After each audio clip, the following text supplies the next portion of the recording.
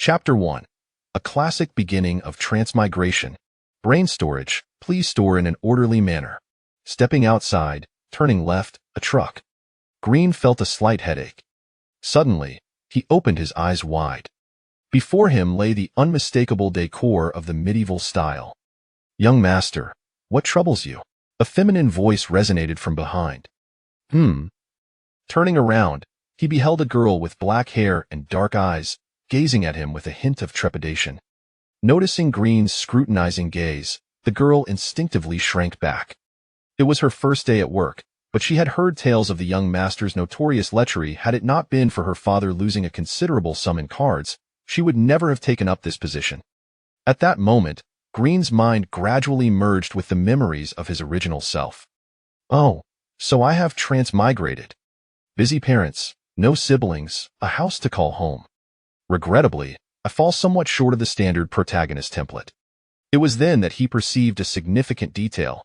From the memories of his original self, it seemed he had transmigrated into a world reminiscent of a Yuri-themed Western fantasy novel he had once perused. He had only read half of it before abandoning it due to its excessive triviality. No male lead, the protagonist, or rather the female lead, was a candidate for sainthood within the church. The plot revolved around the female lead infiltrating the demon realm, successfully stealing intelligence, and upon completing her mission, returning to the church to ascend as a saint and ultimately vanquishing the demon king. The original self was the first minor antagonist, and also a member of the demon race, who forcefully seized a common woman on the streets. Unbeknownst to him, the common woman was, in fact, the human candidate for sainthood, leading to the original self's demise that very night. Moreover, the original self's father was a baron of the lowest rank among demon nobility, while his mother was a succubus. Having pieced together the general outline, Green came to a realization. Not too shabby. With a stroke of luck, he could lead a blissful life in this alternate world, being attended to by at least 3 maids daily, one to knead his shoulders, another to wash his feet, and a third for affectionate cuddling. The only dilemma was that the demon race would likely face annihilation due to the female lead. Those fortunate enough to survive would embark on a journey of escape. Later, the author penned a sequel, wherein many years later, a wandering demon girl successfully saved her kin, conquered the continent, and enslaved the humans. The third installment featured a human girl hero toppling the demon regime. The fourth reverted to the demons overthrowing human rule. In essence, an endless cycle. Ultimately, an epilogue was written, wherein the heroines from each segment resided together in the celestial realm, indulging in a scandalous Yuri existence. Regarding this series of novels, Green felt it was somewhat akin to a dog's tail being tied in knots. As for whether the author was merely cashing in, he could not ascertain. Gurgle. His stomach protested. Very well, let us eat first. Dinner is served. Understood. The maid responded, I shall go prepare it. As the maid turned to leave, Green recalled something. I didn't do anything inappropriate during the day, did I? Having absorbed a considerable amount of the original self's memories, Green's recollections were somewhat jumbled. He wished to ascertain whether he had forcefully seized any common women today, essentially to clarify the current timeline. Upon hearing his inquiry, the maid pondered for a moment before replying, Young master, you invited a young lady today. She lowered her head, feeling a surge of sympathy within her. It was hardly an invitation. He had clearly abducted her from the streets. One could only imagine the torment that awaited the girl. At this, Green's lips twitched slightly. No need to look, that must be the female lead, the combat saintess with overwhelming combat prowess. To be fair, he preferred the gentle support of a nurturing saintess, one who was utterly defenseless. Glancing at the sky, he realized dinner was fast approaching. In other words, he was on the brink of annihilation. Prepare dinner and some desserts that young ladies enjoy. Understood. The maid bowed her head and slowly exited the room, her gaze filled with increasing sympathy. Preparing desserts for the young lady was likely to be her last meal. Afterwards, she might not have the opportunity to indulge in normal food again. The maid mused to herself, her steps growing heavier. Watching the maid's departing figure, Green felt an inkling that she might have misunderstood something. Ah, well. He exited the room, traversed the corridor, and descended the wooden staircase, arriving at the dining table. In a short while, an array of desserts adorned the table. In addition, there were several dishes. "Young master, all the dishes have been served," the maid's voice echoed. "Please summon the young lady I invited earlier." Understood. Green recalled from the plot that this female lead had a penchant for sweets. By indulging her tastes, he hoped to avoid his own demise. After all, if he met his end, her covert mission would be at greater risk. Unless absolutely necessary, Green believed she would refrain from resorting to violence. Before long, a blooming young lady appeared at the doorway. With silken silver hair cascading down her shoulders, a delicate and dewy face adorned with radiant ruby-like eyes, complemented by a graceful swan neck, enticing collarbones, and that coveted modest frame adored by enthusiasts of flat-chested beauty. Below, her legs, as straight and exquisite as jade, were concealed beneath her skirt. Perhaps due to her combat background or childhood malnutrition, she appeared rather slender.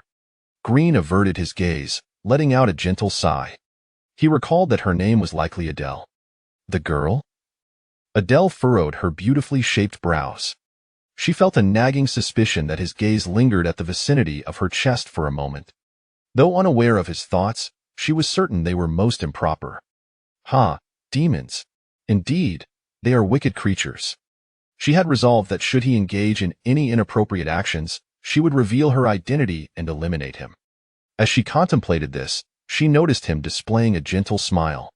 Could demons also exhibit such tender emotions? Was this merely a ruse to deceive her, mimicking human behavior? She was baffled. Green waved at Adele. Seeing her remain unmoved, he maintained his smile and slowly approached her. Until he stood right before her. "Would you care for some dessert? I have heard that young ladies generally enjoy sweets." "No, thank you." Adele's voice was frosty, delivered with an air of rejection that kept him at bay. She held nothing but disdain for the man before her. It was he who had abducted her earlier in the day. Had she not been unwilling to reveal her identity on the streets, he would already be a corpse. Moreover, dessert surely contained some form of aphrodisiac, did it not? Demons were indeed that vile. Green paid no heed to Adele's tone. He simply turned back, beginning to savor the delightful fare. Although his family's noble title was merely the lowest tier among aristocrats, it was still a title of nobility, and the array of delicacies before him was something ordinary folk could scarcely attain, especially those exotic demon desserts, which would surely be a considerable temptation for Adele. Furthermore, he recalled that in the original timeline, Adele had lost her purse and had been starving for 2 days. Ultimately, the original self had been bombarded by Adele's sheer charm, resulting in an abundance of gold coins. Truly, he had become a novice's gift package. Chapter 2. Adele's Request. As he relished the exquisite cuisine, Green was pleasantly surprised.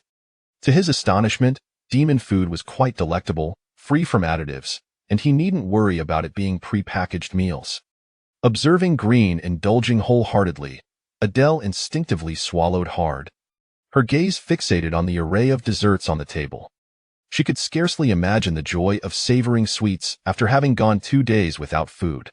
Yet, all of this was undoubtedly a demon's plot. "Delicious, are you not hungry?" Green's eyes sparkled with sincerity as he took a bite of cake and inquired. Adele slightly turned her head away. Indeed, demons were just as described in the books, wicked and filled with malicious glee. They feigned delight in their food, all the while tormenting her, a girl who had gone 2 days without sustenance. Before long, Green let out a contented burp. He surveyed the table laden with dishes. He had consumed only a fraction of the spread, especially the desserts, which he had hardly touched. Such a waste to throw away so much food. Call the maids to join us for a meal. Having said this, he turned his attention back to Adele. "Are you certain you do not wish to partake?" "I do not wish to." Adele remained obstinate. Until, gurgle. Her stomach voiced its dissent. It seemed to protest why its owner was neglecting this opportunity to dine. Adele's cheeks flushed slightly, revealing her embarrassment. "Why did you bring me here?" She could no longer bear the weight. Once she clarified the reason, she could eliminate the man before her, and then those desserts would all be hers. Her crimson eyes mirrored Green's visage. Gentle, refined, and handsome. Had she not known he was a demon, Adele might have believed him to be among the most elegant of nobles in the human realm. The demon race possesses a terrifying true form, starkly contrasting with that of humans. However, for the most part, demons cast spells upon themselves to assume a human appearance while they go about their activities. According to the records within the church, demons maintain their human guise to infiltrate humanity and seek opportunities for destruction. Unbeknownst to her, according to the demon's own accounts, they originally crafted a disguise based on the appearance of elves, later creating a species, humans, specifically to serve the needs of demons. Alas, the demons faced a rebellion from humans and are now relegated to a relatively resource-poor island. Nevertheless, the demon race often prefers to refer to this place as the demon continent.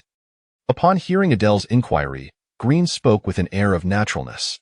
To speak candidly, my household is rather spacious and requires the assistance of maids for cleaning. I apologize if my invitation has led to any misunderstandings.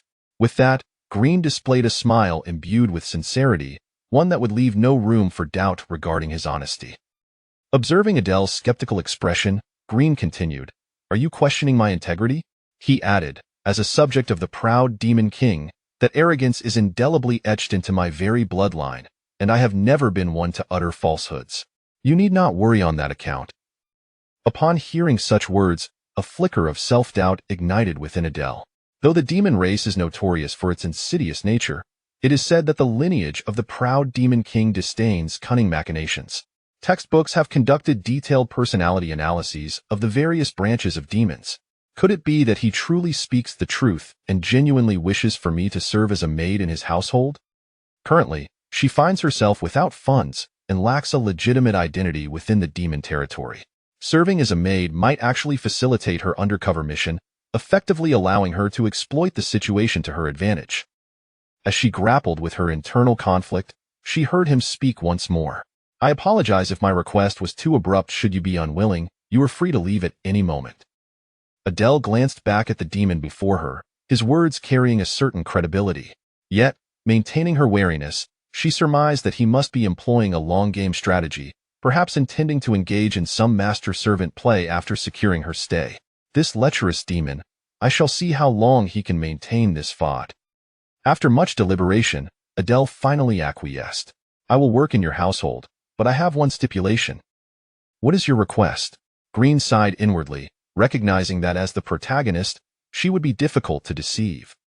"I require dessert with every meal," Adele stated with utmost seriousness. At this, a glimmer of amusement flickered in Green's eyes, as he had not anticipated such a request. "Is that all?" "Very well," Green consented. "My name is Adele," she declared, omitting any alias.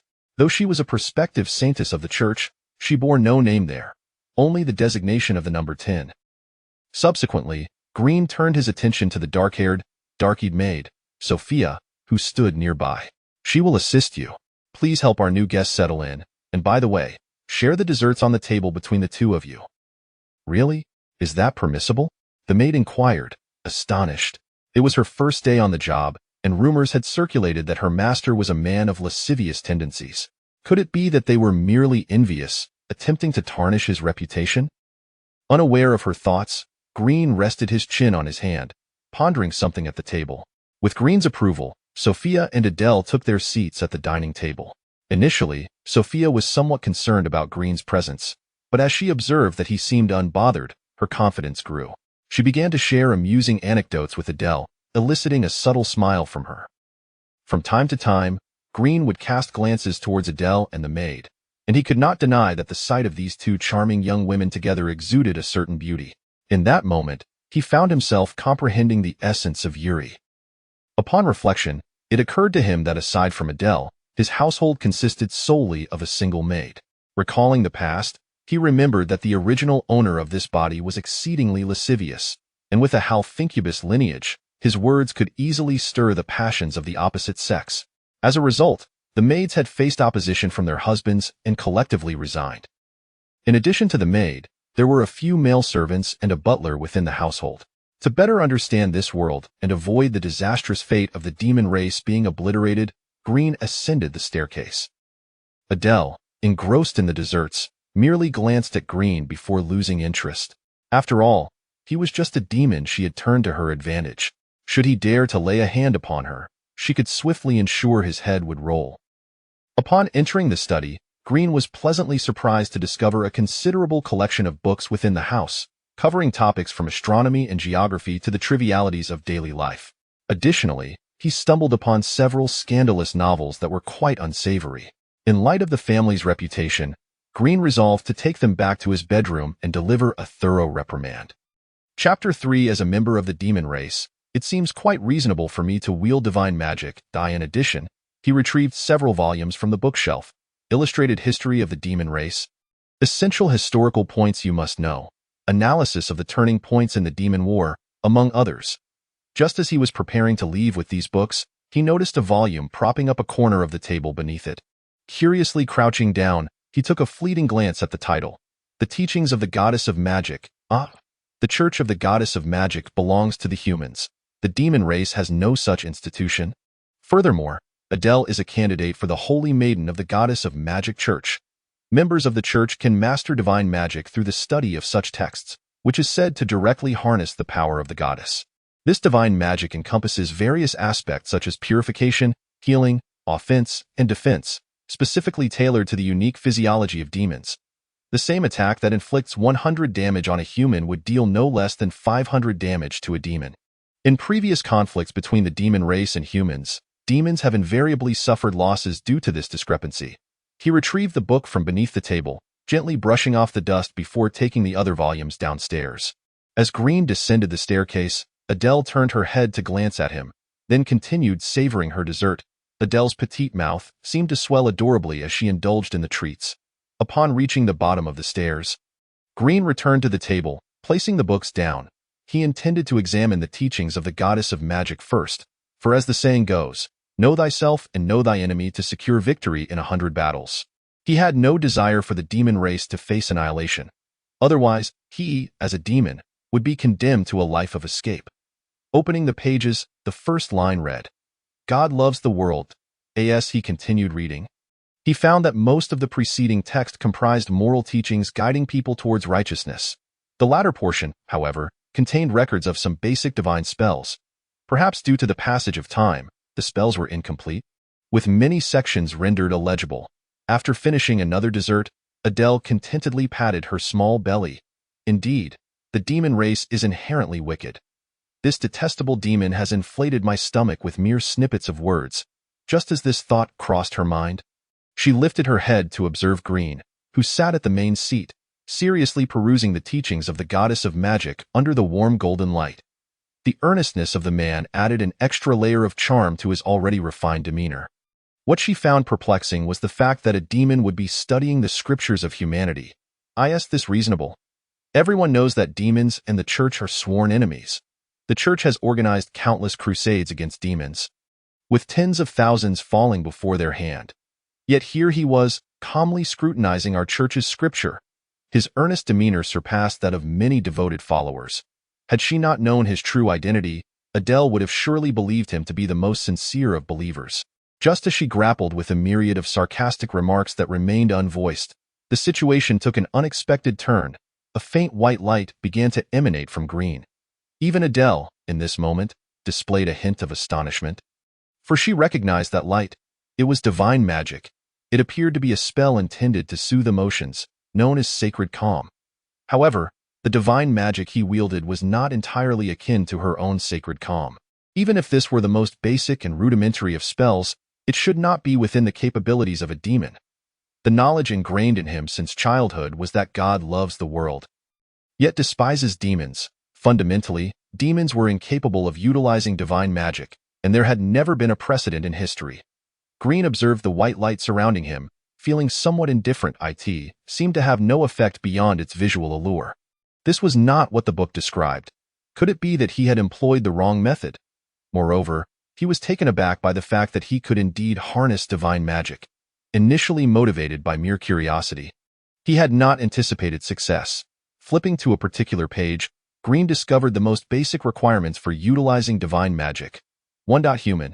2. Faith in the goddess. The more sincere the faith, the better the effect. After some contemplation, he realized he barely met the second criterion. He was a staunch materialist, yet in this world, deities undeniably existed. Both demon and human records clearly indicated their presence, in a world where deities exist. Is it not reasonable for a materialist to believe in them? In this realm, those who refuse to acknowledge the existence of deities are the true idealists. Could it be that the first requirement is not as crucial as it seems? Can demons truly learn divine magic? Or perhaps it is due to his unique circumstances, as his soul may not fully be that of a demon? Perplexed, Green glanced at the maid beside him. If only he could set up a control group to see if other demons could also wield divine magic. Of course, he first needed to convince the other demons to believe in the goddess. Maid?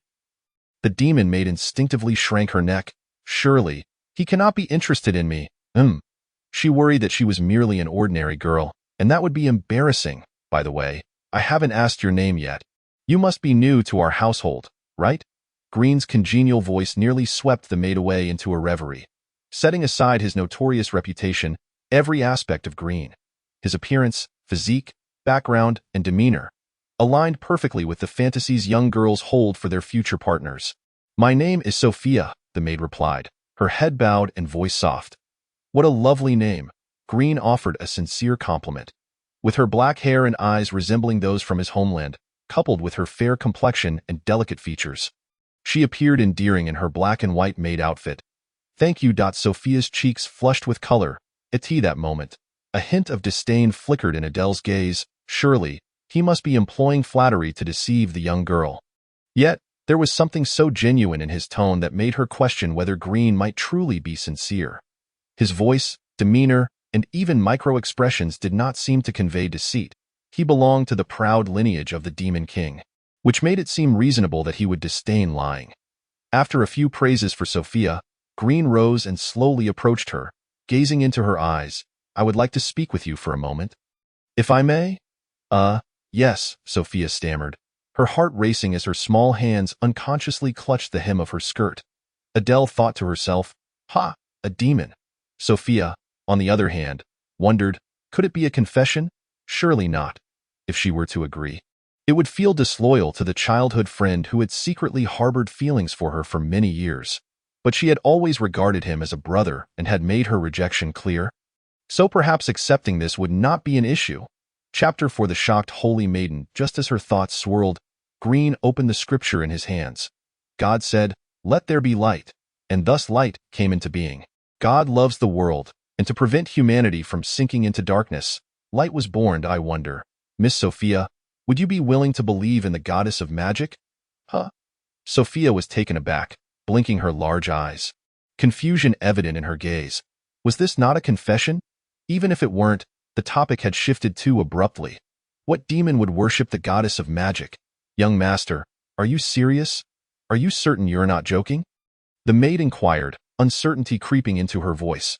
What's the matter? There's no rule stating that demons cannot worship the goddess of magic, Green replied. The goddess of magic is our enemy. She lends her divine power to those humans, assisting them in their crusades against demons. Besides, our kind cannot even use divine magic. Surely this is common knowledge. Sophia argued, her initial admiration for Green dissipating in an instant. How could one worship the enemy of demons? Green pondered for a moment and conceded that Sophia had a point. However, he continued, but there's no concrete evidence proving the goddess is an enemy of the demon race. It merely happens that those humans can wield divine magic. Perhaps demons could too. Having skimmed through the history of the demon race, Green noted that while the goddess was regarded as an adversary, there were no direct instances of her attacking demons. It was generally believed that the church acted on the goddess's orders to assault demons, and the church had perpetually propagated this narrative, claiming that the extermination of demons was a divine mandate given to them. You truly aren't jesting, are you? How could demons possibly wield divine magic? It only the clergy who can do so, Sophia exclaimed. Green stepped back slightly and once again invoked the divine spell. Sacred calm, a pure white orb of light manifested around him. See? I'm using divine magic right now, and let me cast it on you, and you'll understand. In the next moment, a similar white orb appeared around Sophia.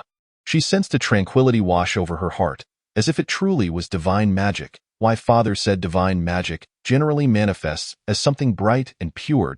Sophia's expression turned to one of confusion. Could it be that demons could indeed wield divine magic? Adele was taken aback by Green's words. At first glance, they seemed somewhat reasonable. If God loves all of humanity, then why does he harbor a distinct disdain for the demon race? Adele felt as though she had gone mad for delving into the logic of Green's statement. From a young age, she had been taught that God abhorred demons, and she had always believed in this doctrine.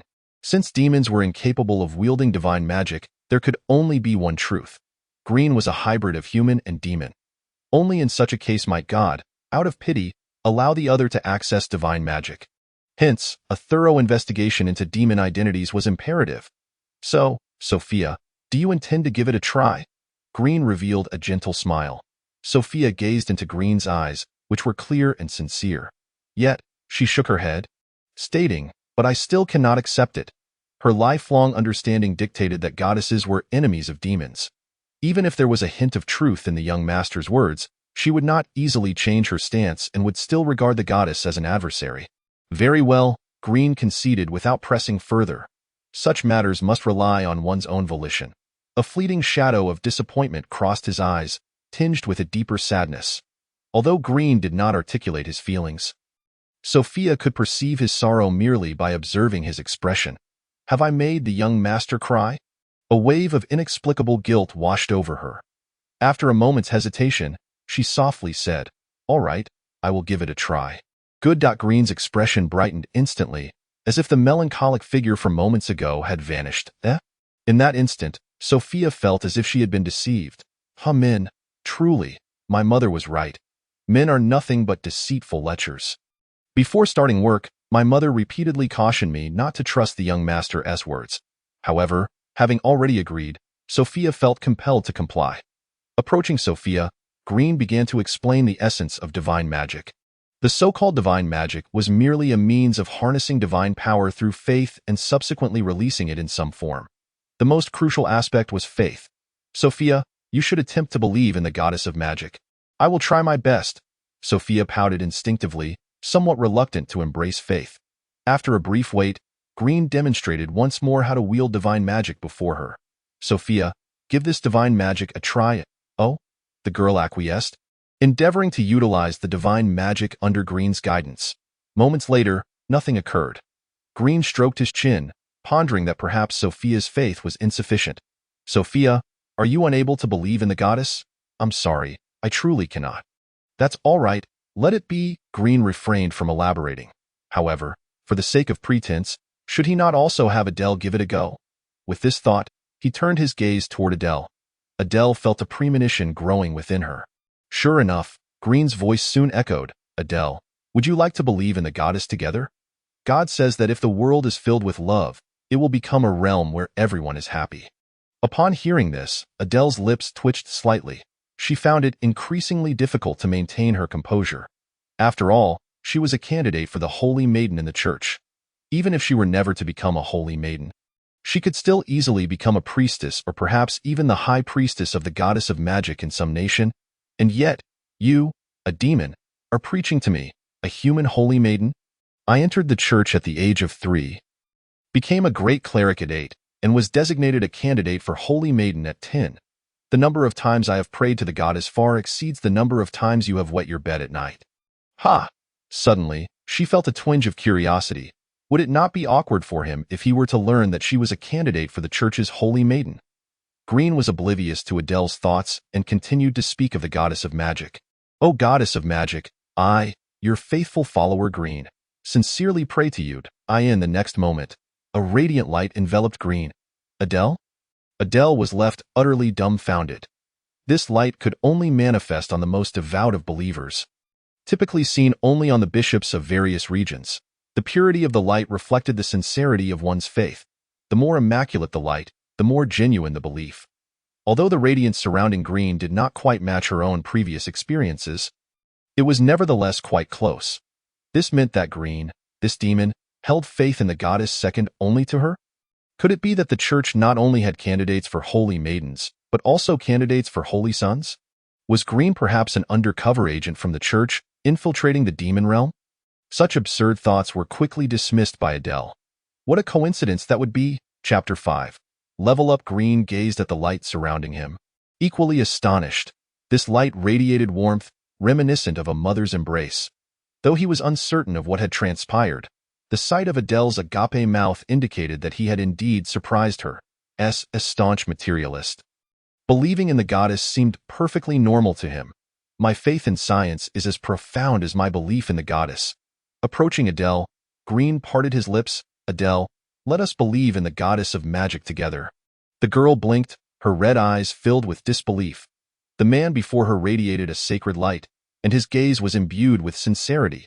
It was evident that he genuinely desired her to believe in the goddess of magic. She averted her gaze, pleading silently, "Please, do not do this." Adele gently declined. She needed to present herself as an ordinary demon.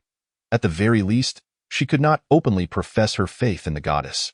Otherwise, a demon who believed in the goddess would stand out far too much, jeopardizing her role as an undercover agent among the demon race. Do you harbor a deep resentment toward the goddess? Green's earnest voice resonated, his head tilted slightly, eyes filled with confusion. How could you possibly detest the benevolent goddess? In that moment, Adele fell silent. How could she respond to such a question? Surely, she could not admit to despising the goddess. As a devout believer, such words would never escape her lips. I apologize. I suddenly feel unwell. Could you please direct me to the restroom?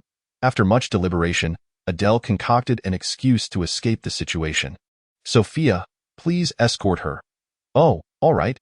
Watching Adele's retreating figure, Green felt himself to be a rather despicable man, having compelled a devout believer to express her disdain for the goddess. Such words should not be uttered. I merely sought to test Adele's level of faith in the goddess. My intentions were entirely pure. Green easily convinced himself of this notion, firmly believing in his justification. A true master of deception first convinces oneself of the lie. Returning to his seat, he resumed his study of divine magic. The endeavor to ascertain whether demons could wield divine magic was rather convoluted. Sophia was unable to believe in the goddess, and it was unlikely that other demons would fare any better. However, that was of no consequence. This was precisely the challenge that his devout follower must confront. This land, untouched by the goddess's light, would ultimately transform into a realm illuminated by her radiance through his efforts. In the next moment, an even purer light erupted from Green, surpassing the brilliance of before. After 5 seconds, the light penetrated into Green's body. Dimly, he sensed that his strength had indeed increased. The magical hierarchy in this world was rather intricate. Ranging from level 1 to level 100. In the next moment, a cold, emotionless female voice echoed in his ears.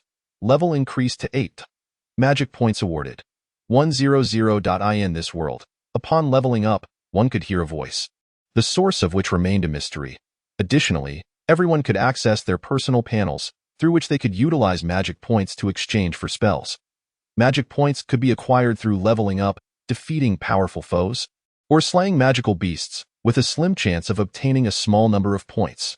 Aside from these methods, one could also learn magic independently, although this required considerable intellect.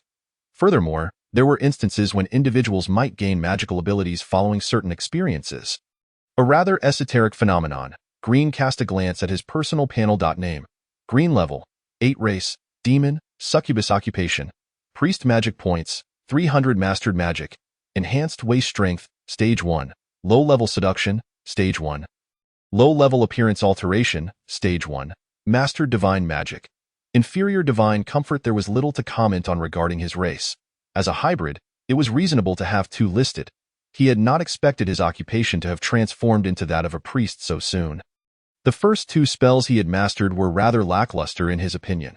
The seduction spell was an innate ability of the succubus race, something one was born with. What practical use did waist strength enhancement provide? Merely enabling him to perform sit-ups? The appearance alteration spell allowed him to shift between his human and demon forms. Do you think that his divine magic was of inferior quality? Could it be that my method of usage is flawed? Once more, Green cast his gaze upon the holy scripture in his hands. It seemed reasonable that the divine arts he had painstakingly deciphered without the guidance of a teacher bore certain imperfections. The following day, as he awakened from slumber, Green rubbed his temples, a slight ache pulsating in his head from the previous night's late reading. He rose from his bed, donned his shoes, and made his way to the living room. where Sophia was diligently cleaning the floor. Bending over, she held a neatly folded cloth, pressing it against the floor with her delicate hands, her backside slightly raised as she scrubbed back and forth. Observing the youthful figure of the girl as she busily scurried about, Green found himself inadvertently captivated. A subtle twitch at the corner of his mouth, revealing his awareness of the influence of his succubus lineage. "Sophia, doesn't it tire you to clean the floor this way?" he inquired. It is a bit exhausting. My back does ache," Sophia replied with a silly smile. "Perhaps I should draft a design for you." "You can find a carpenter to make it." Green was taken aback to discover that even something as basic as a mop did not exist in this world. At that moment, Adele emerged from her room, clad in an adorable black and white maid outfit. The ordinary girl appeared even more charming in her attire. Nonetheless, Green admitted to himself that he preferred more ample forms. There was little allure in flatness. Adele, sensing something amiss, scrutinized Green, feeling that he was pondering something rather mischievous. If not for the necessity of concealing her identity, she would have liked to detain him and interrogate him about his thoughts. "Adele, could you fetch me some paper and a pen from the study?" he requested. "Certainly," Adele replied, her words few yet concise. In a short while, she returned with the requested items and placed them on the table. Green casually began to sketch, and soon enough, a rough design for a mop came into being. "Sophia, come take a look. If we attach a stick to the cloth, cleaning the floor would become much simpler." "Wow, that's brilliant," Sophia exclaimed, quickly grasping the concept despite it being her first encounter with such a tool. Her eyes sparkled with surprise, dispelling the rumors that had circulated about the young master being solely preoccupied with women. Clearly, those were mere jealous fabrications. By the way, Sophia, what level are you currently at?" Green suddenly asked. "I'm at level 13, she replied, a hint of pride in her voice. Green was somewhat astonished to learn that she was at such a high level, surpassing his own by a significant margin. Was the original self truly that lackadaisical? Had he not intended to exchange magic points for a cleaning spell? Green recalled that there existed a cleaning spell, a mere first-tier enchantment that could be obtained for 100 magic points. Such life-enhancing magic made the invention of tools like mops seem unnecessary. Every demon possessed magical talent, and even without effort, they could achieve a level of 20 or so, easily acquiring basic life spells. Sophia bashfully scratched her nose. "You see, my mother has always wanted to marry me off early, but I yearn for more than a mundane existence. I wish to save money and accumulate magic points to exchange for combat spells, with the hope of participating in the selection for the Magic Academy in the future. Is that so?" Green mused, surprised that his maid had such lofty aspirations. For ordinary demons, attending the Magic Academy was indeed the most straightforward and effective path to achieving social mobility. "I remember that the Royal Magic Academy will be holding selections soon," he recalled, remembering the timeline. He knew that in a previous life, both he and the maid had met their demise at Adele's hands. She had been entangled in his fate, and it was rather unfortunate. "The selection for the Royal Magic Academy is quite challenging, and I still haven't saved enough for tuition." Sophia's tone turned slightly somber. "Tuition, indeed. The fees for the Royal Magic Academy are considerably higher than for ordinary institutions." "But," Green's tone shifted abruptly, "what if someone were willing to sponsor you?" "Do you mean?" "As a devotee of the magic goddess, I am bound to assist others in the name of faith. God loves all, and so too do the goddess's followers. After all, it was only reasonable to nurture his maid into a formidable ally for his own protection."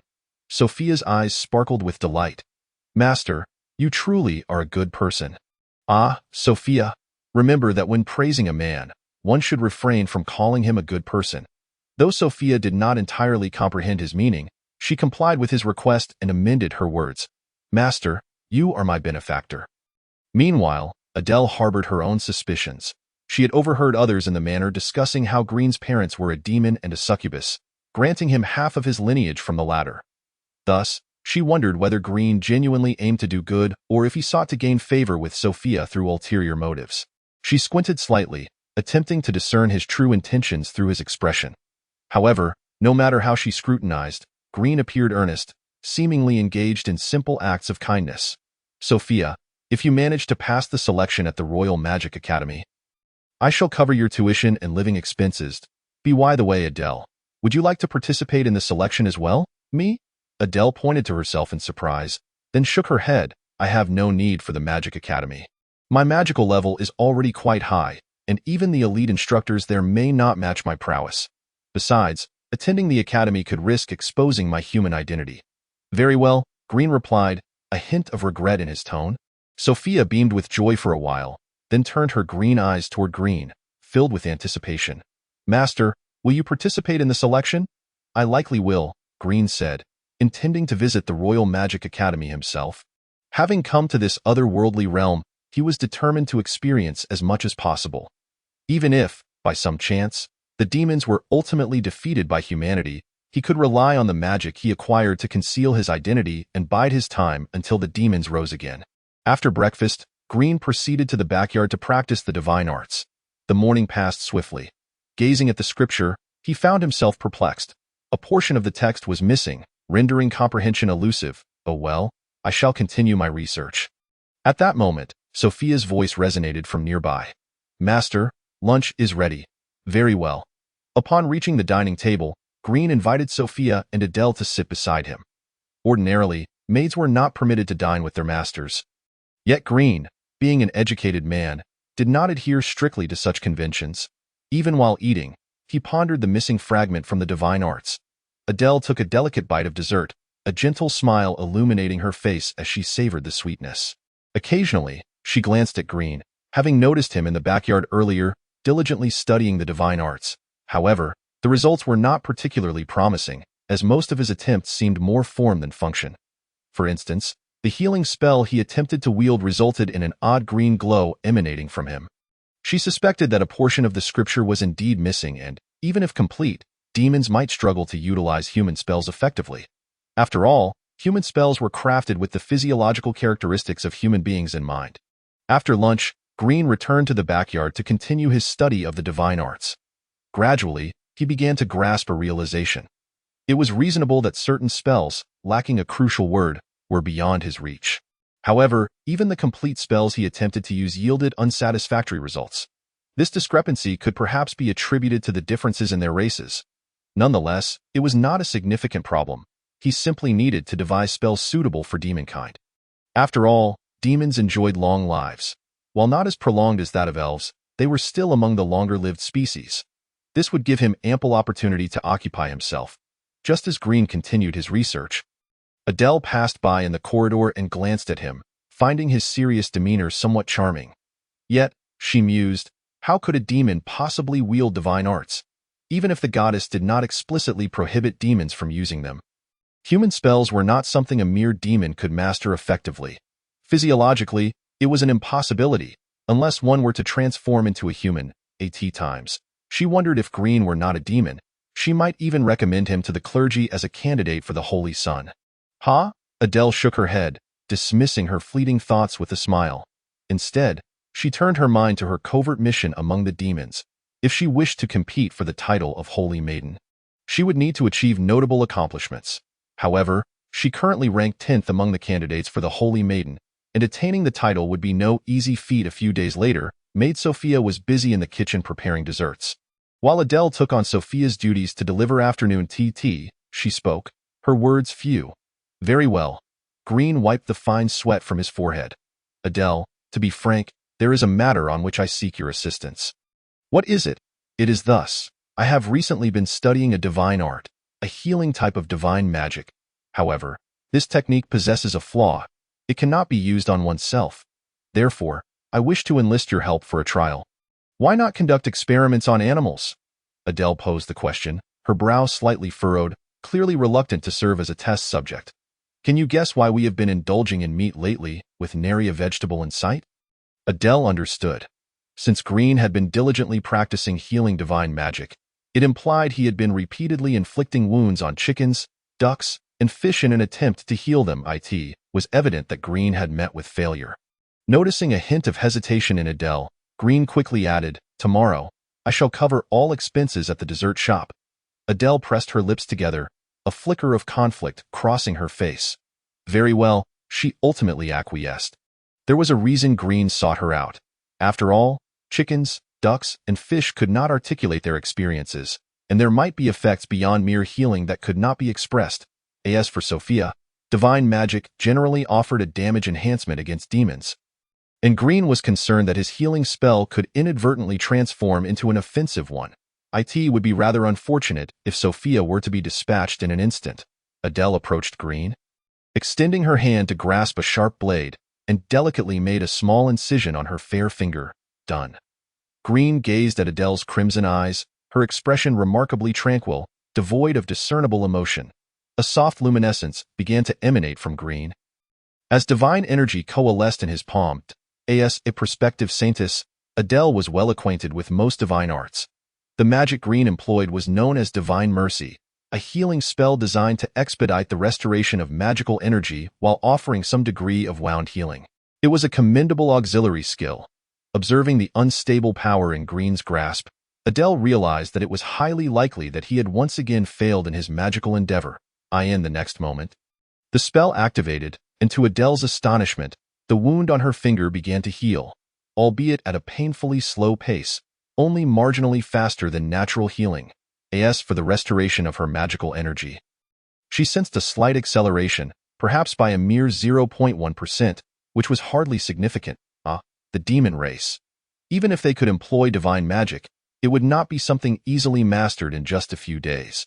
However, Adele's brow furrowed as she glanced down, sensing an unexpected chill.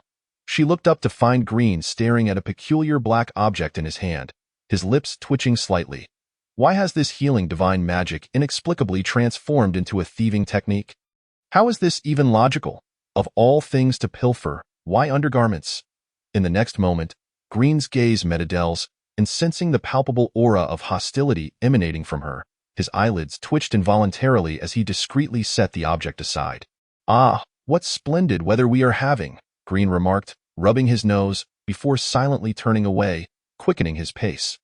Once he confirmed that Adele had not pursued him, he exhaled in relief. He had not anticipated that Adele would possess such boldness, especially with the black lace. The divine art he had invoked, Divine Mercy, had yielded an unintended effect that aligned with its name. Was this not a form of mercy in itself?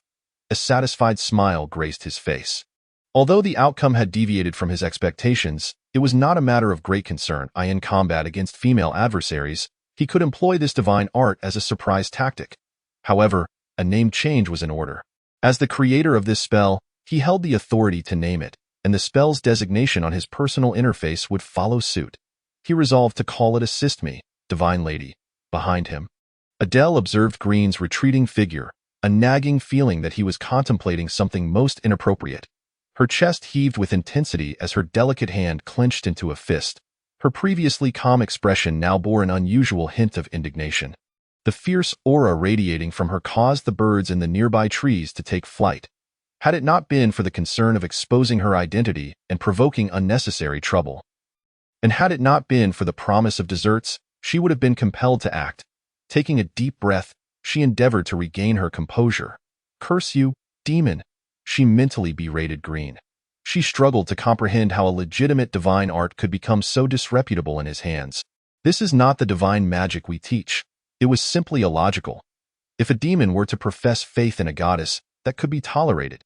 If they could wield divine magic, she could reluctantly accept it. But this particular divine art, was it not tarnishing the reputation of the Divine Lady? The divine arts of humankind were certainly not like this. Adele even harbored doubts that if Green were to demonstrate this ability in front of other demons, they might erroneously believe that human divine magic was inherently depraved, leading them to view human clergy as insidious and lascivious perverts. Go be frank, if not for the sheer embarrassment associated with this divine art, Adele might have wished to learn it. During the selection process for saintesses, there was a combat assessment, and the 10 prospective saintesses would vie for supremacy. Should she master this technique, she might gain an advantage in defeating the other candidates. The sole issue remained. How could she, having utilized such a disgraceful divine art, still aspire to become a saintess? The perception of her among her peers would inevitably shift to that of look. There goes the perverse saintess who engages in combat while stealing others' undergarments. After parting ways, Green felt rather pleased. After several days of effort, he had finally succeeded in transforming a human divine art into a demon's divine art. Although the outcome had deviated somewhat, it was of little concern. What mattered was that it was functional. He sensed he had unearthed some techniques that could lead him to explore the next human divine art. A few modifications could yield another commendable demon divine, art. As he traversed the wooden corridor, Green cast a glance at his right hand, which still bore a trace of warmth.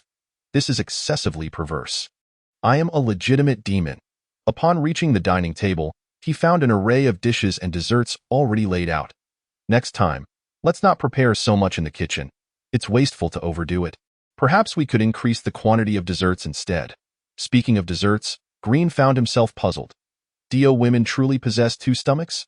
Adele rarely consumed much during meals, yet when it came to desserts, she seemed to have an insatiable capacity. As though she could devour an endless supply, Sophia, while not as exaggerated as Adele, could still consume a considerable amount of sweets. With a hint of shyness, Sophia touched her nose and said, I apologize. Young master, but I may have indulged in quite a few of your desserts these past few days. No matter. After all, the money in my household is of no use sitting idle. It is far better transformed into desserts for you to enjoy. Green replied with a smile. He bore no objection to Sophia relishing the desserts, especially since at least the sweets she consumed contributed to her nourishment. Unlike Adele, who could eat as much as she liked without any noticeable change, rendering it a sheer waste of food. How shameful, do you not consider the farmers? At that moment, Chapter 8 began, titled Isn't Reversal of Black and White a Basic Skill? Adele arrived at the dining table. Her brow furrowed as she regarded Green, a sense of foreboding creeping in that he was once again contemplating something most inappropriate. After taking her seat, she ignored Green and picked up a piece of dessert, preparing to indulge. Seeing this, Sophia quickly interjected, Miss Adele, the young master has yet to begin his meal. We should wait a moment. She felt that it was gracious of the young master to allow both her and Adele to dine with him. And thus, it was only proper for him to commence before they followed suit. Demon, Adele scoffed, dismissing Sophia's plea as she continued to savor her dessert, taking a delicate bite and relishing the smooth cream that filled her mouth with delightful flavors. Sophia felt a surge of anger. Adele, how can you speak of the young master in such a manner? What has he done to warrant such disdain? Sophia turned her gaze to Green, pondering whether he had done something to Adele. For she had overheard rumors of the young master being a lecherous man, yet Adele's tone suggested otherwise. Young master, have you done something to Miss Adele? Sophia's eyes flitted between Green and Adele, as if attempting to decipher the truth. Unfortunately, both of their expressions remained inscrutable, offering no hints of what lay beneath. Adele typically wore a detached demeanor, seemingly disinterested in most matters beyond desserts, while the young master appeared earnestly sincere in all his actions. As though each gesture was a manifestation of his innermost thoughts, Green rubbed his nose, an uncharacteristic hint of embarrassment crossing his face. Actually, it is no great matter. I have merely been researching a divine art and asked Adele to serve as a test subject. Is that so?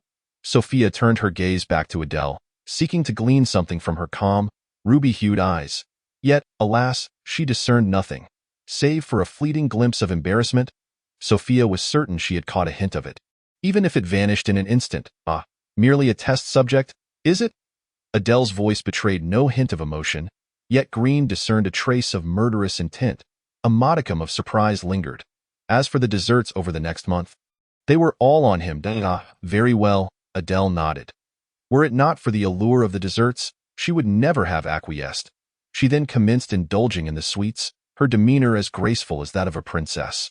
As a prospective saint, maintaining an elegant bearing was indeed a compulsory lesson. She was even instructed to preserve graceful movements during combat. At times, she found herself wanting to scoff at the notion of remaining elegant while drenched in blood from slaying foes. Noticing that Adele seemed disinclined to pursue the matter further, Sophia's curiosity was piqued regarding the events that had transpired. If she remained uninformed, she feared she would be unable to sleep that night, tortured by her own insatiable curiosity. Stealing a few glances at Green, she ultimately summoned her courage. Young master, what is the effect of that divine technique you used? This technique, he replied, is intended to assist women in lowering their body temperature for better ventilation during the summer. Though its efficacy appears to be lacking, as it seems to raise surface temperature instead, Sophia. Although she did not fully comprehend, she found it impressive. Young master, do your best. If it is inconvenient for Miss Adele, feel free to summon me next time. I absolutely detest the sweltering heat of summer. Indeed, I shall consider your offer for the next occasion. Green's words were like a refreshing breeze, imbued with sincere emotion. Adele? While savoring her dessert, her movements momentarily stiffened. You dare label that technique of pilfering panties as a means to aid women in lowering their body temperature?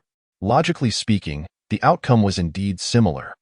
It would merely lead to heightened temperatures, meaning that the women involved would likely blush in anger. Yet how on earth did you transform the act of stealing panties into something so refreshingly unique? She could hardly fathom the creative use of language. If such a thing were to occur among humans, it would undoubtedly be deemed an unscrupulous deception. Adele harbored no doubt that Green could spin famine into a positive narrative, perhaps claiming that a divine blessing had descended to alleviate the kingdom's overpopulation crisis, with some citizens voluntarily choosing to fast to conserve food resources. The demon race. Sophia blinked with starry eyes, her curiosity urging her to inquire further. So, young master, what is the name of the divine technique you employed? If young master were to succeed in this technique, she would insist he apply it to her. As a cooler summer was a dream many girls cherished, Adele remained focused on her dessert, seemingly unfazed. The name was surely something akin to pity of the goddess. In the next moment, Green revealed the name he had concocted. I intend to call it Help Me, O Goddess. That sounds lovely, Sophia remarked, offering her appraisal. Adele? Her actions momentarily froze. Cough, cough. After a few coughs, she narrowly avoided choking on her dessert. Help me, O Goddess? Are you implying that the goddess assists you in stealing panties? Or does it mean that the women whose panties you pilfer are considered goddesses? I am aware that some men regard second-hand stockings worn by women as sacred relics. Therefore, are you suggesting that women, in aiding you, bestow their panties upon you? She found it difficult to ascertain Green's reasoning behind such a ludicrous name. What was ostensibly a serious divine technique had been absurdly transformed by Green into this. Very well, let us eat first, Green proposed. Once they finished their meal, while Sophia was clearing the table, she suddenly recalled something. By the way, I heard from the butler that your fiancée will be arriving tomorrow. May I ask what she enjoys eating? I can have the kitchen prepare some of her favorites. Green was taken aback, his mind racing back to thoughts of his fiancée. Come to think of it, he did indeed have one, a daughter of a viscount from the capital, her rank surpassing his by a tier. Her name was Vivian in the original timeline, due to the protagonist's untimely demise at Adele's hands. Vivian never made an appearance. Only later, when Adele ventured to the capital, did Vivian's storyline slowly unfold. He recalled that Vivian was one of Adele's harem members. They had met in the capital, and ultimately, Vivian had been swayed. Subsequently, as Adele led the human army against the demon race, she encountered Vivian on the battlefield, leading to a tumultuous love-hate relationship. In the end, Vivian was defeated. However, as part of Adele's harem, she was not killed but imprisoned. Their relationship remained unresolved until the second novel, where Vivian emerged as the protagonist, having spent centuries in hiding before escaping her confinement. Chapter 9. The fiancée arrives. She became the new queen of the harem, even transforming Adele's descendants into part of her harem. Ultimately, she led the demon race to overthrow humanity, re-establishing the demon empire. In all respects, Green found the narrative rather cliché, and the original author had a peculiar fondness for Yuri. I am not entirely certain. Sophia, you may arrange it as you see fit. Green remembered that the original self's relationship with Vivian was not particularly amicable, and their interactions had been minimal. Very well, Sophia agreed, believing that since all girls love desserts, preparing an abundance of sweets for tomorrow would surely be a prudent decision. Time swiftly passed to the following day. The sky was as bright as ever, with several small birds chirping merrily in the branches. At that moment, a young lady emerged from a carriage, her long golden hair cascading like a waterfall over her delicate shoulders. Her golden eyes subtly hinted at a trace of arrogance. Her petite, curvaceous figure exuded youthful vitality, and beneath her skirt, her pristine legs gleamed alluringly in the sunlight. 10 dainty toes were encased in silver shoes. The young lady descended from the carriage, glanced upward to confirm she was in the right place, and then entered through the door. Soon after, a servant hurried to inform Green. Before long, Sophia found Green in the backyard. Young master, Miss Vivian has arrived. You should go and greet her. Very well. Green set down the religious tome he had been studying. He pondered collecting more religious texts when he had the chance. Although the techniques recorded within could not be directly utilized, with enough modification, they could certainly be made to work. Upon entering the parlor, Green's eyes immediately fell upon the radiant Vivian. That's right. I recall this character is rather Tsundere. No wonder she has golden hair. Historically, blonde-haired individuals are often depicted as Tsundere, and Tsunderes tend to be the more unfortunate type. Green quickly diverted his gaze, donning a welcoming smile. Miss Vivian, please have a seat. Vivian scrutinized Green from head to toe, feeling that he had just contemplated something rather scandalous. Yet, the genuine smile on his face appeared too sincere to be feigned. Never mind. Such matters are of little importance. I'm here to discuss something, and you must remember, it is merely a notification. Vivian deliberately emphasized the term notification, indicating that opposition was not an option. I understand. I agree, Green replied. Upon hearing Vivian's tone, he grasped the nature of her visit. A betrothal annulment, of course. He felt indifferent towards the matter, having no desire to marry a stranger, especially given the original self's poor reputation for luring young maidens. Being refused was the more absurd outcome. Vivian's expression was one of clear astonishment. I haven't even stated what the matter is yet. You're simply here to annul the betrothal, Miss Vivian. I fully understand your sentiments and wholeheartedly support your decision. Oh? A look of bewilderment crossed Vivian's face. Prior to her arrival, she had considered numerous possibilities. She had anticipated that Green might agree, but certainly not with such alacrity. Furthermore, given her family's viscount status and his merely baronial rank, it was reasonable for her to expect that marrying her would elevate his status. The wealth and territory of her family would also be inherited. Yet, he had so readily acquiesced? Was he not supposed to resist vehemently? Moreover, she had heard that men were often sensitive about their pride. Being rejected could very well provoke a wrathful response. How did you know? Vivian asked instinctively. Quite simple. Green shrugged, his sincere gaze locking onto Vivian's, unperturbed by the intensity of their connection. For I too believe that I am unworthy of you at present and the past. I have committed numerous errors that not only brought shame upon my family, but also sullied your name. The one to whom I am betrothed. Perhaps your friends may even mock you because of me. At this juncture, a look of guilt washed over Green's face, and he involuntarily took a step back. This is a gift for you, a token of my apology, and I hope you will accept it. With that, Green retrieved a book from his spatial ring, an exquisitely bound edition of the comprehensive history of the demon race. As Vivian gazed at the book, she hesitated for a moment before ultimately deciding to accept it. Although she was unclear about the significance of gifting a history of the demon race, she presumed it held deeper meaning. However, I should be the one apologizing for the annulment of our engagement. Yet here you are, not only apologizing but also bestowing gifts upon me. Vivian's tender heart was immediately filled with remorse. And for a fleeting moment, she regretted her decision to break their engagement. Green was undeniably polite. Perhaps the rumors of his lecherous nature were mere fabrications. She gently tucked a stray lock of hair behind her ear, a hint of self-reproach glimmering in her golden eyes. What is the matter? Green inquired, noticing Vivian's prolonged silence. No, it's nothing. I'm not feeling guilty at all. Vivian averted her gaze, a conflicted expression crossing her face. Before long, she retrieved a box from her storage ring. This is for you, and I assure you it is not a gesture born out of guilt, but merely a reciprocal gift. Originally, Vivian had prepared various items to persuade Green to agree to the annulment, intending to offer him incentives. Naturally, if the annulment proceeded smoothly, she had no intention of providing him with any benefits. She had never recognized this union, having refrained from voicing her disapproval solely out of respect for her parents. Who would have thought that Green's notorious reputation would even reach the royal capital? Upon seeing the box, Green understood that its contents were undoubtedly special, and he graciously accepted it. Since it is a token from you, Miss Vivian, I shall accept it with heartfelt gratitude. Observing this exchange, Vivian felt increasingly embarrassed, and she suddenly regretted her decision to annul their engagement. Green was clearly a humble and courteous demon, even if he had erred in the past. It would suffice if he chose to do better in the future. Yet, words once spoken could not be taken back, and she could only strive to offer Green some form of compensation. Green, in a few days, will there be individuals from the Royal Capital's Magic Academy here to select students? Yes, indeed, Green replied without surprise. To his knowledge, Vivian would likely participate in the selection, albeit in the royal capital, while he would be competing in this remote town. Will you be participating? Vivian inquired. I should. Why do you ask? Oh, it's nothing. She shook her head.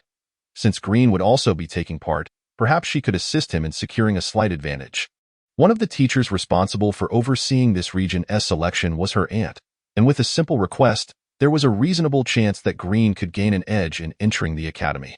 After all, she estimated that Green's level as a mage would likely not exceed the 10th rank, making it difficult for him to pass the selection. Will you stay for dinner? Green extended the invitation. No, thank you, Vivian replied, shaking her head. Merely remaining in the house, witnessing Green's gentle smile, filled her with an overwhelming sense of guilt. It was she who was in the wrong for annulling their engagement. Yet he treated her with such kindness. Even if he were to scold her, she would not feel guilty. Green, are you not angry about me annulling our engagement? Unable to contain herself, she finally voiced her lingering question. I am indeed upset. Is that so? Vivian understood that her actions must have embarrassed Green and provoked his anger, yet he chose to conceal his emotions out of decorum. Before she could say anything further, Green continued, I am upset that I did not dissolve the engagement with you sooner, Miss Vivian. Had I done so, you would not have had to endure the whispers and slanders regarding our betrothal. Nor would you bear the weight of disgrace. Disgrace? Vivian was momentarily taken aback. I am aware, Miss Vivian, that your decision to annul the engagement will likely invite scorn from many nobles, who may accuse you of lacking decorum. And your parents may not support your choice. You are truly enduring much hardship. At that moment, tears glistened in Vivian's eyes as she felt she had found a kindred spirit in Green. He understood her plight, despite her parents and others not supporting her decision to annul the engagement, claiming it to be a breach of etiquette and an affront to the pride of the demon race. Green alone comprehended her struggle. She had come to annul the engagement without her parents' knowledge, having long wished to do so, but they had consistently opposed her desires. Yet, it mattered not, even if no one else understood her. Green did. Green continued, if I had taken the initiative to annul the engagement, people would say I was ungrateful, that marrying you was a stroke of fortune, and yet I was discontent. I should have acted for your happiness. Miss Vivian, and it has been my oversight all along. Vivian turned away, raising her delicate hand to gently wipe away her tears. He truly understands me. I could weep. He is so considerate, even contemplating taking the blame upon himself for my sake. Not far away, Sophia, with her hands clasped in front of her, ready to serve coffee, stood in stunned silence. She could not fathom how the situation had unfolded in such a manner. Miss Vivian, who had so carelessly sought to annul the engagement, was now in tears at the words of the young master. Not only had she cried, but it seemed she now regarded him as a confidant. Sophia thought to herself, I cannot comprehend this, but I am utterly astounded. Adele, arms crossed, observed Green and Vivian closely. She understood that Vivian had sought to break off the engagement due to Green's poor reputation. Originally, this was a situation fraught with tension. Yet Green's words had left Vivian in a state of shock. Furthermore, Green's reasoning was impeccably sound. Yet she felt that the situation should not have developed in this manner. Shouldn't Green have been the one to resist the annulment and utter phrases like what goes around comes around to salvage a demon's honor? Perhaps even propose a duel for a place at the Royal Capital Magic Academy? After wiping away her tears, Vivian retrieved a mirror to ensure her light makeup remained intact before turning back to face Green. She silently vowed that even if she did not attend the Royal Capital Magic Academy, she would ensure that the opportunity went to Green. In truth, the matter of the annulment was not as simple as it seemed. Vivian found herself at a loss for words. She suddenly regretted her decision to break off the engagement. Previously, she had resisted being controlled by her parents regarding marriage and did not wish to wed an unfamiliar man, especially one with a tarnished reputation. However, if it were Green, she would not mind at all. I understand your intentions, Sophia. Please bring me a piece of paper. Upon hearing this, Vivian's eyes sparkled with hope. Did Green understand that she did not wish to annul the engagement? But what would he need the paper for? Once Sophia delivered the paper, Green swiftly took up a pen and began to write. The annulment of the engagement was my decision. Miss Vivian is not at fault. Signed, Green. After finishing, Green placed his seal upon the paper. Here, Miss Vivian, take this back as proof. Rest assured your parents will not scold you. Any blame can be placed upon me. Listening to Green's sincere words, Vivian blinked in surprise. Wait, Green, you've misunderstood. She hurried to clarify, her heart swelling with emotion. How could a man as wonderful as Green exist in this world? Concerned that she might be reprimanded by her parents. He had taken the time to write her a note. She felt terrible for contemplating the annulment, for inflicting such cruelty upon a good man. Before she could elaborate further, Green interjected, "There is no need to explain. I understand. You wish to convey that the annulment can be reconsidered, but do you truly love me?" Confronted with Green's soul-stirring inquiry, Vivian instinctively lowered her gaze. She wrestled with her heart, acknowledging that she did feel some measure of emotion. Yet it did not equate to love. Indeed, she could not even claim to like him in that manner. Thus, we should proceed with the annulment. I hope you, Vivian, can discover your true happiness. Thank you, Vivian replied. A deep sense of gratitude reflected in her eyes. Her parents had given her life, but it was Green who had encouraged her to pursue her own happiness. She would never forget the immense kindness he had shown her. I understand now. I will strive to find the one I love. Then go swiftly. Jelen exhaled a sigh of relief. He had no desire to enter into any form of engagement with the other party. His heart was devoid of any romantic inclinations, and as a result, he wielded his sword with an unwavering spirit. Moreover, he had a fondness for mature women, finding those of his own age far too inexperienced. At this point, Jelen instinctively turned to glance at Adele, particularly noting her rather flat figure, which elicited no interest from him whatsoever. Adele, perplexed, noticed Jelen's gaze upon her and felt a slight twitch at the corner of her mouth. Did Jelen's eyes just convey a hint of pity? Surely, he couldn't be contemplating something utterly absurd. Chapter 11.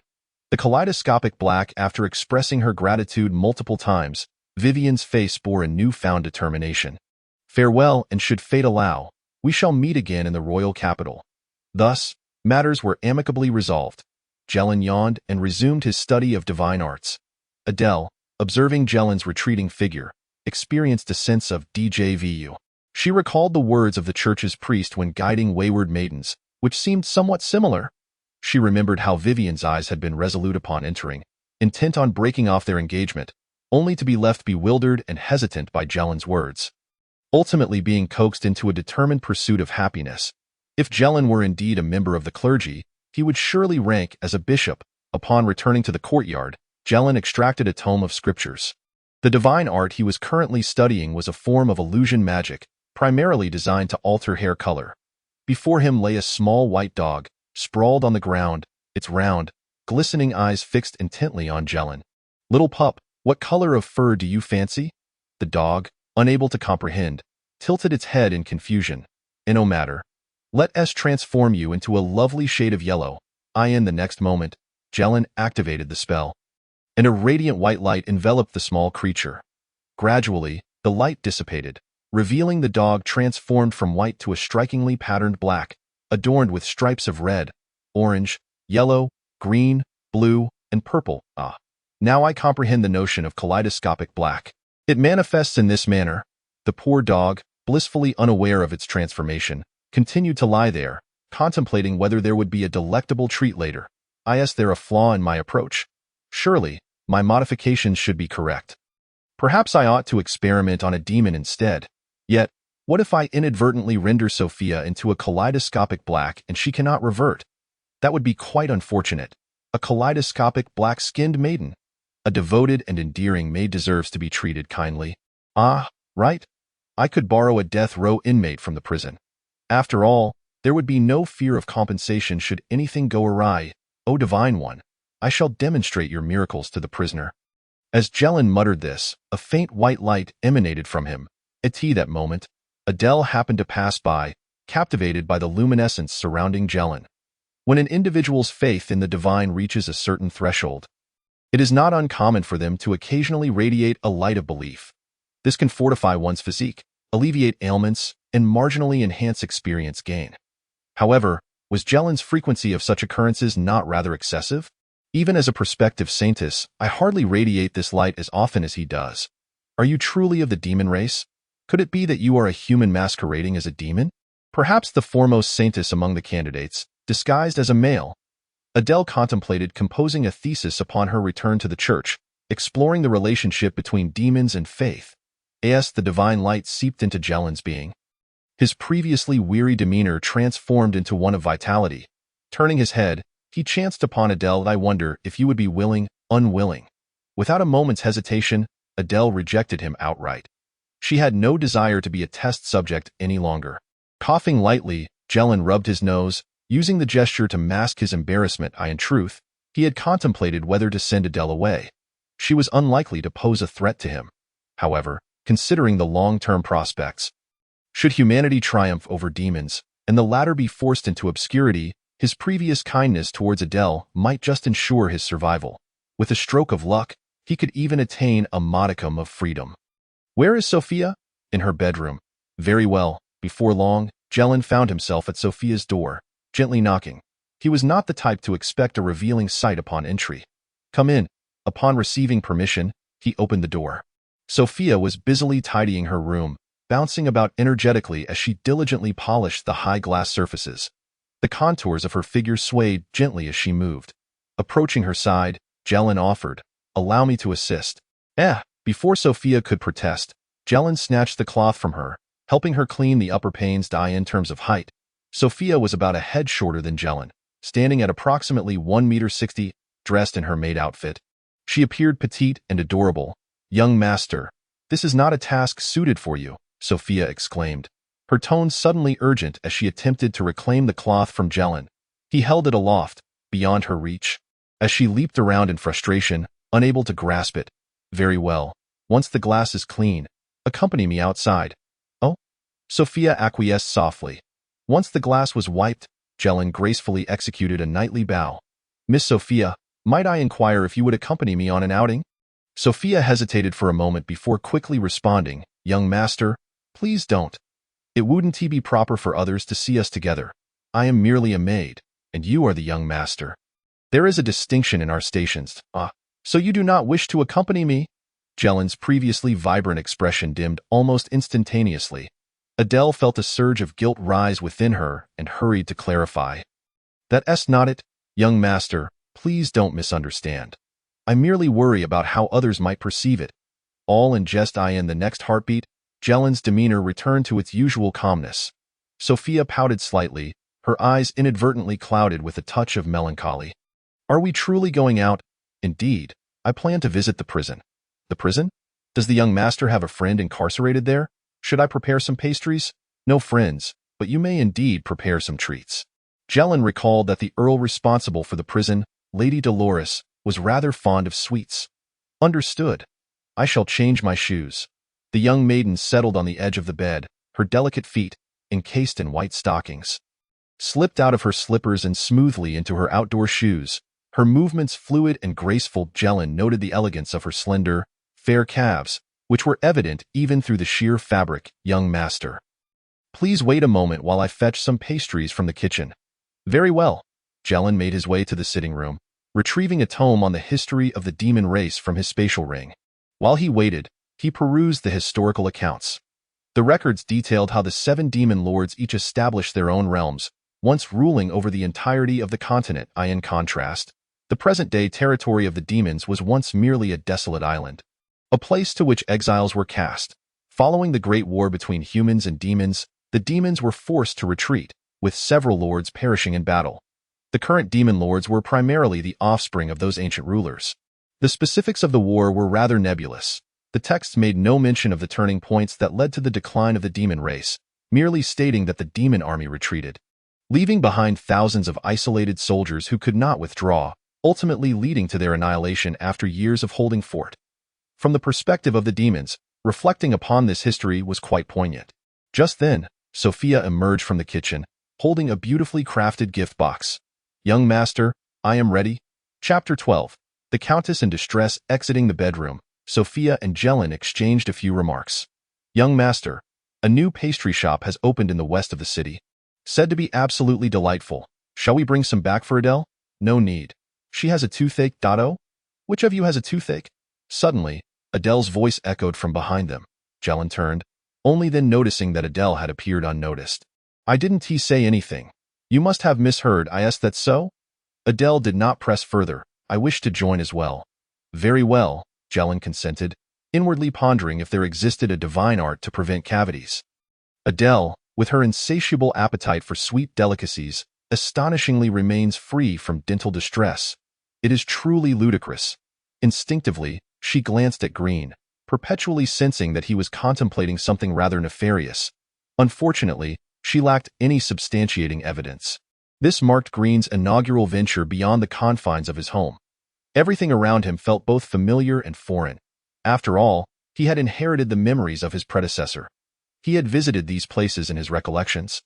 Yet this was his first tangible experience of them.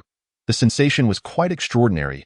As he traversed the bustling streets, he occasionally caught the attention of passers-by, particularly the striking young women who, upon spotting him, would swiftly avert their gazes and even smear dirt on their faces.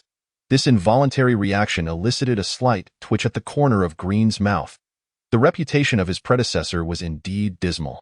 However, he resolved to transform their perceptions, guiding them to bask in the warmth of the goddess's benevolence. At that moment, a faint luminescence began to emanate from Green's being. Sophia exclaimed urgently, "Master, you are glowing." "Oh," Green replied nonchalantly, for he knew the light would soon dissipate.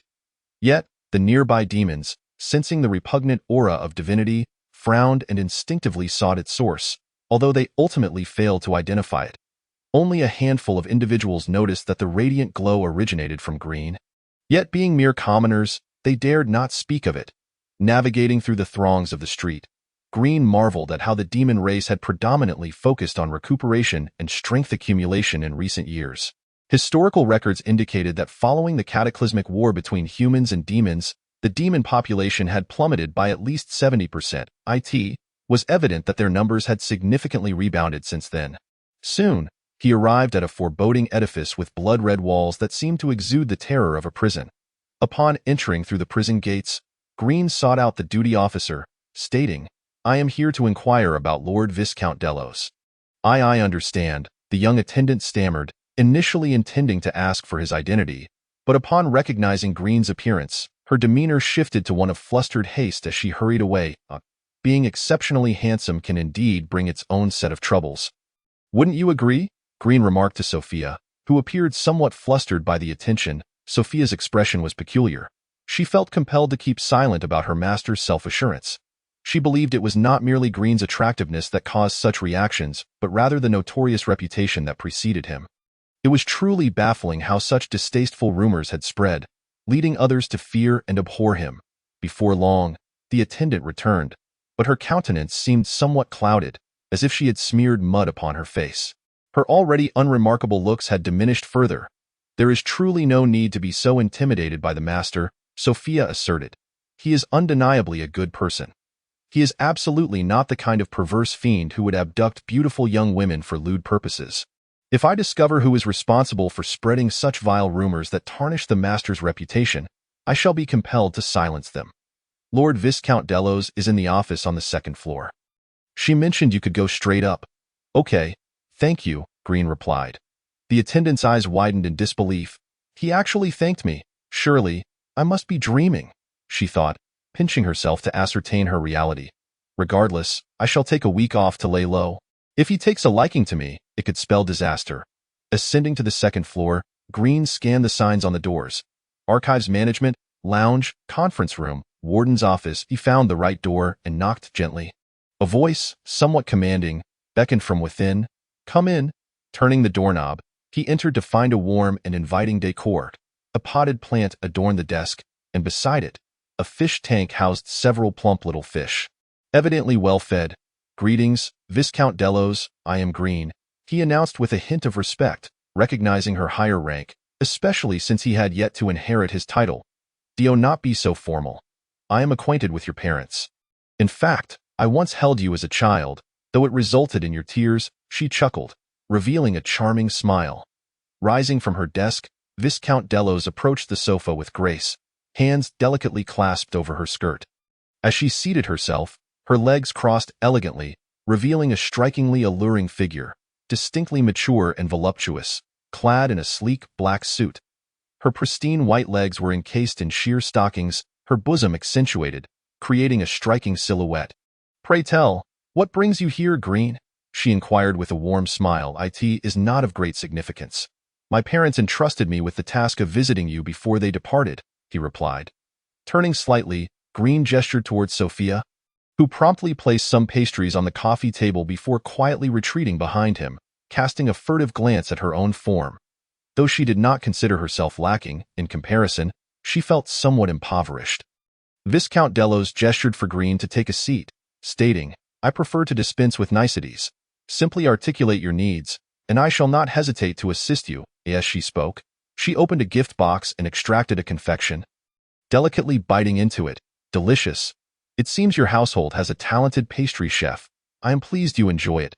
I have come to request the loan of a death row inmate. A death row inmate. Viscount Delos furrowed her beautifully arched brows. Do you think they are mere commodities? There aren't countless death row inmates available for borrowing. I only require one, Green clarified, as he merely needed a subject for experimentation. Having more would only complicate matters with the risk of escape. I have none, she replied, shaking her head, her expression reflecting unfulfilled desire. It has been 2 full weeks since I last executed a death row inmate. Truly, this torment is unspoken. Green was momentarily taken aback. What a peculiar fascination. You have quite the unique hobby, he remarked. Unique? I hardly think so. Viscount Delos leaned slightly closer, her alabaster skin becoming more pronounced. I believe many share my passion. It is merely that there are too few death row inmates to satisfy our needs. Perhaps you are right, Green pondered seriously. Many conceal their peculiar inclinations, striving to conform to societal norms and lead lives that appear ordinary. With typical aspirations. Viscount Delos observed Green's contemplative expression with growing interest. I had expected you to be shocked. It seems we may share a kindred spirit. My fish must be fed. Would you mind if I attended to them first? Not at all, Green replied with an elegant smile as Viscount Delos rose, the sound of her high heels echoing on the floor. With a graceful sway of her figure, she approached the mahogany desk, opened a drawer, and retrieved a severed finger, tossing it into the fish tank. Here you go, little ones. If you're still hungry, I have more. This one is fresher. You should find it delightful, she added, producing another finger. Still warm and oozing with blood, evidently from different victims. This sight. Sophia felt a wave of nausea but dared not show it, fearing for her own fingers. Adele, observing the interaction between Green and Viscount Delos as they casually chatted while feeding the fish with severed digits, found herself in a state of shock. It was not the Viscountess's eccentricity that astonished her. Rather, how could Green, a devoted acolyte of the goddess, engage in such grotesque behavior? What kind of devout follower behaved in this manner? How did he manage to borrow divine power from the goddess? Or perhaps, how had he deceived her? The scriptures clearly articulate the virtue of guiding others towards goodness, yet how have you transformed into such a being? Do not tell me that you can discern the phrase man-eater from the teachings. In a moment of exasperation, she yearned to vent her frustrations but found herself at a loss as to whom she could confide in. How she wished other candidates for the holy maiden selection were present, for they could share in her lamentations. As for the prisoners, it would be a simple matter. I shall assess who bears the heaviest guilt and have their sentence commuted to death for your use. The demeanor of Countess Dolores was remarkably unassuming, as though she were discussing the most mundane of matters. Green shook his head. This simply would not do. How could he allow Countess Dolores to take such risks on his behalf? Just lend me any prisoner will suffice. Male or female, old or young. The Countess, having encountered a kindred spirit, was willing to accommodate any reasonable request. Green pondered for a moment before responding. Gender is of no consequence. I require someone physically robust. Allow me a moment. The Countess mused thoughtfully before the sound of her high heels echoed as she returned to the mahogany desk. She retrieved a thick stack of records from the drawer, the rustling of pages stirring a sense of anticipation.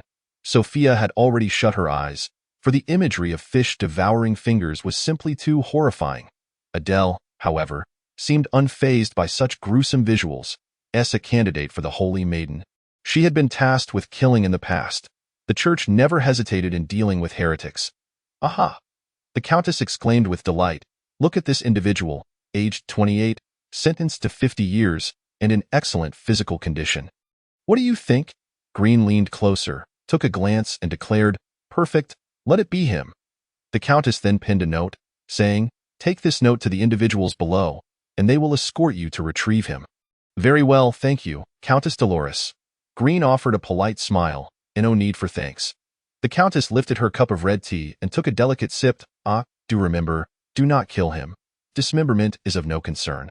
Understood. Subsequently, Green led Sophia and the others out of the room.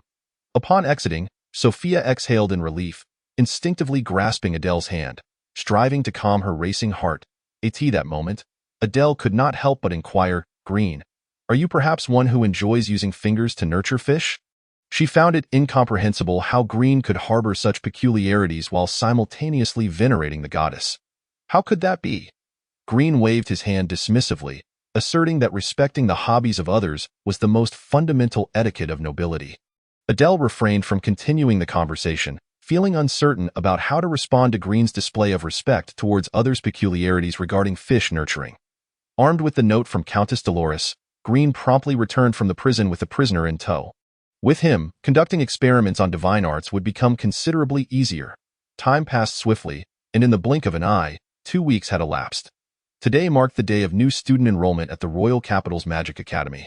The Academy would dispatch teachers to various locations for assessments and selections, seeking suitable candidates to join their ranks. In addition to the Royal Capital's Magic Academy, local magic academies had also commenced their enrollment processes, allowing students to apply to multiple institutions simultaneously. Sophia, clutching the schedule, sought out Green, who was practicing divine arts in the backyard.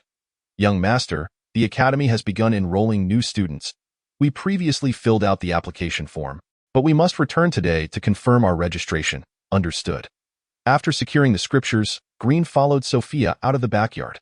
Adele did not partake in the enrollment, so only Green and Sophia would attend the selection. As they walked, Sophia suddenly spoke up. Young master, have you noticed anything different about me? Different? Green furrowed his brow, surveying her from head to toe. Wow, you look stunning. Chapter 14. Mastering Divine Arts, absolutely a spy. Young master, how dismissive of you. You did not notice what was different. Green believed that Sophia generally appeared the same most of the time. In reality, Sophia leaned closer to Green's ear and whispered, My mage level has increased. I am now at level 14.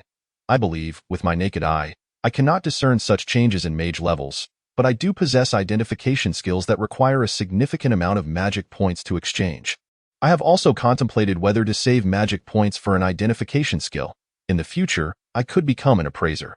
Although the salary is modest, it offers stability and ease in finding employment. Employment? So you wish to seek a job, Sophia? That saddens me, no? No, she quickly waved her hands. I have decided to work for you for life. As long as you do not despise me, I would never disdain you.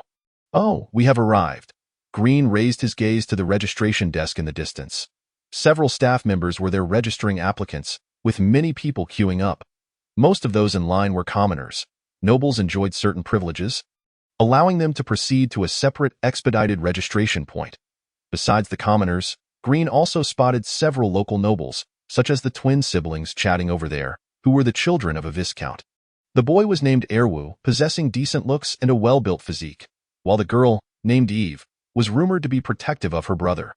Anyone who dared bully him would face her wrath. However, it was typically her brother who bullied others. Retracting his gaze, Green hastened to the registration point. The registering teacher, Monica, did not lift her head, promptly asking, Name? Green. It was as if a keyword had been triggered. Monica looked up, glancing at the man before her. Is he the one Vivian wishes to assist through backdoor means? What is your current level? What is your profession? Level 8, profession. Cleric. Okay. After noting this on her paper, Monica paused. What did you just say? Level 8. What of it? The latter part, profession. Cleric. Monica's pupils constricted as she nearly sprang to her feet, her fair complexion turning somewhat pale. Have the church spies become so audacious now? She demanded sharply. A cleric's profession undoubtedly indicates an affiliation with the church.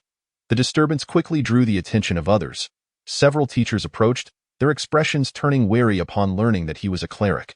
Some even readied their spells, poised to attack should Green exhibit any suspicious behavior. Could it be possible that I am a genuine demon? Who among the legitimate demon kin would be a cleric? Monica retorted.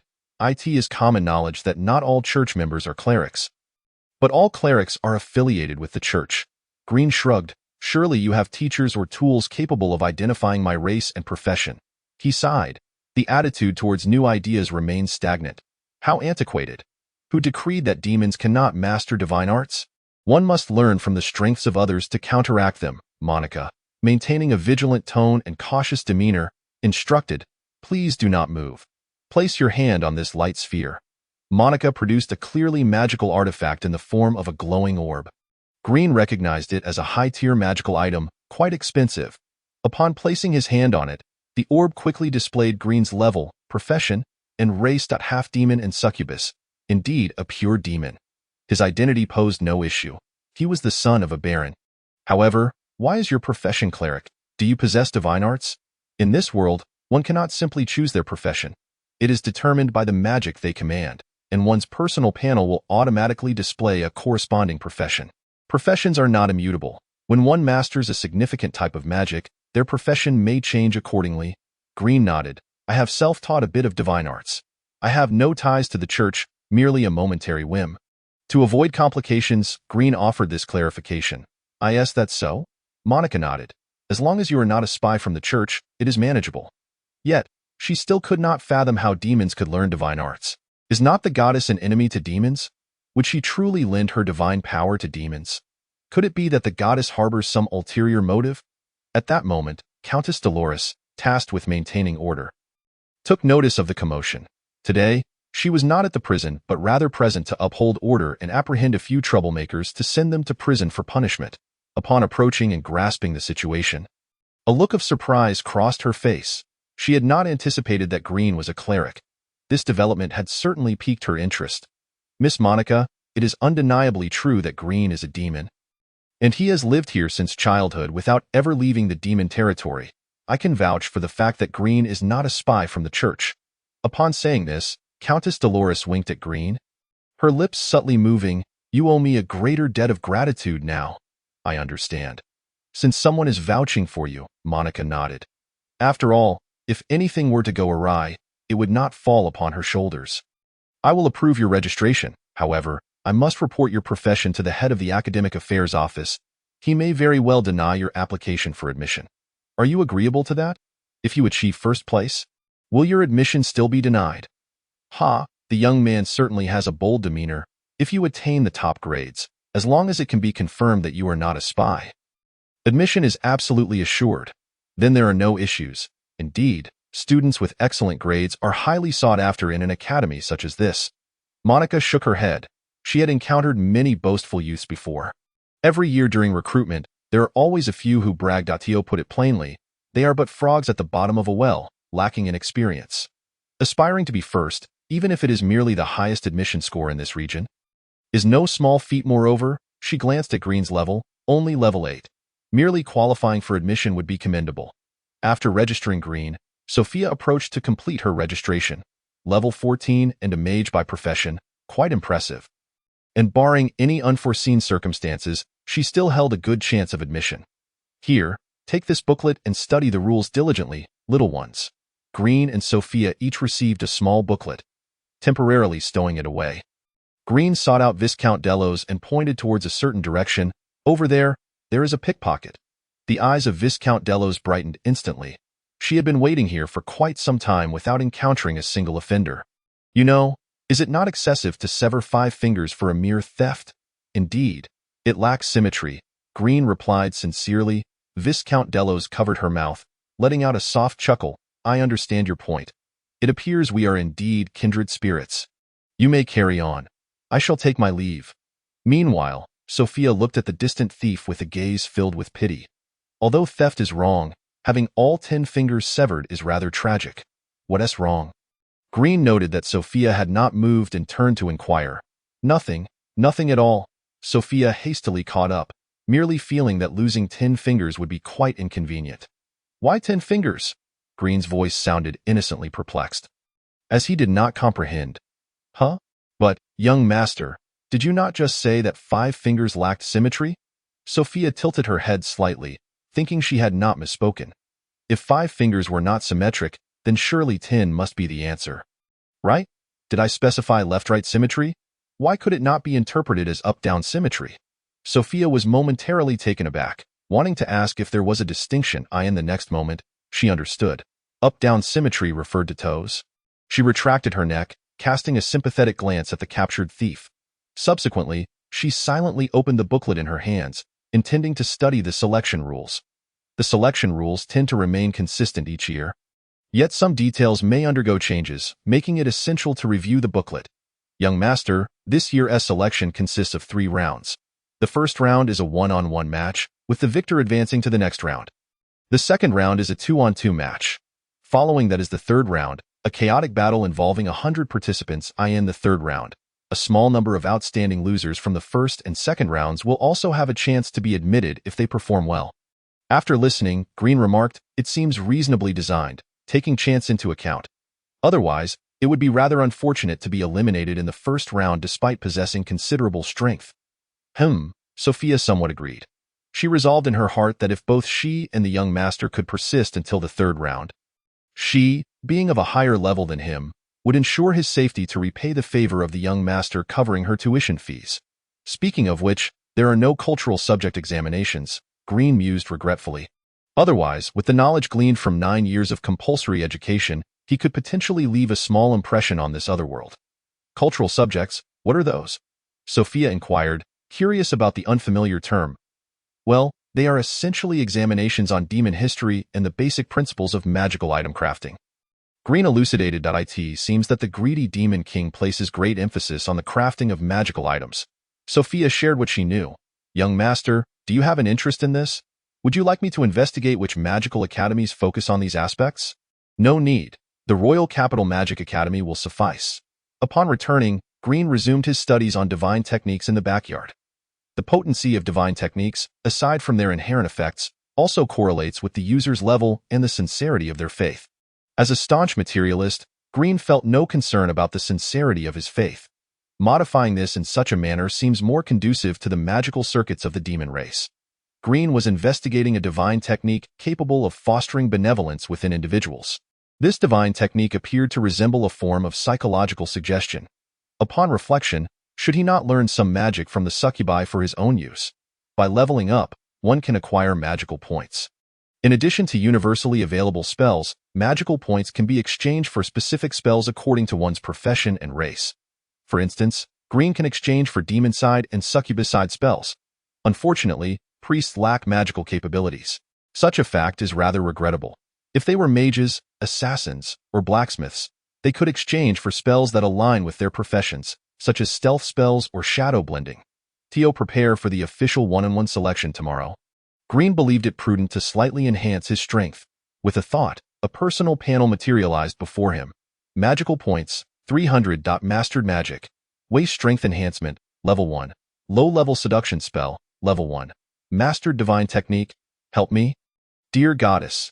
Each time Green glimpsed his personal panel, he was reminded of the essence of a game world. Furthermore, upon leveling up, he could hear an emotionless feminine voice. Recently, he had been perusing the scriptures, which suggested that this voice belonged to the goddess. The personal panel and skill exchanges were collectively referred to as a system. Green even harbored doubts about whether there had been previous transmigrators before him. Straying from his thoughts, Green examined the magic he had mastered, momentarily lost in contemplation. Mastered magic.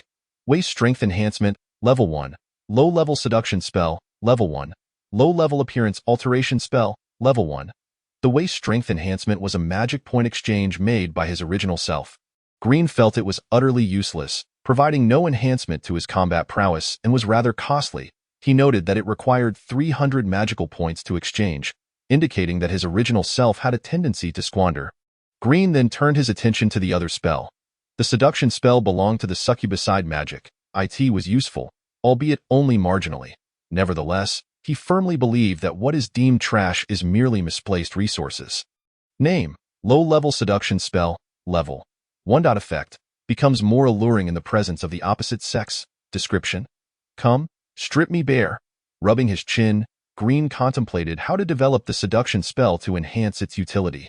As he opened the exchange shop for succubus-side skills, Green surveyed the magical points he currently possessed for potential exchanges. Name: harmless, level 1. Effect: causes males to appear as innocent and weak as lambs in the eyes of others. Description: I am this weak. Use your lustful thoughts to consider my plight. Price: 100 magical points. This truly exemplifies succubus-side magic. Aside from this, Green also noticed another spell with a similar effect. Pitiful.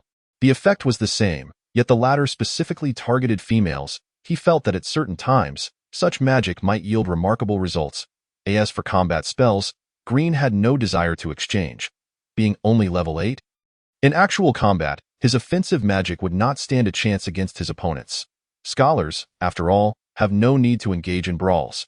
Utilizing succubus-side magic alongside divine techniques suffices. After clicking exchange, Green resumed his study of divine techniques, intending to explore a wholly sound magic next. The following morning, Sophia gently knocked on Green's bedroom door, softly calling, "Young master, it is time to rise for breakfast."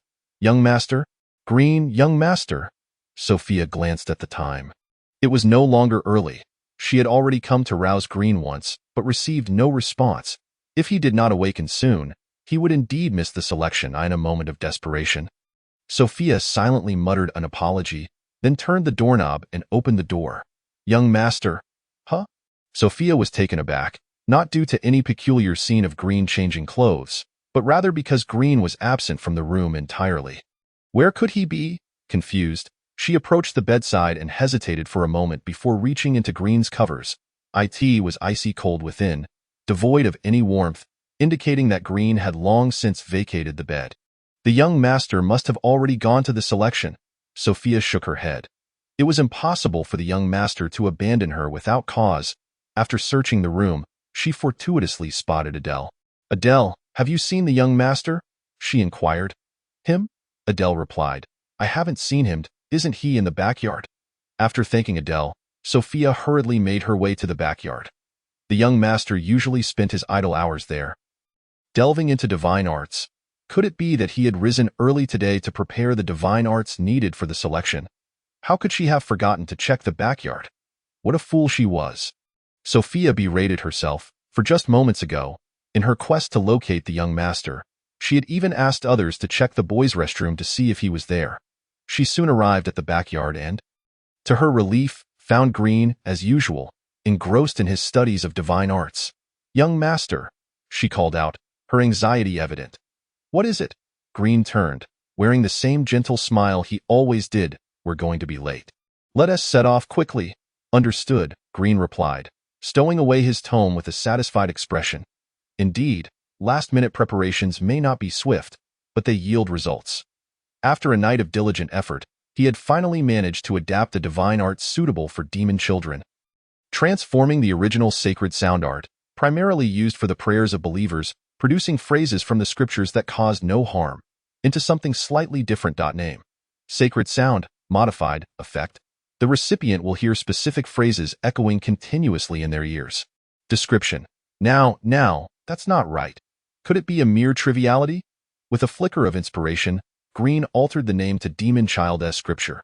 However, the divine art that encourages benevolence had yet to be successfully modified, though it was close. With just one more all-nighter, he would have it perfected. After leaving the backyard, Green and Sophia boarded a carriage bound for the selection venue, which was set at the Grand Stadium in the city center. Here, all participants would engage in the first round of selection through 1v1 duels. Numerous idle citizens would also flock to the stadium to observe, treating it as a form of entertainment, be it watching divine beings clash or witnessing the underdog spar. The latter generally garnered more enthusiasm, as people preferred a well-matched battle to a one-sided affair. Sophia recalled a year when even the most unscrupulous tactics were employed during such underdog brawls. Pants were stripped in the chaos. Male demons present were left feeling sheepish, while female demons cast astonished, eager glances, turning to disdain their male companions, who could only awkwardly scratch their heads, mumbling something about having been around longer, as they traveled in the carriage. Sophia curiously asked, "Young master, what time did you wake up this morning?" She recalled that the young master was not known for early rising. He usually required her to call him before he would get out of bed. "Wake up? I didn't sleep at all," Sophia gasped, astonished to learn that Green had been awake the entire night. "Young master, it's important to rest. Staying up late is unhealthy, but does staying up all night count as late?" It seems not. Thus, late nights affect health, but all-nighters do not. Sophia blinked her beautiful eyes, pondering the logic, albeit somewhat skeptical. By the way, is there anything to eat? Green inquired, feeling a bit hungry after his sleepless night. Oh, yes. Sophia retrieved a piece of bread and handed it to him. Okay. Just as Green took a bite, a loud growl echoed, not from him, but from Sophia beside him. Are you hungry too? Green's voice resonated within the carriage, reverberating back to him. Sophia's cheeks flushed crimson. I am not hungry. You must have misheard. Oh no, she had inadvertently let the young master hear her embarrassing stomach growl. She wished she could vanish into thin air. Green quickly pieced it together, realizing that Sophia likely hadn't eaten breakfast either. Here, he said, breaking the bread in half. Open wide. Sophia instinctively obeyed, her mouth agape before she realized what was happening, only to have the bread stuffed inside. Her little mouth was now filled to the brim. Sophia took the bread with her small hands and took a hearty bite, her face turning red. Thank you. Is it possible that the bread was meant for you all along? No need to thank me, but I took it from the kitchen too. If I had realized you hadn't eaten, I would have brought more. She had been too anxious and overlooked the fact that the young master was hungry. It was her responsibility that he had gone without food. The thought made Sophia feel a pang of guilt.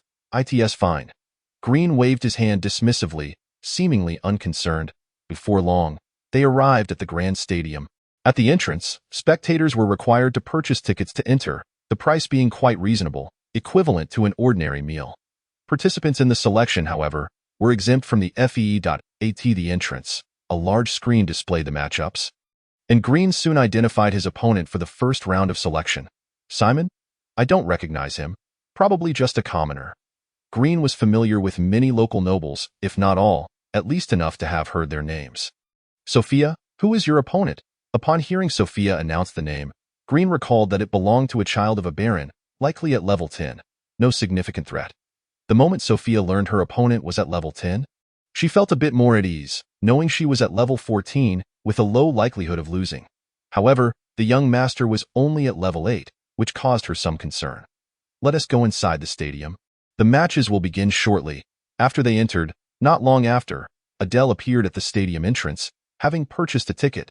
She was merely curious to see how far Green, as a demon, could wield divine arts. Following several matches where powerful contenders decimated the weaker ones, it soon came time for Green to take the stage. Chapter 17.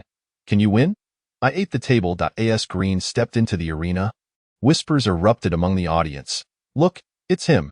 Is that the so-called lecherous noble who can't resist taking home any girl he sees? Yes, that's him. I was in prison last time he saw me. Thankfully, I was clever enough to smear mud on my face, or I would have been taken. Green was oblivious to these murmurs. Even if he heard them, they would bear no significance to him, as the former self was not equivalent to his current identity. Moreover, based on the memories of the former self he had merged with, it was evident that the former had led a rather flamboyant life. Utilizing magic to enhance his waist strength, certainly not the demeanor of a respectable individual. Otherwise, he wouldn't be a noble with a magic level below 10, a veritable disgrace to nobility. While Green remained unaware, Sophia, waiting in the sidelines, overheard the disparaging remarks loud and clear, her cheeks puffing in indignation as she glared fiercely at those defaming the young master.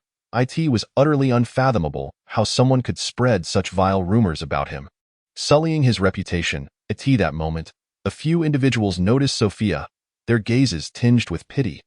Look, that seems to be Green's maid. How unfortunate. She must endure all sorts of torment from him every night. How tragic. Her mind and body must be ravaged beyond normalcy. Though I must admit, Green has rather refined taste.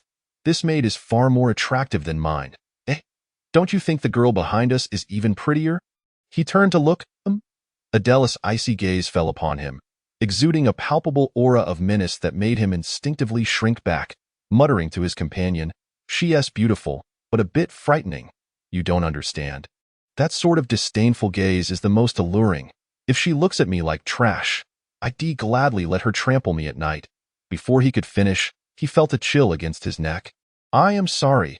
It was my fault. Please spare me. As an utterly ordinary demon, he immediately opted for an apology, tears and snot streaming down his face, embodying the notion that a wise demon recognizes the times. He nearly uttered the phrase about having both elders and dependents to care for Diane the next moment.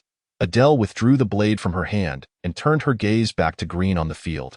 Upon noticing the other's averted eyes, this demon wiped the sweat from his brow, harboring a tinge of envy for the man who would one day wed the frigid beauty. They resumed their discussion. By the way, just yesterday, there was a demon whose profession was actually a priest. What a laugh! A thorough investigation into demon registrations is in order. Yes, he must certainly be an undercover agent sent by the church. But who could it be? I haven't been able to find out.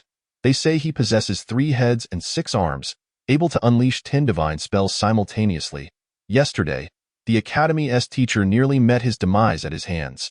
Hiss, is he truly that formidable? Listening to the conversation of the 2 demons ahead, a smile slowly crept onto Adele's lips. She found it rather amusing, a priestly demon. Surely it must be Green. But 3 heads, 6 arms, 10 divine spells, and nearly killing a teacher. Are you certain it's Green? Just a day, and the rumors have already spiraled into absurdity. If you continue to spread such tales, will it soon be that the demon lord was nearly slain by Green? Even if he were a spy sent by the church, he would maintain a low profile. Like me, seated in the audience, I in the front rows of the audience, there were mostly nobles and their acquaintances, who naturally recognized Green on the field. This moment, in the second row, a group of noble offspring huddled together in conversation. I bet 100 gold coins he won last 5 seconds. Surely not. After all, Green is a noble. How could a noble possibly lose to a common demon mage? One companion voiced his thoughts aloud. No, you still don't understand Green well enough. Oh, my knowledge. His highest mage level is only 8. He spends all his time chasing women. What strength could he possibly possess? If his body hasn't been drained, it's merely due to his youth. Hiss, you make a valid point. I too wager that Green will lose as well. At that moment, the Viscount Dolores turned her head, her voice carrying the air of a commanding lady, and spoke. Are we betting on something? May I join? Of course, I bet on Green to win 1,000 gold coins. All right, then we'll wager that Green will lose. The Viscount Dolores continued. How about we make a more intriguing wager? What shall we wager? Let us do this. If I lose, you can do with me as you please for an entire night. If you lose, I get to do with you as I please for a night. How does that sound?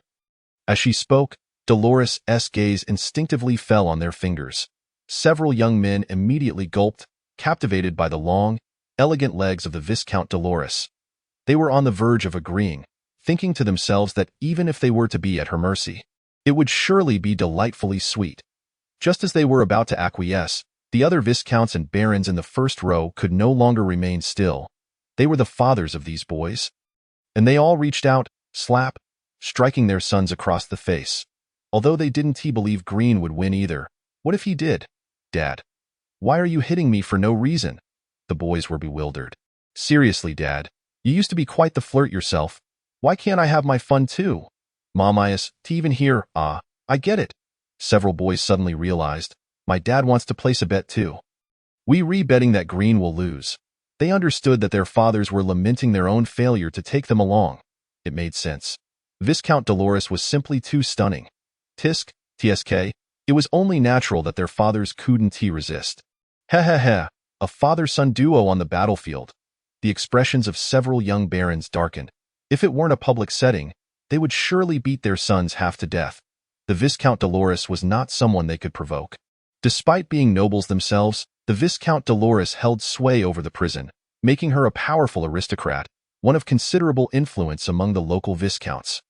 Moreover, it was rumored that she had backing in the royal capital. Setting those matters aside, should they lose, would they really want to endure a whole night under the whims of the Viscount Dolores? They might as well forfeit their fingers and toes. At least 20 of them might be lost. It was simply unnecessary. The barons and viscounts promptly delivered a swift elbow to their sons, knocking them out cold. An end to the matter. Seeing this, Dolores lost interest. Trying to stir up more drama was proving to be far too difficult. She hoped for some troublemakers today to that very moment, Viscount Shilua spoke. I'll wager against you. My son and I will bet that Green will lose. His tone carried an air of arrogance.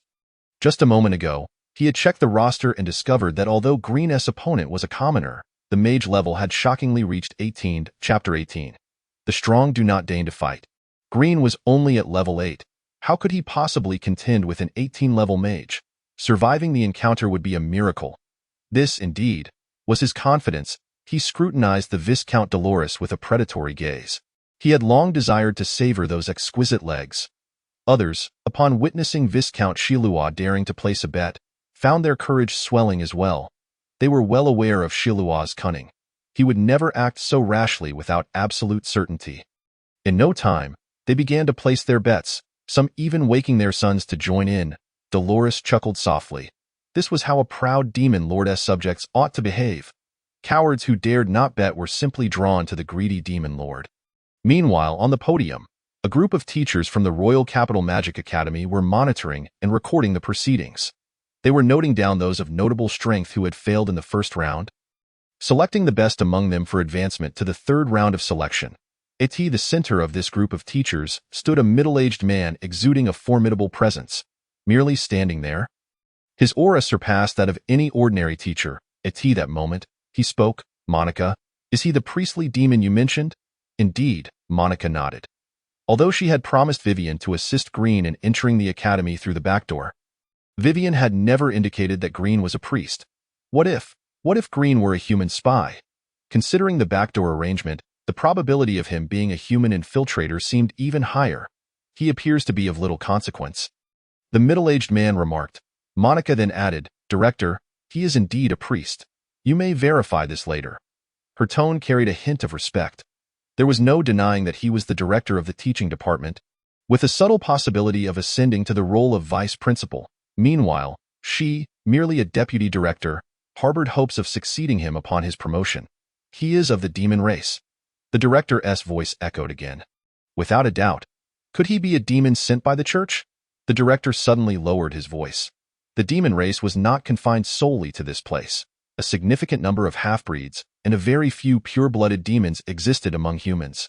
These demons had either been captured during the demon race's retreat or had been unable to escape. In any case, most of the pure-blooded demons among them were imprisoned and bred by the church. While the half-breeds became slaves, however, in recent years, the church had cultivated a batch of pure-blooded demons, raised by humans from a young age, indoctrinated to identify with humanity and harbor disdain for their own kind. They had infiltrated the demon realm carrying human agendas.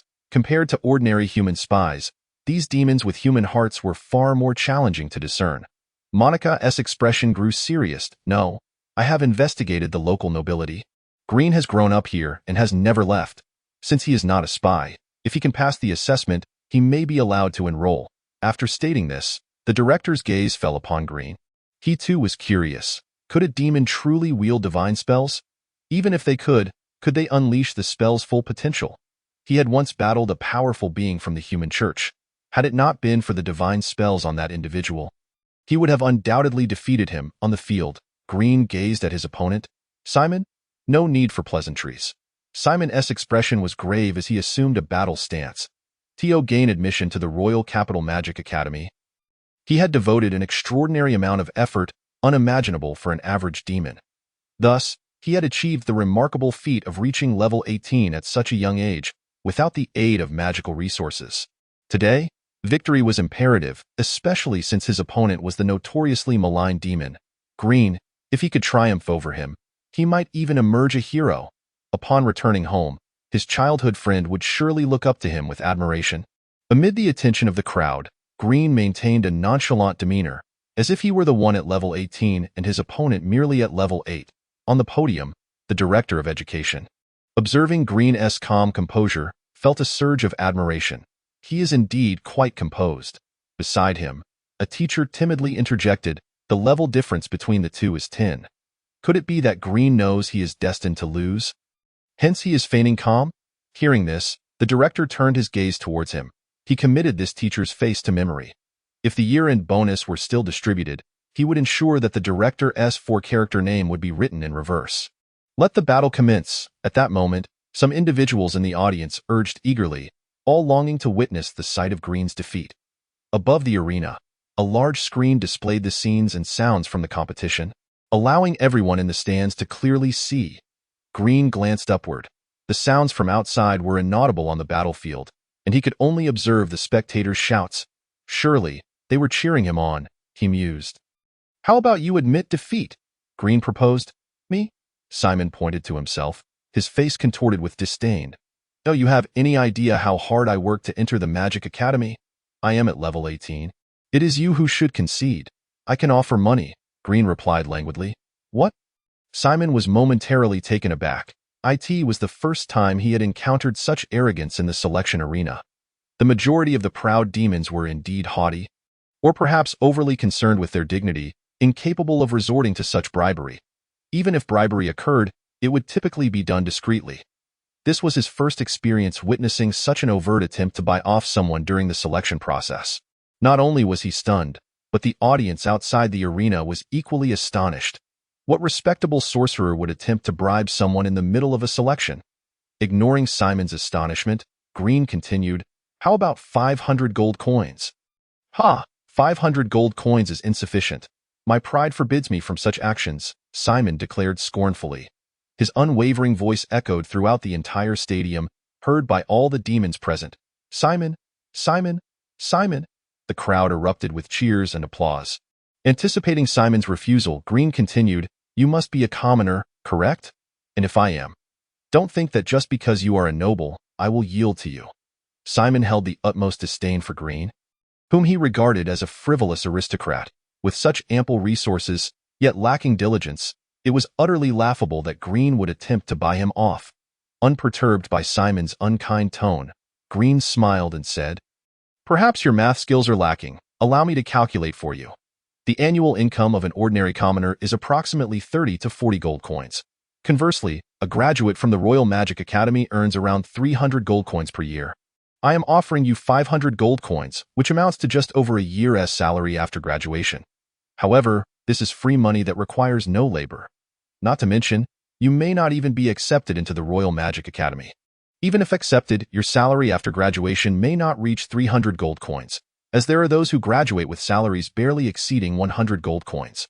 Beyond that, the steep tuition and living expenses of the Royal Magic Academy are beyond what your ordinary family can bear. Consider your parents. They are quite advanced in age and must toil for your tuition. Yet now, you can take 500 gold coins directly, return home, and support your parents, allowing them to enjoy better meals. In the following year, you can participate in the selection again. It would merely delay you by a year. In our long lives as demons, a single year is insignificant. We are not like humans who live only for a few decades. After hearing Green's words, Simon fell silent for a moment. His parents worked tirelessly for his education, but with 500 gold coins, he could even afford a bride price for his childhood sweetheart and perhaps buy a small house. Contemplating this, he spoke up, I wake up every day at 5 to practice magic diligently, only to go to bed at 11. I endure all this hardship just to qualify for the Royal Magic Academy. The audience began to murmur, feeling sympathy for his struggles. Seeing Simon vacillate, Green sighed, Very well, since you are unwilling, I shall not press you. Upon hearing this, Simon grew anxious, quickly donning a fawning smile. No, what I mean is, given how hard I work, you should offer more. 700, no more. All right then. Simon grinned widely and then turned to the podium. Teacher, I concede. At that moment, Simon felt a surge of delight. With a bit of luck, he could replicate this scenario during next year's selection. As long as the opponent was willing to offer money, he would gladly concede. Earning this way was far superior to working. Little did Green know that in the future, a wave of commoner mages would emerge solely to exploit this opportunity. They would refrain from attending school, year after year participating in the selection, bullying young nobles of lower levels with their superior ranks, only conceding when money was presented. Earning a living this way, once a year, would suffice for years of sustenance. After a few such occurrences, the Magic Academy would subsequently alter the rules for selections, imposing age restrictions and limiting the number of times one could participate. But that was a matter for another time. Now, the audience initially cast scornful glances at Simon, but soon, as they pondered Green's words, they found them increasingly reasonable. Why toil for a meager income when conceding is far more profitable? 700 gold coins. It would take an ordinary person decades of labor to earn that. The spectators gradually shifted from disdain to envy, even jealousy. Adele, observing the changing atmosphere around her, was taken aback. Aren't you the proud descendants of the demon race? Shouldn't you hold disdain for such behavior? Where is your pride as demons? How can you abandon your arrogance for a mere 700 gold coins?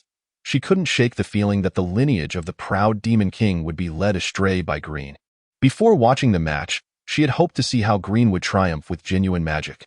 Clearly, she ought not to have harbored excessive expectations for someone capable of transforming serious sorcery into petty tricks. Sighing, Adele's gaze towards Green turned more contemptuous. Ha, demons. With Simon's declaration of defeat, the supervising teacher had no choice but to announce Green's victory. A smile crept onto the face of Viscount Delos, though to those around, it appeared akin to the visage of malevolence, causing an involuntary shiver to run through them. Particularly, those noblemen who had wagered against Viscount Delos pondered if they might escape with merely a severed finger. Among them, Viscount Xylo felt a surge of trepidation. He had always had a contentious relationship with Viscount Delos, and should he fall into her clutches, he would undoubtedly face dire consequences. An 18th-level sorcerer lost to Green. I refuse to accept this. He suddenly stood up, directing his gaze towards the podium. Noticing someone rising, the supervising teacher inquired, "Is there an issue?" He bribed others right on the spot. "Doesn't he that violate the rules?" he questioned, attempting to compel the examiners to annul Green's victory. Some audience members began to murmur among themselves. Though they envied Simon's windfall, human emotions are inherently complex. They also harbored disdain for him. And even more so for Green, who triumphed through such underhanded means, deeming it a disgrace to the demon race. Only humans would resort to such despicable tactics to achieve victory. Miss Monica, the supervising examiner, smiled and replied, "Viscount Xylo, you are an esteemed noble. You should be familiar with the rules of our Royal Magic Academy. We have but one rule. There are no rules. Victory is all that matters. Only those who win possess the right to be arrogant." While this was stated, there were indeed some unspoken rules. For instance, nobles could not threaten commoners using their familial ties, as such behavior was considered a breach of arrogance. Viscount Xylo wished to protest further, but Green had indeed not violated any rules. He shot a venomous glare at Green on the field, and upon sitting down, he heard the sweet yet venomous voice of Viscount Delos. "I eagerly await your visit to my estate tonight, Viscount Xylo." At this moment, Viscount Xylo's son readily agreed. "My father and I will definitely come." The expressions of other nobles who had participated in the wager turned sour. While those who had not partaken wore expressions of schadenfreude in the lineage of the proud demons, public wagers were sacrosanct. Failure to honor them was seen as a transgression of the law, potentially incurring the wrath of the proud demon king himself. The only way to evade the obligation of a wager was if the victor consented to release the loser from their pledge. With this in mind, Viscount Xylo glanced at his foolish son. After all, he had several sons. Gritting his teeth, he finally declared, "I am suddenly unwell. How about my son goes to your place tonight? I will ensure he brings ample gifts." "Ah, that works too," Viscount Delos replied with a flirtatious smile, then turned to the others. "What about you?" Well, we are willing to offer more money, if that is acceptable." They were reluctant to sacrifice their sons, yet equally unwilling to lose a finger, of course. As fellow nobles, let us share a jest. "How could I take this wager seriously?" Viscount Delos flashed a charming smile, causing everyone else to exhale in relief. Hearing this, Viscount Sherluo hurriedly spoke up. "So, is my son not coming?" "No, your son must attend. You have already promised me. Oh, you intend to go back on your word? Shall I report this to Lord Demon King?" Viscount Sherluo wiped the fine sweat from his forehead, glancing at his foolish son, somewhat relieved by his son's presence.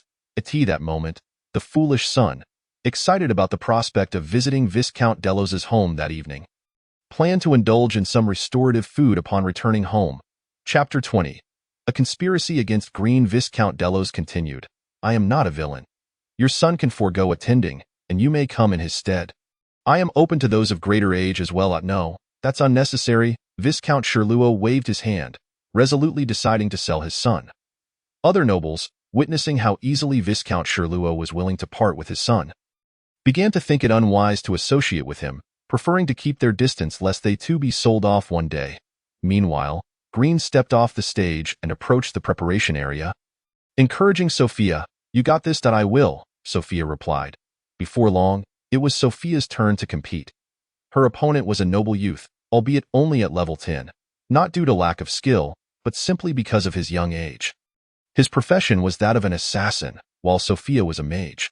From this alone, the possibility of victory was not entirely out of reach for her opponent. After exchanging greetings, the assassin's figure seemed to vanish in an instant. Sophia, appearing to anticipate his move, crouched slightly, her staff appearing in hand as she aimed behind her. The next moment, the assassin materialized behind Sophia, but before he could act, he found his staff aimed at the lower part of his waist. The searing heat radiating from the staff's tip heralded the imminent strike of a compressed fireball, hurtling towards him at breakneck speed. The assassin's eyes widened in shock, his muscles tensing as he narrowly dodged. Moving to the side just before the fireball struck, though he was still knocked back, a smile of relief spread across his face. He had escaped with his life. Observing Sophia's swift and decisive attack, Green felt a twitch at the corner of his mouth. She seemed quite composed, yet in battle, she was rather intimidating, sending chills down his spine. After securing her victory, Sophia returned to Green's side, panting, "Phew, young master. That was close. Thankfully, I guessed correctly." Guessed?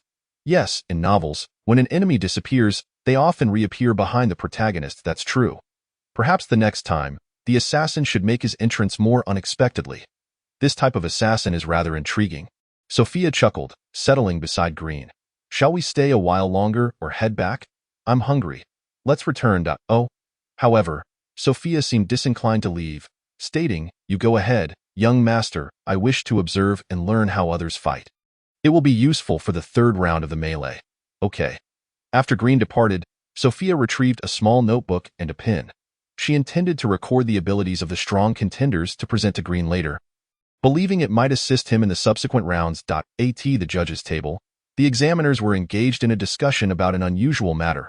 In the past, no one had triumphed through bribery, and they deliberated on the necessity of stricter regulations moving forward. Monica stood beside the headmaster, Charid, remaining silent, as he had come from the capital specifically to observe the cleric and mage. However, today, the cleric seemed somewhat lackluster, failing to showcase even a single divine spell. "Headmaster, could it be that Green's level is too low, preventing him from mastering offensive divine spells? He may have only learned a single one," Monica suggested. The headmaster merely observed the battles unfolding before inquiring, "Who is Green's opponent tomorrow?" Upon hearing this, Monica realized that Green's opponent was an 11th level commoner, but reassured, "That commoner has an unexpected matter to attend to. I've arranged for Green to face an 18th level noble heir instead."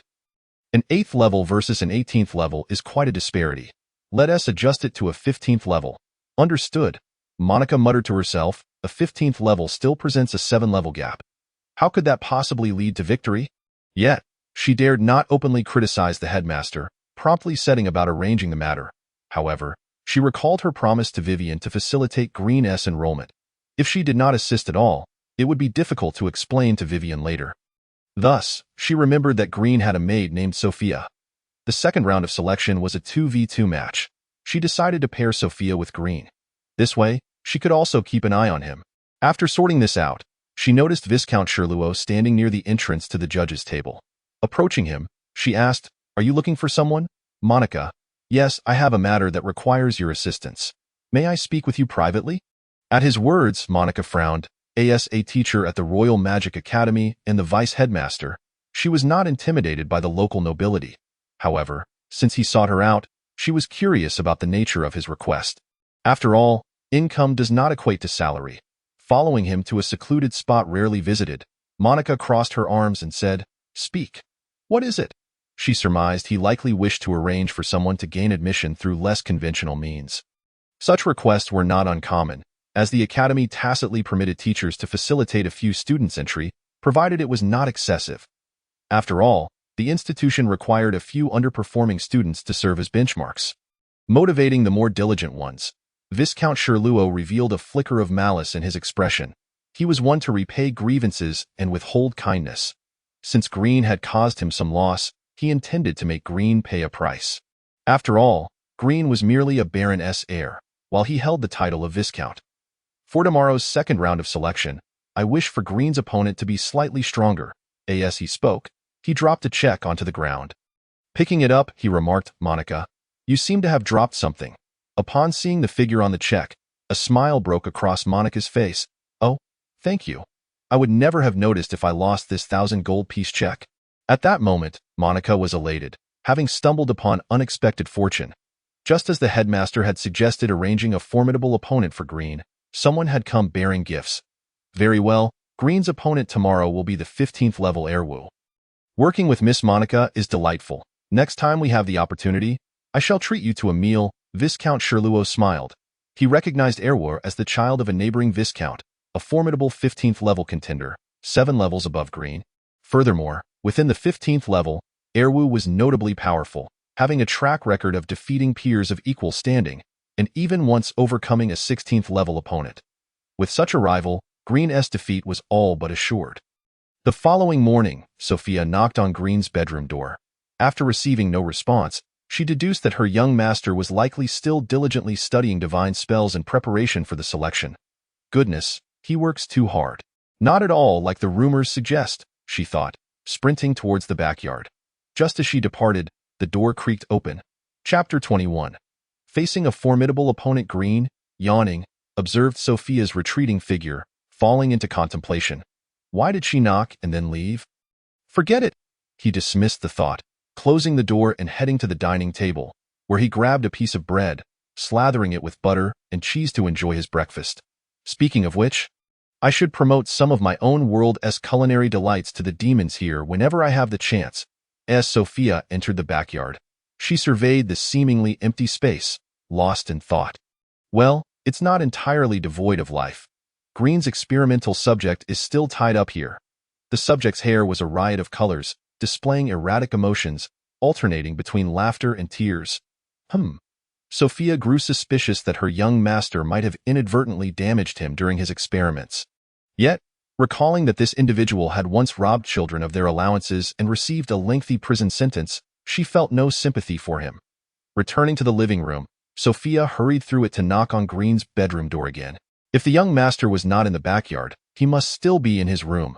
Green, observing Sophia rush by, felt she must be preoccupied with something important and refrained from calling out to her. After a considerable time of knocking, receiving no reply, Sophia slowly turned the doorknob. Indeed, the young master was not present in the bedroom. She quickly dashed back to the living room, encountering Adele, who had just come downstairs. Adele, have you seen the young master? Adele? She raised her slender, alabaster fingers and pointed behind Sophia, who turned her head in confusion. Hello, greeted Green. Sophia immediately gasped. Young master, when did you arrive here? Is it possible that I have always been here? It's you who seems to be in such a hurry. What are you searching for? No, I'm not looking for anything. Sophia shook her head. She had been searching for the young master for quite some time, only to find that he was already having breakfast. Did this not make her appear rather foolish? Speaking of which, when did the young master leave his room? Just a moment ago, when I was at the dining table. I didn't see him. At that moment, Green seemed to suddenly realize something. Sophia, you weren't looking for me just now, were you? Upon hearing this, Sophia's delicate, fair face instantly flushed a deep crimson. She pointed outside. Young master. Look, the weather is really nice today. Green glanced at the ominous clouds outside, momentarily lost in thought. The weather is indeed quite pleasant. Sophia evidently noticed the dark clouds outside as well, her face becoming even redder, resembling a ripe tomato that one would wish to take a bite of. Adele looked out the window, perplexed, and remarked, with such dark clouds, Sophia, are you perhaps seeing things? Sophia turned away, her face filled with embarrassment. Adele, still somewhat puzzled and about to inquire if Sophia was feeling unwell, was interrupted by Green. Adele, we are going to participate in the selection soon. Would you like to join us? I can arrange a seat for you in the front rows. After some thought, Adele agreed. The front row would indeed be better. She wondered if she would get to see Green use his divine arts today. Outside the stadium, on the large screen at the entrance, the 2v2 matchups for the day were scrolling. Looking up, Green waited a moment until his and Sophia's names appeared on the screen. He was somewhat astonished. It was quite a coincidence that he and Sophia were on the same team. Sophia, filled with joy, grabbed Green's arm and shook it, exclaiming, Young master, look, We're on the same team. I see it. I see it, Green replied with a wry smile. Really, Sophia? You're too excited. At that moment, Sophia resolved in her heart that she would ensure the young master would win effortlessly. However, when she saw their opponents, she froze. The opponents were two individuals, Erwu and Eric, both of considerable strength. Just yesterday, she had meticulously noted them down in her little notebook. Erwu, a level 15 mage, was one rank above her and had easily defeated a level 14 opponent yesterday. Eric was of the same level as her. In a one-on-one scenario, lacking combat experience, it would be quite challenging for her to prevail. With Erwu joining, defeating them seemed impossible. The young master was only level 8. It would surely be tough for him to contend with both of them. Sophia speculated that the young master, having studied the divine arts, might be stronger than an ordinary level 8 mage. Estimating his true strength to be around level 11, young master, her previously exuberant gaze now turned a tad pitiful. What is it? Young master, could you perhaps spend a little more money today? Realizing that they might not win through skill. Sophia thought it would be acceptable to solve the matter with wealth, albeit costly. I doubt that will work. Green shook his head. Both opponents were nobles, sons of viscounts, and undoubtedly wealthier than he was. Green had a vague sense that something was amiss. This matchup felt rather peculiar. Teaming up with Sophia could be considered a rare occurrence. Among all the participants in the selection, the proportion of noble offspring was not particularly high. The majority were commoner students. Two nobles teaming up, especially two strong ones, was a rare event indeed. The probability of these two rare events coinciding was exceedingly low. Could it be that someone was conspiring against me? Although his previous reputation was not stellar, he believed he hadn't offended anyone. Oh well, it doesn't matter, Green thought nonchalantly. Let's go. We're up second, so our turn will come soon. Seeing the young master's indifferent expression, Sophia paused for a moment. She couldn't quite discern whether the young master was unconcerned about winning or had confidence in victory. However, the young master always seemed so calm, regardless of the situation. Such composure was something she aspired to learn. Indeed, the young master was remarkable. She hurried to catch up with Green as they entered the stadium. Arriving at the waiting area, Green encountered his opponents, Erwu and Eric. The two were huddled together, seemingly engaged in conversation. Upon noticing Green's arrival, Eric offered a friendly smile. As fellow noble offspring, they weren't necessarily close but were generally acquainted. Erwu, however, was different. He approached Green with a scornful expression. You will suffer a crushing defeat today. Are you considering conceding now? I prefer to try my hand at it, Green replied with a smile. You think you can try? Yesterday was merely a stroke of luck for you to scrape through to the second round. Now that you've met me, just wait. As a warrior and a proud scion of a noble house, he held utter disdain for those who resorted to petty tricks during combat. Today, he would show Green what it truly meant to be strong. What true arrogance entailed. Chapter 22 Green. Don't be too nervous. Just wait for me to taunt this moment. Sophia clenched her small, delicate fists. She did not agree with her opponent's words and could not accept such disrespect towards the young master. Yet, she knew she was no match for him. Nevertheless, it was all right. 30 years in the River East and 30 years in the River West, she would surely surpass him in the future. Just as Erwu was about to say more. A striking woman with fiery red hair, fair skin, and a height of around 5 feet 7 inches approached. She tugged at Erwu's ear and said, You, stop causing trouble for me, sister. I haven't caused any trouble. I'm just joking with Green. It better be that way. The woman then turned her attention to Green, her brows instinctively knitting together as memories of the scandalous rumors surrounding him flooded her mind. However, she kept her tone gentle as she said, Hello, during the match, my brother might not be careful. Please ensure your safety. Thank you for the warning, Green replied with a smile. She was Erwu's sister, named Eve.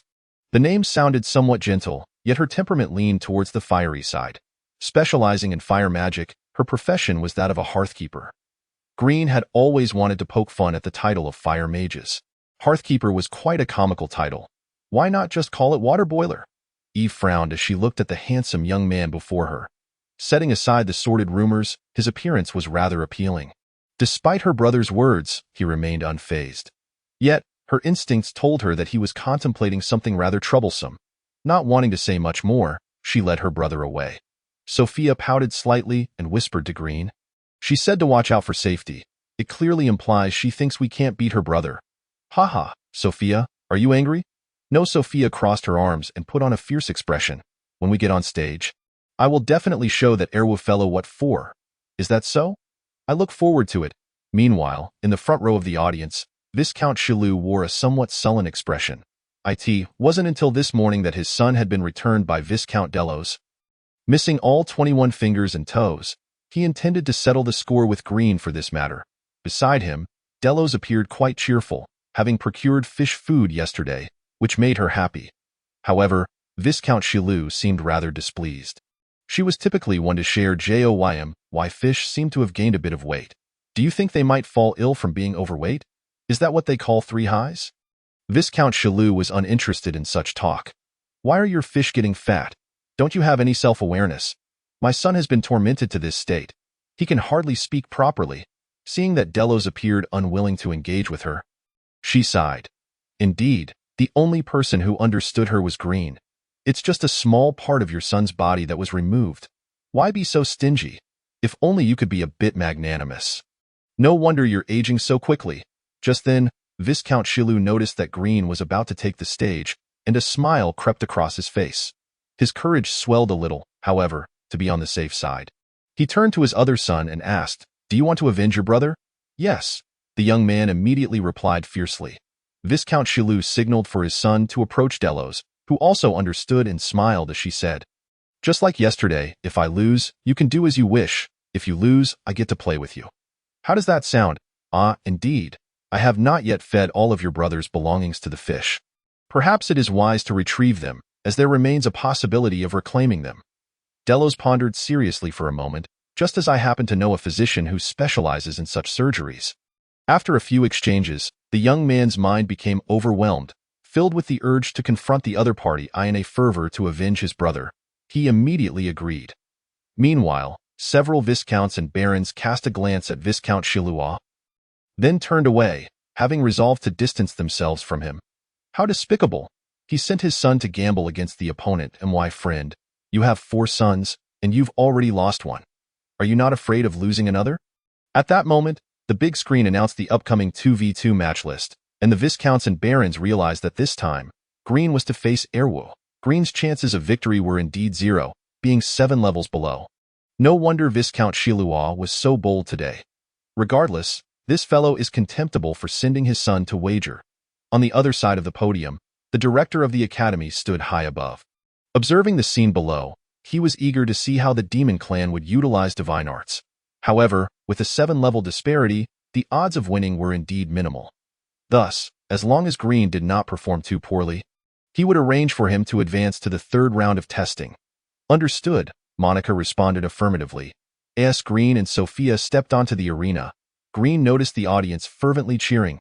"Look, Sophia, we are quite popular." Sophia glanced up, unable to articulate her thoughts. To avoid disturbing the competitors, the battle zone had been specially enchanted with soundproofing magic. Although Sophia could not hear the audience's remarks, she could surmise that they were likely berating her master as a lecher and criticizing him for bribing his opponent the day before. How infuriating! They know nothing of his charm. After mentally chastising the audience, Sophia turned her gaze towards her opponent, her eyes filled with vigilance. The odds of victory appeared slim, yet not entirely absent, based on her observations from the previous day. Eric, a level 14 ice mage, could chill a designated area and freeze the ground, creating a favorable battlefield that combined ranged and melee attacks. In contrast, Erwu was merely a warrior, enhancing his physical prowess with magic to achieve explosive power while maintaining formidable defense. Sophia's body tensed, resembling a startled kitten, as if she might spring into action at any moment. Observing this, Green shook his head. Being overly tense is not beneficial. It hastens the aging process. As a devoted follower of the divine, he felt compelled to uplift others. He earnestly inquired, "Sophia, do you know how many ways fennel can be written?" Sophia was taken aback. "What on earth is that?" Green continued, "Let us not dwell on that. I have long been curious about one matter. Why is it that ice mages do not make ice pops as their profession?" Pfft. Sophia could not contain her laughter, though she felt a pang of guilt, as if she were betraying all ice mages. "Master, you? Sophia struggled to find words to express her astonishment. On the other side, Eric's face turned pale. Did the ice mages offend you? While I do make ice pops for myself in the summer, that does not define my profession. Chapter 23. I merely auto-attacked and he crit. What can I do? Erwu patted Eric's shoulder, his eyes gleaming with amusement. Making ice pops, are we? Eric, feeling exasperated, refrained from engaging with Erwu. He removed Erwu's hand from his shoulder and adopted a serious demeanor. His life philosophy was to either not engage or to excel in all endeavors. A hint of icy blue radiance enveloped him, signifying the surge of ice elemental magic. In the next moment, a chill pervaded the entire battlefield, emanating from the point beneath his feet. Sophia, realizing the gravity of the situation, readied her staff, the emerald gem atop it glowing faintly. A multitude of light arrows materialized behind her. In an instant, Sophia unleashed her magic, and the sound of rushing air echoed as the light arrows sped towards Eric and his companion. Just as Eric prepared to conjure an ice shield, he heard Erwu's voice. Is that all? He stepped in front of Eric, merely extending a fist. The fierce wind generated by his punch shattered all the light arrows. Subsequently, several glimmers of light appeared around him as he cast spells to enhance his defense, attack, and speed, achieving peak condition. With a powerful push against the icy ground, he launched himself forward like a cannonball, heading straight for Sophia. Sophia hastily cast multiple barrier spells, yet they were shattered one after another. A look of panic crossed her face as she realized the overwhelming strength of her opponent. She truly could not match him. Observing her surroundings, she contemplated every possible strategy to secure victory, hoping to lead her master to triumph as well. Seeing Erwu propel himself forward, Viscount Shilua's lips curled into a smirk, as if he could already envision his victory, imagining Delos allowing him and his son to act as they pleased.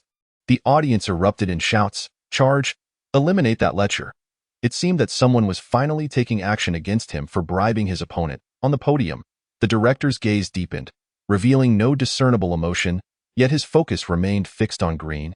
He sensed a faint aura of divine power emanating from Green, as if the latter was unknowingly brewing a divine art, albeit with a lengthy preparation time. At that moment, Green placed his hand on Sophia's shoulder, saying, "You have worked hard, my dear maid." "Master, I am sorry," Sophia replied, offering a bittersweet smile filled with regret. "It is my fault we could not secure victory. I am truly sorry, we are destined to lose."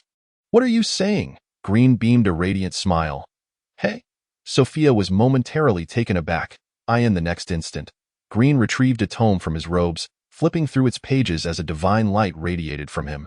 Even Sophia instinctively stepped back half a pace to avoid being inadvertently harmed by the brilliance. The divine voice declared, "Sincerity and kindness are the ultimate weapons. The demon clan, however, only brings calamity. Here, in the name of the divine, I pronounce you to be purified." Green's voice resonated with an ethereal sanctity, echoing through the loudspeakers and reaching the ears of every audience member present. The demons in attendance were left bewildered. "What on earth are you talking about? Are you sure you are one of us? Why are you mentioning the goddess? Isn't she our enemy?" They further questioned, "And that remark about the demon clan bringing only disaster. Are you not condemning yourself? Severe investigation into demon identities is warranted. There is undoubtedly something amiss. Demon traitor." Erwu, hurtling towards Green at an alarming speed, also found himself at a loss. "What are you saying? What is that you are holding?" He was bewildered. "Let us just fight." Regardless, Erwu's warrior instincts warned him that his opponent seemed to be engaging in something exceedingly perilous. With the intention of eliminating Green before Sophia, he charged forward. Confident that he could cover the mere 10 meters in under a second, divine light descends. Green's lips moved slightly, however, the holy and ethereal sound echoed as if whispered by a deity, reaching every corner of the arena. 2 beams of pure white light descended from the heavens, landing upon both Erwu and Eric.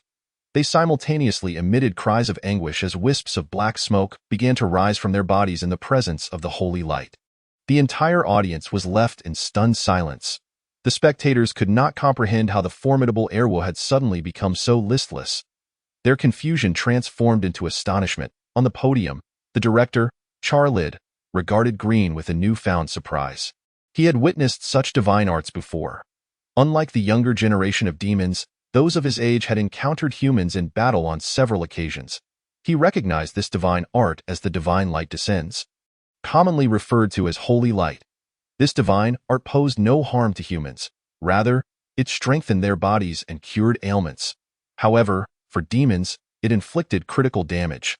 The Church had meticulously developed this magic over millennia to combat demons, refining it until it reached its current form.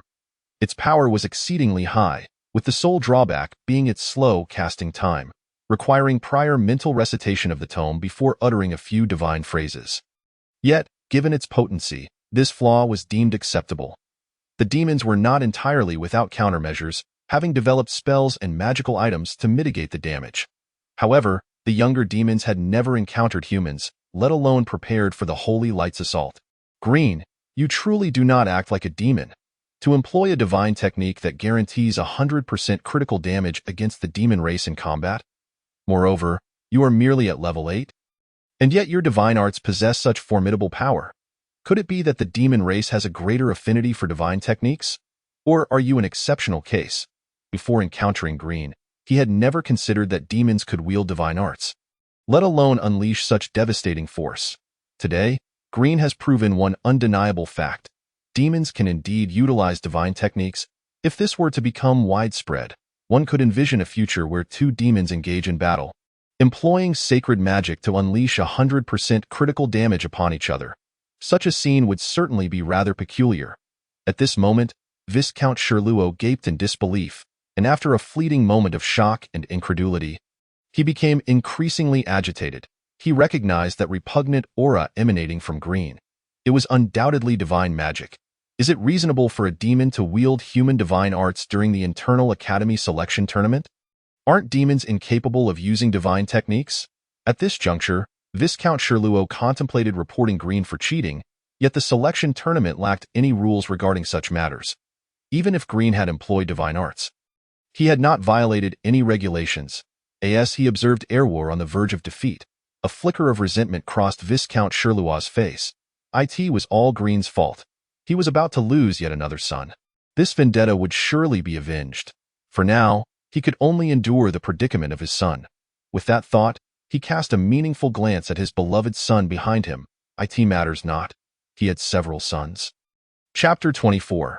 The Saintess expresses her confusion at this moment. The young man behind him seemed oblivious to the gravity of the situation, continuously shouting encouragement to Erwu. In his perspective, Green had merely found a way to temporarily restrain Erwu and his companions. Once Erwu was freed, it would be Green's sure defeat. Viscount Delos rested his chin on one hand, his legs crossed, the flesh of his thighs pressing together, presenting an enticing sight. A glimmer of interest flickered across his exquisite visage. Indeed, he had not misjudged Green. He was, like himself, an anomaly. In a wonder they could understand each other point. One couldn't help but wonder how the old men in the royal capital would react upon discovering that demons could wield divine arts. Would they expel Green or feign ignorance? On the battlefield, divine light enveloped Erwu and Eric. Eric summoned multiple layers of ice shields in an attempt to withstand the divine assault. However, that radiant light seemed impervious, effortlessly penetrating all his defenses. At that moment, Eric was nearly devoid of fighting capability, while Erwu's circumstances were similarly dire. Yet, he persevered, relying on his robust physique to push through, charging toward Green, sweat pouring down his face, gritting his teeth to suppress any cries of pain. Regardless of what Green had done, as long as he could vanquish Green, all the flashy tricks would become irrelevant. Green simply watched him approach, making no move, instead retrieving a piece of fruit from his pocket and beginning to eat. The rest was left to Sophia. Upon witnessing Green eating fruit, Erwu's anguish intensified, his eyes widening in disbelief. As if they might pop out, beside Green, Sophia, after a brief moment of astonishment, immediately wore a look of delight. She understood that this was the master's handiwork. Indeed, the master was extraordinarily formidable. The staff in her hand erupted with a brilliant azure light, sending arcs of energy toward the bindings restraining Erwu. Simultaneously, Sophia conjured a diminutive arrow of light, merely 10 centimeters in length. Though small, it harbored immense power. As the arrow was released, it collided with Erwu's fist. The next moment, as anticipated, Erwu was sent flying, losing consciousness. Being already at his limits, the impact of Sophia's attack would likely leave him in discomfort for quite some time. Even if he managed to perform commendably enough to advance to the third round of the selection tomorrow, his injuries would only allow him to exert about 60% of his strength. In the audience, Adele's eyes widened in confusion upon witnessing Green unleash divine light. Why did it seem that Green's divine magic was more potent than that wielded by humans? Even when utilized by humans, it should be impossible to defeat Erwu, who was 7 levels higher. Was Green truly not a secret disciple cultivated by the church? With such questions swirling in her mind, Adele resolved to observe the third round of the melee tomorrow. A multitude of spectators were equally bewildered, struggling to comprehend how Green had achieved victory. Was Erwu throwing the match? That seemed unlikely. Some among them recognized that Green appeared to be employing divine arts, yet they remained uncertain. Perhaps it was merely a coincidence in appearance. After all, it was well known that demons could not utilize divine techniques. Moreover, if Green truly had employed divine arts, the Royal Magic Academy would undoubtedly investigate. Since the Academy had remained silent, it seemed there was no cause for concern. Following Green's victory, Delos turned to the man beside him, saying, "Tonight, I await your son's arrival. I have a penchant for youthful flesh." Her voice was laced with seduction, yet the listener's heart grew heavy with sorrow. Viscount Sherluo cast a complex glance at his son. "I will avenge you," he vowed inwardly, reassuring himself, "I have 4 sons. Losing one more is inconsequential. I still have 2 left." This vendetta would undoubtedly be exacted upon Green. Tomorrow, Green would surely face defeat. He would ensure that the outcome was utterly humiliating. Having spent some time in the preparation area, Green decided to return. His divine arts, which soothed humanity, were nearing completion, and he needed to focus on further research. "Master, you may go. I will gather a bit more intelligence here." Sophia understood that her own capabilities were limited, and the only way she could assist her master was through intelligence gathering. Upon exiting, Green encountered Adele, who was also leaving. Good morning," Adele replied tersely. Once seated in the carriage, Green and Adele faced each other in silence. Green did not find the atmosphere uncomfortable. He retrieved a tome of scriptures he had perused numerous times.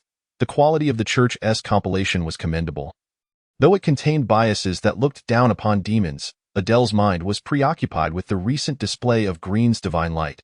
She could not fathom how he had managed to amplify its power so significantly. When she herself was at level 8, she had also been able to use this divine art, but its potency paled in comparison to Green's. After a moment of contemplation, she spoke up, "Green, did you just employ divine arts?" "Yes, indeed." "Are you interested?" Green shifted closer to Adele, though not too close. "Interest is a good thing. Let me tell you, the goddess is benevolent and kind, treating every demon with love. You could join me in faith and learn divine arts together." Adele felt that expressing interest might complicate matters. "I'm not interested." She shook her head. "I'm merely curious as to how you, at level 8, managed to defeat opponents at level 15 and 14. May I see the description of your divine arts?" Of course, Green nodded. With his consent, she could view his personal panel, which displayed the divine arts and magic he had mastered, allowing her to click on a specific divine art for detailed information. Soon, Green brought up the details of the divine art he had just employed. Adele looked on with curiosity. Name: Demon's Sacred Melody Effect. Harnessing divine power to allow holy light to penetrate the clouds. Illuminating the world and eradicating all evil, inflicting 1000% critical damage upon demons, making it an essential tool for demon slaying. Description: Only demons truly understand demons, much like how a man knows how to bring comfort to another man. However, each use requires a moment of charging. The longer the foreplay, the more pleasurable the experience. Surely that is true. Upon seeing the 1000% critical damage, Adele fell into deep contemplation. She recalled the divine art she had mastered. Name: Church's Sacred Melody Effect. Utilizing divine power to allow holy light to penetrate the clouds. Illuminating the world and eradicating all evil, inflicting 500% critical damage upon demons. Description: After a millennium of research by the Church, the efficacy has finally reached 500%. Beyond this, enhancing its effects would be exceedingly difficult. Experts speculate that this divine art has been perfected and reached its ultimate limit. At most, it could be enhanced to 600%, an absolute cap. Adele mused, "So, your version of holy light is more potent than the result of our Church's extensive research." Could it truly be that demons understand their own kind better? Speaking of which, Adele had long wished to question Green regarding his divine arts note. Men? Why must they seek to bring comfort to another man? Chapter 25. On what grounds do you use divine arts? After Green departed, in the last row of the audience, two men clad in black magical robes exchanged glances, their faces simultaneously contorting in disdain. One among them utilized a transmission spell and spoke. Did you see clearly? I saw clearly.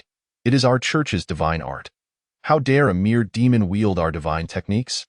This is blasphemy against the goddess. Is it not said that the demon race cannot wield divine arts? Perhaps there are always exceptions. Regardless, this is an affront, and as devout followers, we ought to assist the goddess in purging some filth. As night fell, Viscount Shiloah watched his second son depart for Delosi, his expression one of anguish. This grudge, he would surely avenge. With this thought, he turned to the butler. Have you completed the tasks I assigned you? Indeed, I have contacted several contestants for the third round of selections. They will prioritize attacking Green tomorrow. Very well. Remember, do not let anything unexpected occur. Rest assured, I have confirmed that Green is not utilizing magic, but rather divine arts, holy light. Even if Green manages to narrowly defeat Erwar with holy light, he will certainly not prevail against those I have gathered for tomorrow. Furthermore, to ensure all goes smoothly, I have procured defensive magical artifacts specifically designed to counter holy light magic. With adequate preparation, holy light poses no threat. The butler outlined his arrangements. Having served Viscount Shiloah for many years, he had learned numerous underhanded tactics. Excellent. Viscount Shiloah nodded. Have the audience members been arranged? Everything is set.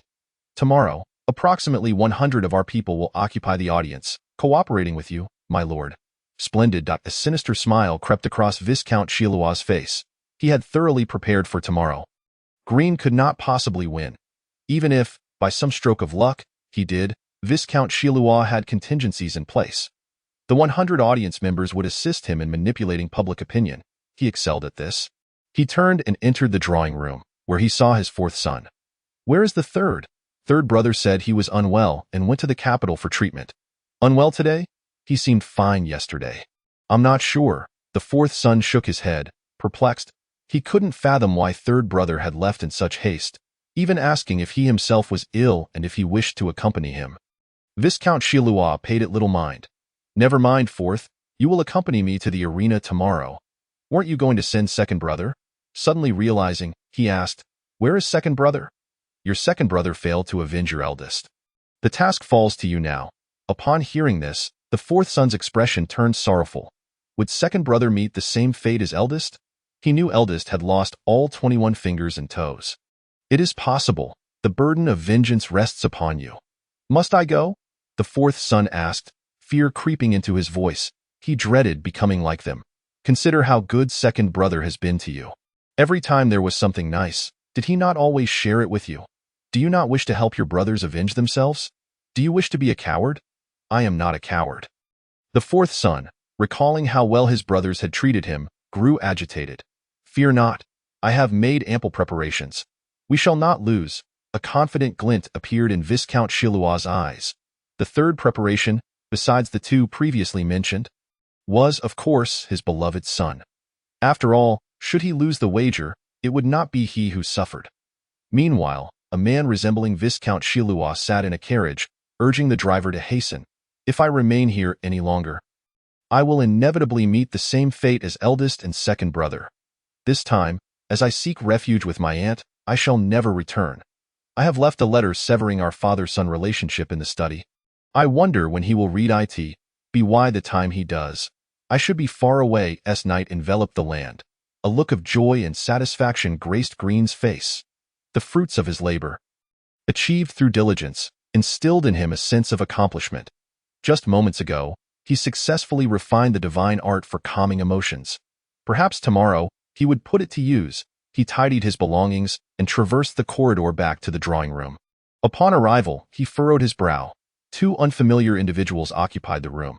Upon seeing Green, Sophia hurriedly spoke, Young master, they claim to be your friends. I was just about to fetch you from the backyard. My friends? Green paused, glancing at the sofa point. Two men clad in magical robes sat there. their age suggesting they were considerably older than the original body. Did the original possess such acquaintances? Green began to sift through the memories of the original. Since they were the young master's friends, Sophia warmly welcomed them. Please converse. I shall fetch some pastries from the kitchen. Realizing she might not have enough alone, Sophia called to Adele, there is coffee over there. Could you bring it over? As soon as Sophia departed, the two men exchanged glances and almost simultaneously sprang into action. Point one, with a ghostly swiftness, appeared beside Green, pressing a knife to his throat. The other, though slightly slower, also moved with remarkable speed, positioning himself next to Adele and placing a knife on her shoulder, signaling her to remain silent. Adele frowned, recognizing the technique employed by the two men. It was indeed a divine art. Thus, were these two members of the church? Or were they also demons? Once they had subdued Green, the man smirked and inquired, how is it that you are capable of wielding divine arts? Upon hearing this, Green understood. I see now. You have come to interrogate me because you witnessed me using divine arts? His tone remained calm, entirely unfazed by the knife at his throat.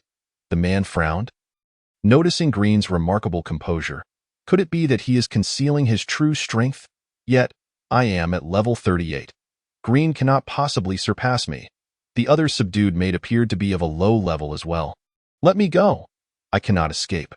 Green shifted to a more relaxed posture on the sofa, a curious expression gracing his face, his eyes piercing into the man's soul as if he could see through him. Rest assured, I will not scream. There are no formidable magicians in this residence, and I believe you have already conducted your reconnaissance. The man was baffled by Green's demeanor, but eventually withdrew the knife from Green's throat. I could spare your life, but first, you must explain how you were able to use divine arts. As for sparing him, that was a lie. Once he obtained the information he sought, he would naturally eliminate Green. This wretched demon unworthy of wielding divine arts. Because I am a follower of the goddess. Green's demeanor remained nonchalant, as if he were on vacation rather than being held at knife point. You are a follower of the goddess? You? What method did you employ to deceive the goddess and borrow her divine power? The man, perhaps incited by Green's words, pressed the knife against Green's neck again, a faint trace of blood appearing. Yet, Green remained unfazed, as though his adversary were mere fodder, unworthy of concern. Put down the knife. As fellow followers of the goddess, we ought not to resort to such measures. Fellow followers of the goddess? How absurd! You, a demon, presume to be a follower of the goddess. Had the man not been so eager to uncover how Green could use divine arts, he would have slain him long ago. On what basis do you presume to categorize my race? Green seemed incensed by the man's words, raising his voice slightly. The man was taken aback. Is there a problem with my statement? He found himself at a loss. Green produced the scripture from his pocket. Could you not possess some common sense before you speak? I lack common sense? The man pointed to himself. I have been lurking among your demon kin since I was 15. I know everything about you demons. Do you dare claim I lack common sense? The time I have spent lurking exceeds your age. Very well, let me share a piece of common knowledge. Do you know the two essential conditions for using divine arts? I know. One must be human and believe in the goddess. What of it? Since you are aware, why then do you assume I am a demon? The man's eyes revealed a flicker of doubt. Indeed, it was common knowledge that demons could not wield divine arts. The emergence of Green, a demon capable of using divine arts, was inherently illogical, a violation of the rules. But what if this demon is merely masquerading as a human? What do you mean? Green, seemingly at ease, pushed the knife away from his neck and began to recite a passage from the scripture. The deity appeared in the heavens, guiding humanity. The deity bestowed divine arts to aid humanity in defeating the demons. Enabling them to live in peace, we must, through the ages, worship the goddess and repay her.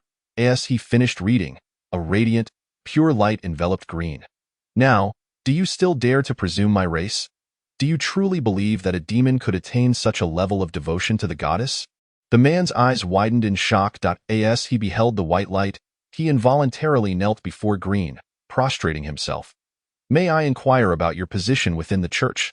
Such a sacred radiance can only manifest upon the most sincere and devout of believers. Unlike myself, who may only occasionally emit a faint glimmer throughout a lifetime, the luminosity emanating from Green is resplendent, akin to the heavens above compared to the mere earth below. How could such a lowly race as the demon kind ever be worthy of serving as pious disciples of the goddess? Even if they were to be called disciples, they could never produce such brilliance. Green is undoubtedly a significant figure within the church, though I am left pondering the nature of his mission here. As another observed the radiance surrounding Green, a gaze of respect and envy emerged. He believed his devotion to the goddess reached its zenith, yet he could never match Green's seemingly effortless display of such potent light merely through reciting a few verses of scripture. Green then spoke, "Please release her." Once Adele regained her freedom, Green instructed Adele, "Could you assist us in the kitchen by making some coffee? By the way, what flavors do you prefer?" "Plain, I would like mine sweetened." "Very well." "Adele, you may attend to your duties." "Yes, my lord." As Adele turned to leave, doubt crept into her mind. Green was correct. The demon kind could not wield divine magic. This was common knowledge. Could it be that Green is truly human? Perhaps he has been infiltrating the demon ranks since childhood. Could he be the prophesied son? She found this possibility compelling. All her lingering suspicions seemed to unravel at this moment. If Green is indeed human and possesses extraordinary talents, it is understandable that his divine magic would be more formidable after all. In the ranks of the saintly maidens, her own prowess was far from the strongest. The effects of the same divine magic wielded by the first saint far surpassed her own. She even contemplated revealing her identity, but the church was rife with factions, and disclosing her status could invite unnecessary risks. Upon witnessing Adele's departure, Green resolved to initiate his plan. "I cannot disclose my position within the church, but I can assure you that upon completing my mission here, I will return as at least a bishop of a nation." "Understood. We comprehend." The men replied eagerly. The bishop holds a position within the church's upper echelon. At the apex stands the archbishop, followed by the saintly lady, who occupies a slightly inferior rank. Subsequently, there are the bishops from various nations, collectively forming the core leadership of the church. "Do you have sufficient funds for your activities here? Do you require my assistance?" Green inquired with genuine concern, resembling a leader who cares for his subordinates. The man hesitated, admitting, "Well, we are a bit short on funds." He rubbed his hands together, explaining that, to avoid exposing their identities, many jobs within the demon realm were off-limits, and he could not attract too much attention. Thus, he was relegated to mundane tasks that yielded little income, and the church's financial support was meager. It was clear that corruption was afoot, yet he dared not voice such accusations to IC. "You have endured much hardship. Once I conclude my affairs with the demons, I will advocate for improved benefits for the undercover operatives upon my return." With that, Green retrieved 1,000 gold coins from his spatial ring. "Here, take this and enjoy some drinks with your comrades. You are truly too kind to us," he exclaimed, gratitude evident as he accepted the coins. With this, he could indulge in some well-deserved leisure. Once the coins were taken, Green inquired, "How long have you been undercover here?" 20 years. "Has it truly been that long?" It is no easy task to be an undercover operative. Many newcomers are captured shortly after arriving, leading to a perpetual shortage of personnel. Thus, I have remained here. Have you considered returning? Returning is not so simple, he lamented, his heart heavy with grievances. With the contributions he had made, he should have been able to return long ago, but his insufferable superior insisted each time that he remain for another 2 years. And so, 2 years turned into yet another 2. His current mission to eliminate Green was also a calculated effort to earn substantial merit, hoping to convince his superior to grant him passage home. "What if I told you I could ensure your return?" Green's voice whispered like a devil's promise in the man's ear, instantly invigorating him. "What do you mean?" "Once I complete my mission and return, it is highly likely I will be placed as a bishop in a nation, and I will require some trusted allies to assist me. I trust you understand my meaning." Chapter 27. They believed Green was doomed, and I understand. "You are like my benefactor." The man bowed deeply, feeling as if he had encountered a mentor. He had received money and was promised a return home. Upon his return, as a trusted aide, he anticipated a position of considerable stature. It was exhilarating. "And you?" Green turned his gaze to another individual. He shook his head, declaring, "I wish to remain here. I shall not return until the demon kind is vanquished." Such noble resolve, Green stood, grasping his hand, and presented him with another 1,000 gold coins. "This money is a personal gift from me, and I hope you will utilize it wisely to gather intelligence on the demon kind, aiding the church and humanity in the goddess mission to eradicate the demons." He rubbed his nose, somewhat bashfully admitting, I haven't finished my thought. Oh, please continue. I have been undercover for 5 years without returning home.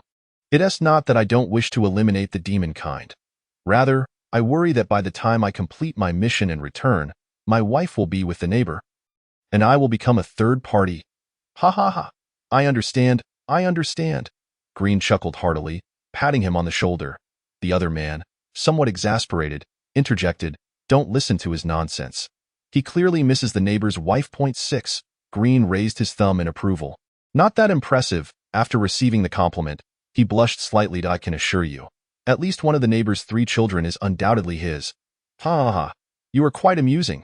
Here, you should take this money back." He offered the gold coins he had just received back to Green. As he did not plan to remain among the demons, he saw no need to keep the money. Green shook his head. "Consider this a gift from me to you and the neighbor's wife.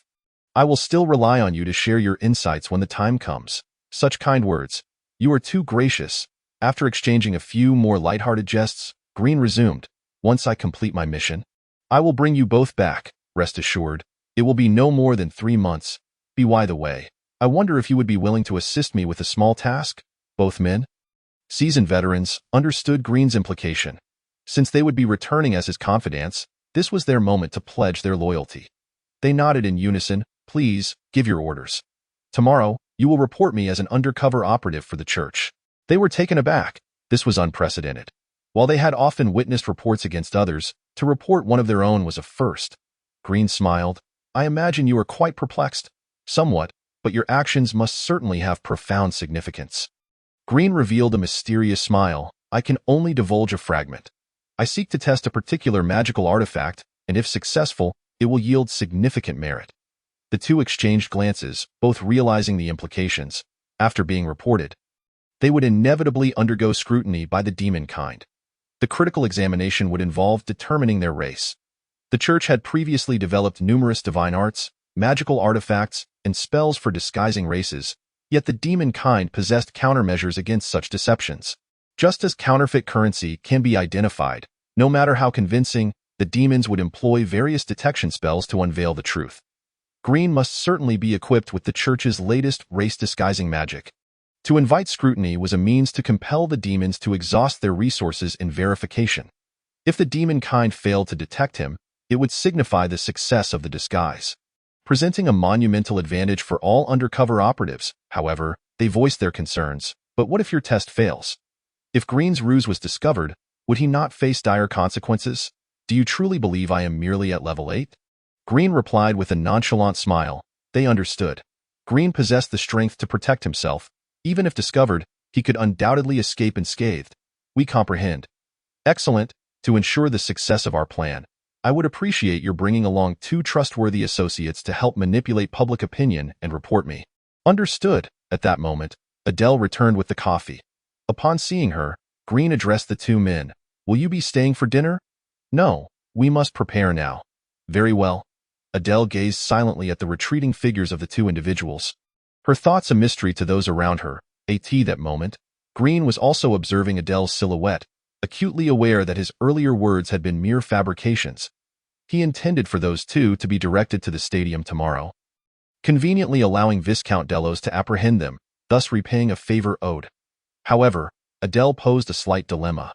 Would she be angered by his manipulation of the church's emissaries? Currently, he harbored 2 concurrent schemes. A. To thwart Adele from leading the human alliance to annihilate the demon race. And B. After the demon race's destruction, to leverage his friendship with Adele to secure his own safety. Perhaps it was best to take things one step at a time. If worst came to worst and Adele sought his demise, he would simply switch allegiances to the humans. Meanwhile, at the home of Erwu, he lay on his bed, his body marked with numerous burn scars. The daylight's holy light spell had inflicted considerable harm upon him. A delicate figure sat at his bedside, her face etched with concern for her brother. She was Erwu's sister, Eve, possessing significantly greater strength than him. At a young age, she had attained the rank of a level 22 magician, a true prodigy among the youth of the demon race. Amid her worry, she spoke, "Brother, do not fret. In tomorrow's melee, I shall avenge you and ensure that the wretched Green pays dearly." Her voice was that of a mature woman, imbued with a chilling yet tender quality. Her fiery red hair cascaded over her shoulders, and a finely crafted pendant adorned her chest. At its center lay a ruby sourced from a volcano, pulsating with potent magical energy, capable of enhancing the power of fire mages while offering a degree of protection. Dear sister, Father mentioned that green wields divine magic. You must exercise caution, Erwu cautioned. No need to worry. The disparity in our levels is too vast for his attacks to affect me. Moreover, I have already prepared items to counter divine magic.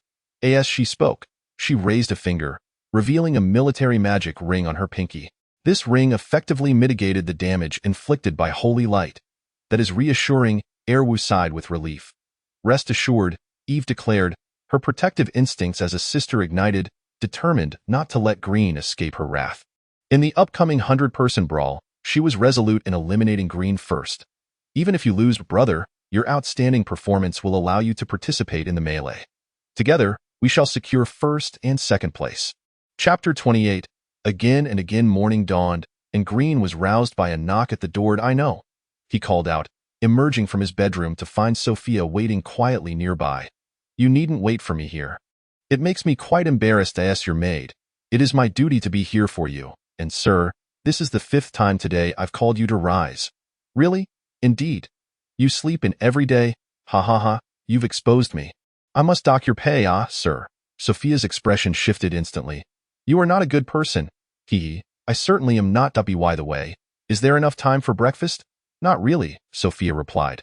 Then we shall eat on the way. After all, the carriage ride will provide ample time for breakfast. Before long, they arrived at the stadium. Upon entering, Green made his way to the preparation area, having arrived a bit late, thus finding few available seats. Scanning the area, he noticed an empty spot beside Eve. Sophia, let's sit over there. He gestured for Sophia to join him. Sophia, also searching for a seat, brightened at Green's discovery, but her expression soured upon seeing Eve. To Eve's right were 2 empty seats, but to her left sat Erwu, both of whom were fixated on Green with palpable hostility. Sir, she called out, gently tugging at Green's sleeve. What is it? Green turned, urging her to sit before someone else claimed the spot. While there were other available seats, none were adjacent, meaning Green and Sophia would need to separate if they sat elsewhere. But sir, we just fought Erwu yesterday. His sister seems to hold a grudge. Is that so? Holding grudges is unhealthy. It leads to wrinkles and aging. At his words, Eve's eyelids twitched. She was not deaf. If you two are going to speak ill of me, could you at least do so from a distance? You truly deserve to die. Fiery magical energy flickered around her, a clear indication of her unstable emotions, and she was itching to strike Green. Do not worry. Look at Eve. She can barely contain her magic upon seeing us. Sophia gasped, turning to notice Eve's rage level had reached its peak, making her even less inclined to approach. She feared being attacked by Eve. Eve, hearing Green's words, found humor in the situation as her anger simmered. All right, Green, I shall see you on the battlefield. See how amiable Eve is towards us? Green remarked, seemingly oblivious to the fury emanating from Eve. As he addressed Sophia, fine, Sophia conceded, following behind Green. Suddenly, as if struck by a thought, she quickened her pace, fearing for Green's safety against Eve's wrath. It was safer to sit between them. If anyone were to be attacked, it would be her first. Green merely chuckled at Sophia's attempt to claim his seat, settling beside her as he directed his gaze toward the large screen. In the lower left corner, a countdown was displayed. While the center showcased the list of participants, 200 individuals had advanced to the 3rd round of testing. According to annual customs, barring any unforeseen circumstances, nearly all 200 would gain admission to the Royal Capital's Magic Academy. The primary aim of the 3rd round was to determine the regional champion, akin to the top scorer in a citywide examination. After all, this region was too small to be considered a provincial champion. In addition to crowning a victor, the round also aimed to eliminate those who had relied on luck to reach this stage. Sophia, do you have confidence in securing 2nd place? Sophia paused, looking visibly disheartened. Not really. Those entering the 3rd round, aside from a few relying on luck, are all genuinely skilled individuals. Moreover, among the 200, I believe only your magician level is at 8. The rest range between 10 to 15. With a few hitting between 15 to 20.1 must possess confidence, Green encouraged, giving Sophia's shoulder a reassuring pat. Her small frame quivered slightly at his touch. Sir, if we are to be confident, then why aim for second place? Do you wish to compete for first against me? I did not realize you had grown so ambitious, Sophia gasped, astonished by Green's desire for first place. However, upon reflection, she considered that if it were Green, he might indeed have a chance. Yet, first place seemed a daunting challenge. Sophia instinctively glanced at Eve, having gathered intelligence over the past few days. Eve's magician level had reached 22, a formidable force. First place will likely belong to Eve. Besides Eve, several older contestants had also achieved level 20. Could Green truly defeat them? Meanwhile, in the audience, a group of men occupied the rear seats. Among them were two of the church spies who had visited Green's home the previous evening. Their gazes scanning the preparation area until they spotted Green, their faces displaying a mix of reverence and admiration. That is the esteemed figure from the church. I must assist Green. He is a significant individual who can surely take me back with him. On the other hand, Viscount Delos toyed with a small object in his hands, an impeccably vacuum-packed finger adorned with a ring. Upon seeing the item, Viscount Chilua's expression darkened. That ring had been a birthday gift he had once given to his second son. When his son had been returned that morning, like his elder brother, he had been left with none of his 21 fingers and toes intact. This vendetta would not go unpunished. Green could not possibly emerge victorious today. He would not allow Green to leave the stadium unscathed. Yet, before taking action, he needed to locate Viscount Delos, for this beauty had long captivated his desires. Let Delos bear his offspring, to compensate for her losses. As the selection competition was about to commence, Delos retracted her fingers. She lifted her head and, with her peach blossom eyes, observed Sir Chilua gazing at her. A smile graced his face, one that was both refreshing like a spring breeze and yet chillingly cold. Such contrasting sensations manifested simultaneously. Ah, Sir Chilua, do you intend to bet with me today? Naturally, Sir Chilua replied with a smile characteristic of the nobility. He then turned to his son behind him, who spoke up. I wish to wager with you. I bet that Green will lose. If I lose, you may do as you please with me. If you lose, you must ensure my father has a child. How scandalous. Could it be that Sir Chilua harbors feelings for me?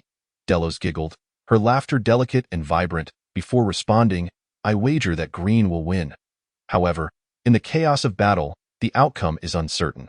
How shall we define victory? Shall we base it on Green's ranking? If Green finishes in the top 5, you win. Fair enough? Sir Chilua chuckled. Top 5? Ha! Green won't even make it into the top 50. I have already orchestrated everything. Top 5 is a bit dull. Let us raise the stakes. I wager that Green will place in the top 2, and I require you to join the wager as well. What do you say? Delos did not believe Green could defeat Eve, but she had confidence in his abilities against others. Sir Chilua frowned. He merely wished for his son to partake in the wager without involving himself. No, unless Green secures first place. Let me revise that. If Green achieves second place, I may do as I wish with your son. If Green obtains first, both you and your son will be at my mercy. Under all other circumstances, it will be considered your victory. How does that sound? Sir Chilua consented. First. Can Green really claim first? With so many formidable contenders, he is unlikely to secure it. First place will undoubtedly belong to Eve, there is no doubt about that. After finalizing the wager, Delos appeared unfazed, casually remarking, Sir Chilua, do you think I should invest in more fish lately?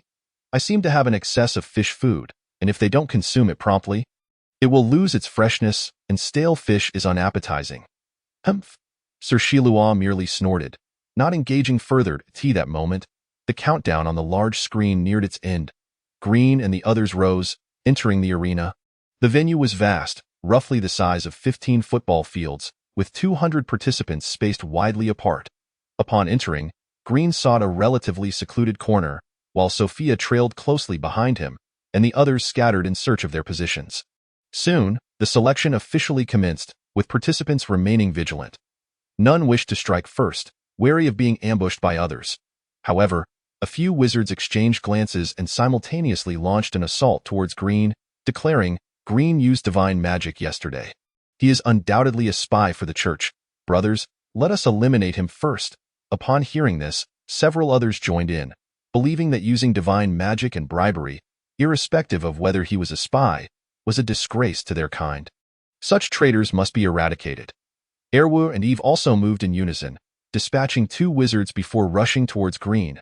In an instant, the number of those intending to attack Green soared to over 100, including many strong individuals. Sir Shilua, witnessing the unfolding of his plan, smirked with a devious glint. Seeing so many approaching Green, Sophia began to panic. "Young master, what shall we do?" Sophia contemplated fleeing, yet upon surveying her surroundings, she realized every direction was fraught with enemies. She occasionally envied her master, especially in moments like this. He remained unfazed, as if the chaos surrounding him had no bearing on his existence. Green glanced around and instructed, "Wait for me for 2 seconds." Moments later, a dark aura emanated from Green, exuding an alluring energy that made Sophia momentarily wish to embrace him. To her surprise, her master appeared irresistibly enticing. Green had cast a succubus side spell on himself. Name: Harmless level, 1st tier effect. Causes males to appear as innocent and weak as lambs in the eyes of others. Description: I am so weak, please use your depraved thoughts wisely. Almost instantaneously, those who intended to eliminate Green began perceiving him as diminutive and feeble, losing the desire to attack him. Some female demons, already captivated by Green's striking appearance, found themselves inexplicably drawn to him due to the succubus magic. Eve shook her head, dispelling the strange thoughts from her mind. She recognized that Green had undoubtedly activated the succubus spell. At that moment, Green proclaimed, "I am only level 8. I am exceedingly weak. You need not attack me. Moreover, as proud demons, we have always upheld the principle of not bullying the weak. Have you all forsaken your pride?" Hearing this, some demons gradually slowed their advance. Indeed, Green appeared so weak that attacking him seemed unnecessary. Even if he were truly a spy for the church, they could easily dispatch him. Gradually, a number of demons halted, especially the female demons, who almost entirely ceased their approach. However, a few strong individuals continued their advance towards Green. Sophia, feeling anxious, implored, "Young master, what shall we do?" "Remain calm." Green waved his hand, then retrieved a holy text from his robe. A surge of divine power radiated from him, provoking an instinctive aversion among the other demons. Divine Art, Maternal Heart. This was a divine spell he had diligently researched over the past few days, aimed at soothing hearts. Name: Maternal Heart Effect. The divine decree is that all should care for one another. Under the influence of this spell, everyone is inclined towards goodness, always contemplating matters with the utmost benevolence. Description: Bunnies are so adorable. How can you eat a bunny? You shouldn't even eat your own flesh. As a wave of warm light cascaded down, everyone became imbued with goodwill. Even attempts at ambush turned courteous. "Hello, may I ambush you?" Of course. Those still intent on attacking Green found themselves overwhelmed with guilt. How could they strike someone so adorably weak? Moreover, it felt inappropriate to gang up on him. Almost instantaneously, they collectively decided, with saintly grace, to spare Green. Seeing that no one sought trouble with him, Green settled onto a relatively clean patch of grass, planning to relax until others grew weary. Furthermore, casting such an extensive and powerful divine spell had taken a significant toll on him. Green estimated that he had influenced about 60 individuals.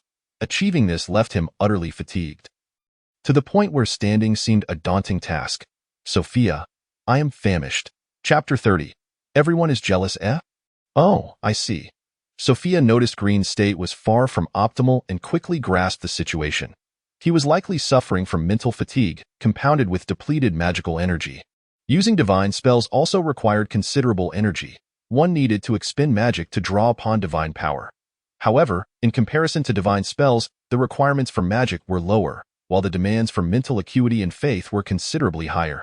Casting divine spells could lead to mental exhaustion, and the sincerity of one's faith influenced the spell's potency.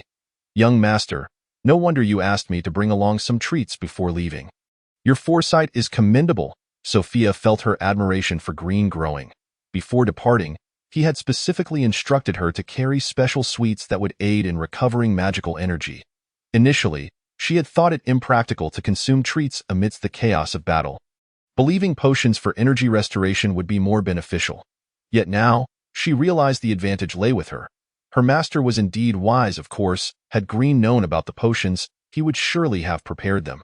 His original self's memories were simply too numerous, causing him to overlook certain details momentarily. I can't go on, Green declared. leaning back from his seated position, utterly exhausted.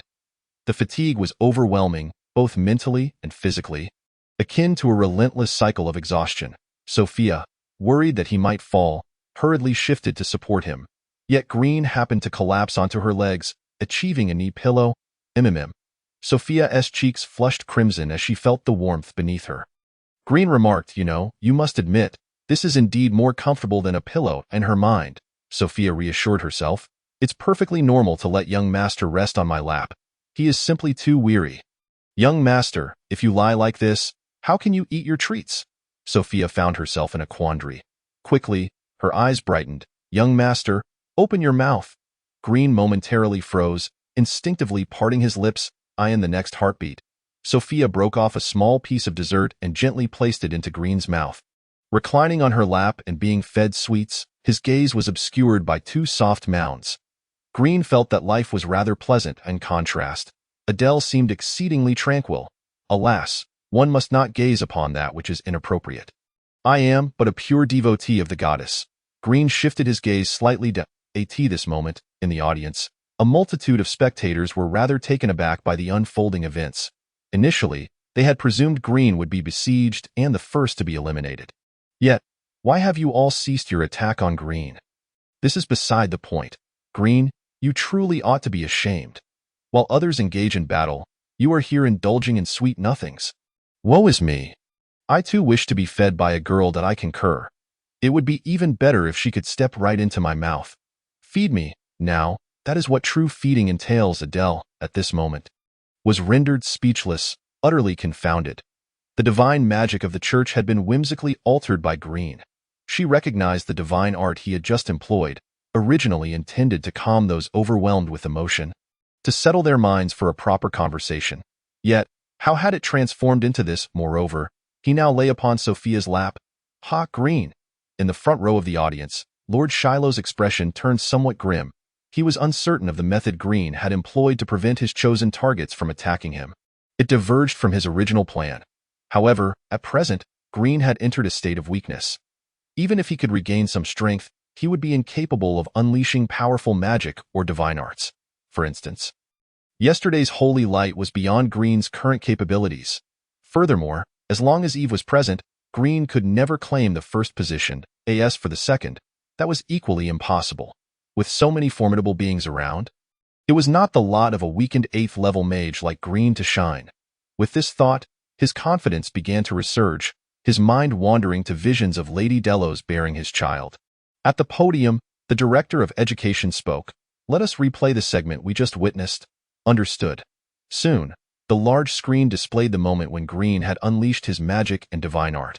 The magic appeared to be of the succubus variety, but this divine art was unfamiliar to him, seemingly designed to inspire goodwill in others. He observed the now polite demon kin, momentarily lost in contemplation. Are you all now required to greet one another before engaging in battle? Apologizing after inflicting pain is rather courteous, isn't it? While our haughty demon kin may disdain ambushes, we certainly do not need to be this polite. After a brief pause, Green felt his mental fatigue begin to dissipate, and his magical energy had increased. His body felt as though it had recovered slightly after an arduous day of exertion. He sat up again, gazing into the distance. Many were engaged in fervent combat. After all, only a portion of the individuals had been influenced by his divine art. The remaining demons either banded together or challenged each other in duels. Noticing Green's awakening, Sophia began discussing the battle situation with him. Master, I believe Eve poses the greatest threat. If you wish to secure first place in this selection trial, it will be quite challenging to defeat her. Is that so? Green inquired. Where is Eve? Over there. Sophia pointed to a fiery-haired lady engaged in battle with two opponents. Despite her apparent advantage, she seemed disinclined to prolong the fight, eager to extricate herself. Green understood. It was likely that his divine art was nearing its expiration on her. Given her elevated level, he was merely an 8th-level mage, while she was at an impressive 22nd level. It seemed Eve was keen to confront him, but the two adversaries had noticed her reluctance and were deliberately entangling her, hoping to uncover a flaw and defeat her. Both of them were skilled mages at level 20. Should they vanquish Eve, their chances of claiming first place would soar. Master, it appears that Eve is approaching us. Should I carry you? and we make our retreat? Sophia suggested, believing that neither she nor the weakened master could withstand Eve's might. No need. As a priest, my duty is to guide lost lambs. How could I abandon them? Nonetheless, to encounter a priest, one must pay a price, for consulting a priest is not free. With that, Green unleashed another spell. Name. Pitifully innocent level. First effect. Causes females to appear as innocent and feeble lambs in the eyes of others.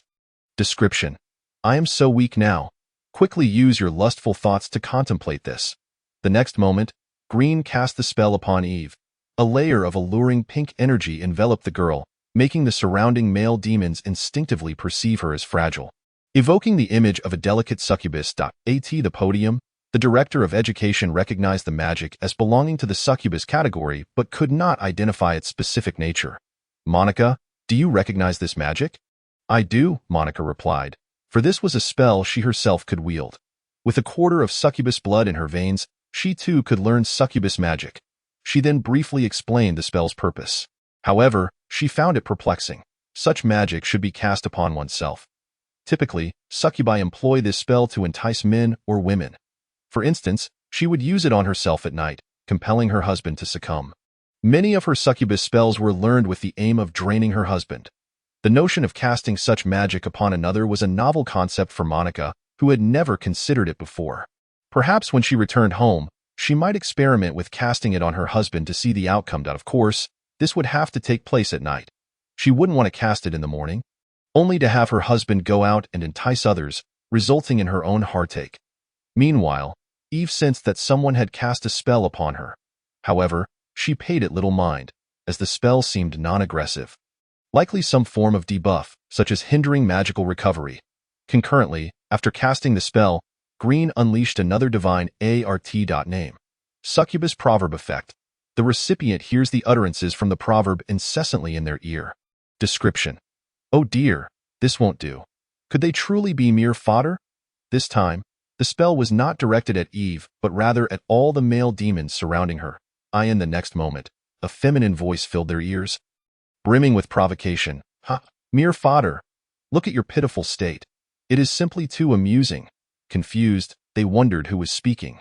Glancing around, they pondered, what are you looking at, old man? This is quite the amusing spectacle. Could it be Eve? They collectively turned their gaze toward her, as there were not many female mages in the vicinity, and only Eve possessed the audacity and strength to mock them. Are you truly upset? How quaintly pitiful. I am intentionally deriding you. What, are you not pleased? My weakness is rather sensitive. With a mere touch, I shall yield. Surely not. Could anyone be thinking such lewd thoughts? After all, you are merely a 3-second man. Truly pathetic. In an instant, the expressions of the male mages darkened. A gentleman may be slain, but he cannot be humiliated. Though they could not match her strength, it did not grant her the liberty to insult them. All those present were mages who had excelled since childhood, and they would not tolerate such mockery. Do you truly believe you can defeat me? How self-deluded. You are quite detestable. Are you still staring at me? Surely you do not harbor an interest in my body, do you? Pathetic. The incessant echoes of the succubus proverb, combined with the enchantment cast upon Eve, ignited fury among all the male mages surrounding her. They charged toward Eve with reckless abandon, unleashing a frenzy of magic. In that moment, flames, water orbs, light spheres, toxic gas, and dark magic erupted in a cacophony of chaos. Eve? The girl appeared momentarily stunned. What is wrong with you all? She inquired, bewildered by the sudden frenzy of assault from the men. Did I do something? However, the male mages heard none of Eve's words. They only witnessed her opening her mouth. Then, the voice echoed once more in their ears. Even if you all come at me, I will not yield. Even if there are countless small fish, they remain merely small fish. These small fish can only survive by relying on their fantasies each day. Oh ho ho ho!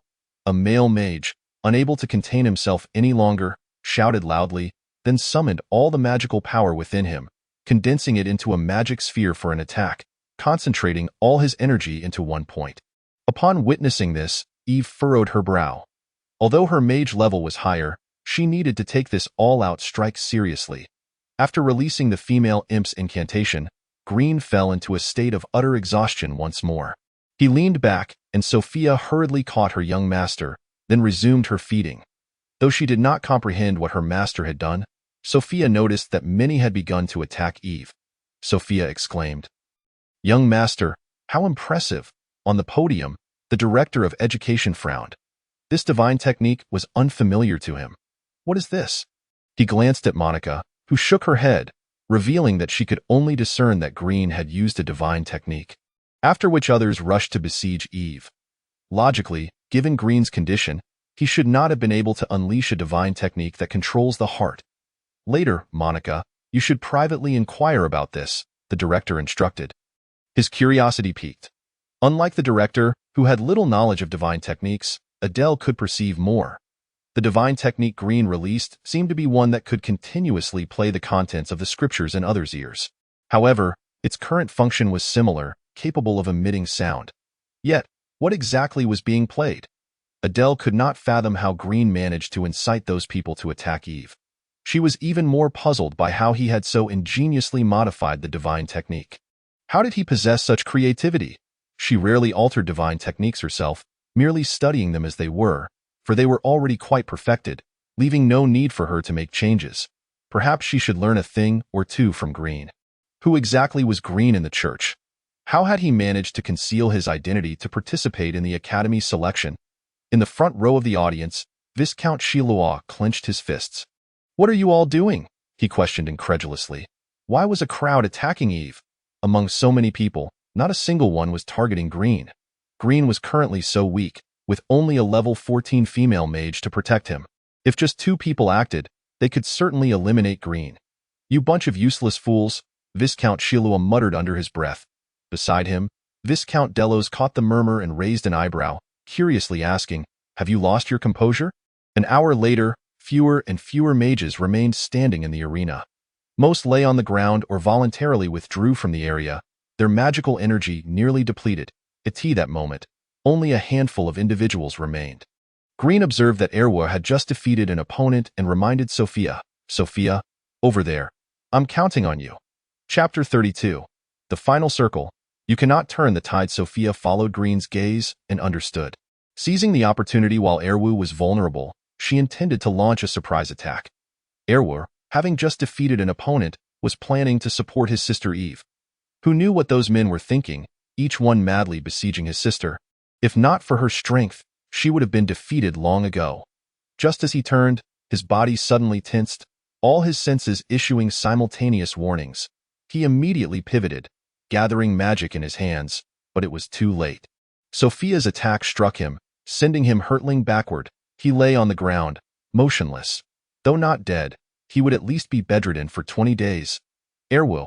Eve's eyes reddened upon seeing her brother hurled away. A devoted brother. Witnessing his injury felt like her own failure, a personal defeat. Moreover, this time, it was Green and his companions who dared to harm her brother. "I will make you pay." As her rage reached its peak, a crimson aura suddenly enveloped her. A torrent of magical energy transformed into flames, rendering several nearby mages powerless. The remaining mages fared little better. After battling Eve for an extended period, their magical reserves were nearly depleted. Yet Eve seemed to possess an inexhaustible supply of magic. Just as they hesitated to retreat and recover their strength, several magic fireballs appeared behind Eve, each targeting an enemy. In her fury, Eve grew unnaturally calm. She decided to eliminate the other mages before dealing with Green. She intended to torment him slowly. Before long, all except Green and Sophia had been dispatched by Eve. Her condition, however, was not optimal. Her remaining magical energy was low. Yet her spirit soared. Finally, she could revel in victory. Eve strode forward with an elegant, commanding presence, her expression frosty, yet her eyes brimmed with madness. "Green, how do you wish to die? Let me make it clear. If you withdraw from the selection, I will not relent." A sickly sweet smile graced her lips at the thought of avenging her brother, causing her legs to twitch slightly. As she approached, Sophia rose, determined to intercept her. Even if she failed, her young master would still achieve second place, while she would claim third. Hardly a loss. Yet Sophia worried. In Eve's current state, would she truly attempt to kill her master? With this thought, she turned back. "Young master, I will stop Eve. You must surrender quickly." The proctor would not stand idly by while someone was killed. No need. Green shook his head, rising to his feet. After resting for so long, he had regained some magical energy. Eve, why do you seem a bit upset? Anger is detrimental to your health. Heh. Eve let out a cold laugh, her slender, pale fingers igniting with uncontrolled flames, clearly a result of her intense rage disrupting her magical flow. Green smiled. Eve, how about you let me take first place if you surrender? I dislike fighting women. If that is your last words, I shall remember them, Eve replied with a grin. She had witnessed arrogance before, but never had she encountered someone as brazen as Green. A mere level 8 mage, under normal circumstances, she could crush him with a finger. Yet now, he dared to speak to her in such a manner. Rest assured, once you are dead, I will ensure your family is compensated. Though Green was the heir of a barony, her family was a viscountcy, one rank higher. Moreover, in the competition, the deaths of 1 or 2 individuals were perfectly normal. As she pressed forward, Sophia quickly positioned herself in front of Green, raising her staff to attack Eve.in the next instant. However, she was sent flying by a flaming giant summoned by Eve. After knocking Sophia away, the fire giant loomed before Green, its head bowed as if mocking the diminutive mage. In an instant, an overwhelming heat surged toward Green. He shifted aside, moving leisurely as if on a stroll. Eve, since you refuse to concede, I must take action. Truly, I dislike fighting. Green sighed softly. Heh?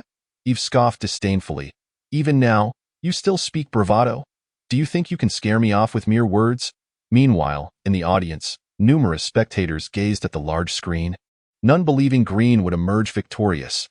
This kid is a bit too cocky. He's asking for it. He should concede. Otherwise, he might genuinely get killed. I think so too. It's fitting for such a lecher to meet his end. By the way, he seems to have used a divine technique from the church. Oh, you think he might be a church spy? Perhaps even Adele at this moment gently shook her head. After all, she had known Green for quite some time. If he were to die, she would feel a tinge of sadness. Why not surrender? Even as a demon, the proctor should not allow someone who has already conceded to be killed. Perhaps this is Green's arrogance. In a sense, it is rather commendable. In the front row of the audience, Viscount Chiluois fixed his gaze firmly on Green. According to their wager, as long as Green placed second, it would mean Delos had won. Eve, hurry up and kill Green. That way, Green's maid will take second place, and Green will be dead. How delightful. On the podium, Teacher Monica turned her head towards the Director of Education, wishing to halt the selection competition. Although, as the proctor, she would not be held accountable for the loss of 1 or 2 lives during the contest, she still could not bear to witness Green being harmed. Moreover, if Green were to perish, how could she possibly explain it to Vivian? Just as she was about to speak, the director gestured for Monica to continue observing the selection, displaying a look of intrigue. He believed that Green did not seem like the type to boast. Perhaps he still harbored some hidden means to secure victory. He was eager to see how Green, in the guise of an 8th-level mage, managed to seize the first place in the selection. Seeing that his opponent was unwilling to concede, Green had no choice but to employ a divine technique. Eve, observing Green's apparent determination to fight, chuckled. Standing her ground, she seemed intent on waiting for Green to unleash his attack. Curious to see how he would turn the tables on her, at present, Green was nearly devoid of magical power, and it was doubtful he could summon the holy light from yesterday. Even if he could, she was well prepared. The military magical apparatus on her person offered defensive capabilities against the holy light, absorbing the majority of the damage on her behalf. Chapter 33. My lady, you too. A glimmer of white light appeared in Green's hand. In the next moment, he clenched his outstretched palm and tucked it into his pocket. All right, do you wish to concede? Eve was taken aback. What are you doing? She indeed felt that Green had cast something on her. Yet it bore no harm whatsoever. Wait. She instinctively lowered her head. Something felt amiss. Why did it feel a bit chilly? Her brows furrowed. The divine technique Green had unleashed was named Help Me, Divine Lady. At that moment, a blue and white patterned pair of undergarments lay quietly in Green's pocket. Laughter erupted from the audience. Was Green merely here to amuse them? What is he doing? Eve, hurry up and defeat him. Lord Chiluois also felt secure in his position. Just as everyone mocked Green, he calmly remarked, My lady, you wouldn't want others to discover your secret, would you? Upon hearing this, Eve's expression darkened. If she were to be exposed in such a public setting, her social standing would be irreparably damaged. Her silver teeth clenched, producing a clicking sound. She was almost driven to tear Green apart on the spot. "Sister, quickly finish him off," Erwu, who had regained consciousness, shouted, his gaze filled with anticipation for Eve to eliminate Green. Under the expectant gazes of the crowd, Eve bit her lip, her demeanor stubborn yet filled with resentment. Slowly, she lowered her proud head. "I concede." Instantly, the entire venue erupted in astonishment. The sports hall was thrown into chaos, every face reflecting disbelief. "Wait, how could you concede? I staked everything on your victory, and you give up? You're level 22, and you didn't even fight back before conceding? Are you insane?" Had it not been for the fear of Eve's family's influence, many would have begun to hurl insults. Some even questioned the integrity of Eve's participation. On the podium, the director of education also failed to comprehend why Eve surrendered. Next time, he vowed to bring the top identification device to discern what divine technique Green had employed. Among the crowd, only Adele understood what Green had done. She covered her face with her hands, filled with guilt. She despised herself for sharing the same faith in the divine lady as Green. What kind of person resorts to such divine techniques?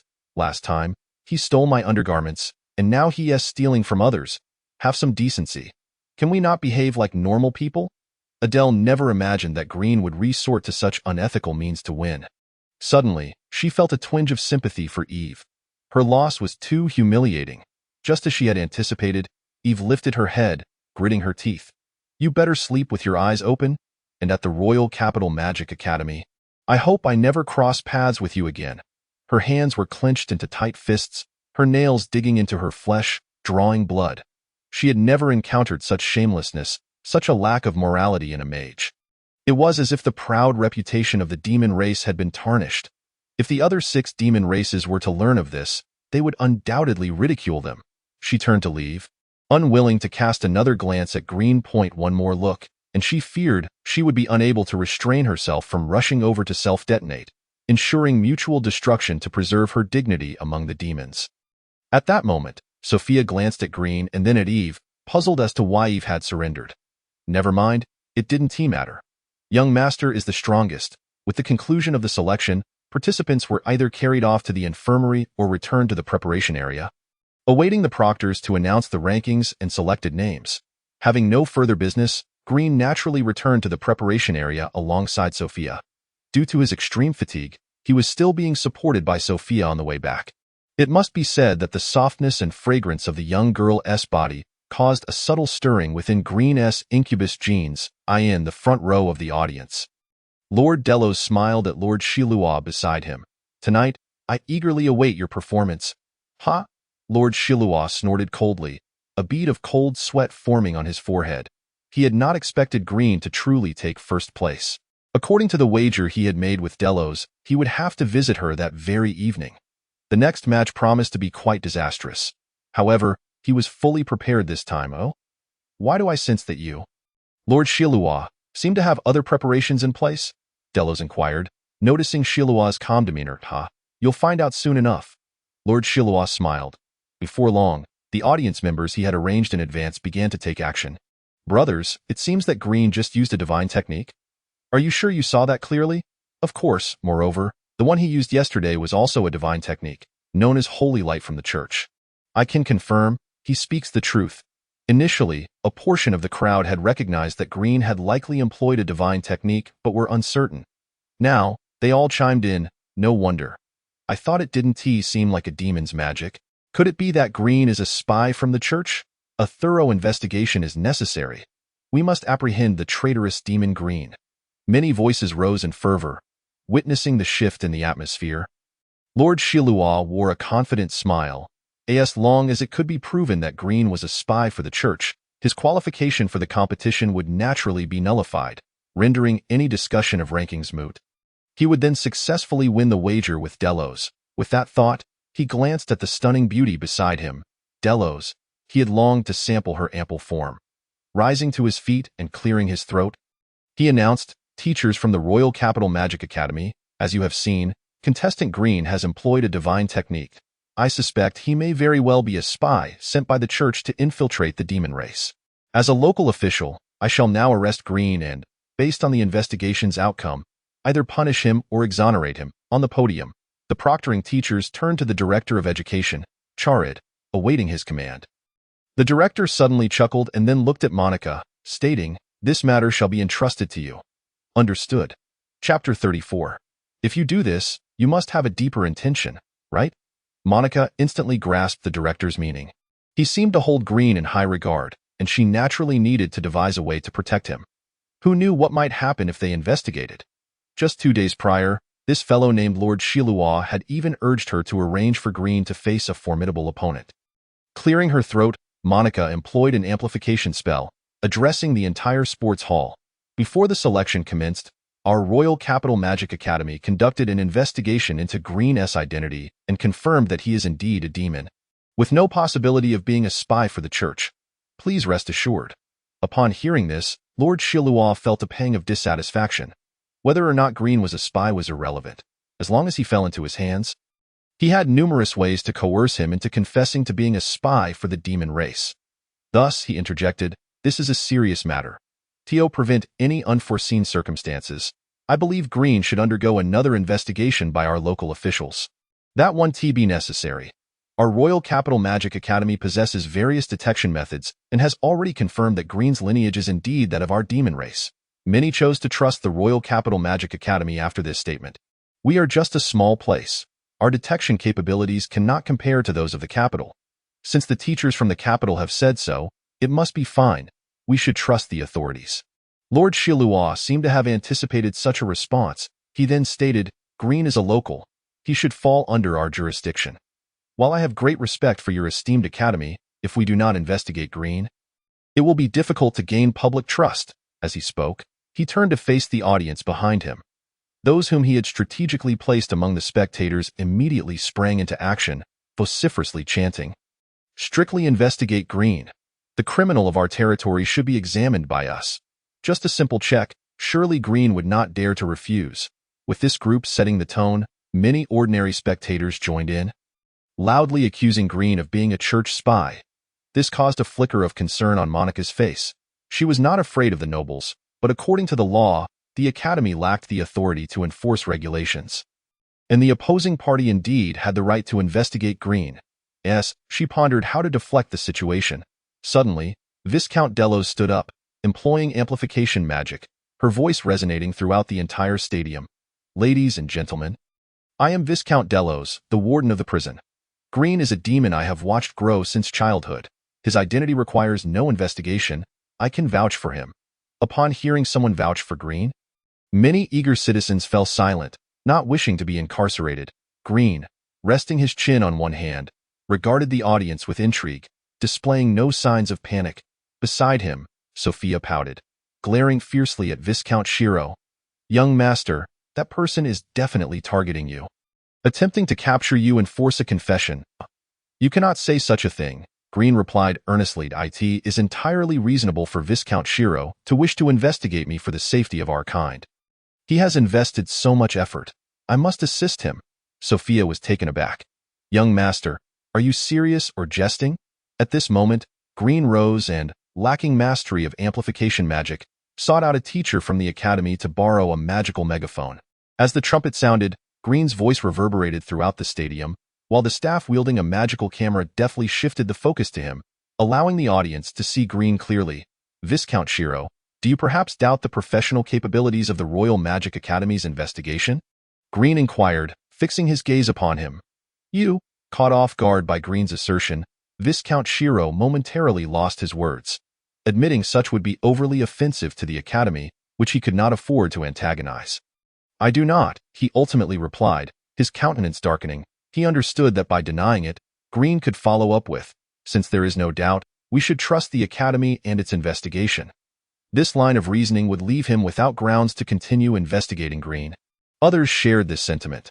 Monica, Sophia, Adele, and Delos all perceived that Green had effortlessly resolved the crisis, their eyes reflecting admiration for his unexpected prowess in navigating such a challenging predicament.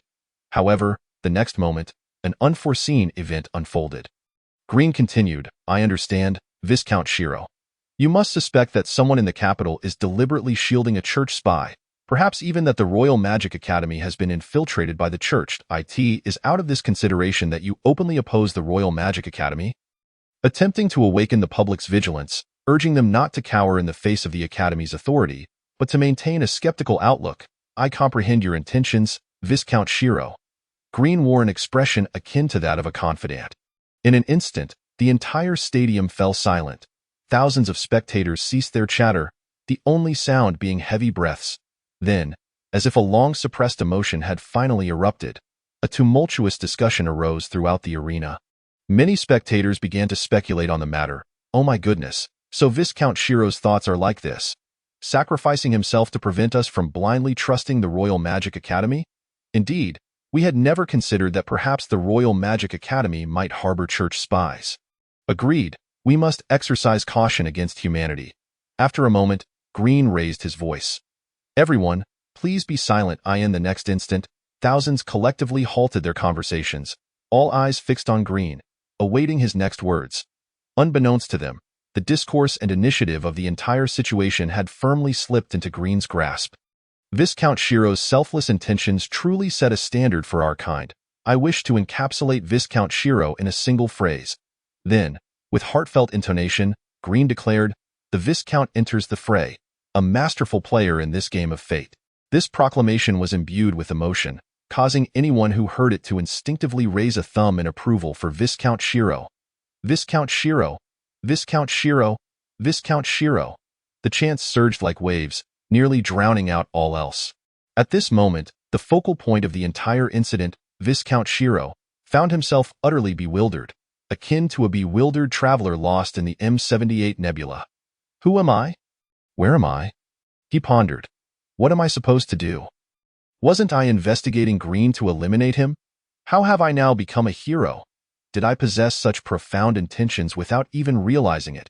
He opened his mouth, intending to say something, yet was momentarily at a loss for words. Should he deny or concede? Chapter 35. Green's willingness to sacrifice himself at this moment. Even Delos, standing beside Viscount Shiro, exhibited an expression of surprise. She scrutinized him anew, reflecting, how had I not noticed before how much you cared for our kind? I had always thought you to be a traitor, solely interested in personal gain and revenge. Could it be that I have misunderstood you all along? Yet, a nagging sense of something being amiss lingered in her mind. Just beyond her grasp, the director at the podium wore a grim expression. Initially believing that Viscount Shiro was merely targeting Green, he now recognized that the Viscount was actually questioning whether the Royal Magic Academy had church infiltrators. Here, I hold the ultimate authority. The order to protect Green originated from me. So you are attempting to summon me into this fray. I had thought you aimed to imprison Green, yet it appears you wish to imprison me instead. He found it hard to believe that a mere Viscount would dare to challenge him. At this critical juncture in his pursuit of the vice principal position, the director, Charlie, had several competitors aside from himself. Among these, only one was a formidable contender. Initially, he had intended to compete fairly with the opponent, but now, realizing that underhanded tactics were at play, he resolved to respond in kind. Having ascended to this position, I fear no one. He silently expressed gratitude towards Green, acknowledging that without Green's warning, he might have fallen into a trap. As these thoughts crossed his mind, he cast a grateful glance at Green. Meanwhile, Monica, observing the unfolding situation, was somewhat bewildered. She felt that Green was speaking nonsense, yet it seemed many were convinced by his words, just as she was about to discuss the matter with the director. Noting how foolishly the crowd had been swayed by Green, she noticed the director's gaze towards Green was filled with admiration and gratitude. "Director, you," her voice trembled. "What is it?" The director inquired. "And nothing." Through her observations, she had confirmed that the director too had been swayed by Green's rhetoric. Could it be that I am the one who is abnormal? I perceive Green is speaking nonsense, yet perhaps the fault lies not with the world but with me. Am I the only one not believing in Green? In that moment, Monica felt a wave of self-doubt wash over her. Green took a moment to steady himself, lowering his hand. Strangely, the entire stadium fell eerily silent. It seemed everyone had internally accepted Green as a figure of authority. "Ladies and gentlemen, I am willing to cooperate with Viscount Shiro," If sacrificing myself can awaken the collective awareness of our kind, I am prepared to do so. Regardless of the outcome, I shall harbor no regrets. Even in the depths of the afterlife, I can face my ancestors and proclaim, I once fought for our kind. I am indeed a church spy. Come forth, arrest me. Green's declaration rang with fervor, akin to one marching resolutely towards the gallows, evoking profound admiration from all present. Could they allow such a noble demon to perish? No, no, they could not. At that moment, some began to piece together the entire plan. I understand now. The entire scheme was a joint endeavor between Green and Viscount Shiro. They sacrificed so much for the continuation of our kind. Especially Green, who, for the sake of our people, even embraced the loathed divine arts. He is truly a paragon of our kind. Whoever seeks to harm Green, I shall be the first to oppose. Indeed, so shall I. Green the hero. If there's no Green in the magical program, I shan't watch. Without Green, that program would lack any value. Green, Green, Green. The clamor grew increasingly fervent. At that moment, Delos revealed a look of enlightenment. It was no wonder she had felt an unsettling dissonance. This was indeed the cause. Now, it all made sense. It was a conspiracy orchestrated by Green and Sir Shilua, aimed at emboldening everyone to question authority, even that of the Royal Magic Academy, daring them to challenge it. Indeed, it is only through relentless inquiry that one can uncover the ultimate truth. Furthermore, it is not impossible that the Royal Magic Academy harbors spies from the church. It seemed she ought to write a letter to her family, urging a self-audit of spies across various magical academies. Who knows? They might uncover a few. Witnessing the crowd's outrage, Green urged once more, quickly, apprehend me for investigation. In an instant, a multitude of individuals surged towards the battleground, encircling Green and preventing anyone from capturing him. In the far corner of the last row of the audience, a few genuine spies from the church recoiled, exchanging nervous glances. Among them were 2 spies from the human church who had visited Green's residence the previous day. They communicated through a discreet spell. Do we still dare to claim Green as a spy? It feels like an invitation to death. This is not going as planned. Yet, one must admit, those foolish demons have all been duped by Green. No wonder he is a person of significance while we are merely pawns. It was indeed difficult to argue against that. Well, we already shouted that Green is a spy. Prudently, we should remain silent now. However, one suggested, let us shout that we are being investigated. It is for Green's sake, and we ought to comply. That way, it feels less likely to provoke a violent response, which is acceptable. As they exchanged words, a squad of soldiers appeared silently behind them. The captain lifted a portrait to confirm their identities. Should be right, yes? He then tapped the back of one of the spies. Hello? We suspect you are involved in a theft case. Please cooperate. The individuals clad in magical robes felt an immediate jolt of panic, their minds racing with countless possibilities. Have we been exposed? That shouldn't be possible. One of them whispered, could it be that Green reported us? Impossible. How could that esteemed figure betray us? Replied another in a hushed tone. Then does that mean there truly is a theft case? Should we cooperate or flee? The gray-cloaked man found himself in a quandary. He then spoke. My friends and I have been here all day. Surely, there must be some misunderstanding. Please cooperate with us. If there is an error, we will clear our names. There is definitely something amiss. The man felt a sinking sensation, fearing his identity had been revealed. Yet, it shouldn't have come to this. Let us take a gamble, run. He promptly cautioned his companions and fled at the swiftest pace. He reasoned that if they were indeed here to capture spies, escaping would be the correct choice. Conversely, if they were pursuing thieves, being caught would merely require him to confess and pay for his crimes. In any case, fleeing was the optimal solution. Chapter 36. Securing first place as they witnessed the escape, the soldiers exhibited a surge of magical energy and began to accelerate. These soldiers, or rather, the agents masquerading as ordinary soldiers, had come prepared for counter-espionage, with each possessing a magical level exceeding 40. Capturing these spies would be a mere formality. The commotion behind them naturally attracted the attention of the spectators in the arena. Many turning their heads, is there a fight happening back there? It seems so. Perhaps an argument escalated. Seeing the turmoil behind, Delos' lips curled into a slight smile. Earlier that morning, Green had dispatched Sophia to deliver a letter to her. which contained information regarding the church's spies. At this juncture, she rose and utilized amplification magic to address the crowd. Esteemed guests, the commotion behind us is not merely a brawl. It is the Mingyue department apprehending individuals. And I trust you are aware of what the Mingyue department entails. The so-called Mingyue department was a faction of the demons specifically tasked with capturing spies, while in contrast, the demons also possessed a Dark Moon department, responsible for dispatching spies to the human realm to gather intelligence. Instantly, the audience erupted with excitement. Hooray! The price of admission has been well worth it. First, we witnessed a grand melee, a truly thrilling spectacle. Then, we observed Green and Sir Shilua's tireless efforts for the demons. Now, we witnessed the legendary Mingyue department in action. This ticket has brought us immense profit. Those who did not attend are undoubtedly regretting their absence. Alas, my good friend could not come. No matter. I shall relish the opportunity to tease him for missing work today. Meanwhile, the Grey Cloak Church spies were beginning to feel despair. Their adversaries were well prepared, and their companions had already been captured. Some had chosen to take their own lives, fearing capture themselves. Should they resort to suicide? If they did not, being captured could lead to a graver fate. If apprehended, they must uphold their principles, no matter what. They could not reveal that Green was a hidden agent of the church. They absolutely could not jeopardize his carefully laid plans. In that moment, he resembled a gambler, placing his hopes on the significant figure of Green, believing that he would find a chance to rescue him. Just as the audience's emotions reached a fever pitch, Delos continued, "Ladies and gentlemen, I have a piece of information to share with you. The individual who uncovered the church spies is none other than Green." The audience erupted once more, buzzing with animated discussions. Green is indeed our heroic demon. Is there any need to investigate Green's identity? He is undoubtedly a staunch demon. Having already reported the church spies, I don't see the need for further inquiry. I would rather believe my wife is a human spy than suspect Green. Come on, really?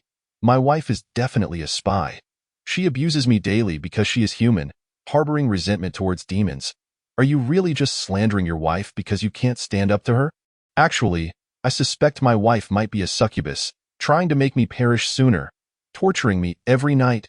Damn it. Enough with the show of affection. I'll have my turn next time.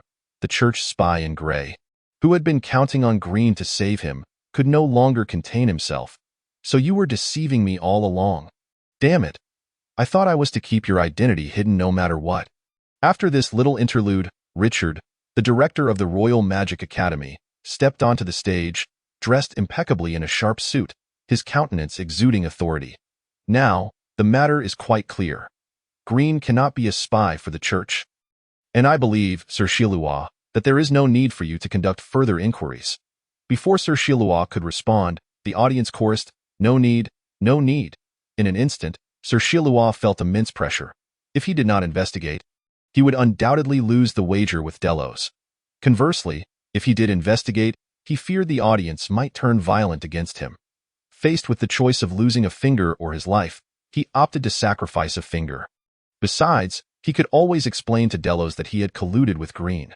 Surely, Delos wouldn't insist on his finger. If all else fails, he could offer his wife to Delos to appease her demands. Just as he was mulling this over, he heard Delos whisper, "Feeling nervous? Don't worry. I won't demand your finger. After all, you and Green orchestrated this affair, so you can be considered a hero of the demons." Hearing this, Sir Shilua let out a sigh of relief. "No need," he confidently declared, "though it is a loss, at least I have preserved my finger, and my reputation has been elevated." "I understand," Director Charlie declared. But a glint of malice flickered in his heart. He would find an opportunity to eliminate Sir Shilua upon returning, for after all, he was a subordinate of the rival candidate for the vice principal position.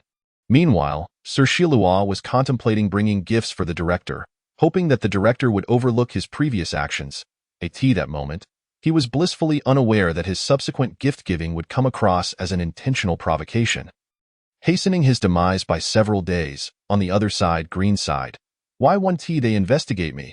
He genuinely hoped that everyone would learn to question authority and not fear it, for who could say there were no spies among the higher-ups? Alas, guiding the bewildered masses is such a challenging endeavor. Beside him, Sophia, upon hearing Green's lament, refrained from commenting. She couldn't shake the feeling that her master had not conspired with anyone in this matter. It was merely a product of everyone's imagination. As a result, it seems that the young master has now ascended to the status of a great hero. Nevertheless, it's not entirely unwelcome, considering the fervent praise they are currently lavishing upon him. I can begrudgingly forgive their previous disparaging remarks, branding him a perverse fiend. With the announcement of the rankings, it is only fitting that Green claims the top position, followed by Sophia in second place. And even third. At this moment, teacher Monica descends from the podium and approaches the preparation area, stating, "Congratulations on securing your admission to the Royal Magic Academy. Please make your way to the academy within 3 days. Failure to comply will be considered a forfeiture of your eligibility. Here is your admission notice. You may collect it now." After outlining the procedure, many individuals rose to retrieve their acceptance letters. Without needing a signal from Green, Sophia immediately got up to collect hers. In a brief moment, she returned with 2 cards that exuded a metallic sheen, entirely black in hue. The back bore the inscription Royal Magic Academy. Upon flipping it to the front, it resembled a student ID from a previous life, merely annotated with basic information such as name, grade, and student number. However, at this moment, all of these fields were blank. When Green touched his designated card, it emitted a faint glow and quivered gently, miraculously filling in the previously vacant information, including the holder's photograph and even their vocational details. Green's occupation, naturally, was that of a priest. "Young master, how astonishing!" Sophia exclaimed, her eyes wide with wonder. "It must be quite an expensive magical artifact." "Wait, Sophia, look at this," Green called her over, pointing to a line of text in the bottom right corner of his card. "Points, 500. Chapter 37. The selection concludes. What is this?" Sophia asked in surprise, glancing at her own student ID. "I only have 300. How infuriating," Sophia pouted, her pink lips forming a slight pout, her face radiating envy. Though unaware of its significance, she was certain that more was better. "What? You have 500 and 300, and I only have 100, exclaimed a nearby student in disbelief. At this moment, Monica interjected, "I believe many of you have noticed the points displayed on your cards. At our Royal Magic Academy, points can be exchanged for resources, familiars, usage rights to facilities, and more. In essence, as long as your points are sufficient, you can acquire anything you desire. If the Academy cannot provide it, the illustrious Demon Lord will assist, provided the necessary points are available."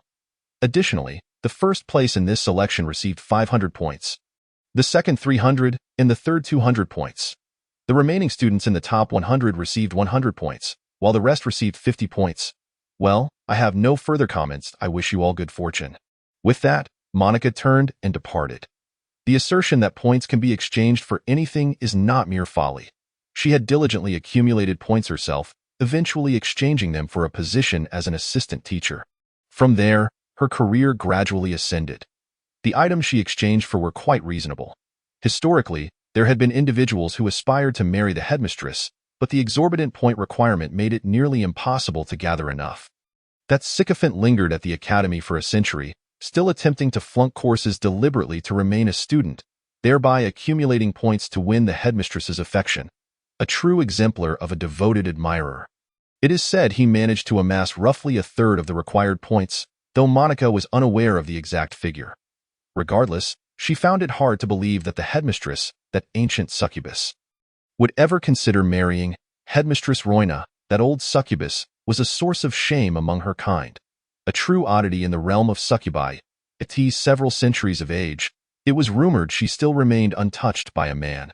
Meanwhile, the head of the neighboring academy, also a magic institution, though inferior in strength, had long entangled herself with at least a dozen male instructors. It is common for succubi to engage in casual interactions with male students during their studies. The notion of such matters being as normal as eating or drinking for succubi was evident, yet the headmistress, at her advanced age, had never experienced intimacy. After silently deriding the headmistress, teacher Monica hastily departed, eager to return to her husband. Following Monica's exit, Viscount Delos approached Green, her voluptuous figure exuding an irresistible allure with every movement. Her shapely legs, known only to men, were far more enticing than mere slenderness. The creamy white of her thighs concealed beneath black stockings, her curvaceous waist and hips swaying with each step, Green, those church spies have been apprehended. Someone just reported to me that their identities have been confirmed. They are indeed human. You have made a significant contribution this time. I can request a reward for you from the Mingyue department. What would you like? Upon hearing the mention of a reward, Green's eyes lit up, and he replied, I wonder if there is something that can directly elevate my mage rank without effort. There is such a thing. Are you sure you want that? Why? Is it scarce? I'm not sure if I can apply for it. I'll give it a try. I should be able to succeed, Delos assured, feeling quite pleased. Because of her assistance to Green, she would also receive a reward. She had been promised the fingers of the captured criminals. How delightful! On the way back, Adele shared the same carriage as Green and the others. Sophia was brimming with curiosity. Adele, did you see those church spies just now? I did. What about it? Adele's tone was somewhat disinterested. Her demeanor flat. However, caught up in her excitement, Sophia failed to notice. They actually believed the young master was some church bigwig last night. How ridiculous. I can't believe there are truly people that foolish. Ha, ha. Adele chuckled softly, then turned away, covering her face. Sophia, can you guess why I don't want to engage with you? Darn it. Last night, I believed it too. I just didn't reveal my identity out of caution. What's wrong? Are you feeling unwell? Sophia noticed something was off with Adele and hurriedly inquired. Reaching out to gently tuck a stray hair behind Adele's ear, pressing her forehead against her own. Temperature is normal. Adele's cheeks flushed slightly. She found Sophia's affectionate gesture a bit overwhelming. I'm fine. Thank you. As long as you're okay. Let us continue discussing those foolish church spies. The young master had me inform Viscount Delos last night. Adele attempted to shift the topic. Just as she felt awkward, Green interjected, Sophia, Adele isn't feeling well. Please be quiet for a moment. Oh. Sophia stuck her tongue out and fell silent, leaning toward Green, her student card in hand. Her eyes sparkling with joy as she played with it.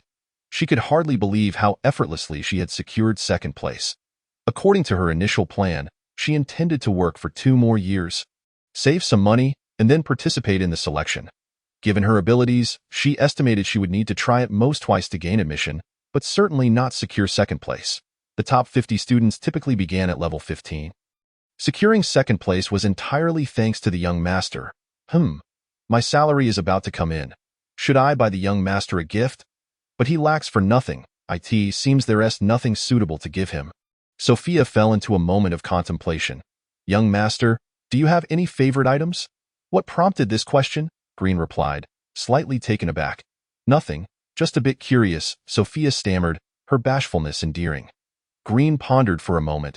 Before his transmigration, his greatest desire had undoubtedly been wealth. Yet now, while his family might not be excessively affluent, they were considered minor nobility among the demon race, enjoying a significantly improved quality of life compared to his previous existence. He could somewhat understand why some wealthy individuals in his past claimed to dislike money, akin to a monarch with hundreds of consorts professing a lack of interest in women. When one has so many, it becomes overwhelming. I want a grimoire. I feel that the one I currently possess is rather outdated and incomplete. Grimoires come in various volumes, and the one I have is merely a single tome. Oh, and Sophia, when you have a moment tomorrow, could you ask Viscount Delos if she could lend me any grimoires discovered on those church spies? If possible, I'd like to keep them for a few days. Chapter 36. Please return the blue and white bowl to me. Understood. Sophia nodded, though her expression remained troubled. She was certain she couldn't afford a church grimoire, and Viscount Delos might very well gift it to the young master. Or perhaps she might gift him a finger. Sophia tugged at her hair, visibly distressed.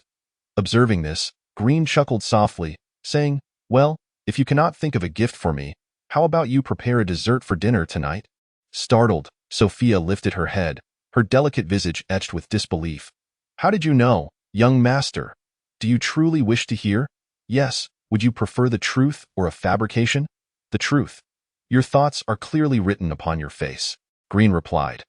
Nearby, Adele, having heard Sophia call Green a fool for believing he was a member of the church, added with a hint of mischief, What Green means is, Sophia, you are quite an easy woman to understand.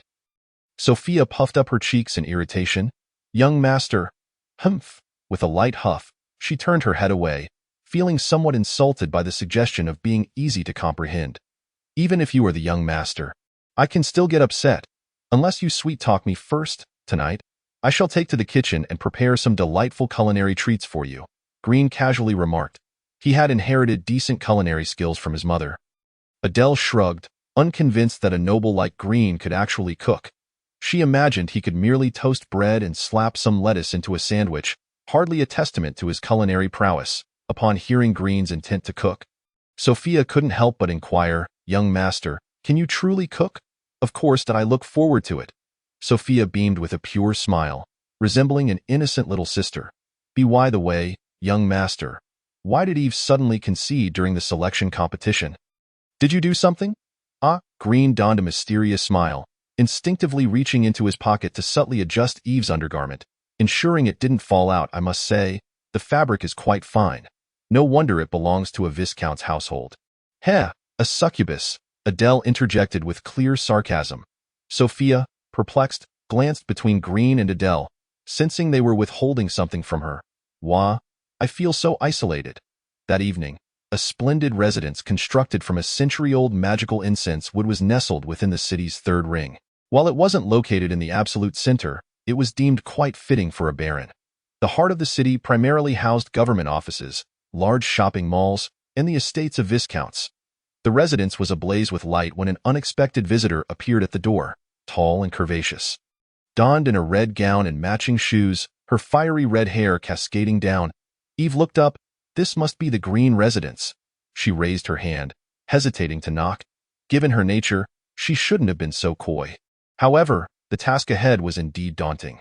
She had come seeking something. It wasn't until she returned home that she realized she had left an item at Green's place, and it was imperative to retrieve it. Otherwise, she worried that Green, infamous for his poor reputation, might use it that very night. After knocking, the door was quickly answered by the butler, who was dressed in a black suit, his hair partially gray yet his demeanor quite sprightly. "Good day, that I am looking for Green. Could you summon him? The young master is likely preoccupied. Would you care to step inside?" Eve frowned slightly but nodded in agreement. Before long, Sophia rushed into the kitchen, finding Green. Her tone was frantic. "Young master, something terrible has happened." "What is it?" Green was busy preparing braised pork with preserved vegetables. Although he lacked the actual ingredients, he had suitable substitutes. "Young master, that madwoman from earlier has arrived." "Which one?" "The red-haired one. I believe her name is Eve." "Oh, a guest has come. Quickly, bring out some coffee to welcome her," Green said, remaining unfazed. Sophia, growing anxious, exclaimed, "Really, young master, how can you be so calm? She is definitely here to harm you." The mere thought of Eve sent shivers down Sophia's spine. That wicked woman exuded an aura of menace that seemed to radiate from her very being. "Sophia, you must not always interpret others' intentions with malevolence. It is not beneficial. The goddess watches over us, and we must strive to be virtuous." Sophia contemplated whether she should go find the police, reasoning that although Eve's family was of viscount rank, they would never dare murder a baron heir in the presence of law enforcement.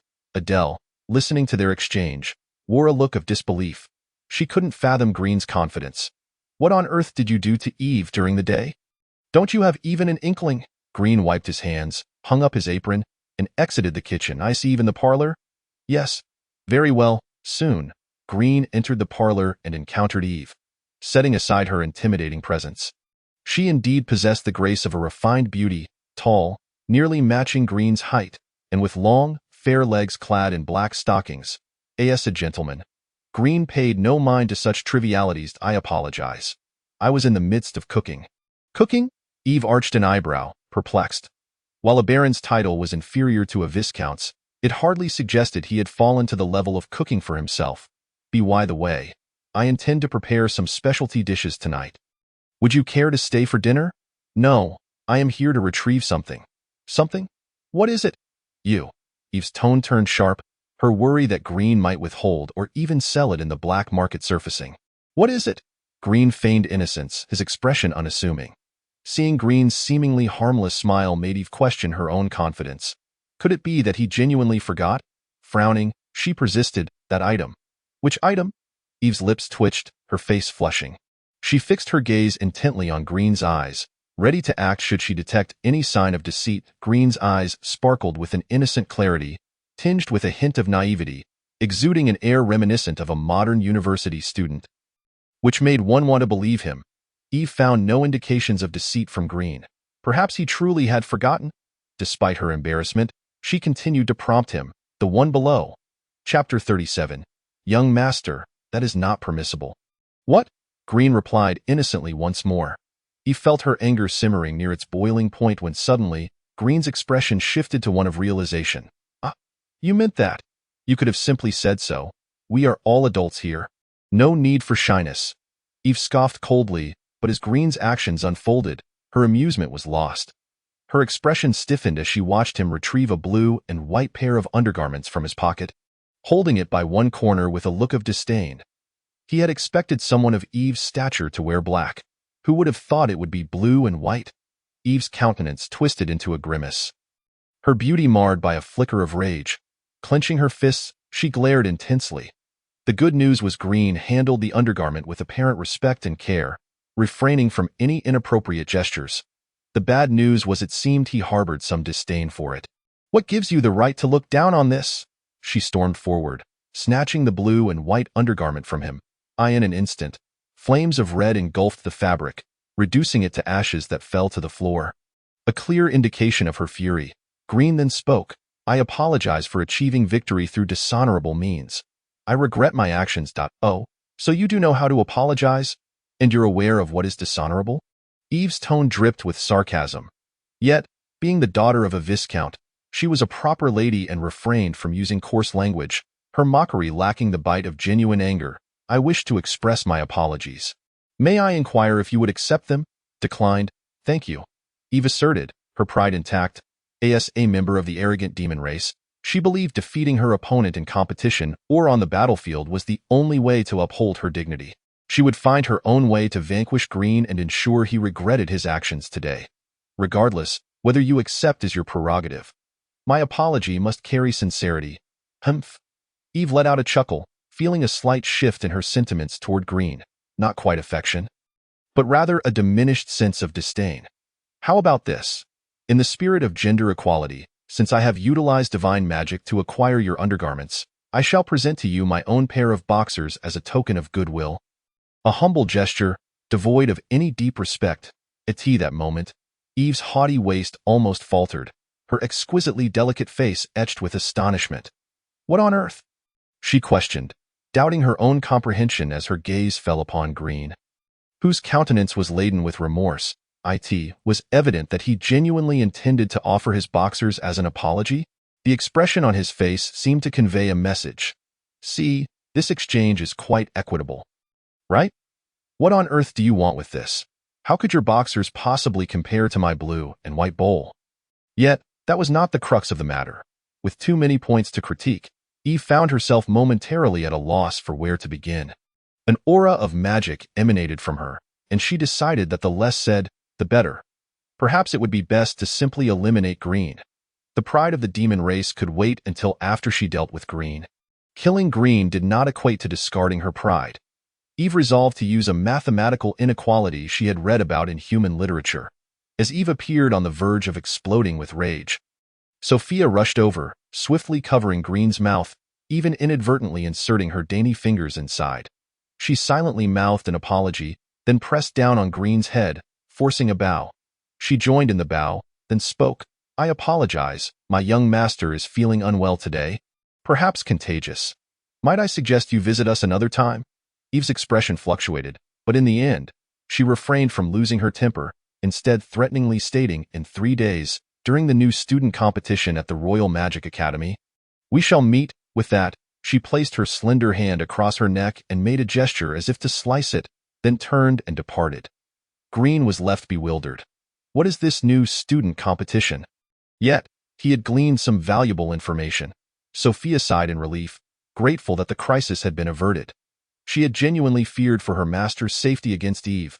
Beside them, Adele shook her head, feeling that Green sometimes acted with the intent to provoke others, only to cease just before they erupted in anger. Moreover, after observing him for days, she noted that when Green lied, his expression remained unchanged. He seemed to possess an innate ability to deceive. It wasn't merely that Green lied. Rather, He had a peculiar talent for convincing himself of the truth of his falsehoods.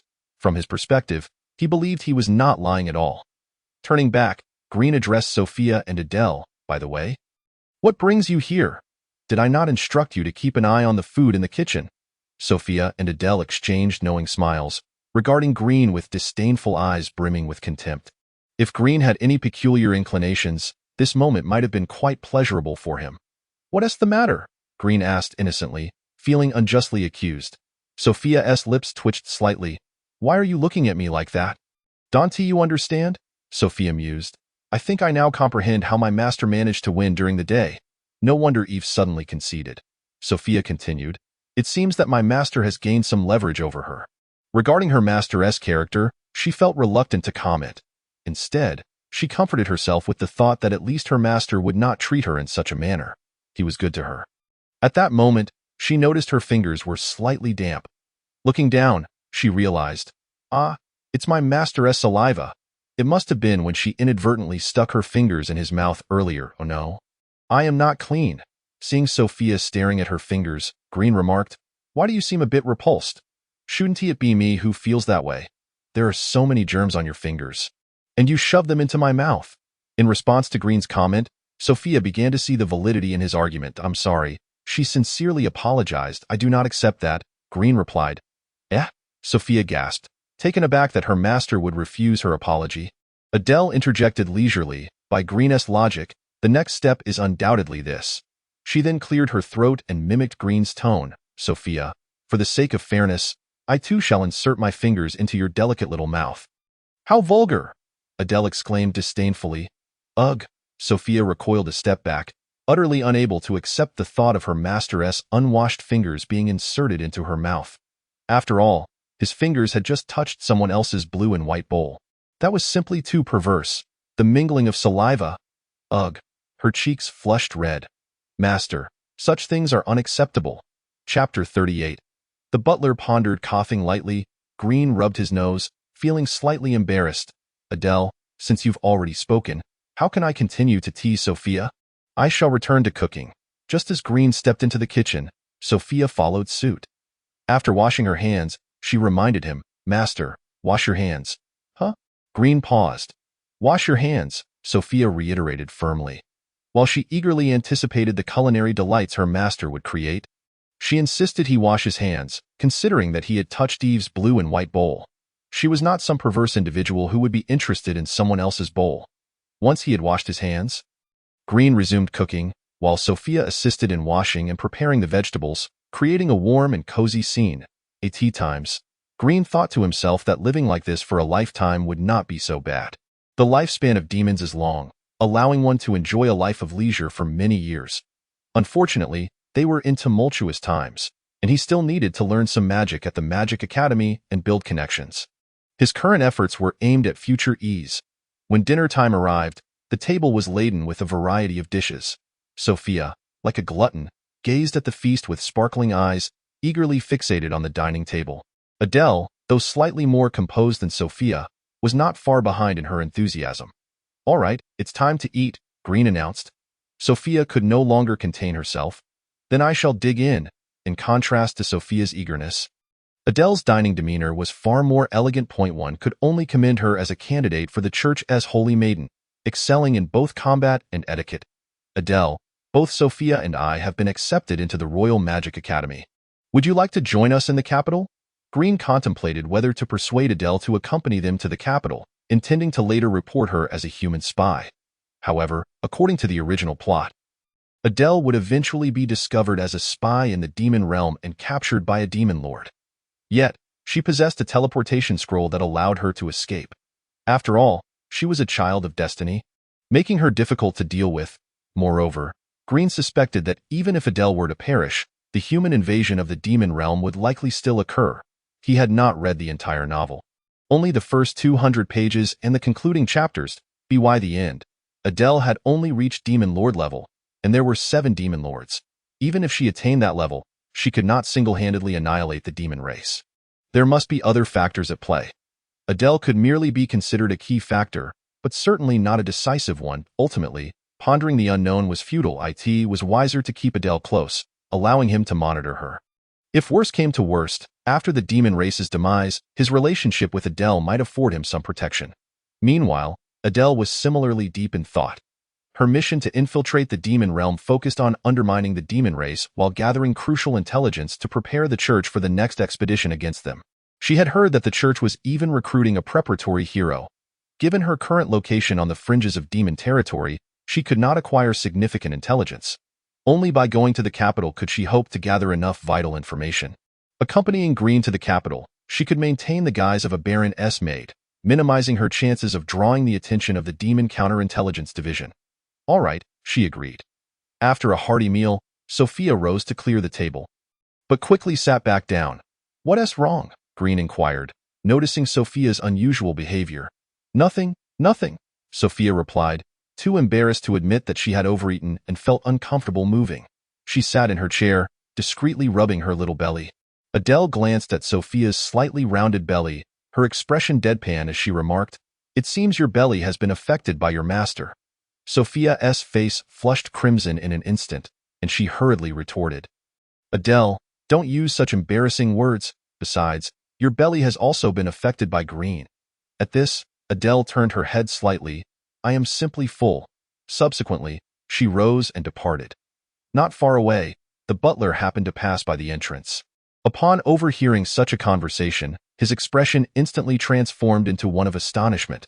With both the master and mistress absent from home, he pondered whether he should pen a letter to them, especially considering that the young master had gotten someone with child. Indeed, it was a matter that required the master's attention. Whether it would be addressed through family discipline or a scheduled marriage would depend on the master's wishes. That night, Green planned to journey to the royal capital the following day. Thus, he intended to tidy up his belongings. Having a spatial ring offered numerous advantages.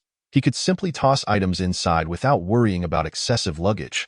However, Green didn't possess much in the way of belongings, after all. He could always procure anything he lacked later. That moment, Green noticed a vial of potion nestled within the drawer. It was originally purchased to deal with Adele, as it could temporarily render high-level mages incapable of wielding their magical powers and divine arts. The cost was exorbitant, but after acquiring it, Green recalled that Adele, being a prospective saintess, was blessed by the church and had a high resistance to toxins. She could practically consume poison as if it were a meal. He picked up the vial and glanced at it, hissing in dismay as he noticed it was nearing its expiration date, with a production date from a century ago. Cursing the unscrupulous merchant in his mind, Green stored the potion in his spatial ring, intending to use it when time permitted. 8 in the morning. A guest arrived at Green's residence. It was none other than Count Delos. "My lord, please have a seat." Green welcomed Delos, gesturing for him to sit. The sound of clicking high heels echoed through the room as Delos, with her fair legs adorned in black stockings and a form-fitting black professional skirt, entered. She sat on the sofa, crossing her legs, her alabaster skin pressed together enticingly. "Green, the reward I applied for you has arrived, and rather promptly, I might add. You expedited the process for me, did you not?" "Lady Delos, consider it a favor owed," she replied with a smile, producing an exquisite redwood box from her spatial ring. Inside lay the reward for Green's previous report on a church spy. Generally speaking, reporting a spy wouldn't yield such a reward, but with Green's assistance, 5 spies were apprehended in the arena, leading to the dismantling of several church communication points within the demon territory. Truly a remarkable achievement. "This is the fruit of levels. Once consumed, it will directly enhance your level," Count Delos explained. Green accepted the box and opened it, revealing a fruit that radiated a soft white glow. It was his first encounter with such a thing. "Lady Delos, does this guarantee a fixed level increase, or?" Green sought clarification on whether it would provide a specific level boost or function similarly to fixed experience, where higher levels required more experience, thus diminishing the effect. If it were the former, you could wait until you reach levels 40 or 50 before consuming it, Count Delos replied, her voice reassuring. "Rest assured, such a powerful item is not as effective for high-level mages. If you consume it at your current level 8, I estimate it will elevate you to approximately level 13. That sounds quite advantageous. Jumping from level 8 to 13 in one go is commendable." Green remarked, acknowledging the fruit's impressive value. "I can simply eat it, correct?" "Indeed," Delos affirmed with a nod. With that, Green decided to consume it immediately. After all, having never tried such a thing before, it would be prudent to have Delos present in case of any unforeseen complications. He extended his hand, pinching the fruit between 2 fingers before placing it in his mouth. Upon taking the first bite, the fruit astonishingly vanished, transforming into a beam of light that surged into Green's body. Almost instantly, he felt his mage level surge, an intriguing sensation, though he couldn't discern its flavor. His mage level had indeed risen to 13, as Count Delos had estimated, though Green suspected he was nearing 14.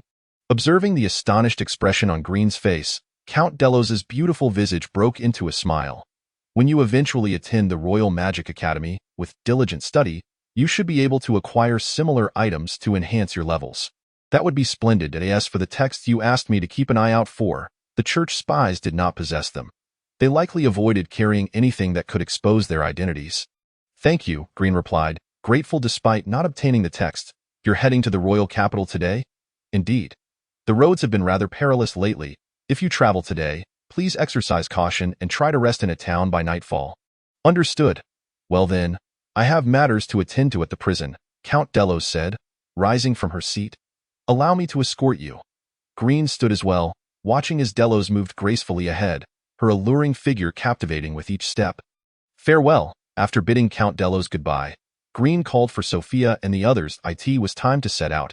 Upon hearing his call, Adele emerged from her room, evidently prepared with only 3 sets of clothes for change. Your level has increased? Adele inquired upon seeing Green for the first time. Sharp eyes, Green complimented. Adele scrutinized Green, discerning that he had indeed utilized something. She sensed his aura was around level 13. Even with extraordinary talent, one couldn't leap 5 levels in a single bound, unless one resorted to potions. Speaking of potions, she had indulged in them as well, though, unfortunately, they held little value for high-level mages. I consumed something called the Fruit of Levels. It wasn't particularly palatable, and I couldn't discern its flavor, Green remarked, smacking his lips in distaste. Adele wanted to retort, is that really the crux of the matter? Ah, the demon realm. Such treasures wasted on you. Just then, Sophia emerged from her room, wearing a brand new aquamarine dress. Young master, how do I look in this? You exude an elven charm, Green praised, giving her a thumbs up. Hee hee. Sophia shyly touched her nose. In this world, the existence of elves was undeniable. The central region of the continent was predominantly human territory, while the fringes were home to various subhuman races. These subhumans were, in a sense, the vanquished contenders in the struggle for dominion over the continent. Relegated to the outskirts. However, the elves did not vie for control against humans. Instead, they battled against the demons. According to demon history, the elves once ruled the continent before being ousted by the demons, who drove them to an island where they now reside. That island, while slightly smaller than the one currently inhabited by the demons, serves as their refuge. In a sense, history is cyclical. Defeated elves fled to an island, only for demons to face their own defeat against humans, retreating to another island. Moreover, surrounding the continent are numerous smaller islands inhabited by various intelligent beings, perhaps even remnants of the species that once ruled the continent alongside the elves. At that moment, Sophia noticed Green's elevated mage level and exclaimed, Young master, did Count Delos bring you something? Congratulations on your correct guess, Green replied, surprised that Sophia had discerned his level increase. It was likely due to the instability of his aura, still radiating magic after his recent elevation. Green, Sophia, and Adele boarded the carriage. Though termed a carriage, it was actually drawn by a magical beast, which required little sustenance yet possessed remarkable endurance, truly an essential for travel. The carriage was spacious, and Green found a pillow, promptly settling down to continue his rest. Sophia, remember to wake me when we reach the royal capital. Green's residence was situated in the Hanno territory, considered a relatively marginal area within the domain ruled by the arrogant Demon King. The journey to the royal capital would take approximately 2 days, departing in the morning and arriving by the following evening. As he lay down, Green found sleep elusive, instead contemplating the intelligence regarding the upcoming Academy freshman competition, which promised to be quite intriguing. As night fell, he retrieved a map, glancing at their current location. Let us continue onward. We shall rest at the next town. We should arrive in about an hour and a half. Upon our arrival, we will seek a tavern for rest. Agreed. Both Sophia and Adele concurred. Just then, the driver suddenly halted the carriage. What is it? Green inquired, lifting the carriage curtain to see. The coachman gestured ahead, and Green cast his gaze forward. A woman stood in the center of the road, her attire rather scanty. She wore a short top and shorts, her snow-white thighs gleaming under the moonlight, almost blinding in their brilliance. Her figure was not particularly voluptuous, yet it surpassed that of a mere stick. The fabric of her top seemed to sag slightly, or perhaps it was simply ill-fitting. Naturally, Green felt compelled to vehemently condemn such indecorous behavior. Dismounting from the carriage, he approached her, and Adele also alighted. Upon seeing the scene, she understood immediately. A succubus, she remarked, noting how the woman seemed entranced by Green, oblivious to the potential dangers she might pose. As the woman caught sight of Green, her eyes sparkled with hope, as if she had found a savior, and she rushed towards him. Please, Green furrowed his brow, perplexed by the unfolding situation. The woman's eyes shimmered with tears, her delicate hands wiping away the moisture. Droplets occasionally falling onto her chest, soaking through the white fabric and revealing a hint of flesh, which triggered Green's obsessive-compulsive tendencies, compelling him to assist in wiping it away. Chapter 40. The surgery was a success. Seeing the woman in distress, the warm-hearted Sophia hurried down from the carriage, producing her handkerchief to help dry the tears. What happened? What is wrong? The woman accepted the handkerchief, dabbing her eyes before speaking. My name is Kira. I intended to travel to the capital for my studies. But on the way, I fell prey to bandits. They robbed the carriage of everything, and worse still, they intended to. As she spoke, her sobs intensified. Upon hearing this, Green was filled with fury at the despicable bandits. No, you may have misunderstood. I was not harmed. My childhood friend bravely fought the bandits, allowing me to escape. Only to find myself lost. I am unsure of where I am. Are you heading into the city? Might I accompany you? I wish to report this incident. Of course, my lady, Green replied, promptly retrieving a map to mark their location. The woman, intrigued, leaned closer and inquired, What are you recording? We encountered you here, which suggests the bandits may not be far off. When we report this, the police can initiate an investigation based on our location. I hope your childhood friend is safe. The woman's eyes glistened with fresh tears as she gradually leaned against Green, softly weeping, evoking a desire to console her. Unbeknownst to anyone, she inched closer to Green, pressing her softness against him, a smile unconsciously gracing her features as she utilized her assets to captivate these young men effortlessly. While the bandits were indeed real, she was the only one among them. Adele regarded Green with disdain. A succubus, she scoffed, taking advantage of the young girl's vulnerable state. Just then, Adele noticed Green's gaze linger on her chest for a moment. She glanced down at herself and then back at the woman, realizing that, by comparison, she was indeed the younger girl. Green had certainly entertained some rather inappropriate thoughts. Let us return to the carriage, he suggested, leading the group back. The spacious carriage easily accommodated 4 people. Even inside, the woman continued to lean against Green, quietly sobbing. Sophia retrieved a blanket from her spatial ring and handed it to the woman, who thanked her and wrapped it around herself, covering her pale thighs. She curled up, asking, When will we reach the next town? I am so worried about my childhood friend. Those bandits might. Suddenly, she seemed overwhelmed with emotion, collapsing into Green's embrace, quietly weeping. Yet, in a concealed moment, she smiled, finding it all too simple to manipulate the young and by merely presenting herself as a damsel in distress. They were utterly enchanted. Feeling the warmth of her body, Green took out a piece of bread from his spatial ring and said, Here, have something to eat. Okay, she replied, accepting the bread and nibbling on it, occasionally glancing up to share a smile with them as she observed. As a bandit, she needed to assess the strength of those inside the carriage. With her magic level at 37, if any among them approached or exceeded her level, she would reconsider her plans to rob them. Excellent. None of these individuals possessed significant magical prowess. The young man who seemed most smitten had a magic level of 13. The 2 women were at 14 and 10, respectively. The coachman outside was merely at 17. Collectively, they posed no threat to her. Having finished the bread, she revealed a chilling smile. Thank you for your hospitality. Then, raising her slender fingers, she prepared to unleash a spell to attack them. However, she suddenly noticed a peculiar weakness in her hands and a dizzying sensation, as if the world around her were spinning. What is happening? Her mind raced as she recalled the bread she had just consumed. Bread? Yes, the bread. In the next instant, she collapsed into Green's arms. Oh dear. How could one be so distraught as to faint? Green exclaimed in astonishment, gently laying her down. Sophia rushed over, placing her hand on the woman's forehead. Is she ill? Adele, possessing a higher magic level than Green and Sophia, sensed that the woman had attempted to cast an offensive spell but had fainted before succeeding. Something was amiss. She glanced at Green, who was now holding a dessert with a cheerful expression as he watched Sophia. Ah, a demon, she mused, piecing together the situation. Green must have discerned the woman's true nature and poisoned the bread she had eaten. Perhaps he intended to imprison her and mold her into a slave to satisfy his carnal desires. Ah, a succubus, however. Adele chose not to expose Green, opting instead to close her eyes and rest. Before long, they arrived at the town and found a hotel near the police station. Boss, 3 rooms, please. Certainly, Adele announced as she walked ahead. Turning back, she added, I am going to sleep now. She had little curiosity about what Green intended to do with the woman, nor did she care.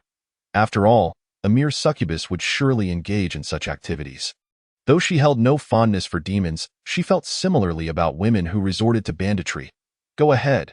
Green waved his hand, signaling Sophia to carry the woman into the room. Wait, Sophia, you're taking her to the wrong room. What? Sophia paused, bewildered. They had opened 3 rooms, 1 for the men, 2 for the women. Wasn't this woman meant to share her room with her? Did she plan to move her into Adele's room? No, bring her to my room, Sophia gasped, then exclaimed, I understand now. I thought you would scold me for being a pervert. Not at all, Green replied, somewhat surprised. I figured you would. Of course not. You wouldn't let me do such things without a reason. Sophia affirmed. Your trust in me makes me feel somewhat guilty. After Sophia carried the woman into the room, Green gestured for her to stay behind. He then locked the door and retrieved a pill from his spatial ring. Prying open the woman's mouth to administer it. Young master? Sophia tilted her head, sensing that Green might be concealing something from her, though she had no inkling of what it might be. Before long, the woman regained consciousness, her first sight falling upon Green's handsome face. You're awake? Congratulations. The surgery was a success. You are now a boy. Chapter 41. You are truly foolish. The woman felt a jolt of panic, quickly placing her hands on her chest. After confirming that her breasts remained intact, she began to explore further down. Thankfully, everything seemed normal, but she soon realized that she could no longer wield her magical power. She was now as powerless as someone who had never learned magic. What have you done? She demanded. Why did I faint? Enough with the charade, Green replied nonchalantly. I knew you were a bandit all along. Sophia gasped, impressed, as expected of the young master. You noticed right away. If it weren't for you, I would have fallen into this wretched woman's trap. The woman, however, maintained her composure, merely looking hurt as she spoke. I see now. You must be in league with the bandits. Please, do whatever you want with me, but just don't kill me.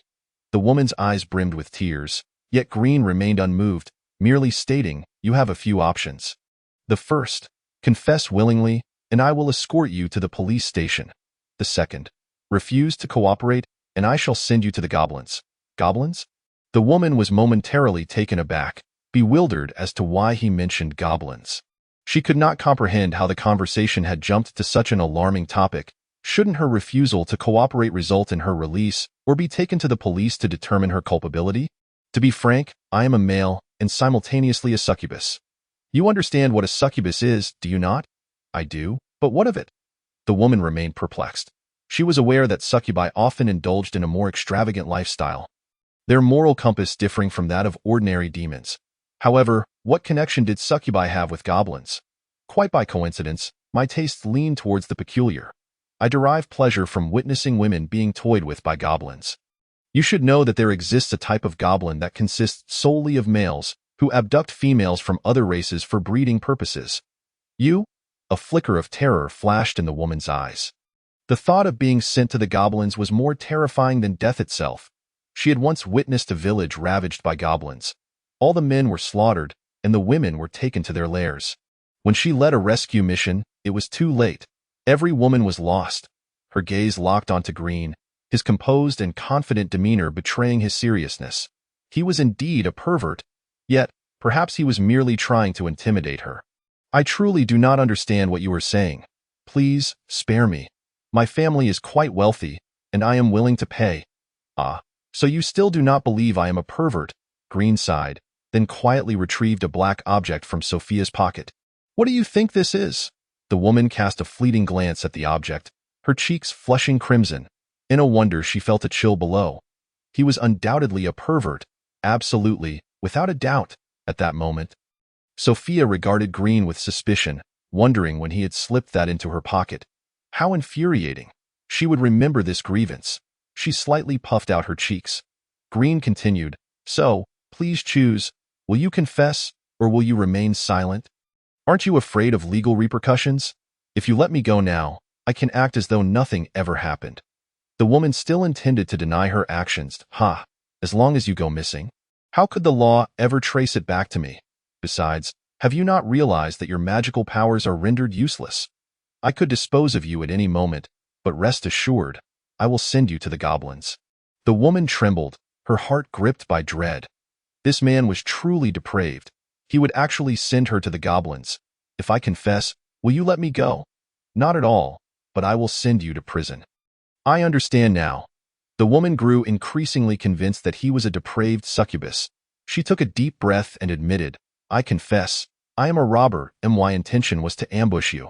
Assess your strength once you entered the vehicle, and then act accordingly. However, I never anticipated that I would fail so miserably.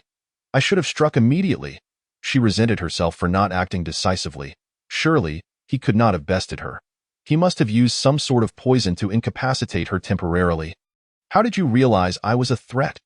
Confusion clouded her eyes, in her view. Since their encounter, Green's every action resembled that of a naive young man entranced by her charm. How could he possibly suspect her? Moreover, her acting skills were exceptional. She had successfully deceived many before. Why would he think she was anything but innocent? What? You're saying you didn't realize I was a threat? How could that be? Green shrugged and replied, You could be a robber, or simply a bystander and victim. I was merely trying to intimidate you. Regardless, it never hurts to be cautious. If you are not a robber, then I can simply apologize later. Of course, these factors were not the most important considerations. At this point, Green paused, prompting Sophia to curiously inquire, What is it? My medicine is about to expire. It would be a waste not to use it. Green shrugged, feeling somewhat helpless. As a model citizen, it was only right to spend where necessary and save where possible. The medicine had been purchased to deal with Adele but proved ineffective, and now it was on the verge of expiration. Fortunately, he had found a way to repurpose it. The room fell into a profound silence. Sophia blinked her large eyes and looked at Green. Young master, yes, being frugal is a commendable quality. For a moment, Sophia found herself at a loss for words, unsure of where to begin her critique. Are you out of your mind? The woman erupted in a tirade. You are using me simply because your medicine is about to expire. Just now, if I had stubbornly denied everything, would you have thought you were mistaken and then apologized to me? Suddenly, she posed this question. Regret washed over her.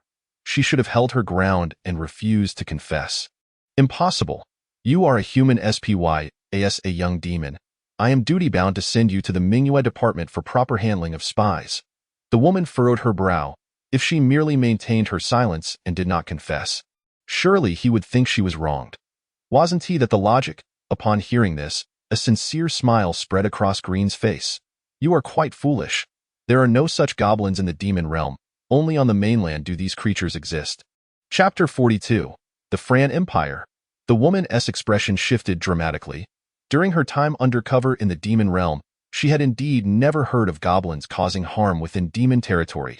At that moment, Sophia blinked her eyes, her gaze turning starry-eyed at Omai, as expected of the young master. Green spoke with the utmost sincerity. Moreover, goblins are such lowly creatures that even ordinary demons cannot be defeated by them. Surely, no one is unaware of this, and certainly, no one would believe that goblins pose a threat to demons. After speaking, Green removed the storage ring from the woman's finger, pondering whether there was anything valuable within that he could keep for himself before turning her over to the counterintelligence department for a reward. The storage ring bore a layer of seals, but it was not a significant issue. Will you unlock the seal voluntarily, or shall I find an expert to do so later? It was somewhat akin to a mobile phone password in his previous life. Low-level storage rings required a password to open, while advanced ones recognized the owner's magical signature. Of course, they could be forcibly opened, but doing so would likely damage the contents within. The woman turned her head away, seemingly unwilling to assist. Very well, I shall send you to the Mingua department first. I can always find a professional locksmith later. Green was in no hurry. Yet at that moment, the woman sighed. Inside, there are merely some clothes and a textbook, nothing else. I advise you to hand over those items to the Mingua department. They will reward you handsomely. Initially, the woman did not wish to divulge this information to Green, but she was concerned that should she be imprisoned, he might use the clothes and the ring for his own purposes. She was aware that succubi were known for their extravagant behavior. She certainly did not want to be incarcerated while her undergarments were being used by someone else. Upon hearing the mention of the textbook, Green's eyes lit up. He had been lamenting his inability to acquire one. Are you part of the church as well? Indeed. Spies are generally affiliated with the church. Perhaps we could even discuss our faith in the goddess. The woman frowned, catching onto the keywords as well, and faith in the goddess. A new suspicion arose in her mind. Could it be that he was actually affiliated with the church? A human spy. Green wore an earnest smile, akin to a long-lost friend reunited. Let us converse about our faith in the goddess. To be honest, I am a devoted follower of the goddess. Who would have thought you were also an undercover agent sent by the church? What a coincidence indeed. How can you prove that? The woman's tone remained cautious. He might be attempting to deceive her, seeking to extract information. She could not afford to be tricked again. As a follower of the goddess, I never lie.as for proof. That is simple. Green produced his sacred scripture, and as he recited a few lines, a radiant white light began to emanate from him. Sophia instinctively took a half-step back. Although the young master was kind, the demonic race inherently despised such illumination. Observing the glow surrounding him, the woman became convinced. So you are indeed a member of the church. We have genuinely misunderstood each other. Please hand over the storage ring so that I may retrieve the scripture. Before long, the woman released the seal on the ring and extracted a pristine copy of the scripture. What a stroke of luck. The woman beamed with a benevolent smile. Indeed. You are also a believer? Yes, she nodded, a flicker of hope igniting within her. If that is the case, I need not be sent to the demon realm. You are quite a new believer, aren't you? Green remarked, pointing at the new scripture in her hands with a smile. It's freshly purchased. The woman hurriedly explained. Is that so? Green took the scripture from her and inquired. Could you elaborate on the doctrines of the Church of the Goddess of Magic? A cold sweat broke on the woman's forehead under Green's scrutinizing gaze, and she swallowed hard before speaking. Actually, I am from the Fran Empire and have recently intended to embrace the faith of the goddess, but have yet to do so. Alas, Green sighed, having initially hoped she was a believer with whom he could discuss their faith in the goddess. It seems the path of faith is destined to be a solitary one. Meanwhile, he recalled information in his mind. The Fran Empire was a powerful nation that had emerged on the continent over the past few centuries. However, he remembered that in the original timeline, there were significant conflicts between the Fran Empire and the Church, nearly leading to war. A clash of divine authority and royal power. Ah, I see. However, lying is not commendable. What lies are you speaking of? The woman furrowed her brow. From what I gather, the relationship between the Fran Empire and the Church is rather poor. Carrying a scripture with you, are you not planning to claim to be a member of the Church if captured by the demons?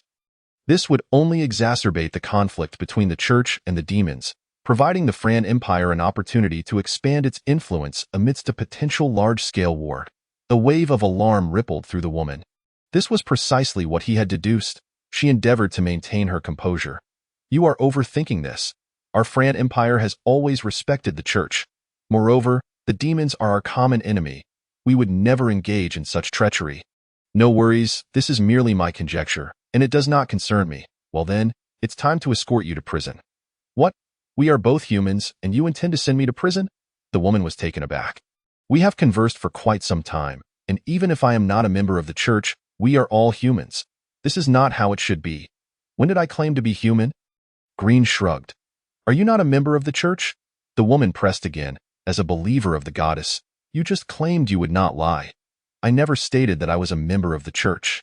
I merely said I venerate the goddess. Please, dear lady, do not concoct strange notions. Dear lady? The woman's fists clenched as she scrutinized him. Even if you are not a member of the church, you must be a spy sent by another human nation. We are all humans. Your actions are rather inappropriate. Why do you still presume I am human? Green sighed. This is mere prejudice. The woman paused, then blurted out, if you are not human, could you possibly be a demon? Green nodded. Seeing Green's serious demeanor, the woman frowned, disbelief washing over her face. Impossible. It cannot be. Demons would never worship the goddess, nor could they ever radiate the white light of faith. What is impossible about it? Green shrugged, disinterested in explaining further. He instructed Sophia to gag the woman and carry her away. Off we go, to the Minghui department, to exchange for a reward. Having obtained the scripture he desired, there was no need to squander further time. Along the way, the woman fixed her gaze on Green, her eyes filled with confusion. How could a demon possibly worship the goddess? And how could they emit the light of faith? Is this logical? As they drew closer to the Minghui department, her expression grew increasingly somber. She understood that once inside, she would endure inhumane torture. Her life was over. In an instant, she felt an overwhelming sense of failure. As a spy, she had accomplished nothing of merit, and her operational budget was frequently siphoned off by her superior.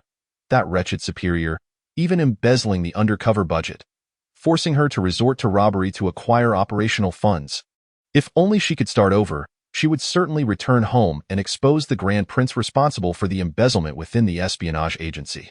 The vast majority of the funds embezzled by her superior were funneled to the Grand Prince.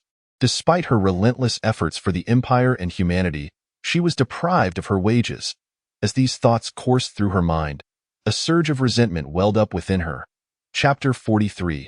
Reporting the spy. Demons have responsibilities, She writhed against her restraints, muffled sounds emanating from the rag in her mouth. Green noticed her movements and reassured her, rest assured. As long as you cooperate once inside, our demon race is known for its magnanimity. We merely send spies to cultivate potatoes. Your life will be entirely safe, though it may be a bit chilly, The woman continued to squirm, blinking rapidly as if trying to convey something. Green sensed something amiss and removed the rag from her mouth. Do you have something to say? I acknowledge my defeat, but there is one thing I hope you can assist me with, should the opportunity arise. At such a time, do you expect me to set you free? Green chuckled. At 177, Sandlin Street in the royal capital, there is a room with a drawer containing a notebook. Inside are some documents that serve as evidence of the Grand Prince's embezzlement. If you have the chance, I hope you can help me deliver it to our human side. That is indeed valuable intelligence. What benefit do I stand to gain? I could allow you to visit me once. Green took a step back in distaste. Do you think I am truly that desperate? You. The woman felt her dignity as a woman being trampled upon by Green's disdainful gaze. You are not interested? Why should I be interested? Perhaps you carry a sexually transmitted disease and wish to retaliate against me, Green scoffed. You are overthinking it. The woman replied exasperatedly. I heard from another girl with white hair and red eyes that you possessed the bloodline of a succubus. I have half succubus blood. What of it? Isn't it true that male succubi are simply beings that require a hole? What prejudice? This time, it was Green's turn to be speechless. Speaking of which, are all my male kin truly that starved? Green had not delved deeply into the lives of other male succubi in the domain of the proud demon lord. The number of succubi was not particularly high, and most were mixed blood as for the lust demon lord's territory. It was said that there were numerous succubi, and they were all purebred. You will understand when you encounter other succubi in the future. The woman scoffed, harboring no fondness for succubi, as their values diverged significantly from those of humans. She continued, should you take the evidence of the Grand Prince's embezzlement, it might prove useful for you in the future. This presents a win-win situation. What if I were to take the notebook and it served as an alert among spies? The moment I take it, other spies would realize you have been exposed, and they would all seek to hide to avoid capture. No. Are you being overly cautious? The woman could scarcely contain herself. She had finally spoken the truth, yet he did not believe her. I am genuinely not deceiving you this time. She could not fathom how this demon differed so greatly from the demons she had encountered before. As a succubus, he was not as lecherous and even worshipped the goddess. Aside from these 2 points, the young, arrogant demons she had previously met were all conceited to the point of foolishness. How can you be more cunning than humans? Are you truly a demon? Are you certain you are not a human in disguise? Ah, we have arrived. Green looked up to see a well-decorated obsidian building. The entrance bore the inscription Mingyu Department, Branch. Nearby, several slogans read, "If you do not report, I will not report. Tomorrow, humans will be at your doorstep." Reporting spies is a responsibility of the demons. Even though the hour was late, there were still high-ranking mages on duty inside. Upon seeing the newcomers, the receptionist, a demon lady, greeted them with a warm smile. "Hello." "Greetings." Jelen looked up, somewhat taken aback to see that the other party had not assumed a human form, but rather appeared in their true demonic guise. The rather peculiar physique was clad in a JK skirt, with a crimson head devoid of a nose, featuring merely a small mouth and a single large, dark eye that nearly occupied 3/4 of the entire face, evoking a hint of a Cthulhu-esque aesthetic. Judging by the appearance, this being did not resemble a demon nor a succubus. Within the demon race, there existed several subraces, with the demon and succubus clans being the largest in terms of population. It seemed fortuitous that they had captured a spy. Jelen gestured for Sophia to release the woman. The receptionist approached, her enormous eyes, measuring 30 centimeters in diameter, darting around before a beam of light shot forth from her gaze, illuminating the woman. Meanwhile, Sophia curiously scrutinized the receptionist, discreetly tugging at Jelen's sleeve. She rose onto her tiptoes and whispered into Jelen's ear, "Young master, she appears to be a rare demon. Every member of that race is born with advanced identification skills, ensuring excellent employment prospects." "Oh," Jelen responded, somewhat surprised. "Succubi are naturally endowed with low-level seduction techniques, and in comparison, the demons seem to possess superior innate abilities. Indeed, the rarer the race, the more formidable their innate talents." At that moment, a feminine voice declared, "Preliminary assessment indicates a human species, level above 30. She is indeed a spy." The receptionist withdrew her gaze and looked at Jelen in astonishment. "Did you both capture her?" Jelen nodded. The receptionist was taken aback. "You two sorcerers must be at least in your teens in terms of level, yet you managed to capture a spy over 30 levels? Pure luck, I suppose. You are being modest. We in the Mingyu department have always held great admiration for outstanding young individuals like yourself." After a brief pause, she continued, "May I kindly request your identity information? I need to register it." "Certainly." Jelen proceeded to relay his identity details. In the demon realm, each demon possesses a numerical identity akin to an identification number. As the receptionist entered the information, her surprise grew. "Did you assist our Mingyu department in capturing a spy recently?" "Yes, it was merely a stroke of luck," Jelen replied. "You are exceedingly humble. Are you still attending school? After graduation, you could join our Mingyu department. With this experience, I believe you would undoubtedly excel in the interview." "Thank you. I will consider it in the future." Jelen smiled. Before long, the receptionist completed the registration. "Once we verify the spy's identity and confirm the details, we will contact you. I also need to register your contact address. Just come to the Royal Magic Academy where I study. If there are any rewards, they can be delivered directly there." "All right, thank you." Meanwhile, several figures in black emerged from the shadows, dragging the woman away. She glared at Jelen's retreating figure and suddenly shouted, "He worships the goddess. He is also a spy. You should investigate him as well." Even at that moment, she struggled to believe that Jelen was a demon. Could it be that he was a spy for the church, reporting me here for a reward, aiming to gain the trust of the demons? Chapter 44. A succubus. Gradually, the woman's voice faded, clearly taken far away. "Can I leave now? Do you need to verify my identity?"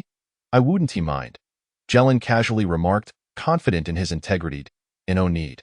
Most spies, when reported, tend to retaliate by accusing others of being spies. I have grown accustomed to it." The receptionist's gentle voice replied, "Okay, I shall take my leave." With that, Jelen turned to depart with Sophia. Once outside, Sophia expressed her excitement. "Young master, that was my first encounter with an demon. But those enormous eyes were somewhat frightening." "Really? Are they not quite adorable?" Jelen inquired. Sophia paused. "Young master, I suddenly understand what that woman meant. For succubi, could it be that any male will do?" "Fool." Jelen playfully delivered a light chop to Sophia's head. "Ouch." Sophia covered her head, feeling a bit wronged. "That hurts." The myriad forms of demon true forms are entirely normal. The demons might even consider our demon forms unattractive. Speaking of which, when our ancestors developed the disguise magic that allows all demons to maintain human appearances, was it not to achieve a unified aesthetic? That makes sense. Sophia nodded, but I envy the eye demons. They needn't exert themselves to earn qualifications, making employment exceedingly simple. I find the plight of the eye demons rather unfortunate. Jelen mused, stroking his chin. Why unfortunate? Sophia inquired. Before she could finish, a look of realization dawned on her face. I understand. With so few of them, they must feel quite lonely. It would be challenging to find a partner of their own kind. That's not quite it. I was merely contemplating how dry their eyes must be. Imagine how much eye drops they must use. Ah? Sophia blinked in confusion, but her expression soon shifted to shock. Young master, your perspective is rather unique. I suddenly no longer envy the eye demons. Their eyes are so large, they must suffer from severe dryness. At that moment, the receptionist unexpectedly sneezed, suspecting someone was mentioning her. The small bottle in her hand slipped from her grasp and shattered on the ground, spilling its contents everywhere. Upon witnessing the eye drops she had wasted due to her sneeze, she felt a pang of sorrow. Large tears, measuring 2 centimeters in diameter, welled up in the corners of her eyes. Alas! Although my salary is quite generous, a third of it goes towards purchasing eye drops. My last suitor even criticized my inability to save money. It is not my fault I cannot save. Meanwhile, Sophia trailed beside Jelen. Young master, should you retrieve the evidence regarding the Grand Prince that the woman mentioned? I shall, but we must wait a week before doing so. Jelen pondered over the matter. It might prove useful in the future. But young master, are you not concerned that this might be a warning signal among their spies? Fool, Jelen gently tapped Sophia's head, the melodious sound reinforcing his belief in her intelligence. We shall retrieve it in a week. That time frame should be ample for the Mingyue department to extract information from that woman and apprehend others. Even if it is indeed a warning signal by then, it will likely be of little consequence. Understand? Understood. Sophia nodded. I will go to collect it in a week. Sophia volunteered to take care of this matter, as it was her duty as a maid to handle such trivialities. Fool, Jelen once again playfully tapped Sophia's head. What if there is danger? For instance, if a magical trap is set that explodes upon opening a drawer. We could simply hire a runner for that. If a friend dies, it does not affect the Taoist. Sophia clutched her head, feeling that her young master was quite clever. However, why do you keep tapping my head? Young master, what do you mean by friend dies? Are you referring to the runner? Wouldn't that be quite dangerous? Jelen raised his hand. Before Jelen's playful chop could land, Sophia instinctively shielded her head, emitting a pitiful sound from her throat. Young master, I am not as clever as you. If you keep tapping my head, I will only become more foolish. Consider this. If we wish to prevent the runner from encountering danger, what should we do? Inform the runner in advance to be cautious. Perhaps equip him with magical defensive tools. Wrong. Have the runner summon a familiar. I see now. Young master, you are truly wise. If the familiar dies, the Taoist does not perish. Is that how it goes? Sophia exclaimed, giving a thumbs up. The following morning, Adele noted a missing member in their ranks. The woman from yesterday was nowhere to be found. She had sensed something was amiss with the woman, and Jelen must have noticed as well. However, had Jelen turned the woman over to the authorities, or had he imprisoned her? She instinctively glanced at Jelen, who yawned widely, revealing faint, dark circles beneath his eyes. Appearing rather lethargic, Sophia, once we board the carriage, I will need to sleep. If anything arises, call for me. If not, wait until we reach the capital before summoning me.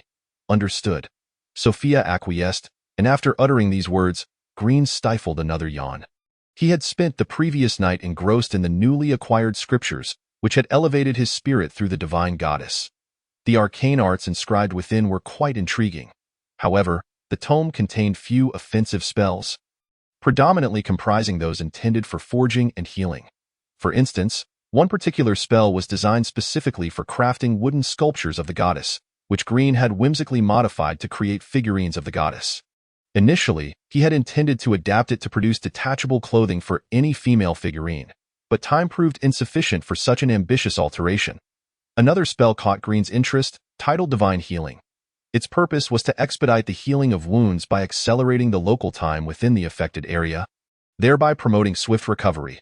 The spell involved a subtle manipulation of temporal laws, rendering it difficult to master and applicable only to minor injuries, with a high degree of complexity and rather mundane efficacy. Green pondered the potential of further modifying this spell, contemplating the delightful possibilities that might arise from such an endeavor. After all, the challenge only heightened the allure. Upon noticing Green's evident fatigue, Adele's disdain deepened. It was apparent that he had not rested at all the previous night. How reckless, she thought. Surely, such behavior could jeopardize one's well-being. He must have engaged in all manner of peculiar activities with that woman yesterday. Ah, the succubus. Chapter 45. The maiden's concerns for the future time swiftly passed, and evening fell. Green and his companions arrived in the royal capital, where the Royal Academy of Magic was situated in the expansive Eastern District.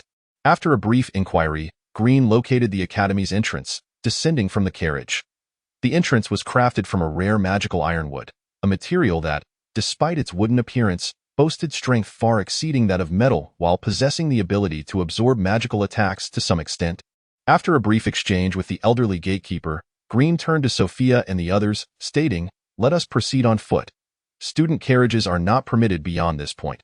As they passed the entrance, Adele couldn't help but glance at the gatekeeper once more. Though he appeared frail and aged, he was, in fact, a concealed powerhouse of the demon race, likely of a rank between 50 and 60. Truly, a testament to the prestige of the most esteemed magical academy of the arrogant demon clan. Upon entering the academy, volunteers promptly approached to assist. Green and Sophia were assigned to the student dormitory, while Adele was directed to the staff quarters, which primarily housed the servants of noble students. Before long, the day of formal enrollment arrived. After rising, Green made his way to the square in front of the teaching building, where the academy had announced that all first-year students were required to gather. Green surmised that this meeting pertained to the freshers' competition, which might also determine class placements based on performance. By this time, the square was already bustling with students, engaging in greetings and introductions. Some clustered together with familiar friends, chatting animatedly. Seeking a quieter spot, Green settled down, pulling out a pen and paper to contemplate further enhancements to his spells. At that moment, a voice, familiar yet tinged with surprise, called out to him. "Green?" "Yes," he replied. Lifting his gazed eye in the sunlight, the golden hair of the speaker shimmered brilliantly, her graceful figure radiating vitality. It was none other than his former fiancée, Vivian. "What a coincidence," Green remarked. "Indeed," Vivian replied, a hint of embarrassment creeping into her demeanor as she instinctively touched her nose. After all, she had recently broken off their engagement. "Thank you," she said, her tone growing earnest. "It was your note that prevented my parents from scolding me too harshly upon my return. They merely said you were a good boy." "What do you mean, thank you?" "I simply did what was right," Green responded, immediately grasping her gratitude. Vivian smiled, then noticed the notes in Green's hands, leaning closer with curiosity. "May I see what you're writing?" "Just some minor thoughts." Green replied with a genuine smile that exuded warmth. Anyone encountering Green would likely perceive him as a kind-hearted and honest man. Vivian moved beside him, folding her skirt slightly before sitting down. "Can I take a look?" "Of course." Upon receiving permission, Vivian took the notebook from Green's hands, revealing intricate incantations inscribed within. Though Vivian struggled to comprehend the details, it appeared to be some form of magic. Albeit significantly different from what she was accustomed to, however, some annotations beside the spells were within her grasp. "Help me, great goddess," reverse modification. Here, this should be modified further. The casting speed could be increased. If altered this way, it could operate in reverse, though it seems there are still issues with positioning. "I desperately wish for a lovely lady to serve as a test subject." Vivian raised her head to look at Green, admiring his handsome profile. "You seek a test subject? What are you experimenting with?" "Yes, I do require a test subject. It pertains to an experiment," Green replied, referencing the spell that would allow him to obtain undergarments from women. As a sincere devotee, Green firmly believed in the principle of reciprocity, deeming it essential for a virtuous demon. Merely borrowing undergarments without returning them would be tantamount to misconduct, which he vehemently repudiated. Thus, he planned to reverse modify the spell to ensure he could return the items, avoiding a repeat of the previous incident where Eve had to visit his home late at night to reclaim her undergarments. Upon hearing Green's mention of an experiment and his need for a subject, Vivian's expression shifted to one of seriousness. "Allow me to assist you. Though I am not particularly compelled, I simply wish to repay the favor. Her demeanor was slightly bashful. Green glanced at her golden locks. Isn't it curious how blonde hair often correlates with a certain personality type? There must be a genetic connection. Having an additional test subject would greatly benefit his research. Yet Green felt a twinge of concern. This experiment might cause discomfort for the subject. I worry you may not be able to handle it, Vivian, intrigued, inquired. May I ask what precisely you're researching? At that moment, Sophia and Adele approached. Sophia, pleasantly surprised, exclaimed, Master, I've finally found you. There are so many people in the square. I've been searching for ages. Adele merely nodded in Green's direction, a silent greeting. Green turned to Sophia, offering a smile, then glanced back at Vivian, intending to respond to her earlier question. Why experiment aims to assist women in staying warm against the cold winds, thereby increasing their body temperature and preventing the occurrence of cold womb syndrome. Adele's eyes widened as if a switch had been flipped in her mind, triggering unwelcome memories. She recalled how Green had previously described his spell for stealing undergarments, designed to help women lower their body temperature for better ventilation in the summer. One aimed to provide warmth, the other to reduce it. The similarity was unsettling. Wait a moment, she interjected, unable to contain herself. What is it? Green queried, puzzled. Adele approached him, her gaze falling upon the notebook in Vivian's hands. Her eyes narrowed as she recognized the incantations. They were not spells but divine arts. She could discern the general effect, which seemed to involve transferring items from one person to another, coupled with the notes and her previous experience with the stolen undergarments. A troubling suspicion formed in her mind. Green, this divine art of yours, surely it isn't intended to dress women in undergarments, is it? That can't be right. Who would be absurd enough to conceive of such a notion? To dress someone in undergarments during battle? Adele herself wielded a spell for item transfer, but that was merely a practical application. She would use it to bring a cup of water to her without walking across the room. It was entirely sensible. Who in their right mind would devise a divine art as ludicrous as yours, Green? Our church does not have such ridiculous spells. Moreover, your initial spell was not even a transfer type. It was a healing spell. How on earth did it become this? Ah, so dressing women in undergarments is your way of providing warmth and preventing cold wombs, is it? Adele was deeply concerned that if Green's bizarre divine arts ever spread across the continent, the repercussions would be dire. Chapter 46. The principal's doubts. How would other clergy react? Would they be ashamed or led astray? For instance, what if the prospective maidens, upon mastering these spells, began stealing each other's undergarments during the selection battles? Such a scenario would surely warrant the church's obliteration. Please, Green, for the sake of your self-created divine art, could you consider renaming it to something less absurd, perhaps calling it a magic trick instead?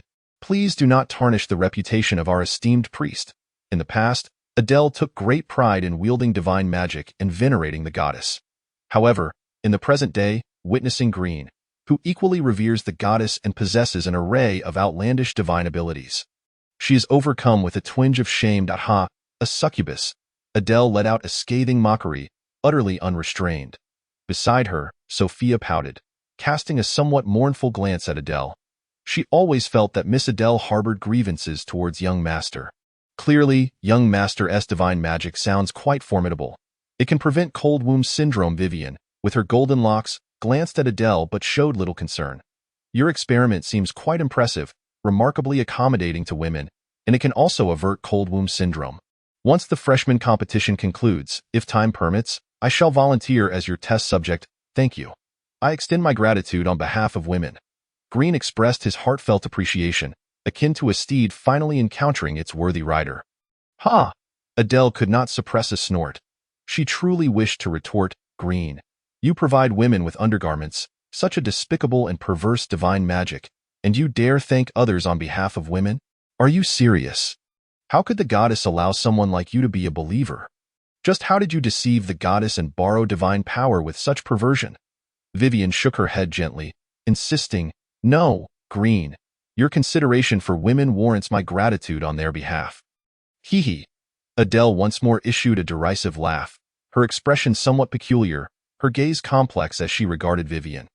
You assist Green in testing that perverse divine magic for women's undergarments, and yet you still feel the need to thank him? Surely, you do not believe Green to be a man of integrity, do you?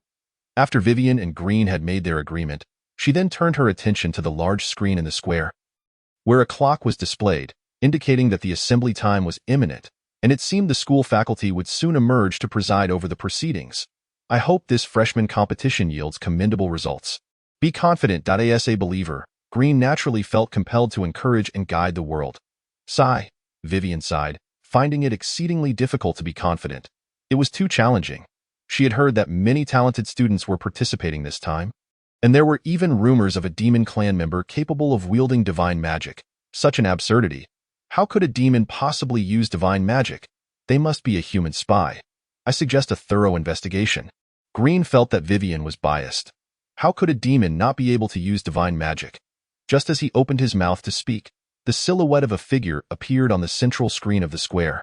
Simultaneously, a commanding voice resonated through the magic loudspeaker. Students, please quiet down. In an instant, thousands of freshmen turned their gaze toward the screen, each holding their breath in anticipation of the school leader's forthcoming words.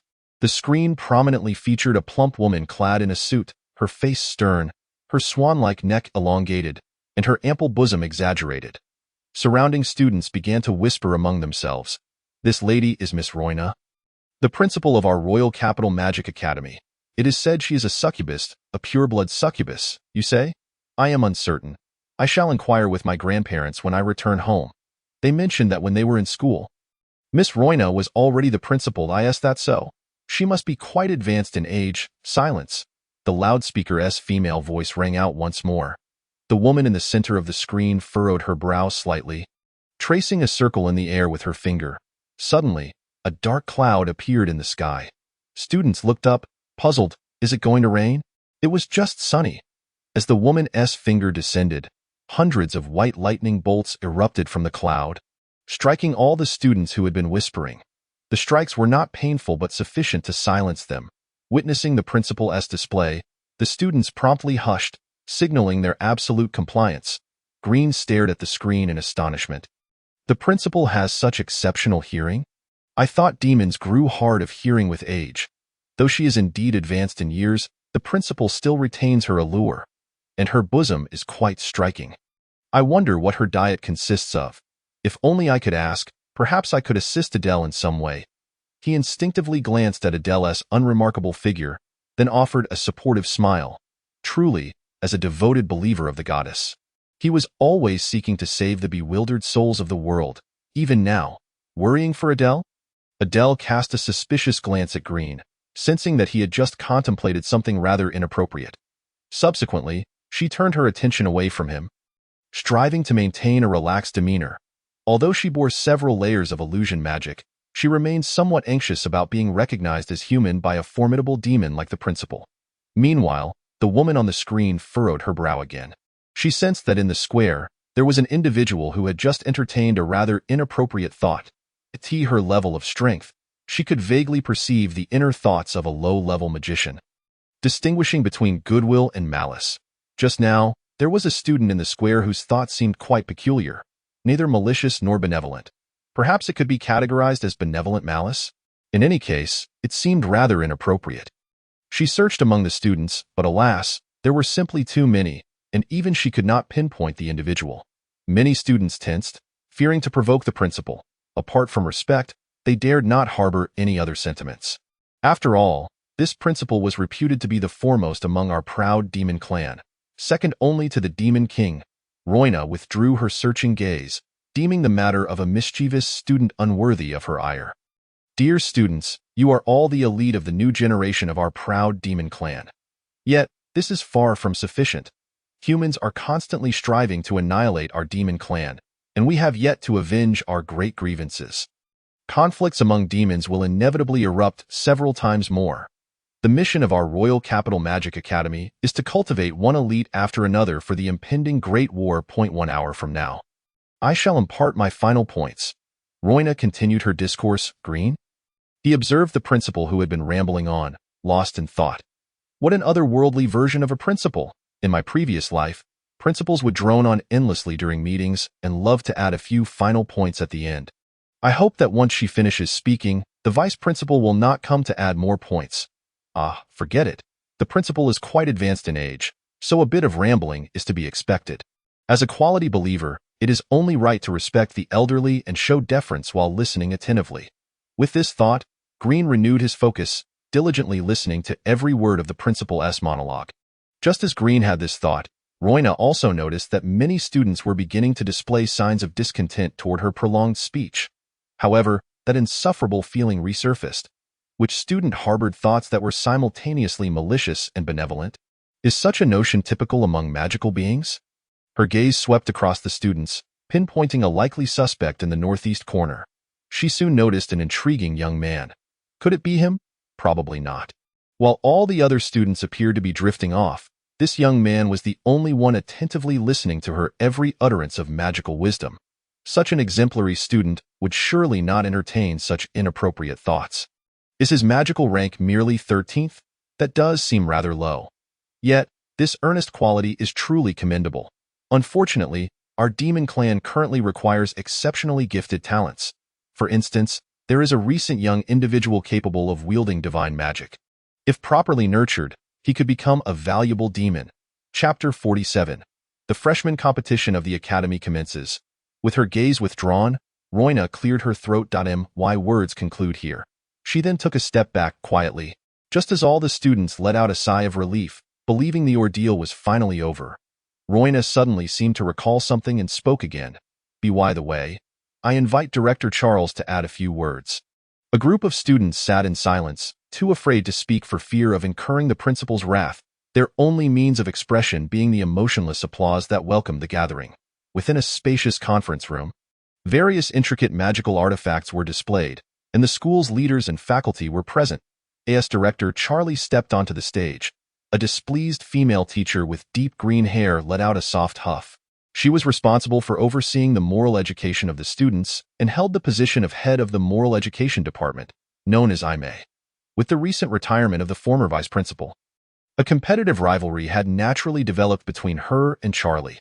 Currently, 3 individuals were vying for the vice principal position in the following order: Kenneth, the head of the logistics department; Charlie, the head of the academic affairs department; and herself.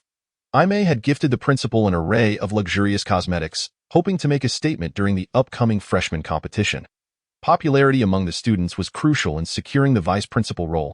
However, just days prior, Charlie had discovered a student adept in divine magic, and the principal seemed to take a particular interest in this student, abruptly deciding that Charlie would deliver the keynote address. Feeling slighted, Aimee consoled herself with the thought that the principal perhaps regarded her as a confidant, even inviting her to the most opulent beauty salon in the territory of the lust demon for treatments. Yet, that treatment would cost her an entire year's salary, and she was too embarrassed to let the principal foot the bill, meaning she would have to pay double, essentially 2 years' worth of wages. Having spent such a considerable sum, surely the principal would take pity on her and grant her the vice principal position, wouldn't she? Aimee was uncertain, as the principal's thoughts were often enigmatic. Despite being a pure-blooded succubus, she was remarkably chaste, much like that peculiar student skilled in divine magic. The other teachers in the room sensed an underlying tension.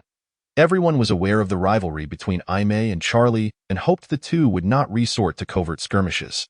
Yet, what of the head of the logistics department? In terms of reputation, he surpassed Charlie. Most teachers estimated the likelihood of the logistics head securing the vice principal position at 40%, Charlie at 30%, and Aimee at 20%, with the remaining candidates sharing the remaining 10%. Shouldn't the principal have let the logistics head make the speech instead? Where was he in the room?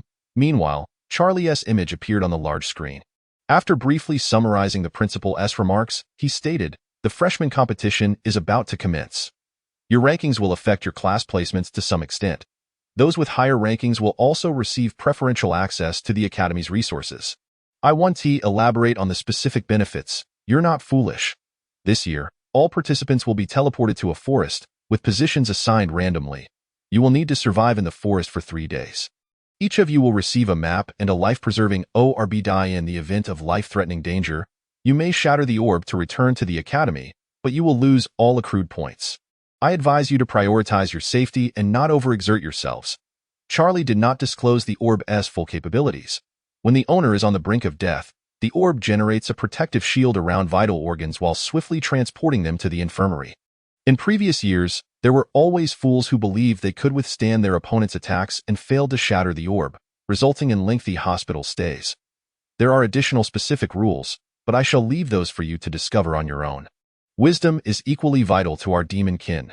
Teachers had already taken their positions in the central square, and students began to orderly collect their maps and orbs. In 15 minutes, the teleportation magic array would activate, sending them to the forest. Additionally, all unrelated individuals are requested to vacate the square temporarily. After the teleportation concludes, you may view the freshman competition footage displayed on the screen. That concludes my address. Prepare accordingly. As Charlie's image vanished from the screen, a countdown timer of 15 minutes appeared. Adele glanced at Sophia and softly said, "You all continue with your preparations. I'll step out of the square for a moment." Adele was curious about the human side of the freshman competition, as it could provide valuable intelligence. She could return after the teleportation to observe the competition footage and gather information to present as an achievement upon her return to the church. "All right," Sophia nodded. "Adele, do your best to gain admission to the academy next year." Seeing the contemplative look in Adele's eyes, Sophia mistakenly believed Adele envied her and Green, and promptly offered encouragement. "I will strive for it." Adele smiled before departing. Green called out to Sophia to accompany him to collect their maps and orbs. Although the square was bustling, the crowd exhibited remarkable decorum, lining up orderly. Before long, Green received a map and an orb. The orb was transparent, appearing rather unremarkable. After stowing the orb in his storage ring, Green unfolded the map. The map seemed to be a magical artifact, crafted from an unusual material, with magic coursing through it. However, its content was somewhat simplistic, merely depicting a square labeled forest. Green surmised that the map would activate upon entering the forest. After putting it away, he waited patiently for the teleportation to commence. 15 minutes swiftly passed. Everyone had collected their items. Charlie's image reappeared on the screen, his deep, authoritative voice resonating. "We are about to teleport. Please remain calm. I hereby declare the freshman competition officially begins." As his words fell, the entire square floor illuminated with a radiant white light, countless magical patterns emerging. The square transformed into a colossal teleportation magic array capable of simultaneously transporting thousands of individuals.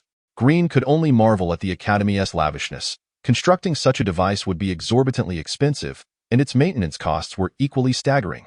Unlike his hometown, Hanno, which lacked a teleportation array, he would not have needed to travel by carriage to the Academy otherwise. He closed his eyes, and the next moment he opened them, he found himself in a lush forest, surrounded by the sounds of chirping birds and fragrant flowers. Occasionally, small birds perched on branches, tilting their heads curiously to observe Green. After he greeted them, they startled and took flight. "I have no intention of roasting little birds. Why do they flee?" he lamented, pondering the trust between man and bird. Sighing, Green retrieved his map once more, which had changed. Several glowing points appeared on it. He counted 12 golden dots in total. The territory of the arrogant demon lord was divided into 12 regions, each with varying levels of economic development. For instance, Green's territory ranked among the lowest. Could these 12 glowing points indicate the locations of 12 individuals? When he clicked on a dot, a series of numbers appeared. 500. Connecting this to the 500 points on his scorecard. Green quickly deduced that one of the dots likely represented himself. He began to move quickly, glancing at the glowing points on the map. Indeed, one of the points mirrored his direction. Just as he was piecing this together, the 12 glowing points vanished, leaving only one, which displayed the number 600. The change in number indicated a shift in points. Did this mean one could, through some means, plunder the points of others, perhaps by defeating them? The map would only show the individual with the highest score. Meanwhile, in the spacious conference room, a multitude of academy teachers were observing the competition on the screen. Principal Rowena listened to her subordinates' reports.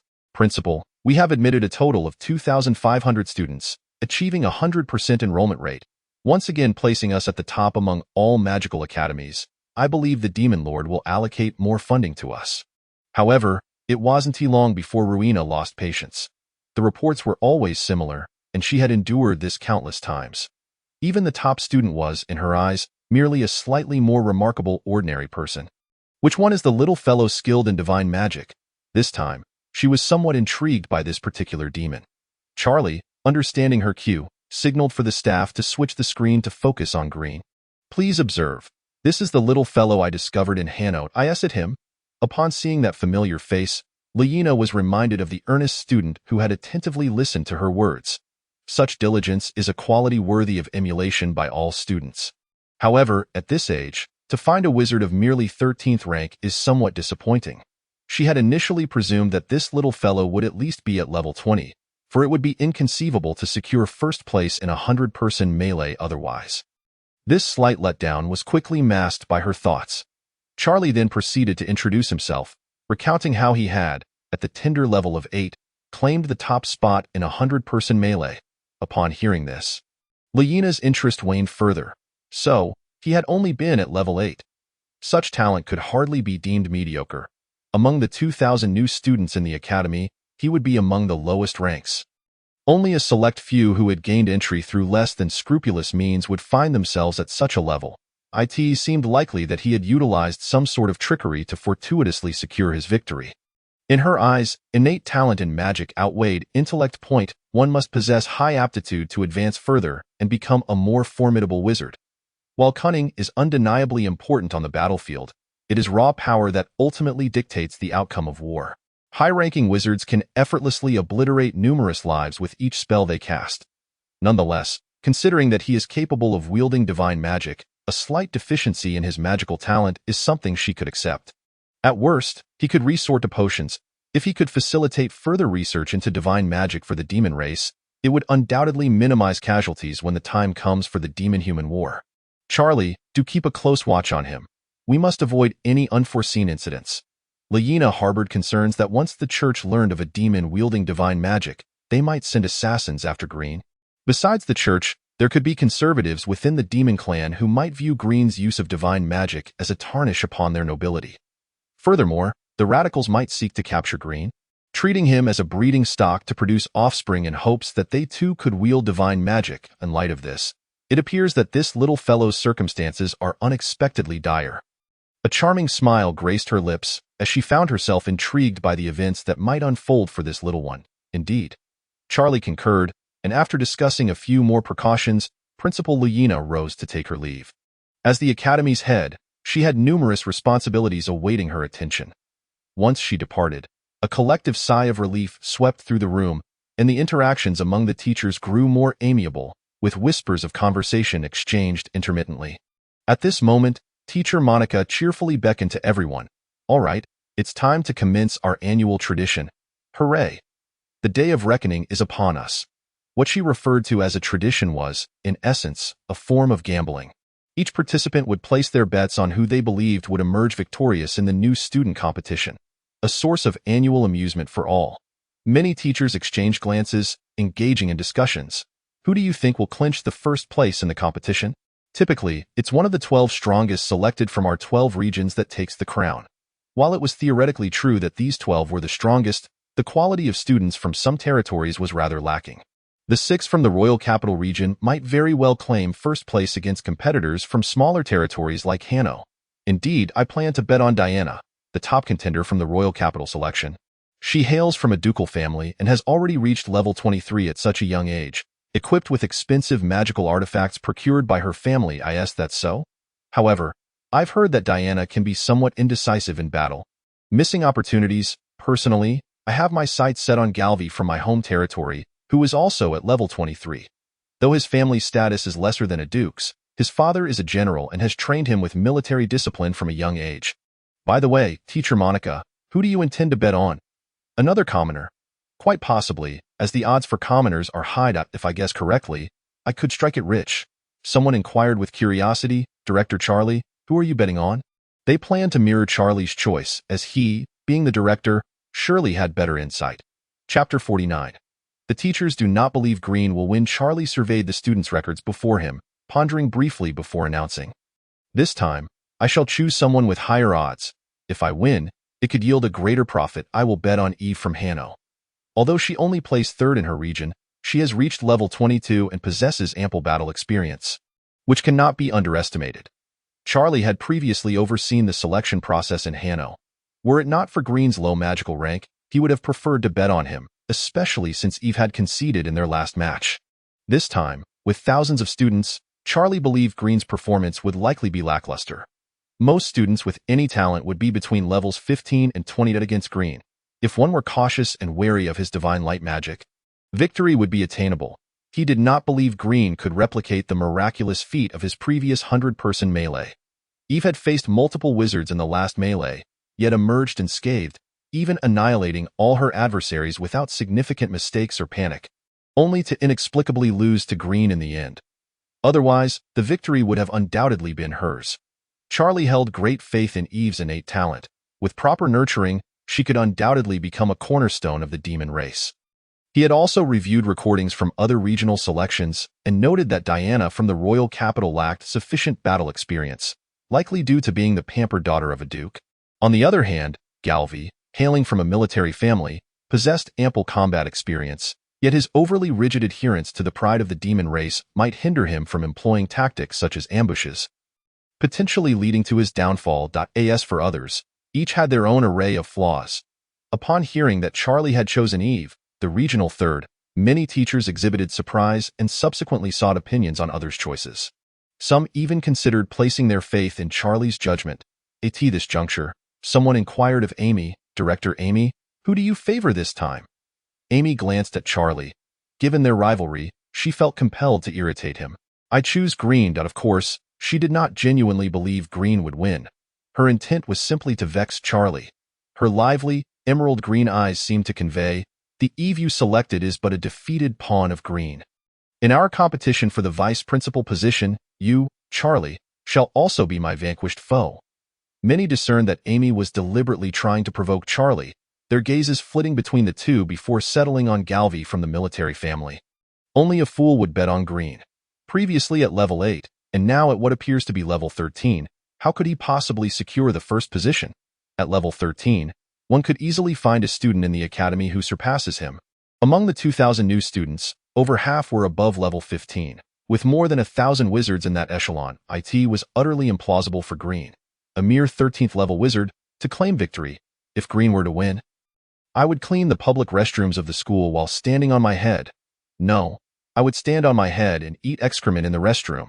Seeing that the teachers had nearly reached a consensus, Monica interjected, "All right, everyone come forward to register your picks and amounts. As per our usual practice, the minimum bet is 1 month's salary. I wager 1 month's salary on Diana. I wager 3 months, also on Diana. I wager 5 months' salary on Galvi. I wager 2 years' salary on Galvi." The assembly of teachers turned to regard this bold individual with a mix of admiration and incredulity. 2 years' salary? If lost? That would equate to 2 years of work with no reward. Indeed, small bets are mere amusement, but substantial wagers can be perilous. Does your wife consent to you risking 2 years' salary on this? Someone attempted to caution him. "I've saved 100 years' worth of private funds. She won't ever know. I am particularly confident in Galvi. He is a sure bet." After everyone had made their statements, Monica compiled the results. In total, 20 students garnered the favor of the betting teachers, all of whom were powerful wizards at level 22 or above. Only Green stood out as an anomaly, and the only wager placed on him came from Director Amy. This implied that should Green secure first place, Amy would stand to gain a considerable fortune. Contemplating this, Monica felt a twinge of temptation, swallowing hard as she quietly produced a month's salary. Intending to wager on Green. Let us take a chance. What if all the students, aside from Green, were to fall ill? Winning would yield decades of salary in one go, and losing would simply mean forfeiting a month's earnings, which I can bear. She resolved to take the plunge. Green's ability to wield divine magic was his strength, and what if that strength proved to be exceptionally formidable? Subsequently, she revealed whom everyone had selected. Along with the odds and other related details, AI may subtly lifted her gaze, catching a glimpse of whether Monica had also chosen Green. She paid it no mind, having wagered merely a month's salary. With no expectation of victory, her sole intent was to vex Charlie. In the forest, the sunlight was splendid today, filtering through layers of verdant leaves, casting dappled shadows upon the ground. Green stifled a yawn. Having not retired early the previous night, he, as a devoted acolyte of the goddess, had finally finished reading the sacred text in its entirety. Yet, there remained numerous divine spells that he would need to ponder over at his leisure. All right, time to find a place to rest. The freshman tournament spanned 3 days, and the individual with the highest score would be displayed on the map. He merely needed to vanquish the top scorer at the last moment. Simple and straightforward. Glancing around, Green spotted a sturdy giant leaf tree. Its leaves could reach an impressive meter in length. Breaking off one leaf, he fashioned it into a makeshift blanket. As he shed his outer garment, Green revealed his well-defined abdominal muscles. While his original self was indeed rather lecherous, perhaps due to excessive training, his abs were commendable. In the next moment, black, fleshy wings appeared behind him. As was customary for succubi, they were dark as night.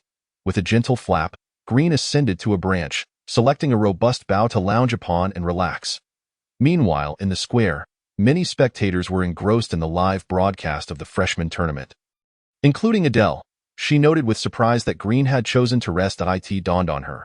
After all, Green was only at level 13. Finding a hiding spot to idle away for 3 days while safeguarding his 500 points was quite a sensible strategy. As for seizing points from others, Adele doubted that Green, with his level of magic, could manage that. Yet, it was Green. She couldn't shake the feeling that events might not unfold so simply.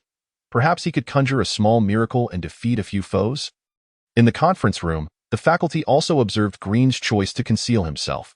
This seemed a prudent decision, acknowledging his limited strength. If he could merely protect his 500 points, that would suffice. Was it possible that Green intended to conserve his strength, waiting until the final moments to reap rewards? Does Green truly possess any capability? One teacher posed a soul-searching question. He struggled to comprehend how a level 13 individual could secure the top position in Hano territory. Even if the talent pool in Hano territory was lacking, it shouldn't be so dismal, should it? Others, more formidable contenders, began to mobilize, scouring for weaker students.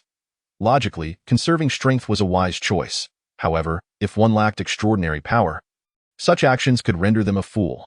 Indeed, the highest scorer in the final hour would be a formidable adversary, and others might not stand a chance against him. In previous years, there had been instances of righteous mobbing, where a group of lower-level students banded together to forcibly defeat the top scorer. Would this year hold such surprises? Speaking of righteous mobbing, a particular student came to mind. A student with exceptional organizational skills, now serving as a vice-captain of a legion. Yes, that was him. Hearing this, Monica felt a flicker of hope ignite within her. Righteous mobbing had been employed by Green once during the chaotic melee of Hano territory. While she was uncertain how he had achieved it, if he could replicate that success, perhaps there was a chance to defeat the top scorer. However, Green's inherent abilities seemed woefully inadequate. It felt a daunting challenge. The premise of righteous mobbing suggested that the leader must be stronger than their subordinates. Wait, look over there. It seems 2 level 20 students are approaching Green. He might be eliminated. If he is ousted so early, Hano territory will likely become a laughingstock for quite some time. A teacher pointed at the screen. Within the forest, Green yawned, glancing down at the unfamiliar faces of the 2 students below him. Likely from other territories. Oh well, back to sleep. The teachers collectively looked on in bewilderment as Green continued to doze. He truly so unfazed. By conventional reasoning, his demeanor was worthy of emulation. Did he not harbor any concerns regarding being discovered by those 2 level 20 sorcerers?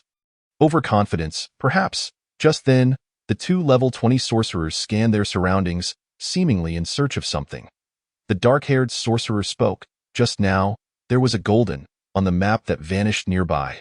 Where could it have gone? It likely moved away. We merely came to test our luck. If we encounter Hano territory's top scorer, we could easily claim 500 points. Let us continue to survey the area. They meticulously examined their surroundings. The dark-haired sorcerer glanced up at the giant tree and then looked elsewhere. The teachers were left perplexed. Could he truly be so lacking in sight? Green is such a prominent figure. Yet he remains unnoticed? Perhaps he is careless.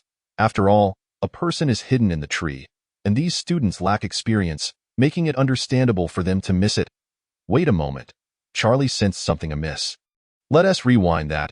Additionally, I require a thorough evaluation of the magic and divine spells utilized by Green. For this freshman tournament, the Academy had unveiled its most prized high-tier identification tools. Such advanced tools were scarce within the arrogant demon clan. Only 4 existed, 2 of which were employed by the military for combat against humans, while another was shared among research institutions and other academies. The remaining one was solely possessed by the Royal Magic Academy. As long as Green utilized a spell or divine art, its name and effects could be identified. There were rare instances of failure to identify, such as when the opposing sorcerer's level reached that of a demon king. Soon, a screen within the conference room displayed the information. Name. Invisible Man category. Divine artifact. Significantly reduces the user's presence, achieving an effect akin to invisibility, truly a boon for those afflicted with social anxiety. No longer must one fear being noticed in social situations. However, one must be cautious not to forget oneself when it comes time to receive one's salary. Description. Fei Yangyang, exert a bit of effort. Hey, Fei Yangyang, where are you? The teachers exchange knowing glances upon reading the description, each revealing a meaningful smile. Although they were not entirely clear on the reference to Fei Yangyang, it did not hinder the resonance among the educators. Several young female teachers blushed, covering their wide eyes as they began to feel bashful. Only a few innocent teachers, curious, inquired, "What does this description mean?" Ahem. Charlie cleared his throat twice, then turned to the teacher responsible for operating the identification tool. "I have not encountered this divine art before. Is it a recent addition from the church?" A rather reticent teacher immediately began data comparison, soon responding, "Our data does not include such a divine art. It is likely a newly created spell. Judging by the style of the description, it does not resemble that of the church's clerics, but rather seems to be an original creation by Green." Charlie paused. "Did you say it was self-created?" "Yes, I believe that is a possibility." "Understood. You are to monitor Green closely. Should he cast any magic or divine art, report immediately." "Yes." Turning his gaze back to the screen, Charlie appeared somewhat astonished. He had heard that even the most gifted individuals from the church rarely created their own divine arts, typically relying on those from the sacred texts. Green had indeed surprised him significantly. In the square, upon noting the situation regarding Green, Adele's mind began to churn with speculation. Green must have employed some divine art that concealed him. As she gazed at the large screen, eager to observe Green closely, she noticed that the image had shifted to focus on others. With over 2,000 students participating, the main screen primarily showcased scenes from the combat zones. If it weren't for Green being the top scorer in Hanno territory, there might have been only a fleeting glimpse of him. Realizing this, Adele rose from her seat. Besides the main screen, several smaller screens were available for individuals to watch specific students. Approaching an unoccupied screen, she typed Green's name into the search bar and soon, his figure appeared. However, a pop-up window appeared, offering a VIP service to watch a particular student exclusively. "Would you like to purchase this service?" Adele was taken aback, her lips twitching slightly at the price. The Demon Clan.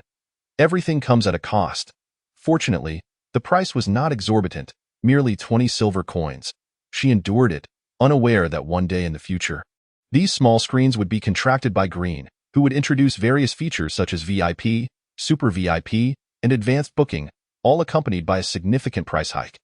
The advertisements for VIP were enticingly crafted, first inquiring whether one wished to witness their child's battle among friends, followed by a display of different advertisements.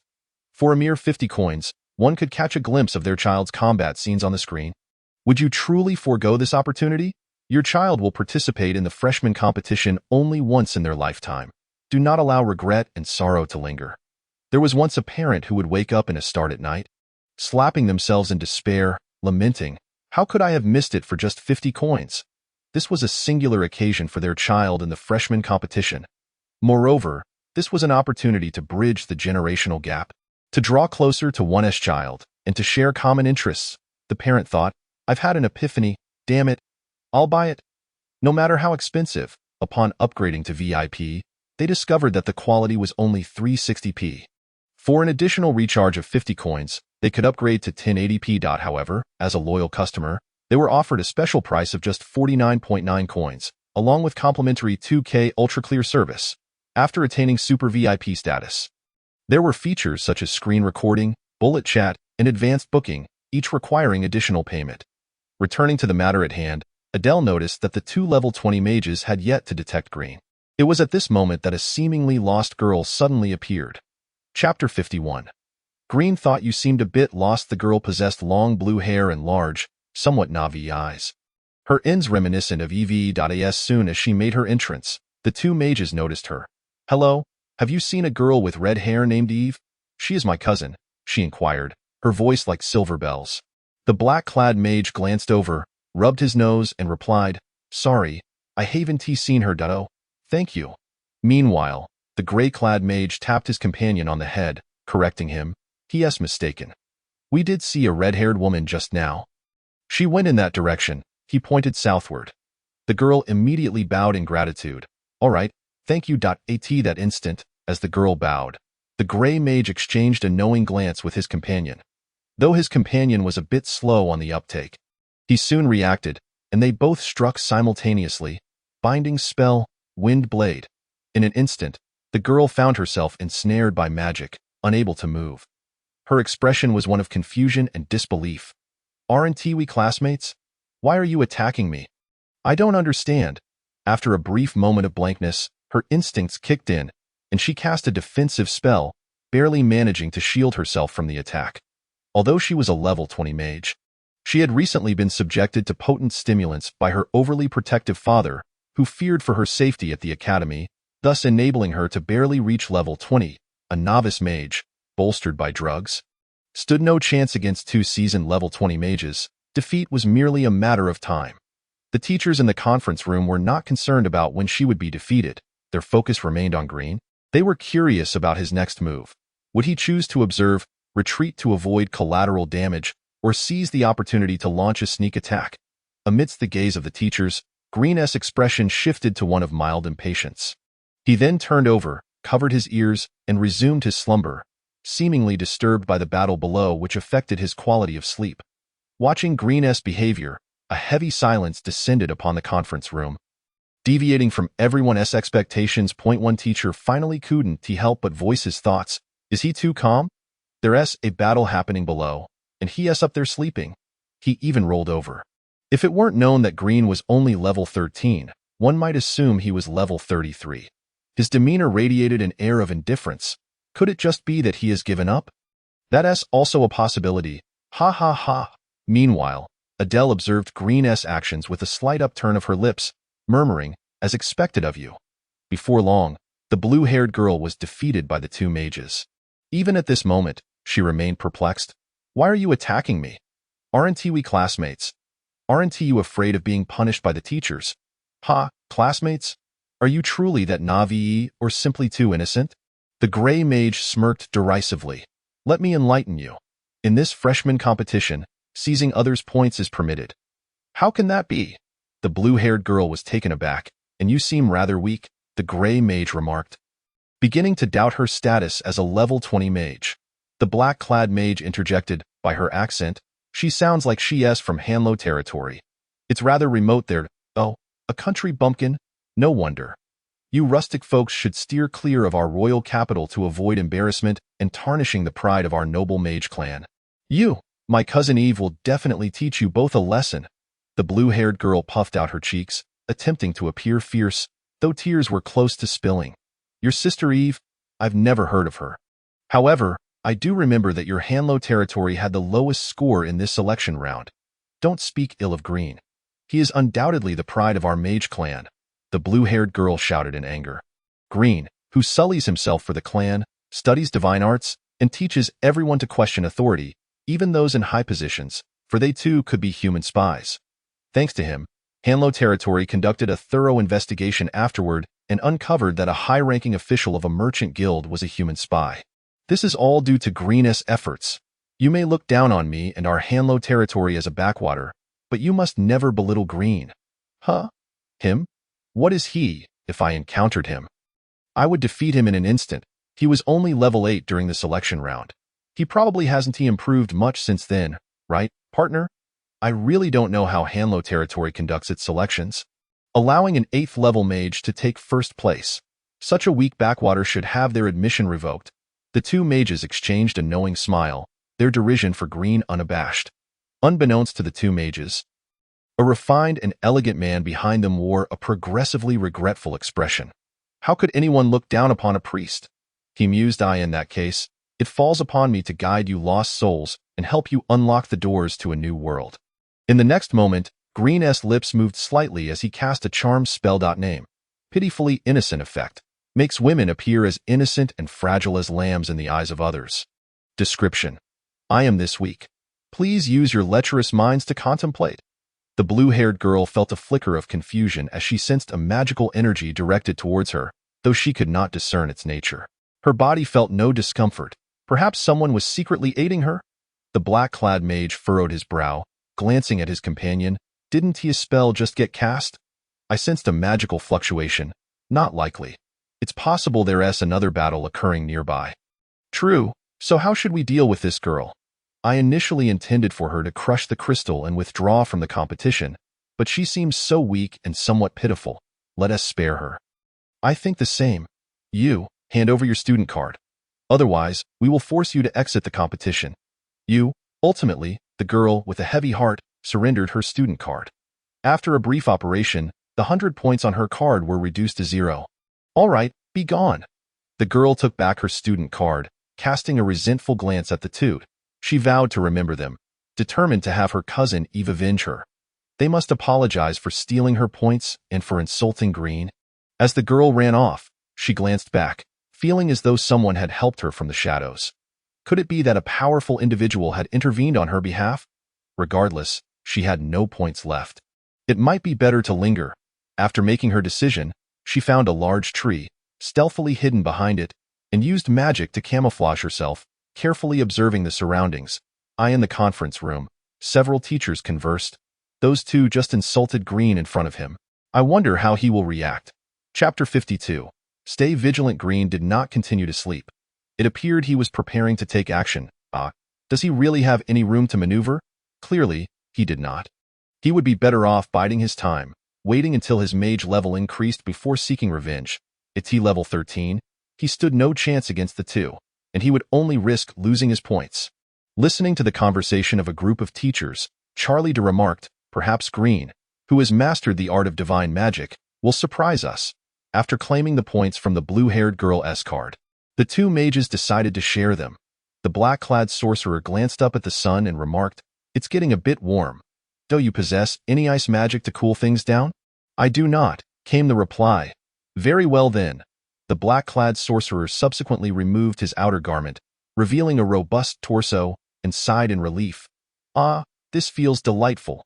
Perched upon a tree branch, Green compared his physique and thought, "Indeed, my abdominal muscles remain impressively firm. It seems that my original self-S training has proven effective." A glimmer of pink light flickered in his eyes as he contemplated casting a seductive charm but hesitated upon reading the spell description. Name: low-level seduction charm level. First effect: become more alluring in the presence of the opposite sex. Description: come, strip me bare. Is it only effective on the opposite sex? What a bias. Who are you to define another's gender? There are a staggering 97 genders, including the infamous Walmart plastic bag gender. Every mage possesses the right to choose their gender freely. After a moment of scathing reflection, Green opened his personal panel, intending to exchange magic points for a spell. He had been so engrossed in divine magic lately that he had scarcely contemplated other spells. After all, magic could be directly exchanged with magic points, while learning was far too cumbersome. He currently possessed 800 magic points, most of which had been acquired during his recent swift ascension to level 13. Green was not inclined to exchange for demon magic. He found the charm of succubi much more intriguing. He was a civilized individual, preferring to avoid violence. Succubi magic was a treasure trove capable of alleviating interpersonal conflicts and fostering deeper communication. Scanning the options, he stumbled upon an enticing spell. Name: seduction charm level. Third effect: become exceedingly alluring. Description: come, strip me bare, and ravage me. Every inch of my skin craves your touch. Price: 1,000 magic points. Judging by its name and effects, it appeared to be an advanced version of his low-level seduction charm. However, the price was somewhat beyond his reach. Just as he was about to peruse the next spell, he noticed that if he exchanged for it, he would only need 800 magic points, thus saving 200 points. After some contemplation, he realized that possessing the lower-level spell likely mitigated part of the cost, allowing him to integrate it into the higher-level spell seamlessly. Resolving this, he proceeded to exchange for the magic. Subsequently, he cast the spell upon the two sorcerers, aiming one at each. The black-clad sorcerer sensed something amiss almost instantaneously. "Someone has cast a spell on me. My emotions feel rather peculiar." "What spell?" The gray-clad sorcerer had somehow approached him, his gaze fixated on the black sorcerer's abs, his eyes shimmering with an unusual light. Aren't you standing a bit too close? The black sorcerer furrowed his brow, questioning, and why are you touching my abs? Something felt off, indeed. The black sorcerer muttered, unexpectedly finding his companion somewhat attractive. But I'm a staunch heterosexual. The gray sorcerer's fingertips glided over the black sorcerer's abs, his face flushing, his gaze becoming dazed. Brother, you smell divine. Feeling the gentle caress, the black sorcerer shuddered. What are you doing? You are absolutely right. That is precisely what I intend. You seem a bit off. My state appears somewhat unusual as well. The black sorcerer frowned, finding himself inexplicably drawn to his companion's allure. I'm not the one acting strangely. You flaunting your abs is simply an invitation. You little temptress, wait, hold on, this is all wrong. And I'm straight. What's wrong? Clearly, you're the one trying to entice me. The gray sorcerer's fingers danced across the black sorcerer's body. In truth, I've liked you for a long time. Today, for some reason, I feel compelled to confess, brother. You truly smell delightful. If you can't calm down, I think I'll take my leave. The black sorcerer was now sweating profusely, desperate to escape. Not only due to his companion's peculiar behavior, but also because he found himself increasingly attracted to him, every word seeming to draw him in. Please don't tug at my pants. I am frightened. The black sorcerer panicked, utterly alarmed. Brother, I have a fiancée. You need to calm down. You have a childhood friend, don't you? I've already rejected her. It's fine, for I like you. You requite the little tease, playing hard to get. The gray sorcerer's next words solidified the black sorcerer's resolve to flee. Moreover, I have a thing for married men. Knowing you have a fiancé excites me even more. I'm ready to pounce. What? The black sorcerer shoved the other's hand away from his backside, magic surging within him as he prepared to flee. Just then, the gray sorcerer unexpectedly shed his shirt. I truly like you. Please go out with me. The black sorcerer gazed at his companion, who indeed appeared incredibly alluring. He instinctively swallowed hard, his reason faltering, convinced he had fallen under the spell of a succubus. Curse that succubus. I'm a staunch heterosexual. If you must engage in this, at least provide me with a female companion. Why test me with a man? As desire threatened to overwhelm his mind, the black sorcerer could think of only one thing. Escape, however. In the next moment, the gray sorcerer's face broke into a mischievous grin. My dear companion, you are far too naive to in the following instant. A magic circle manifested beneath the black sorcerer's feet, and countless vines sprang forth, ensnaring him. Subsequently, a barrage of control spells struck, rendering him powerless to resist, leaving him at the mercy of the gray sorcerer. The black sorcerer's face was etched with frustration, and he pondered, if my dignity is compromised, does that count as infidelity? In the conference room, the teachers exchanged glances. I suddenly understand why Green managed to secure first place in the Hanno region selection at level 8. This lad possesses an intriguing charm, a male teacher remarked, his tone laden with complexity. It's hard to disagree. I'm feeling rather uncomfortable myself. Do elaborate on your discomfort. A half-blood succubus chimed in, her eyes gleaming with interest. Mind you, there are female teachers present. Is this really the topic to discuss? A female demon teacher admonished. The half-blood succubus pouted in disappointment, but I'm a female teacher too. The demon teacher rolled her eyes. Who doesn't he know that you succubi have a plethora of playful tricks up your sleeve? For instance, this green in the video is a half-blood succubus. Ah, succubi. Charlie felt somewhat embarrassed. He cleared his throat. Let us display the description of the spell Green just unleashed. Soon, the details of the seduction charm appeared on the screen. Teachers of succubus lineage are likely familiar with this. Any insights? Charlie had previously looked down upon succubi, believing that they would likely falter against demons of the same level, given the scarcity of combat-oriented spells among succubi. However, his perspective shifted upon witnessing Green. A level 13 succubus effortlessly toy with 2 level 20 demon mages. He resolved to be cautious should he ever face a succubus of equal standing in the future. Monica observed the silence. Noting that no one seemed eager to speak, asked Charlie's confidant, aspiring for him to ascend to the role of vice principal while she took over as director, she deemed it essential to maintain the atmosphere. I have something to say.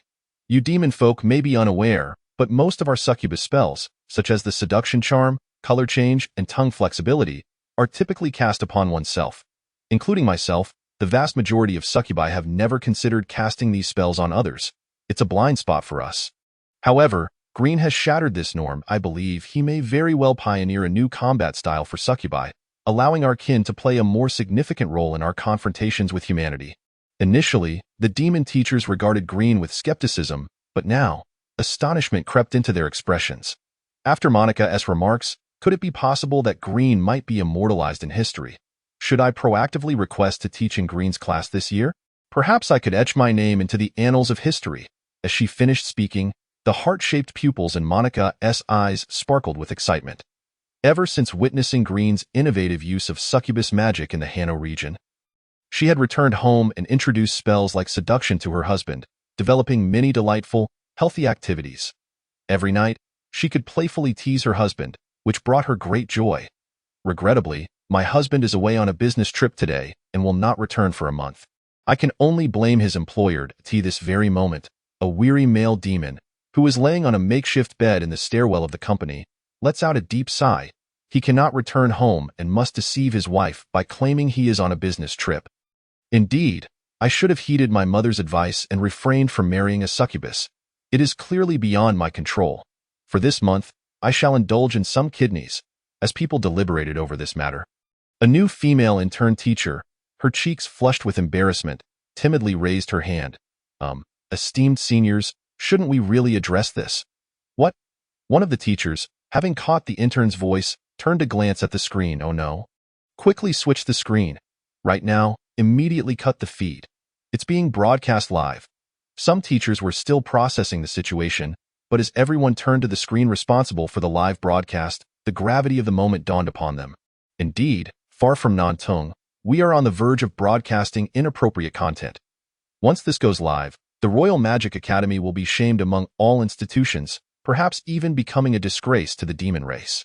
Which reputable academy would dare to stream discussions about non-tongue? Charlie's lips twitched as he vanished in an instant. The next moment, he found himself in a forest, swiftly incapacitating two disheveled men with a strike from each hand. Beads of sweat dotted his forehead, and panic gripped him.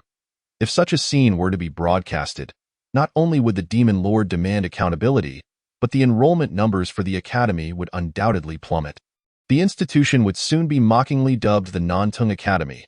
He suddenly regretted admitting Green into the academy. Truly, were it not for the intern's timely warning, everyone would have been engrossed in conversation. And the broadcast would have gone live. The principal had instructed him to keep an eye on Green, but in reality, it was Green who needed to rein in his powers. His heart, having nearly skipped a beat from fright, wiped the sweat from his brow, his expression turning complex as he glanced at Green still perched in the tree. "Where is your student card?" Upon seeing the academy's teacher arrive, Green displayed an expression of fear. "Teacher, you've finally come." Those two were incredibly frightening. "I've been shocked for an entire year. Thankfully you are here, or I feared for my life. Enough with the theatrics, hand over your card, and I will transfer your points." Charlie suddenly felt a headache coming on.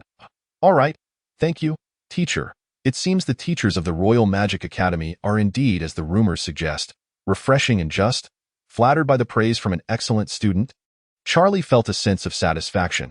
Among the various academies, the educators at the Royal Magic Academy could be considered unparalleled and far ahead of the rest.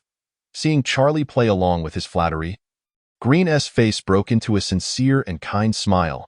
"Since the Academy's teachers are so exceptional, surely you despise evil. You must have heard those two disparaging the Hano region, calling us country folk. I believe this is an attempt to incite discord between Hano and the capital. On a smaller scale, it is regional discrimination. On a larger scale, it threatens the internal peace of the demon race, attempting to stir conflict between small towns and the capital, artificially creating discord that could even lead to a split within our proud demon race, resulting in vulnerabilities in our defenses that humans could exploit, potentially leading to the complete annihilation of our kind. I firmly believe these two are spies for the humans, or at the very least, demons bought off by them. I suggest a thorough investigation, particularly into any tax evasion and bribery." Charlie's mind was filled with question marks. It seemed quite logical, yet he could not pinpoint any specific fault. though it felt as if everything was a problem.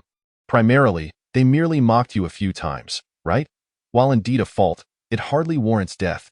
Yet, in your words, their actions are tantamount to causing the demise of the demon race. This accusation alone could lead to their execution multiple times over. And you want to investigate their families for tax evasion and bribery? Their family is also noble. Such matters can easily be uncovered if one investigates thoroughly. That's so. They insulted you a couple of times. And you intend to send their entire family to the guillotine? This matter, I shall handle it, Charlie declared. The director must ensure severe punishment. A 1,000-mile dam can collapse due to an ants hole. Every major failure results from countless minor issues compounding. In the face of the demon race's grand endeavor, I trust your wisdom will not allow you to lose sight of the greater picture for the sake of trivialities. I shall. Charlie's lips twitched uncontrollably. Surprisingly, he found Green's reasoning compelling. There indeed existed numerous minor issues within the demon race, and resolving even a couple would be beneficial. Would he be brainwashed? Realizing this, Charlie decided it was best to depart sooner rather than later. All right, I've transferred your points. With that, Charlie vanished from the scene, dragging along the two unconscious men, leaving only a faint trace of spatial disturbance in the air. Goodbye, teacher. Green felt a sense of satisfaction, for today was yet another day of saving the demon race. He could even send those confused souls to meet the goddess in paradise. Rubbing his chin, Green surveyed his surroundings and called out, "All right, come out." Silence enveloped the air, leading him to believe no one was present. He had merely shouted out of whim. Just as Green was about to resume his slumber, a blue-haired girl emerged from behind a large tree, awkwardly touching her nose. I'm sorry. I didn't mean to eavesdrop." In the conference room, the teachers noticed Charlie's return, dragging along two unconscious young male demons. A complex array of expressions crossed their faces as they turned to gaze at Green's figure on the screen. To be frank, they had previously underestimated Green, regarding him as merely a lowly 13th-level magician. However, upon reflection, they questioned how they could ever consider him merely that. At the same level, Green had evolved to manipulate the hearts of others and even threatened to send entire families to the guillotine. One teacher scratched his head, pondering why he genuinely found Green's arguments compelling. It turned out that discrimination against rural folk was indeed a grave matter. An elderly professor with graying hair spoke, employing exaggerated rhetoric, but noted that Green, despite his youth, would surely excel in the legal profession, even if his magical prowess were modest. Meanwhile, in the square, Adele glared resentfully at the small screen before her. What a useless magical device. Why did the signal just cut out? The image of two male demons embracing appeared for a fleeting moment before vanishing. She had been prepared to record the moment. If she could obtain this evidence, she would return to the church and present it to the publicity department, achieving a significant victory. The department could leverage this to denounce the demon race as inferior beings. Ah, the debauched demons! Sighing, Adele tucked a stray lock of hair behind her ear, her bright red eyes reflecting the glow of the screen. The image had reappeared, and she speculated that perhaps the Academy had intentionally severed the signal. Green had not appeared to use divine magic. Could he have employed succubus magic? If only she could learn such magic.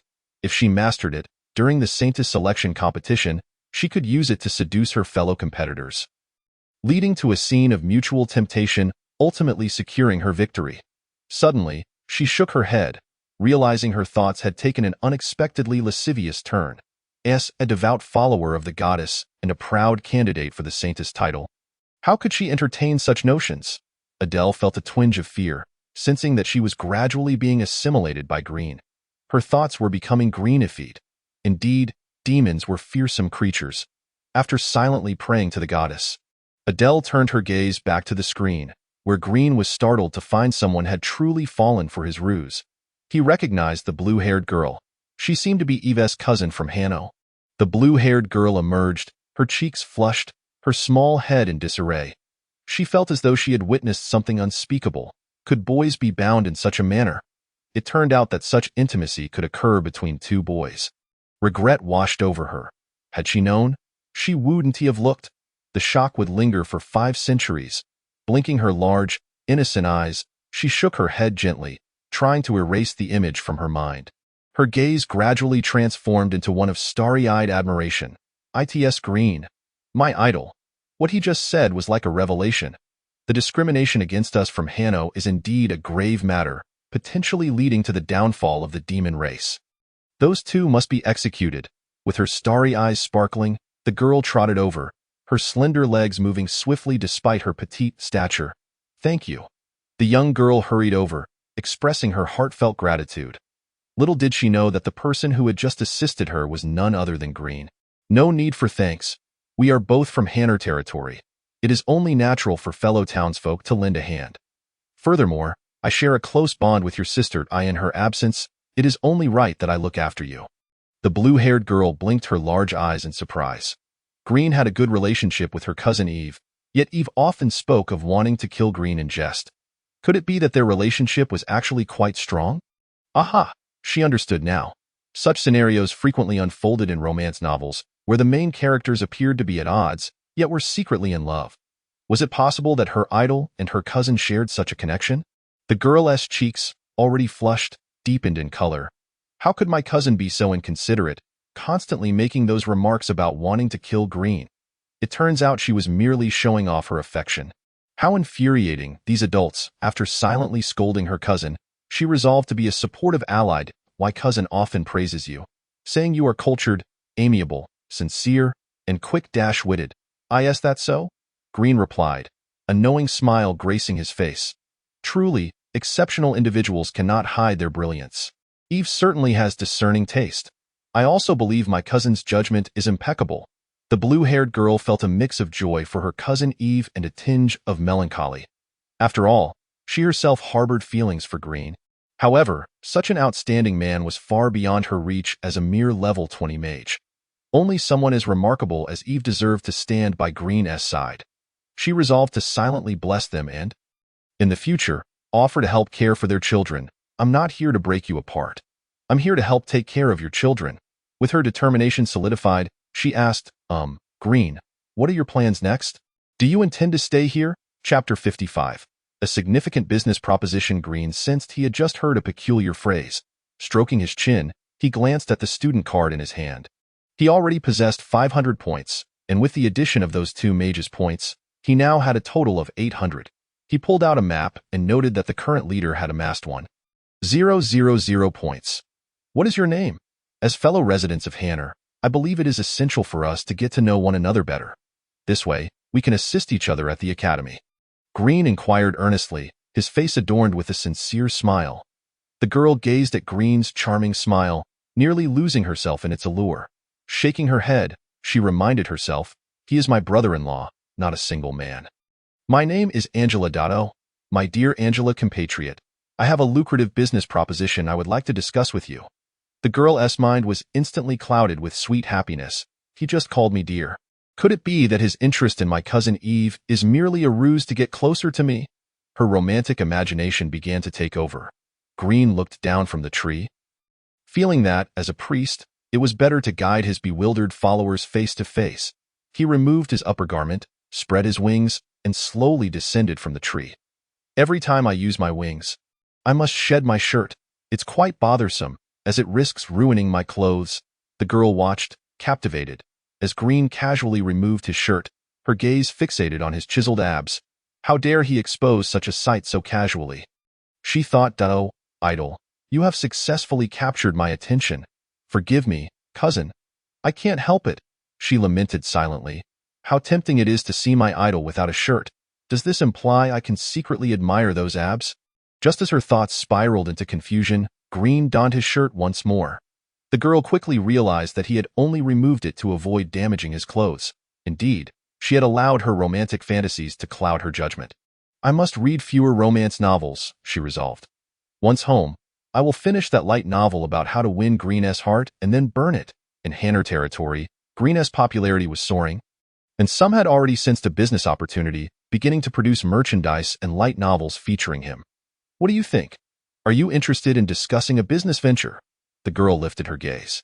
Green towered above her. She wished to say that while romance was acceptable, business was not her forte. Her father had always told her that as long as she did not venture into entrepreneurship, she would live comfortably. However, if she did, she would likely be deceived. No, I don't think so. I'm not cut out for business, the girl confessed, fully aware of her limitations. Is that so? What a pity. How about this? Why don't you hear me out? And then you can make your decision. Seeing Green's earnest expression, she couldn't resist nodding in agreement. The business I wish to propose is rather simple. You must be aware that the rankings in this new student competition will affect our class placements and resource allocations. Therefore, securing a good ranking is crucial, as it could influence our years at the academy and even our magical careers. At this point, Green paused, gauging her reaction. The girl nodded, indicating her understanding. Continuing, it becomes evident that achieving a good ranking is paramount. The ranking is directly correlated with points, and I have some excellent news. I can help you improve your ranking. How? The girl asked, unable to contain her curiosity. Quite simply, I currently possess 800 points, which I can lend to you. After the new student selection competition concludes, you can repay me, he added. Of course, this is not without cost. I only require you to return 2,400 points. You might think that 3 times the amount is excessive, but securing a good ranking makes the 2,400 points negligible. For instance, if you achieve a good ranking, you could be placed in the same class as Eve. She could guide you, and you would easily earn back those 2,400 points. You would be at a tremendous advantage, I assure you. If it were anyone else, I would not offer such favorable terms. Green's words echoed in the girl's mind like a devilish whisper. She processed the information rapidly. A good ranking equates to more points and being in Eve's class. Borrowing 800 points would lead to a good ranking, and the repayment of 2,400 points would be a trivial price to pay. The threefold interest was still remarkably low in comparison to typical lending practices. After a whirlwind of thoughts, she finally grasped the situation. Yet, her father's warnings echoed in her ears. He had forbade her from engaging in business or partnerships. Just then, Green added slowly, I should mention that if you choose not to borrow at this low interest rate, there are plenty of others who would. Once this opportunity passes, it may never return. The girl gasped, glancing around nervously, fearing someone else might seize the chance. Such an opportunity, if not for her idol considering their shared Hanner heritage, would never have been offered to her. Forgive me, father. I must seize this opportunity. She envisioned the bright and successful future that lay ahead. I'll borrow? Excellent. Green grinned. We, the proud demon race, never lie. Here as to a fruitful partnership. A fruitful partnership, the girl echoed, her smile radiant. A life of wealth and marrying her idol was within reach. Once their agreement was finalized, Green gestured for Angela to present her student card. After a few simple operations, his 800 points dwindled to 0, while Angela acquired the same amount. Best of luck to you, he said, preparing to return to the tree for a nap. With no points left, he aimed to remain inconspicuous. At that moment, Green recalled something. Oh, Angela, what do you plan to do next? Angela tilted her head slightly. Admitting honestly, I'm not quite sure yet. I believe I will continue searching in the forest for my cousin Eve. She was aware of her own capabilities. Finding Eve would ensure her protection. Perhaps while Eve feasted, she could enjoy the broth. It would be even better if Eve would agree to let me join her in marrying Green. Then I could savor the soup while she dined. She hoped to become more accomplished in the future, allowing her to boldly pursue her idol. May I ask a favor of you? Green suddenly inquired. Chapter 56. Reunion with Vivian, of course. Angela quickly responded, eager to maintain a positive impression in Green's eyes. I will likely be around here for the next few days. If you happen to see Sophia or Vivian, could you inform them of my whereabouts? Oh, and your cousin might not wish to see me at the moment, so please refrain from sharing my location with her. Understood, Angela nodded. Yet why did Cousin Eve wish to avoid meeting Green? It was clear that Cousin Eve had previously expressed her eagerness to see him the moment the new student competition commenced. Oh, right. Just a couple of days ago, it was Cousin Eve's birthday. Could it be that Green forgot to present her with a gift, thus inciting her ire? It must be so. When the opportunity arises, I shall certainly have a word with her. However, this seems to be a splendid opportunity. I also yearn to cultivate a romantic relationship with my idol. In the young girl's mind, the whims of infatuation clashed with the voice of reason. A fierce internal struggle ensued, and her intellect was fiercely contested. Observing the retreating figure of the girl, Green let out a soft sigh. I am indeed too weak. If only I could be stronger. Perhaps I should seek out a partner, someone with whom I can collaborate. I could handle the lending of points, while the other would trail behind to reclaim them. Then, I could lend the points out once more. Now that would be a perpetual motion machine. Once I locate Vivian, I shall see if there is potential for collaboration. After all, she is the daughter of a viscount from the royal capital, so her abilities should not be lacking. After a moment of reflection, Green returned to the tree to rest, recuperating for an afternoon of studying divine arts. It was then that a voice echoed in the ears of all students throughout the forest, announcing an additional rule. All students are forbidden from using seduction spells on one another. The group of students possessing demon bloodlines reacted with confusion. Why would anyone use seduction spells on others? Even a normal mage wouldn't engage in such behavior. Green, startled, realized he was sensing the world's hostility towards him, feeling as though this rule was deliberately aimed at him. Meanwhile, deep within the forest, a girl wiped the sweat from her brow, pondering the newly imposed rules, and Sophia couldn't help but think of the young master. Although she was unsure why, she felt an inherent connection to him. In the conference room, a teacher abruptly spoke up. So, are we to understand that Green effortlessly transformed the 800 points in his possession into 2,004? Another teacher nodded in agreement, adding, regardless of how Green performs in the selection competition, he has undoubtedly profited immensely. Green possesses an understanding of manipulation. Not only that, but given Green's current lack of strength, those last few words of his hinted at ambitions for expansion, one lending, the other stealthily reclaiming points. Is this what they call a no-cost business? My family is in the jewelry wholesale trade. I find myself wishing Green would join us after graduation so we could grow together. After clients procure goods from us, we could send thieves to their stores to pilfer, compelling them to return for more stock. Of course, if Green were aware of such thoughts, he would surely scoff at them. He is a devoted believer, unlikely to entertain such superficial notions. If it were him, he would undoubtedly establish a security business as well, sending thieves to steal and then immediately offering security services to those targeted. If the clients decline the security services, the thieves would simply continue their thefts, while the security firm could raise its rates due to the increase in thefts. Naturally, it seems reasonable that the security company would hold a stake in the local police station. As both are tasked with protecting the rights of ordinary mages from harm, that moment, a timid intern teacher raised her hand to inquire, may I ask, why didn't that blue-haired girl simply take the 800 points directly from Green? She was so close. Even if Green possessed some peculiar abilities, she could have easily overpowered him, being a level 20 mage. Yet she opted to exchange 2,004 points for 800. The teachers exchanged awkward glances, having not considered this angle. Was it that, subconsciously, they no longer viewed Green as merely a level 13 mage? In an effort to maintain their esteemed image before the intern teacher, they replied, the blue-haired girl must have her reasons. It is evident that she is a very cautious mage. Oh, is that so? The intern teacher blinked her large, innocent eyes, reminiscent of the blue-haired girl. Meanwhile, Adele observed Green's series of actions and scoffed. A succubus, picking on a young girl. The following day, Green awoke early. To be frank, it was rather chilly at night. The academy should provide each student with a tent, and there were always mages passing by in the morning. Disturbing his slumber, descending from the tree, Green decided to take a leisurely stroll. Remaining in one place for too long was rather dull. He didn't wander far, merely meandering about the vicinity. However, he soon realized that the number of mages he encountered was absurdly high. Within just an hour, he had encountered nearly 100 mages, including a level 18 mage who approached him. Hey there, I have a question, the level 18 mage initiated. What is it? Green replied, I was wondering if you've seen a male mage named Green around here. I have, Green answered, maintaining a calm demeanor. He headed west this morning. Thanks.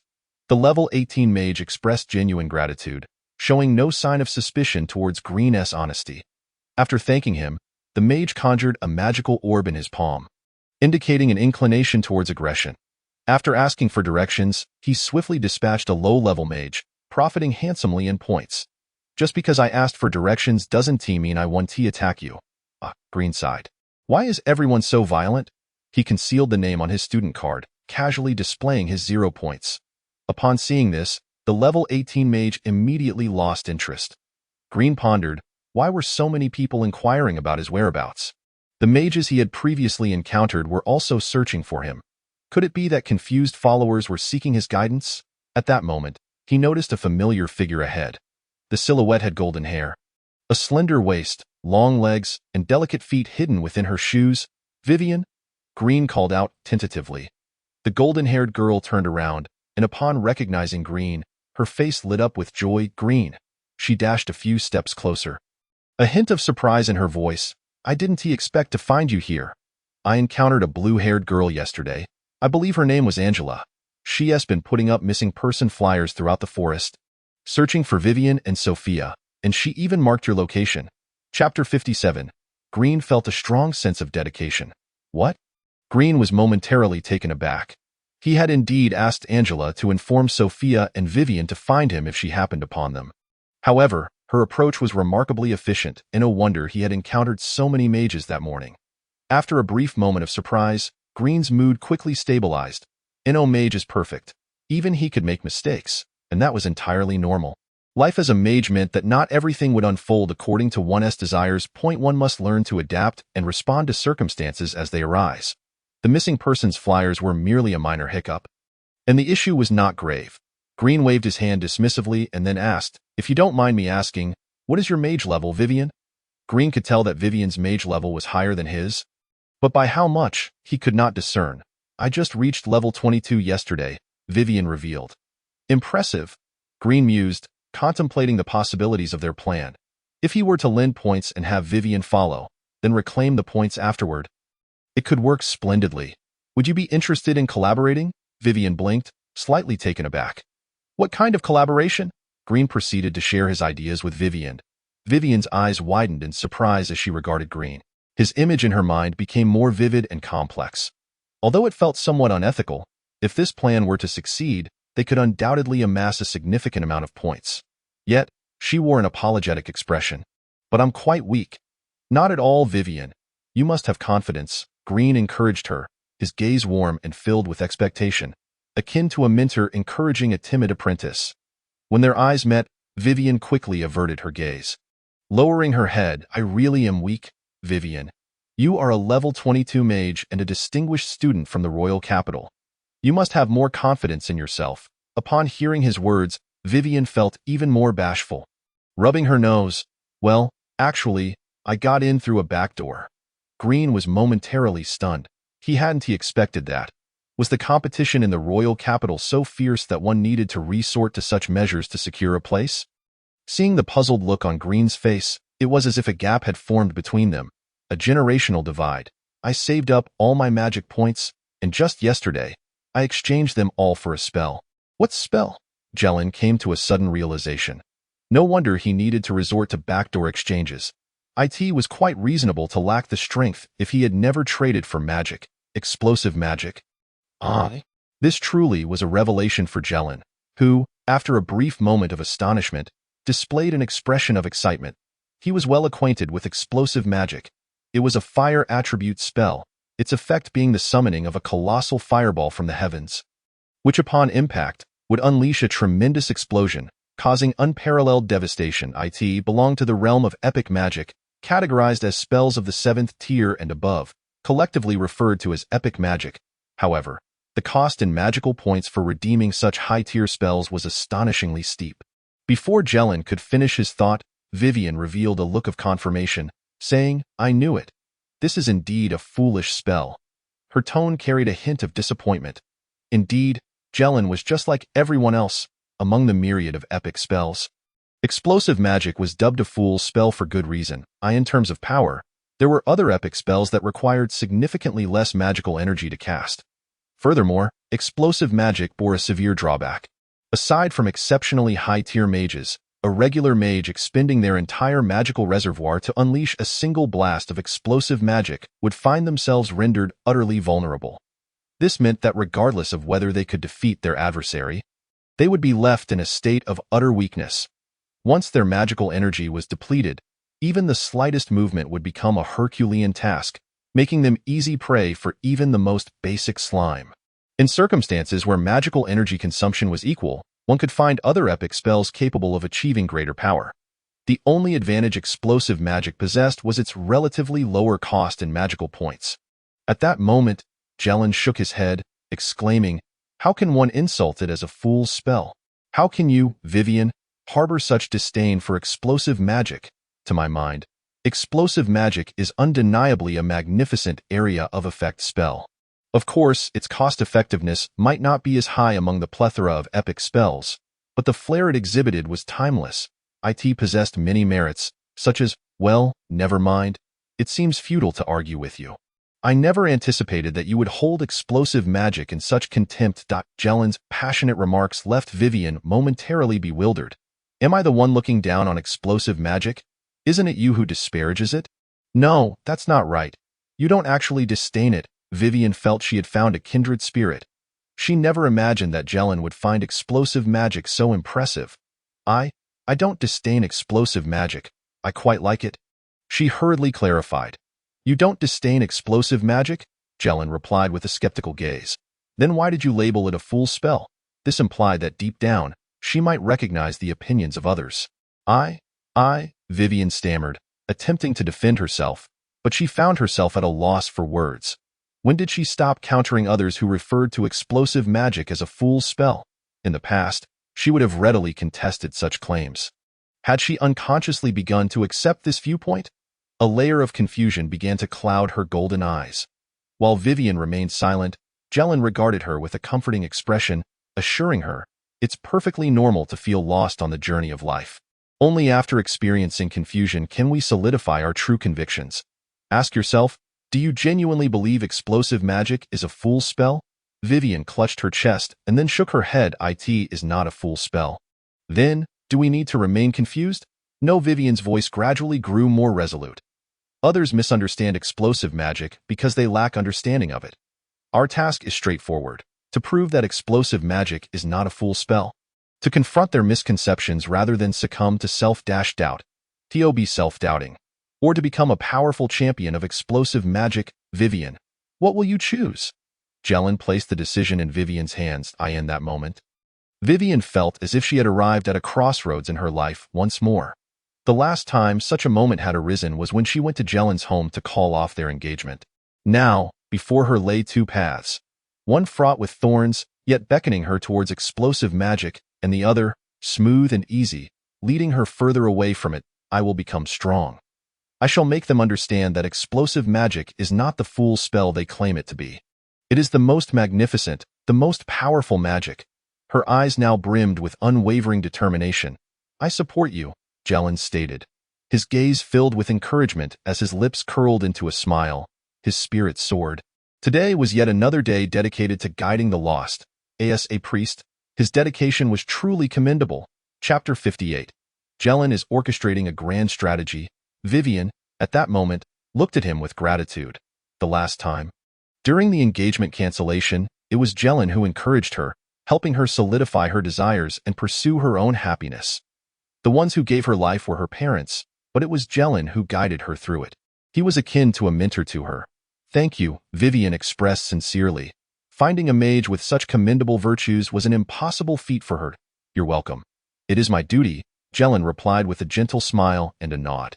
Vivian was somewhat puzzled by what he meant by duty, yet she believed that if it were Jelen, it must carry profound significance. In the square, Adele, who had been intently watching the screen, momentarily lost her focus. For a fleeting moment, she felt as though she had witnessed the priests in the chapel listening to the troubles of the populace. A succubus. How effortlessly she deceived another young girl, with that thought. Adele fell into a brief silence. Surely, she had not been swayed by Jelen, had she? Meanwhile, after the brief interlude, Jelen voiced his underlying curiosity. I just glanced over. Explosive magic requires over 6,000 magical points for redemption. How did you manage to accumulate enough? Under normal circumstances, a mage of that tier would be fortunate to possess even a 5th-tier spell. Even a 5th-tier spell would require 2,000 magical points. From level 0 to 22, one could theoretically acquire over 3,000 magical points, yet in practice, a 22-tier mage generally wouldn't hold many magical points, as they would all trade for lower-tier spells. The conditions for high-tier spells were rather stringent, and the magical consumption was staggering. Even if a low-tier mage managed to redeem a high-tier spell, utilizing it would prove challenging, perhaps even less effective than lower-tier spells. In a sense, Vivian, who had never redeemed a spell using magical points, could be considered somewhat foolish. Yet even if she had been hoarding magical points, she still fell short by over 2,000 points. After hearing Jelen's inquisitiveness, Vivian bashfully touched her nose and spoke with slight embarrassment. The magical points I acquired from leveling up and occasionally defeating magical beasts. I saved every little bit. Additionally, I self-taught various lower-tier spells related to explosive magic, such as Fireball, Accelerated Chanting, Multiple Fireballs, Exploding Spell, and Temperature Increase, among others. These lower-tier spells can offset part of the redemption cost, of course. It's not like I've always aimed to redeem explosive magic since I was a child. She suddenly became a bit haughty at the end of her statement. Impressive. Jelen gave her a thumbs up. Don't elevate your mage tier so high while simultaneously self-learning so many spells must have taken immense effort. Jelen found self-teaching magic to be rather tedious. He preferred to redeem spells directly with magical points. Well, it's not that impressive. You can be a bit more confident. The only reason you entered the academy through the back door was that you hadn't redeemed spells with magical points. Now that Vivian possessed such magic, Jelen felt that their battle plan could be adjusted. It was time to take a significant gamble. The freshman competition was merely the first step, and Jelen was determined to aim for something even grander.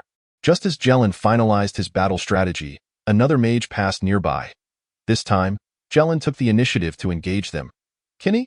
The mage turned around, and upon recognizing Jelen, his face lit up with surprise. Jelen recognized him. He was a student from the Hanno territory. After exchanging pleasantries, Jelen said, I have a business proposal I'd like to discuss with you. Soon as Jelen finished speaking, the teachers in the conference room immediately recalled that Jelen had used the same opening line to persuade the blue-haired girl earlier. Surely he wasn't planning to trick someone again, but this time, he didn't even have any points to offer. What business? The mage inquired. Well, I believe that unity is strength. We students from Hanno territory can band together. If we act in concert, we can easily overpower isolated students. That would be a righteous group effort. What do you think? Upon hearing this, Kinney immediately felt a stirring of intent. If he could unite the students of Hanno, it would undoubtedly constitute an immensely formidable force.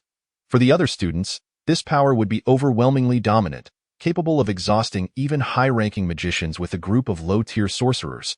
However, gathering the students posed numerous challenges. A leader must possess considerable prestige to achieve this.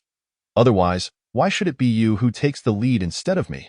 Moreover, the internal distribution of benefits within the group is of paramount importance. Who receives more, who receives less, every single issue could potentially lead to the disintegration of the group. Not to mention that during the freshman competition, each individual could be regarded as a rival. Making backstabbing quite plausible, if it were Green, his reputation would suffice. Yet, could Green truly organize the students effectively and manage the distribution of interests? With this thought, he began to hesitate. Observing his uncertainty, Green revealed a sincere and earnest smile. Are you worried about the distribution of benefits? Fear not, the points will be allocated based on a meritocratic system. Additionally, my portion of points will be evenly distributed among everyone as a small bonus. Moreover, I promise to grant each of you an extra 100 points after the freshman competition, and for those of you who are level 20 or above, an additional 200 points. All I ask in return is your complete obedience to my commands. At that moment, Kinney was taken aback, realizing he had been hesitant. How could he have doubted Green, who was so devoted to the welfare of the magical community? Green not only refused to take any points for himself, but was also willing to bestow additional points upon everyone afterward. However, where would Green acquire such an abundance of points? As he raised his gaze and met Green's calm and sincere eyes, all doubt dissipated. If it were Green, he would surely follow through on his promises. I am willing. The students of Hanno should unite. Just after he spoke, Vivian hurriedly interjected, Green, have you truly thought this through? Do you not need to reconsider? She aimed to dissuade Green, perceiving his actions as futile labor, even to the point of incurring a loss. After the competition, where would Green find so many points to give away? Surely, he would be perpetually repaying debts from the points he held over the years at the academy. One must not be so impulsive as to make such a foolish decision. Really, Green, should you not think this over carefully? After speaking, she turned to Kinney. Green seems to have a cold today and is just talking nonsense. We shouldn't take this seriously. As someone who had once been guided by Green, she could not stand idly by while he made a misstep. Green had once rescued her. Now it was time for her to save him. Chapter 59. Adele sensed that matters would not be so simple.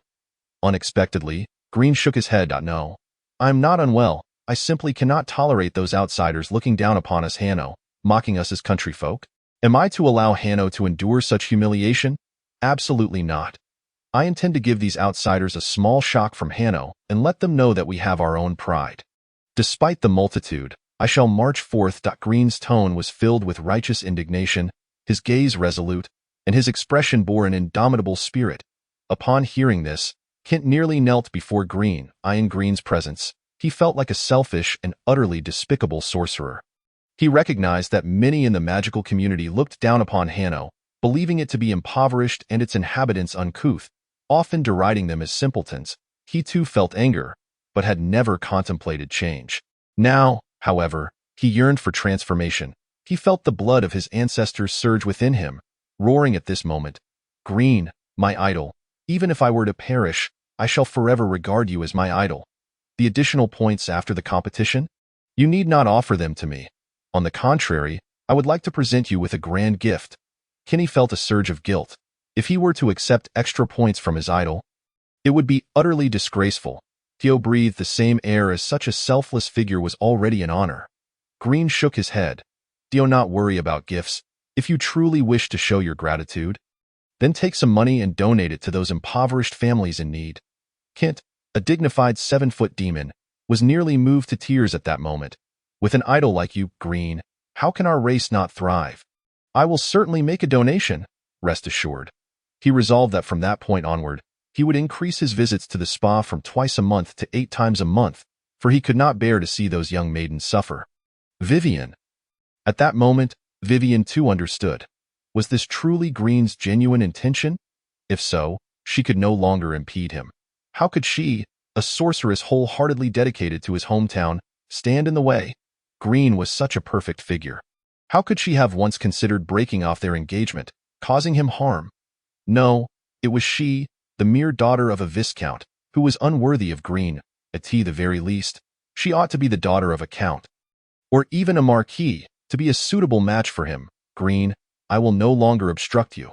Should you ever need my assistance, I shall be there to help." In the square, Adele suddenly chuckled. "Ha! Look at these ordinary sorcerers. They are far too trusting of Green." Adele stared at Kenny, her gaze shifting from calmness to admiration for Green, then to fervor. She would sooner believe that the Archbishop would choke on a pastry tomorrow than believe that Green would engage in a losing venture. Yet, what precisely were Green's intentions? Curiosity began to stir within her. "Young man, you have successfully piqued my interest." In the conference room, a group of teachers observed the students closely. A brown-haired female teacher from Hanno instinctively wiped her eye, only to realize that it had become slightly moist. She felt a twinge of regret, having not bet on Green when predicting who would achieve first place. As a teacher who had risen from humble beginnings as a commoner from Hanno, she had endured immense discrimination along her journey, even now facing disdain from some teachers hailing from grand cities like the capital. Despite her hard work and dedication, they still labeled her a country bumpkin, using it as a weapon against her.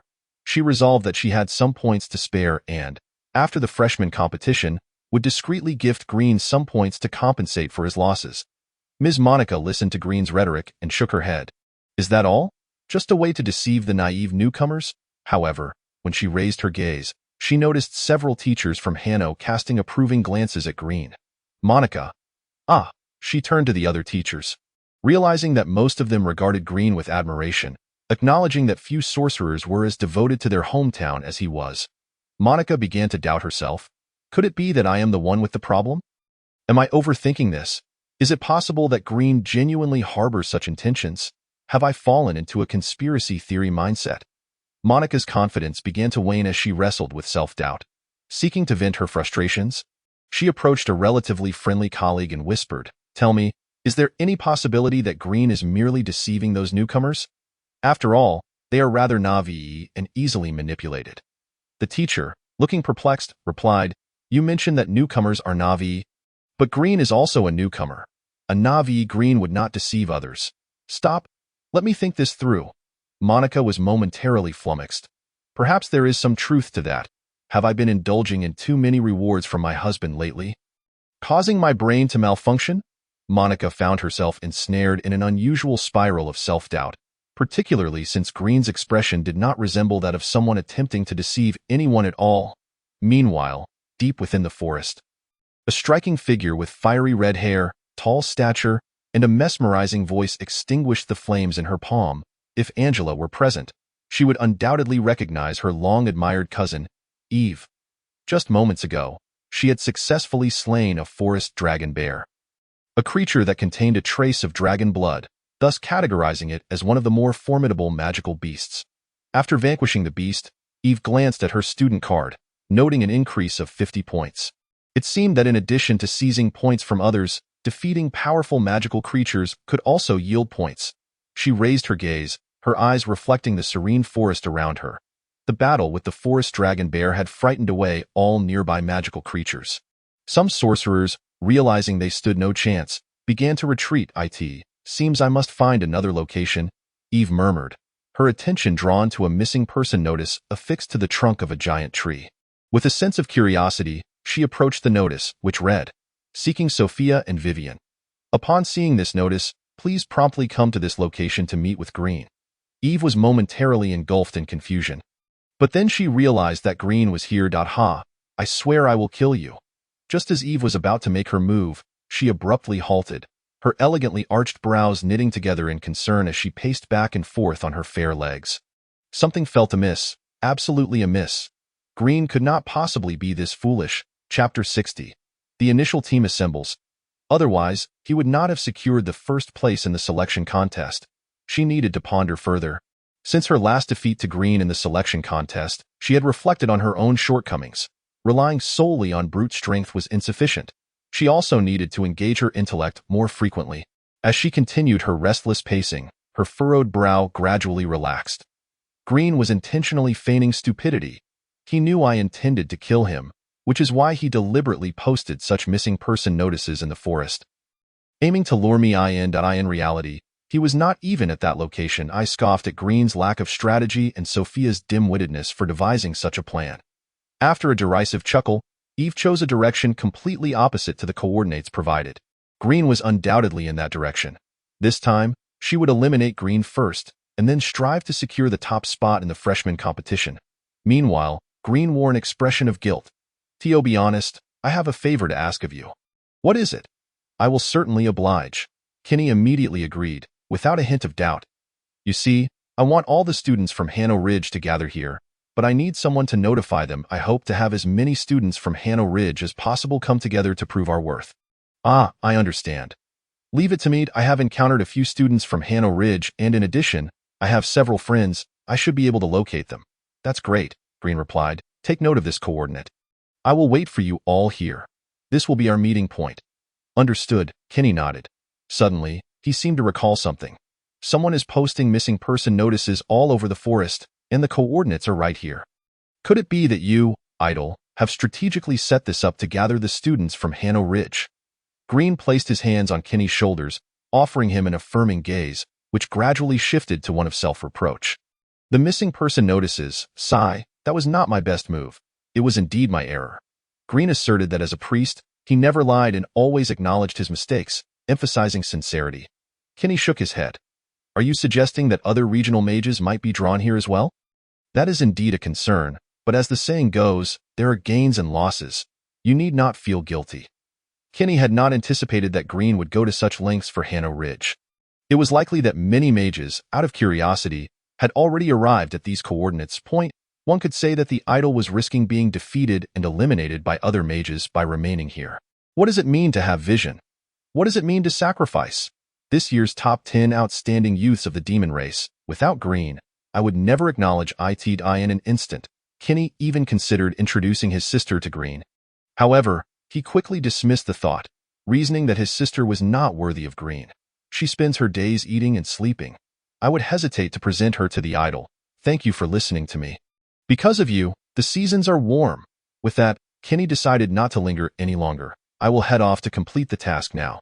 "All right, when you return, I will prepare a generous red envelope for you." Green said sincerely, "No need for that. I would feel embarrassed to accept." Kinney waved his hand, as if afraid Green might insist on giving him a red envelope, and hurriedly departed. Once Kinney left, Green turned to Vivian and asked, "Have you ever heard of Go?" "No, what is that?" Vivian had never encountered this term before. "Not knowing is quite normal," Green chuckled. If Vivian knew what it was, she would likely be astonished. It is a two-player game that can be played quickly or slowly, intensely or more leisurely. It serves as a relaxing little game. Oh, Vivian replied, not fully comprehending, feeling that the description was rather odd. I happen to have a board with me. Let me teach you, and we can play for a while. It's a pity Sophia isn't here. Otherwise, we could also play do de jeu together. What is that? Vivian inquired curiously, like a little inquisitor. It is a three-player game that can also be played quickly or... Green was interrupted by Vivian. I understand. Let us learn go first. All right, Green said with a hint of regret. In the square, a girl with white hair and red eyes had a slight blush on her cheeks. She huffed, "Humph, a succubus." Of course, her flush as a prospective saintess had nothing to do with her broad interests. Girls simply do not engage with such peculiar matters. In the afternoon, Green yawned, feeling somewhat drowsy. Beside him, Sophia reminded, "Young master, many people have arrived. Would you like to say a few words?" Green glanced around. The efficiency was quite impressive. It was now around 3 o'clock in the afternoon, and approximately 30 students from Hanno Ridge had gathered. Among them were 2 level 20 mages, making for a commendable collective strength. After all, the forest was vast, and some students had already been eliminated, while others were reluctant to partake in such matters. Everyone, we have gathered here primarily to fight for the honor of Hanno Ridge. You may be aware that many look down upon us. Today, let us deliver a righteous thrashing, making them understand that we are not to be trifled with. After stating this, Green continued, now, on a more practical note, no matter how excellent a team is, it will eventually disband without mutual interest. I will not be taking any points for myself, and after the competition, I will reward each of you with an additional 100 or 200 points. Our entire team will adopt a system of the more you contribute, the more you earn, while ensuring that we care for the lower-tier mages and fully respect the contributions of the higher-tier mages. I have drafted a detailed point distribution plan for everyone to review. After he spoke, Sophia stepped forward to distribute the paper she held to everyone. They all glanced at the distribution rules pinned by Green. It was indeed very fair, taking into account both lower-tier and higher-tier mages.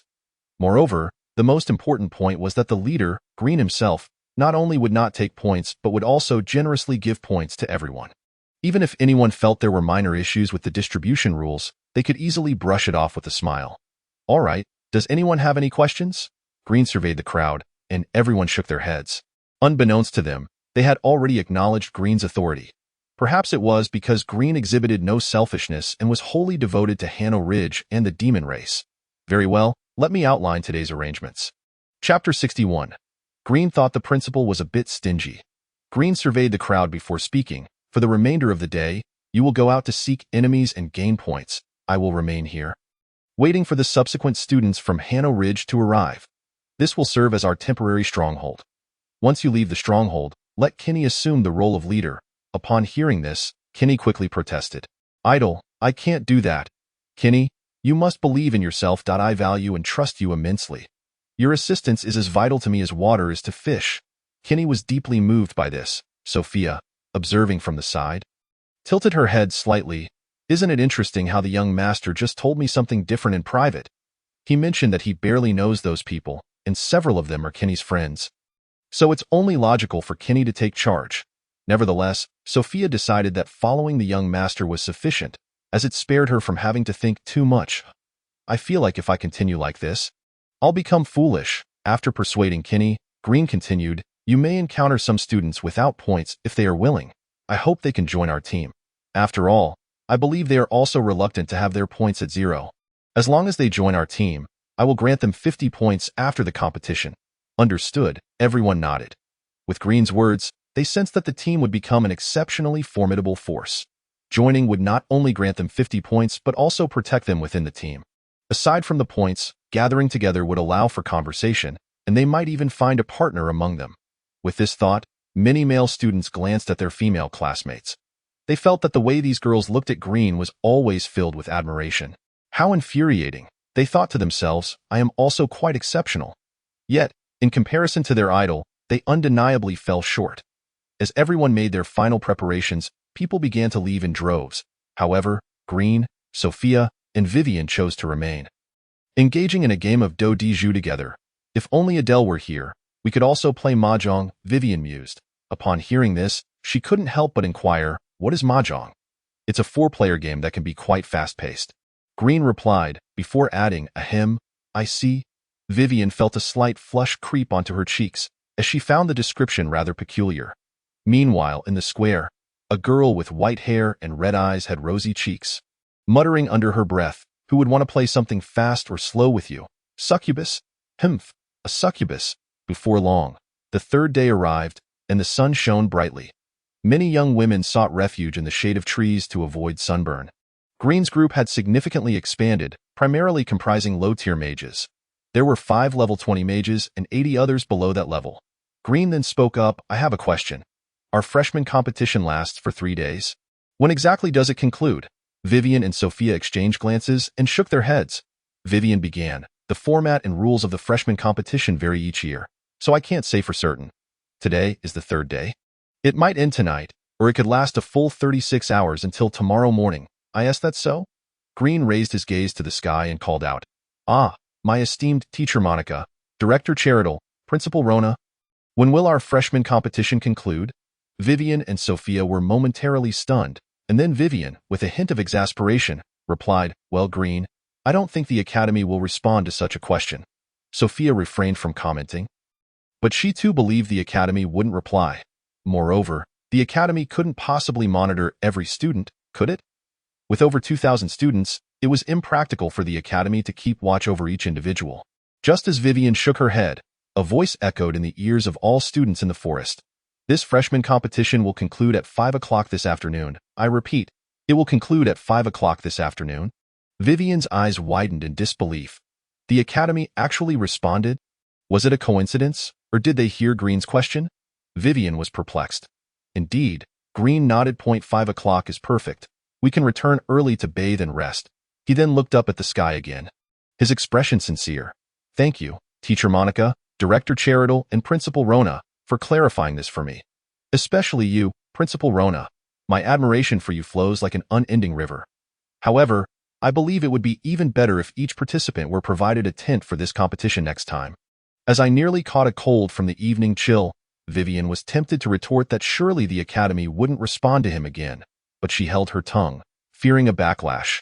After a brief pause, she revealed a knowing expression. "I told you, the Academy can't possibly be monitoring us. It was just a coincidence." Sophia added, "With so many students, the Academy likely can't keep track of everything at that moment."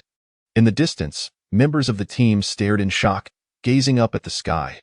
Vivian sensed something amiss. It had been a clear day, yet the ground beneath her had darkened. Had the sunlight been obscured? She looked up to see a cloud, neither too large nor too small, forming directly above. It was evident that this cloud had been summoned by magical means, thick with arcane energy.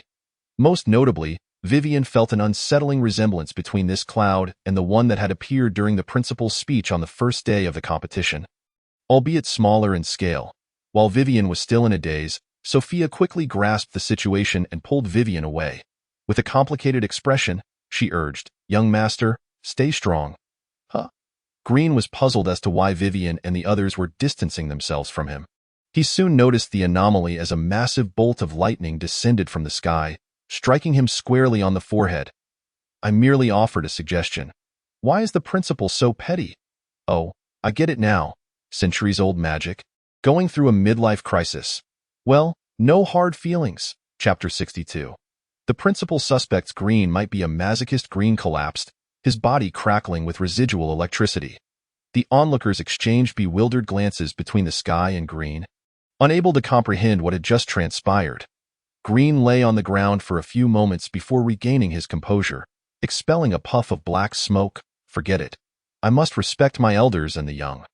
I won't stoop to the principal's level." Seeing Green rise, Sophia hurriedly inquired, "Young master, how do you feel?" She longed to rush over and support him but hesitated, glancing up at the lingering cloud. She was afraid of being struck again. The girl was rather timid. Meanwhile, in the conference room, a familiar woman dressed in a suit furrowed her brow. The surrounding teachers dared not utter a word. A being of the principal's caliber was far superior to a mere mage like her. Rona gently placed her fingers on the screen, sliding them outward. The image magnified, and Rona scrutinized Green's face, sensing that he was contemplating something rather reckless. With a flick of her wrist, the cloud above expanded once more. A bolt of lightning, significantly more powerful than the last, struck Green's forehead directly. This time, Green took a moment longer to sit up. Really? Another shock? As he prepared to voice his complaints, he suddenly realized that he was on the brink of leveling up. The two lightning strikes seemed to have accelerated the flow of magic within him, and his physical constitution appeared to have been refined as well. He began to understand how Sun Wukong had developed his fiery eyes. "Principal, would you mind giving me another jolt?" Green tentatively suggested. If being struck by lightning could lead to leveling up, it was far simpler than putting in the effort. After all, the principal knew how to temper her strikes. Each time left him dazed but unharmed. With just the right amount of force, the students observing were left in utter confusion. Vivian anxiously grasped Sophia's hand, asking with concern, "Do you think your young master might have been affected a little too much by the lightning?" "Surely not," Sophia replied, though her tone held a hint of uncertainty. In the conference room, Rona furrowed her brows, pondering, could Green possibly be one of those masochists?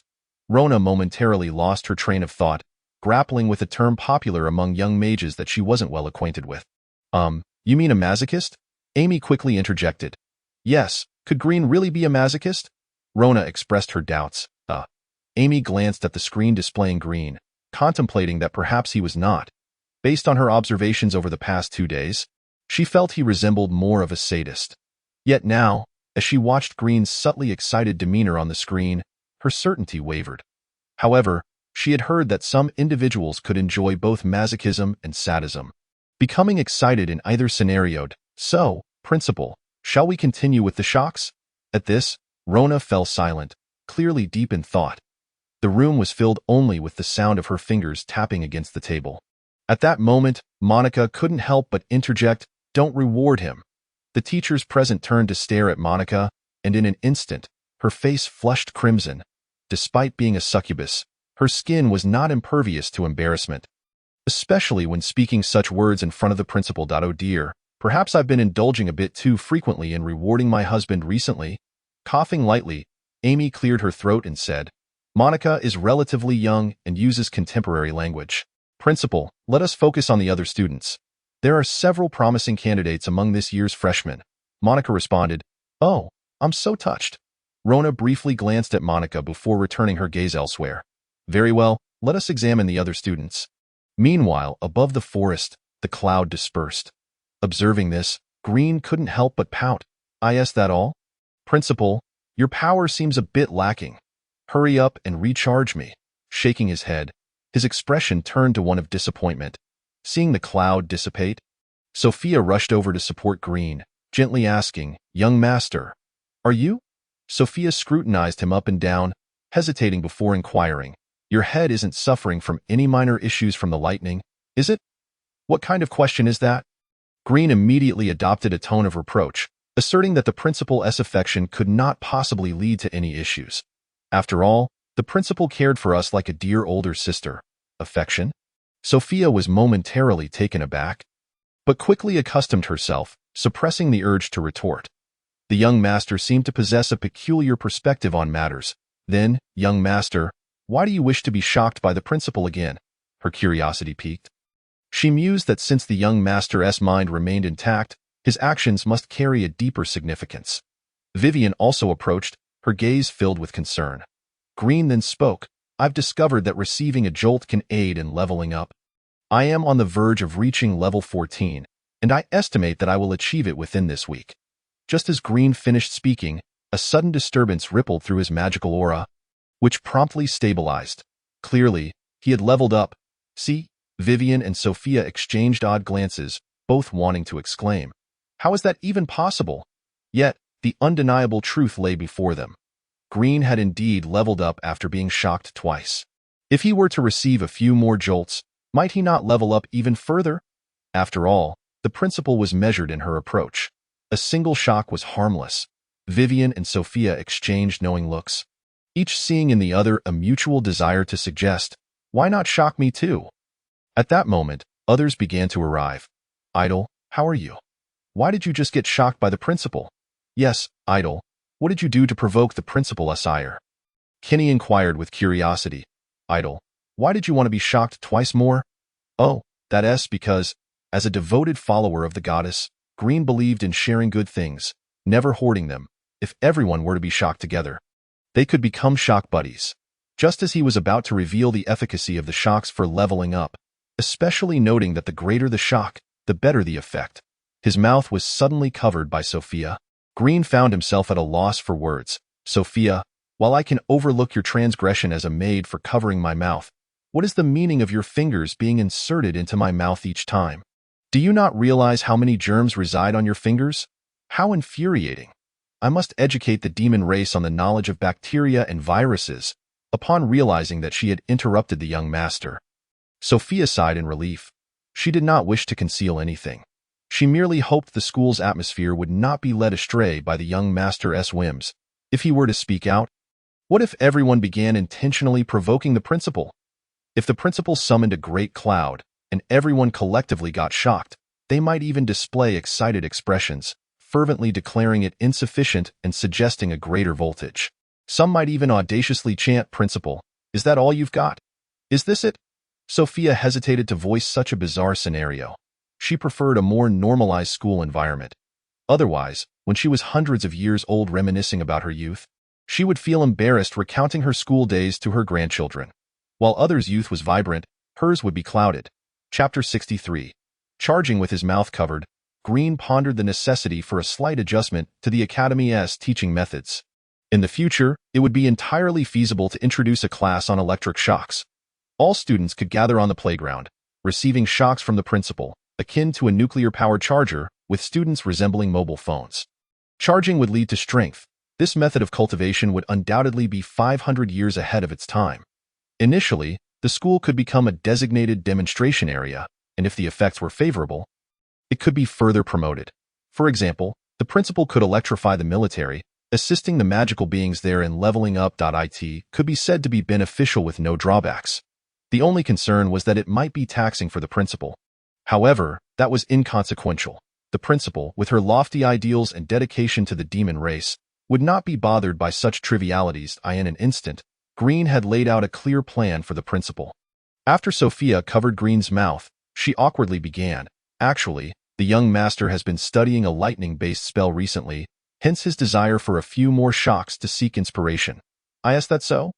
Kinney listened to Sophia's evidently questionable statement, his gaze flitting between her and Green, noticing Sophia's small hand nestled within Green's mouth. Oh, the maid of the warm room. What a close bond. He inwardly envied their endearing relationship but refrained from pressing further. Since the other party was unwilling to divulge more, he let it be. After all, it wasn't a significant matter. Since that's settled, Idol, what are our plans for today? Yes, Idol, what is on the agenda for today? Many of the magical beings were already eager, some having earned a substantial number of points yesterday, while others had only joined the team last night and had yet to accumulate any points. Today's schedule. Green paused briefly before continuing. At 5 in the afternoon, the freshman competition concludes, and at 2 o'clock, you all need to gather at the base. I have a plan that requires your cooperation. As for the remaining time today, Kinney, you can take everyone into the forest to continue gathering points. Okay. Kinney nodded. In truth, he was somewhat curious about Green's plan, but since the idol had not revealed it, he refrained from asking. Such was the wisdom of social conduct. After finalizing the arrangements, Green intended to continue his card game. However, when he turned to Sophia, he noticed her awkwardly saying, "Young master, I would like to join them today. I wish to gain some combat experience and earn a few points." That's fine. Green then looked at Vivian. "What about you?" I wish to accompany Sophia." "Very well." Green smiled, thinking that Vivian truly was the heroine of this author's second work. Having quickly formed a bond with Sophia, "You may go. I shall remain here to study divine techniques, free from interruptions." Rising, Green planned to return to the tree to peruse the sacred texts. Sophia and her companions also prepared to leave. Just as Sophia took a few steps, she seemed to recall something, sprinting back to Green. Standing at 1.60 meters, she had to slightly tilt her head to meet Green's gaze. "What is it?" Green inquired. Sophia remained silent, merely extending her hand and wiping her fingers on Green's clothing. Green thought to himself, "Oh, I remember now. Sophia just put her fingers in my mouth, and now she is using my clothes to clean her hands." "Sophia, Your audacity is growing. Hee hee. Sophia stuck out her rosy little tongue and then dashed away like a startled deer. Watching Sophia's jubilant retreat, Green chuckled, then removed his shirt to reveal his wings. Returning to the tree to retrieve the sacred texts, oh, praise the goddess, in an instant, a faint white glow emanated from him. A girl with fiery red hair looked skyward after defeating a level 22 sorcerer. Was that a cloud over there? It felt like it was summoned by the principal. Could it be that someone had the audacity to openly speak ill of the principal? Eve pondered, but ultimately dismissed such trivial matters. She was more concerned about the whereabouts of Green. She had been searching for him for quite some time, but had yet to catch a glimpse of him. Damn it, where is Green hidden himself? Forget it, I'll focus on my current task.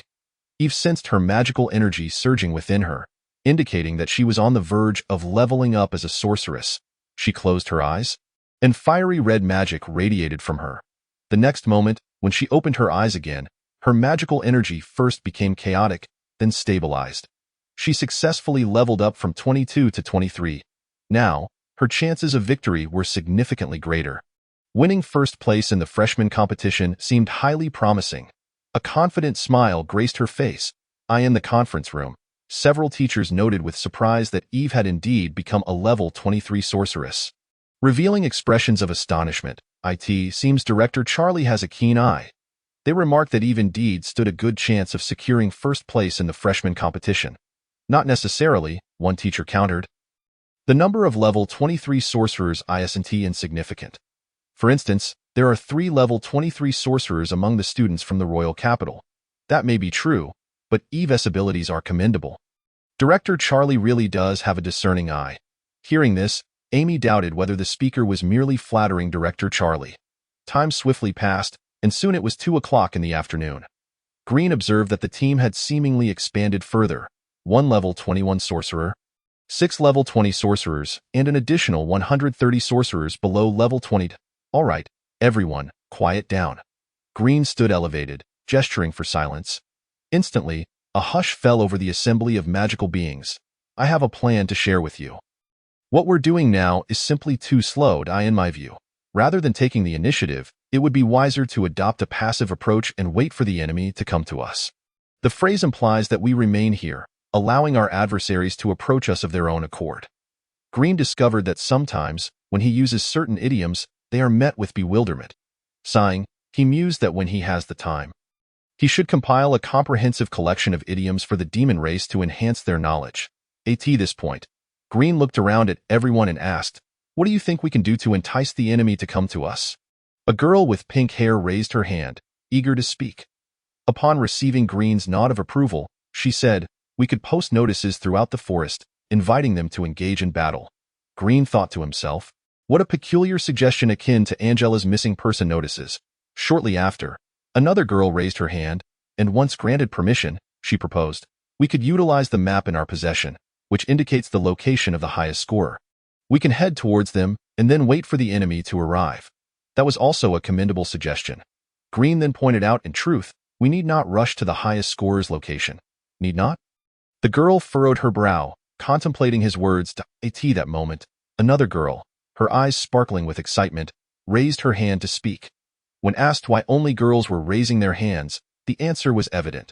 The boys who had raised their hands were ignored by a certain succubus.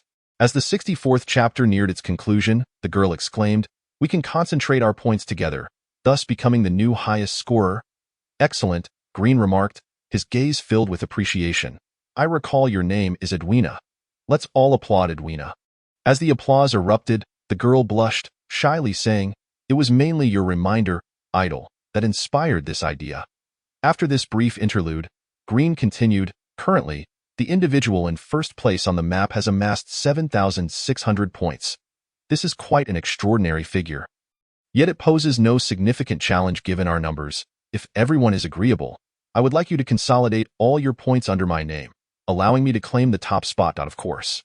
This plan may encounter unforeseen complications, such as my potential defeat. I promise that should any mishap occur, I will compensate each of you with 1.5 times your points post-competition." Upon hearing this, everyone present realized this was an advantageous opportunity. Success would yield substantial rewards, and failure was inconsequential. as there was a guaranteed fallback. Soon, aside from a few cautious individuals, everyone else consented to the plan. "All right, everyone, please come forward to register your points," Green called out, inviting people to note their scores for the sake of future compensation. The crowd lined up to register, and when it was Kenny's turn, he glanced over, surprised to find it wasn't Sophia or Vivian handling the registration. Perhaps those two were occupied. Maybe the idol had taken a new interest? The girl responsible for registration was rather charming. It seemed the idol had a fondness for a cute aesthetic. Before long, Green looked at his accumulated score of 23,000 points, a smile breaking across his face. "All right, everyone, let us remain vigilant of our surroundings." Diana, the Duke's daughter from the royal capital, had reached the 23rd level of magic. Stretching, her graceful silhouette became apparent. "Oh, how exhausting," she murmured, glancing at her own 5,000 points. Accumulating this amount had truly worn her out. Dealing with wizards at levels 20 and below was relatively straightforward, but confronting a 21st level wizard posed a challenge. While she could drive them to flee, acquiring points required them to either forfeit the new student competition or yield their student card. The forest was vast, and once a 21st level wizard noticed her superiority, they would flee at full speed. If she pursued, she risked ambushes from other wizards along the way. Moreover, some 21st level wizards specialized in speed, even outrunning those at the 23rd level. Thus, rather than spend hours in pursuit, it was more efficient to seek out wizards at level 20 or below. Diana found the selection process simpler. Given the restricted area as for 22nd level wizards, their escape would be swifter, and encounters between 23rd level wizards rarely resulted in combat. Even if one could win, they would be left severely depleted, making them vulnerable to a third party. She glanced at the time. The competition was nearing its end. "Time for a short break. After we return, I shall indulge in a hot spring to alleviate my fatigue." As she pondered this, she decided to check the leaderboard for the first place position, perhaps for amusement. She recalled that half an hour ago, the leader had 7,600 points.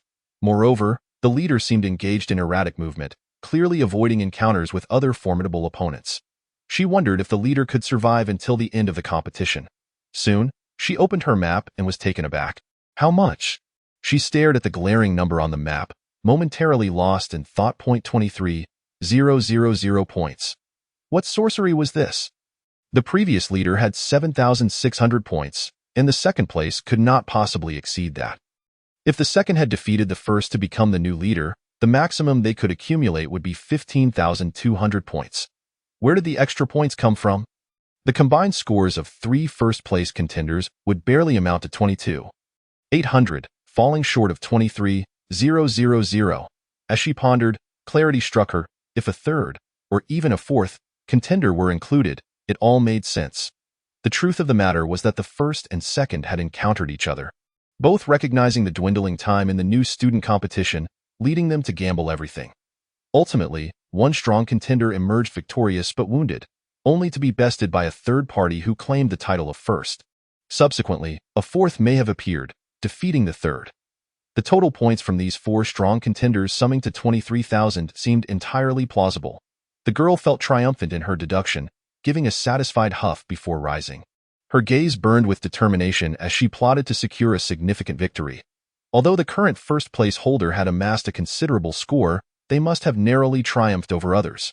A wounded contender would surely be no match for her. "I can take this risk," she declared, as the competition was on the verge of concluding. If she could claim the 23,000 points, she would soar to new heights. The girl began to envision her bright future, then propelled herself forward like a cannonball, racing towards the coordinates marked on the map. Meanwhile, Galvin, hailing from a military family, also noted the unusual score of the first place. I remember I was in first not long ago. Could it be that several strong contenders engaged in a chaotic battle, ultimately determining a victor? If that were the case, that individual must be injured, and he intended to reclaim his position at the top. Concurrently, numerous strong contenders recognized the anomaly of the first-place score and began to speculate. The unanimous conclusion was, "This is my opportunity." Almost all wizards at level 20 and above hastened towards the designated coordinates. As for those below level 20, they understood it had little to do with them and preferred to find a hiding spot until the conclusion of the competition. Additionally, many with 0 points, thinking they had nothing to lose, decided to witness the unfolding spectacle. Idle chatter. Today's expenditure exceeded 300. Sigh, making an already precarious life even more challenging. A small gift would be appreciated. Does anyone have thoughts on the forthcoming story? It's definitely not a lack of inspiration, haha. Feel free to suggest some interesting divine arts for me to borrow in the comments, haha. Chapter 65. Angela's brother-in-law theory within the forest.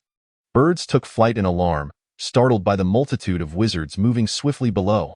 However, even when encountering one another, these wizards rarely engaged in combat, each intent on accelerating towards the scene to obliterate the first placeholder.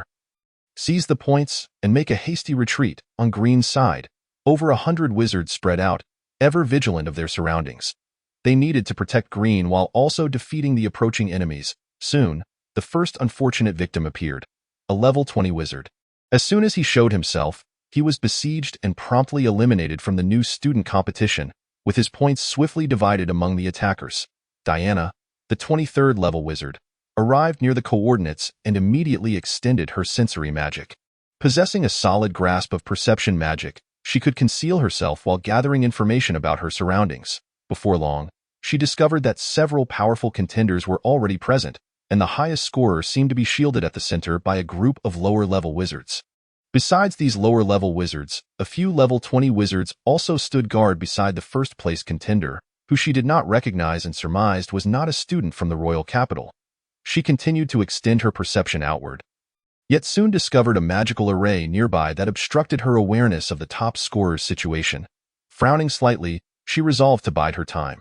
The number of protectors surrounding the top scorer was overwhelming. Although their levels did not surpass hers, facing such a multitude of low-tier mages posed a significant challenge.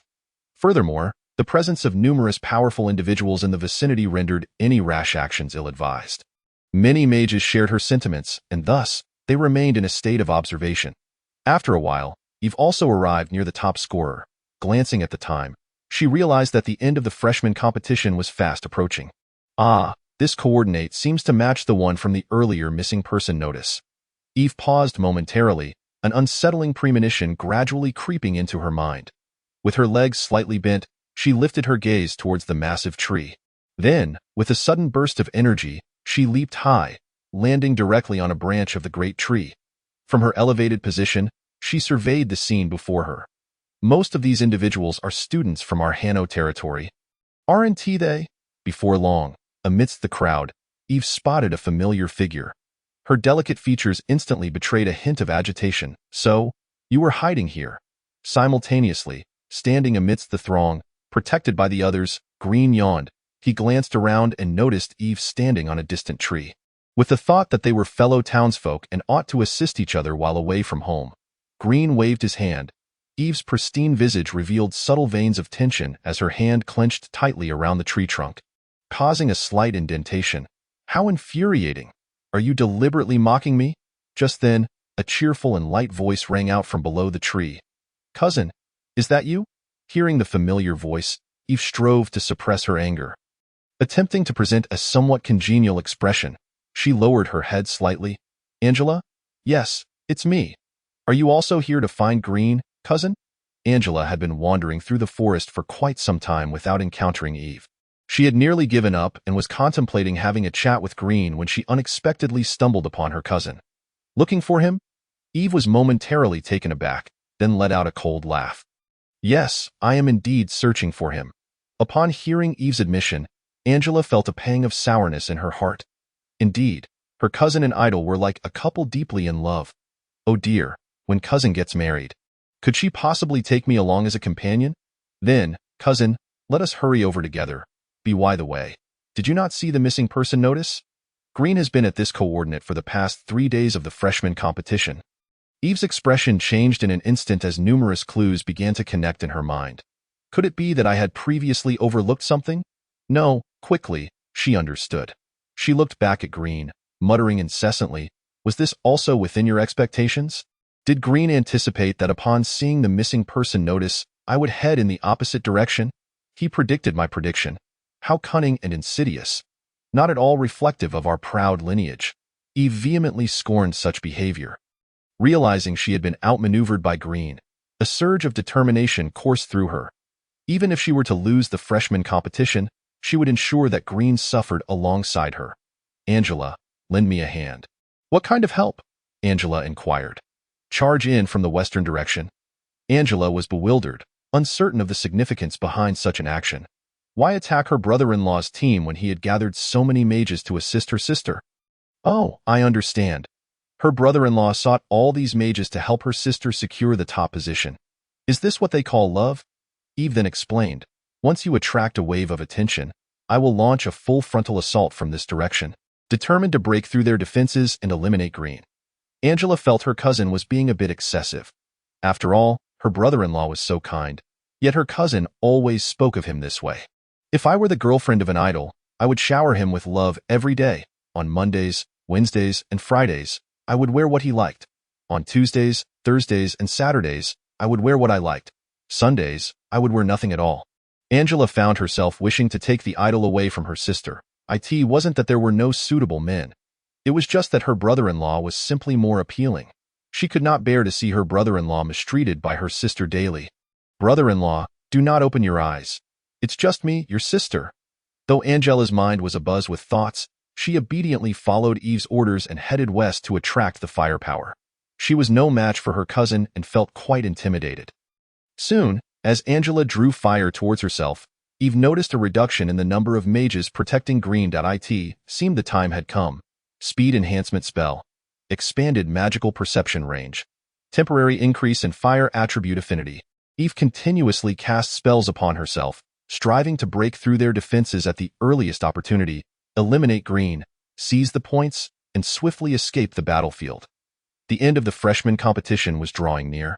As long as she could secure the points, she was confident she could survive until its conclusion. Eve's fingertips materialized a fireball, concentrated to its utmost potency, which she then propelled towards Green.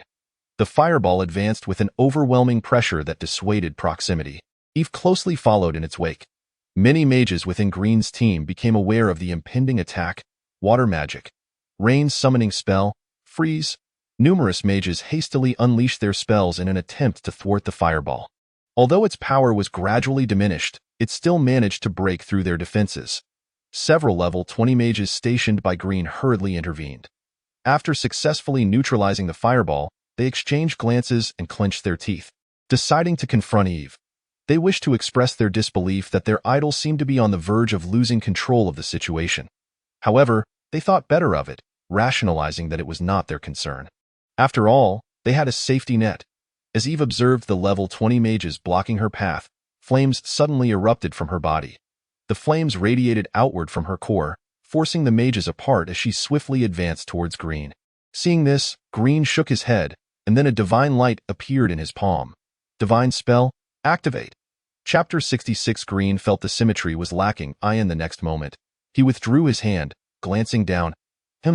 This time it's a pair of shorts adorned with a bear pattern. A change in style, I see. Meanwhile, a flush of embarrassment and indignation crossed Eve's face, but she did not slow her pace. This time, she was fully prepared, having no worries about Green stealing her shorts. For she had donned 10 pairs. Even if Green managed to snatch one, she was entirely unperturbed. In her bashfulness, a hint of pride flickered across her features. This time, Green, how could you possibly win? Don't think I would fall for the same trick twice. However, Eve noticed that Green's expression remained completely unperturbed. Merely a desperate struggle, feigning calmness. At that moment, Green observed that Eve showed no signs of stopping. The corners of his mouth curled into a gentle smile. Akin to a priest encountering a stubborn mortal, a bittersweet mix of empathy and amusement in his expression. He calmly instructed, "You lot, block Eve." He prepared to unleash another divine spell. Before long, Green's pockets brimmed with a variety of shorts, one adorned with a kitten pattern, another with a puppy design, and a pure red lace pair. Green silently categorized Eve's collection, placing the cute styles in his left pocket and the sexy ones in his right. How heartwarming. Surely, this is what they mean by a warm man. Green felt a swell of pride in himself. Soon, both of Green's pockets were stuffed to the brim. That moment, Eve had reached his front, ready to strike and eliminate him from the freshman competition. "Madam," Green said languidly, "you wouldn't want others to know you're wearing 10 pairs, would you? However, I must offer a suggestion. Your 6 cute styles and 4 sexy ones lack symmetry. Don't you have obsessive-compulsive tendencies? Green expressed his curiosity, pondering that like him, a future wife should be one of each type. To achieve the beauty of symmetry, Eve's cheeks flushed crimson. Her height of 1.7 meters, her mouth twitched. Caught between anger and embarrassment. Why do you care? Just die. She concentrated a fireball in her palm, but at the moment of attack, she hesitated. Madam, as long as you refrain from attacking me, I can assist you with anything. But if you choose to attack me, I will do anything in retaliation. Eve was momentarily infuriated, her blood pressure soaring as her magical circuits became chaotic, nearly causing internal injury. What will you do? She scoffed. Before being vanquished by me, you would undoubtedly shout about how you donned 10 pairs of underwear, even going so far as to publicly discard them. Or perhaps, after your defeat, you would return to the academy and boast to your equally defeated peers about my supposed 10 pairs of underwear, even going to the extent of selling them for points. Such antics are certainly within your depraved capabilities. If this were to transpire, your life at the academy would be reduced to a monochrome existence. With everyone branding me as a pervert, Eve, gritting her teeth and biting down on her lower lip until it bled, seethed, "You pervert! I, Eve Constance, hereby swear by my surname that I shall kill you in this lifetime. Should I fail, I shall willingly renounce my name and pride." Suddenly, Green displayed a look of shock, covering his mouth with his hands in disbelief. Observing Green's expression, Eve felt a surge of irritation and wanted to retort. "Are you covering your mouth because you just touched my underwear? Pervert." Dismissing such trivial matters, she laughed. "Pervert, is fear finally dawning upon you? If you were to kneel, perhaps I might consider forgiving you. What fear?" "What are you talking about?" Green appeared utterly perplexed, then remarked, "You actually plan to change your surname. Oh, I see. You wish to share a surname with me, according to our demon race's tradition of taking the husband's name. You don't mean to propose marriage, do you? Ugh, forgive me, you are a fine demon, but I have no affection for you. Moreover, you think I would kneel to propose? Ha! How could you possibly think I have any feelings for you? Truly, you are deluded." Green's expression turned to one of disdain, as if he were the one being wronged. Eve blinked in disbelief, her emotions a tumultuous mix. "What? You expect me to marry you? Even if every demon in the world perished, I would never marry you. Setting aside the question of whether I would marry you, how dare you reject me? What gives you the right to dismiss me? Am I not worthy of you? I am a mere 23-level mage, standing at 1.70 meters, with large eyes, a C figure, long legs, a regular menstrual cycle, and no vices, born of noble lineage. How am I unworthy of you? No, it should be you who is refusing me. When I commanded you to kneel, it was for you to beg for mercy, not to propose. How dare you call me a shallow fool?" Although it was the first time Eve had encountered such a term, she instantly understood its grave insult. You? Eve's chest heaved with indignation, a knot tightening in her throat, unable to rise or fall. In that moment, she yearned to find a demon to vent her frustration upon. This was the most oppressed she had felt in ages, and she recalled that it was all due to Green. "You had better not leave the academy alone," she warned, her words laced with menace. "Are you planning to stalk me?" Green replied. "I suppose that could be said." Eve responded with a cold laugh. "Of course I intend to follow you, so I can find a secluded spot to eliminate you." "Ah, a perverted stalker and a lovesick fool," Green sighed. "I truly have no feelings for you. Please do not harass me." Eve clenched her fists. "I will kill you right now." She could no longer contain herself and was on the verge of erupting. Noticing her agitation, Green looked up at the sky and declared, "Academy teachers, Principal Royna, I would like to formally report that someone has threatened me with murder. In broad daylight, is there no law in this realm? Happy New Year's Eve, Chapter 67 Principal. Let me see what divine magic Green has employed. In the conference room, a group of teachers exchanged glances. Did you understand why Eve ceased her attack on Green? I did not. What a coincidence. Neither did I. How can you feel smug when you did not understand? Clearly, your eyesight is wanting. Green seems to have obtained something, though I could not see it clearly. A form of thievery magic. They appear to know each other quite well, even exchanging playful banter. Their relationship seems quite close. How youthful. Upon hearing this, Monica's eyes widened as she gazed at the demon. She wished to exclaim, "Sister, from where do you deduce their closeness? Is it not clear that Eve wishes to slay Green?" She thought, "Sister, if your eyesight is poor, perhaps consider donating to those in need. Our organ transplant magic is quite advanced." At this moment, Amy interjected, "Even before a 23-level mage, Green maintains his composure. Such a mindset is commendable." Another chimed in, "Indeed, such a mentality is admirable. Amy, your insight is remarkable. I wager Green will secure first place in the freshman competition. It turns out you have an eye for talent." "Not far away," Director Charlie scoffed, "just another teacher currying favor with Amy. Once I become vice principal, I shall reduce your salary." Meanwhile, at the center of the conference room, a voluptuous figure wore a slow smile. "The young demons of today are quite amusing. Please bring forth the details of the divine magic Green just used." As Principal Royna spoke, a teacher promptly displayed the results of the recent identification on the big screen. Name: "Help me, Divine Lady category, Divine Magic Effect.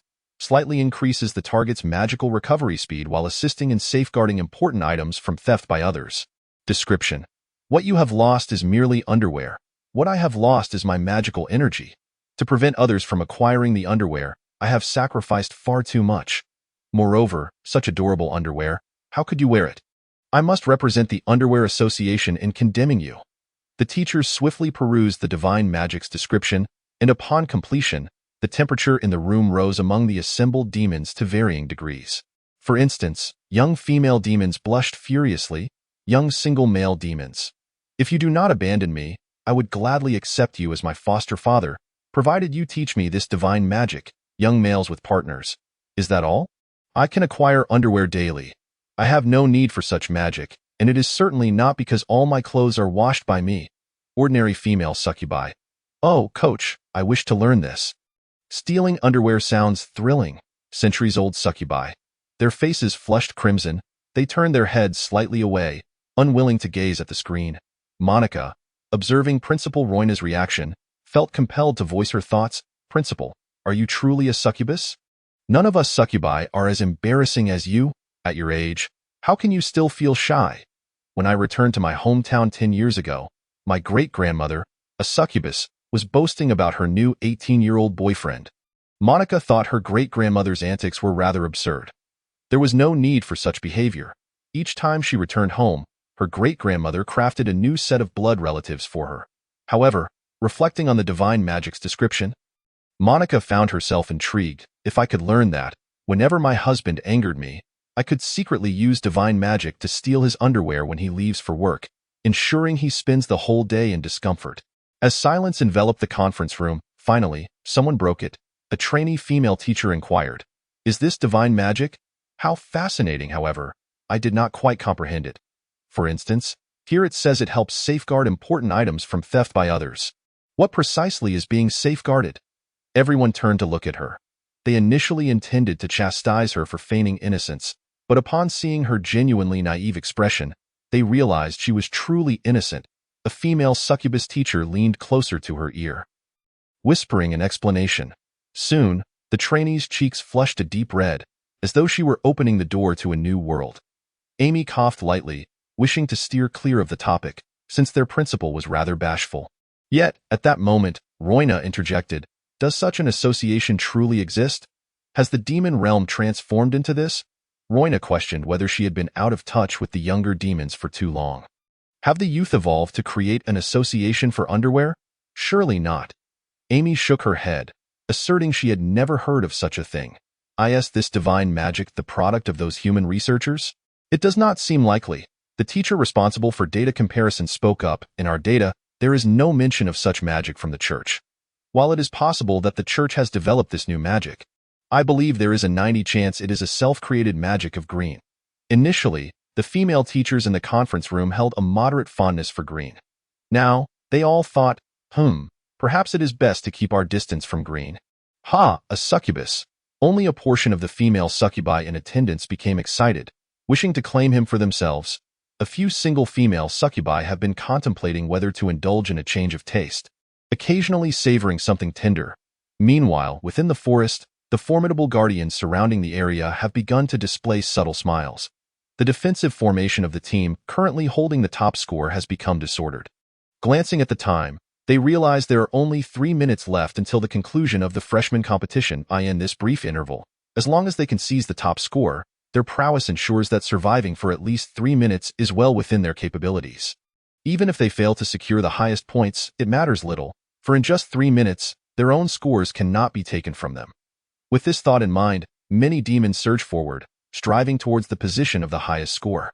The lower-tier mages tasked with protecting Green are swiftly overwhelmed by the onslaught of higher-tier mages, whose numbers seeking to claim the points exceed those defending Green. Noticing this, Green turns to Eve, his expression suddenly laden with remorse. Eve, I may have committed some rather excessive deeds in the past. I have come to realize that such behavior is inappropriate, and I wish to apologize to you. May I? Humph, Eve chuckles. Based on her understanding of Green, the more sincere his expression, the more mischief is afoot. Even if Angela were to die, she would never believe Green's deceitful words. Chapter 68. Witness the magic of Vivian. I know you likely won't believe me, as I may have provoked your anger with my seemingly benevolent actions. For this, I wish to express my apologies, and I can substantiate my sincerity through actions. Green states, Humph, then tell me how you intend to prove it through action. Eve, feeling too apathetic to comment on the term benevolent actions, queries, I'll give you my student card, allowing you to transfer the points yourself. Upon hearing this, Eve's expression tightens. The reason she hasn't truly eliminated Green is primarily due to her concern about him publicly revealing that he wore 10 pairs of panties. Have you truly thought this through? You're not going to say something like, Madam, please protect me, are you? Eve surveys the surroundings, where numerous powerful beings linger. Soon, Green will be defeated by other mages. I have indeed made my decision. I am willing to give you my student card so you can obtain the points. But only on the condition that you swear to erase our past transgressions. This, Eve falls momentarily silent, contemplating whether to accept Green's terms or ultimately eliminate him. Upon reflection, Green is hardly deserving of death. Despite her fierce demeanor, Eve has only ever slain countless magical creatures and has never taken another life. Gazing into Green's earnest expression, she softens her heart slightly to it. Seems you have finally come to understand fear. Very well, I accept. Just as Eve concedes, Green interjects, there's a minor detail. Didn't you just swear to kill me? Does that mean you can now forego the murder? Wouldn't that amount to breaking your oath? Humph. Eve chuckles, realizing she should never have placed her trust in Green. Trusting him is far less reliable than believing that Angela has feelings for this perverted individual. Green is merely attempting to ensnare her. As Eve opens her mouth to articulate her thoughts, she is taken aback to see Green genuinely producing the student card and handing it to her. Eve pauses momentarily, gently pinching her cheek, feeling as though the situation is surreal. The very Green has willingly bestowed his points upon her. This instills within her a sense of disbelief, as though a formidable adversary had been vanquished. Oh, I see now. With so many powerful beings around, Green knows he cannot retain his points. In his view, it would be better to trade them while they are still intact, extracting the last vestiges of their value. Meanwhile, from the shadows, Sophia observes that the time is ripe and turns to address her companion. Captain of the 3rd Battalion, where is your Italian cannon? Upon uttering this, Sophia feels a wave of embarrassment. Though she doesn't fully grasp its significance, the young master mentioned that this code phrase would enhance the likelihood of their plan's success. Vivian thinks to herself that the code is rather peculiar, but she sets aside her thoughts, feeling too anxious to dwell on it. Success or failure hinges upon this moment. In these instances, she finds herself admiring Green, who remains utterly composed, as if the unfolding events do not affect him at all. Vivian closes her eyes and then opens them anew. Her originally golden irises now faintly tinged with crimson, she plunges into the realm of boundless distortion. Let it manifest, explosion. In the next instant, a colossal fireball suddenly materializes in the sky, causing the temperature throughout the forest to rise several degrees. The epic-level magic of the explosion is unleashed. Eve suddenly perceives something amiss. Why has it become so warm? Although she is not currently wearing any panties, she still feels the heat. Moreover, she vaguely senses the heat wave as she manipulates the student card. Looking around, she suddenly grasps the situation and rapidly glances upward. She stares, momentarily stunned, at the enormous fireball overhead. Such power must be at least 6th-tier magic. perhaps even 7th tier, an epic spell. There should be no student capable of casting such a mighty spell. Could it be that a teacher has intervened? Is this perhaps the final test of the freshman competition, a surprise from the instructor? But this surprise is far too terrifying. Eve promptly resolves to retreat, but the fireball approaches with alarming speed. With no other option, she begins to cast offensive spells. Increase fire element resistance magic, shield spell. She strives to cast as many protective spells as possible. Those higher-tier mages who initially intended to charge toward green also quickly recognize the imminent danger and scatter in disarray. Chaos ensues as they panic. For instance, Garvey, a 23rd level mage, is less than 20 meters away from green. Yet he can advance no further, instead hastily erecting a defensive barrier to bolster his physical defenses. Green gazes at the sky, where the fireball, several kilometers in diameter, looms before him. He can only marvel at the explosive magic's formidable power. However, his preparation has also played a role. To maximize the explosion's potency, Green had arranged for Vivian to consume a plethora of magical potions. Simultaneously, after casting her spell, Vivian finds her entire magical energy and strength drained.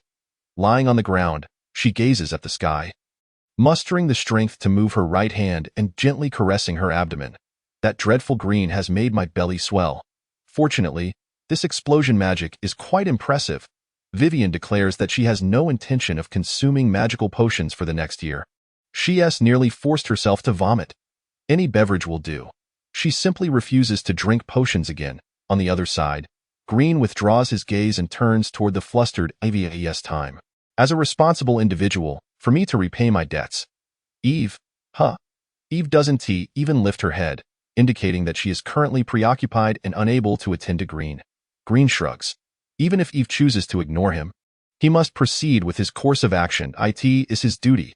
He places his hand in his pocket and silently invokes a divine art. Soon enough, Eve's eyes widen in astonishment, her face betraying a mix of incredulity and indignation. She distinctly feels her panties returning. You? No need to thank me. Just call me the unparalleled sorcerer. It is all the will of the great goddess. My ability to become a proficient sorcerer is entirely due to the goddess's teachings. Adele interjects, the goddess has stated she will not take the blame. Adele continues, how dare you say such a thing? I refuse to believe the goddess taught you to be such a pervert. Humph. Head out of fireball materializes in Eve's palm, seemingly intent on attacking Green. However, Green remains unfazed. You mentioned erasing our past, and besides, just look at the sky. Eve glances upward, her form instantly enveloped by the enormous fireball. The fireball then erupts violently. The protective gem upon Eve's person immediately activates, shielding her and initiating a teleportation sequence. In the fleeting moment before her form vanishes, Eve's large eyes fixate intently on Green. Her mind consumed by a singular thought. You've put them on backward. Were Sophia to learn of this, she would surely be astonished that the focal point of concern is not about the panties the young master has touched, but rather the fact that they have been worn incorrectly. Chapter 69. The freshman competition concludes. Moments later, the entire area is devoid of anyone able to stand. The vast majority have been compelled to activate their gems, directly transporting them away. Sophia emerges from the shadows. Surveying her surroundings, on the periphery of the explosion, a few mages remain capable of movement, but it poses little concern. She casually unleashes a few magical attacks to finish them off, then returns to her hiding spot. Sitting beside Vivian, the freshman competition is about to conclude. Vivian blinked, indicating her understanding, and then spoke. Sophia, please take the points away from me. Why? Sophia tilted her head slightly. With so many points, what if after I leave here? I feel reluctant to give them to you and Green.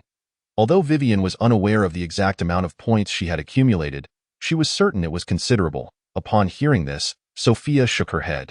No, young master has expressed his trust in you, and besides, we signed a contract last night.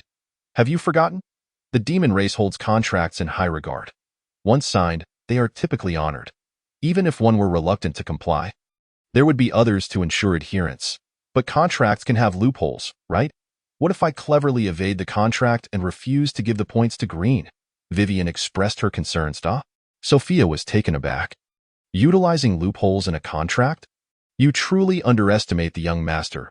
I don't believe there exists a demon capable of finding flaws in his contracts. Even the most cunning and deceitful humans would likely struggle to uncover any loopholes. After all, the young master's contract spans an impressive 30,000 words. It accounts for nearly every conceivable scenario. At that moment, Sophia contemplated a possibility. By the way, you didn't read the contract we signed yesterday, did you? No, I only signed my name on the cover. What's wrong with that? Vivian was puzzled by Sophia's inquiry. It's nothing. Sophia was surprised to realize that Vivian had not glanced at the contract's contents. This meant that, should the young master wish to sell Vivian, it would be a straightforward matter. Fortunately, the young master is a good demon and would never commit an act as heinous as selling Vivian and her entire family. However, Sophia suspected the young master possessed a mischievous streak and might have included some clauses to tease Vivian. If it were the young master, he would undoubtedly say, "Teasing? Where's the teasing? I'm merely guiding the bewildered masses." I genuinely couldn't bear to see Vivian pressured by her family into marriage, so it seemed reasonable to assist her in severing ties with her father in the contract. With this thought, a faint smile graced Sophia's lips as the young master's visage seemed to manifest before her.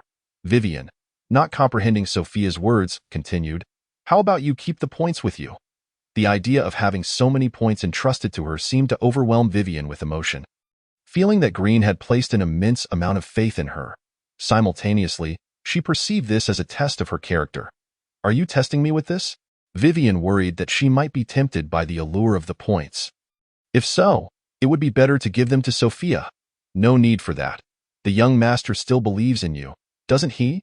Sophia replied, albeit with some uncertainty.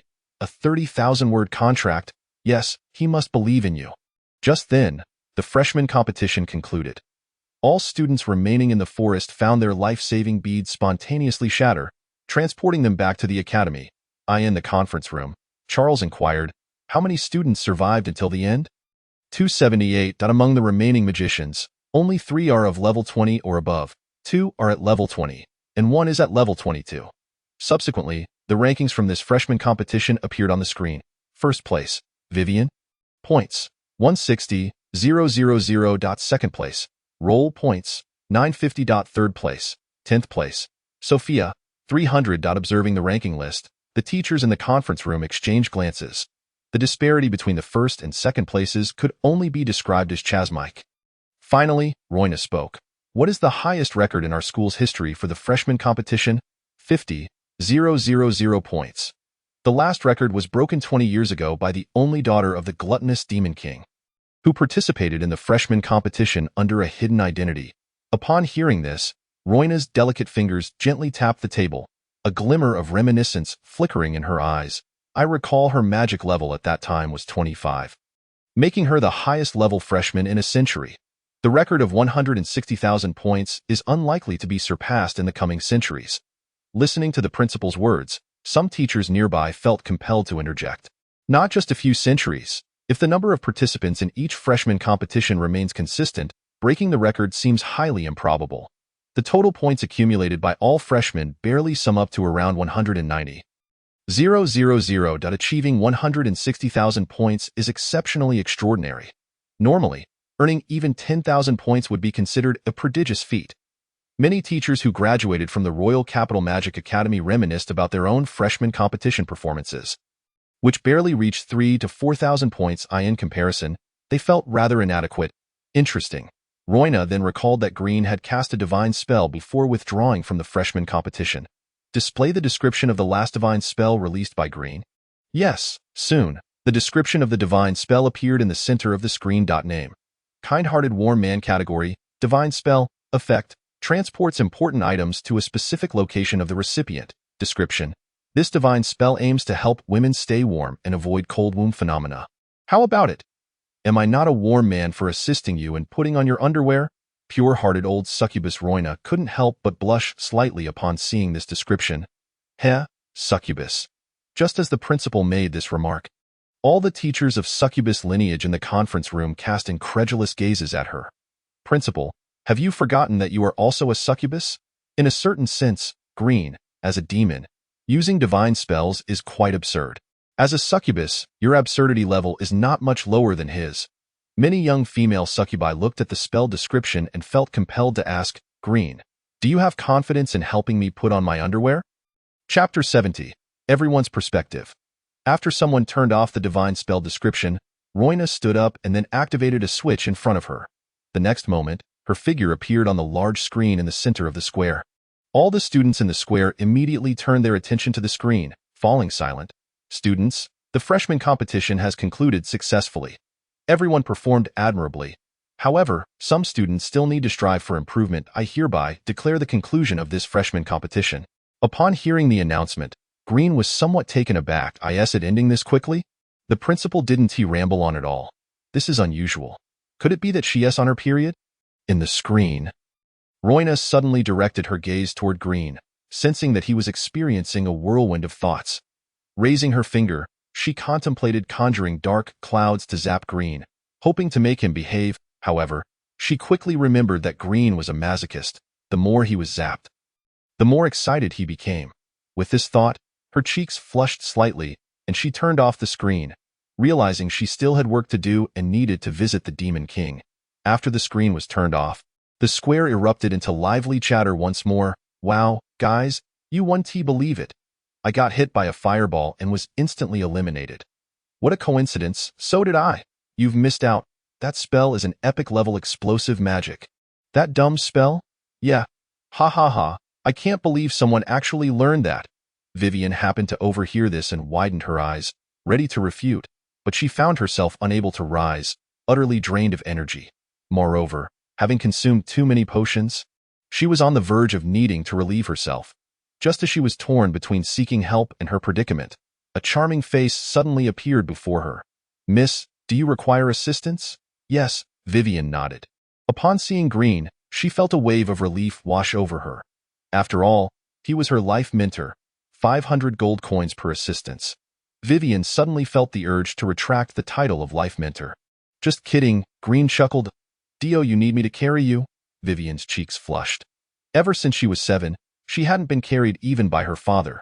Could she truly allow Green to carry her? Yet, if it were Green? She found herself unbothered by the idea. However, she wished to reserve all her firsts for her future husband. Just as Vivian was conflicted, Green leaned closer, his eyes reflecting her visage. What's wrong?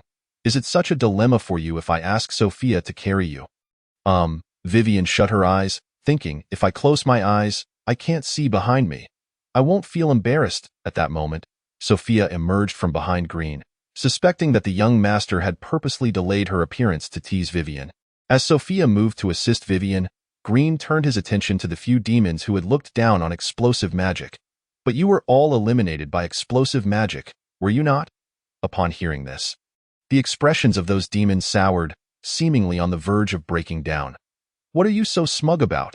You were also eliminated by explosive magic. Indeed, I recall that you were the one who amassed over 20,000 points, only to be swiftly vanquished by the explosive magic, just like everyone else. No, he is different from us. We merely lost 2,000 to 3,000 points, while he suffered a loss exceeding 20,000. One of the mages interjected. Green displayed a gaze mingled with dejection and self-encouragement. What I lost, in truth, exceeds 20,000. However, I believe that we mages must confront our adversaries directly in order to progress and avoid arrogance. This profoundly sincere statement instantly instilled a sense of guilt in several mages. One among them spoke first, acknowledging that they were indeed aware of their own greed this time, and that their skills were inferior.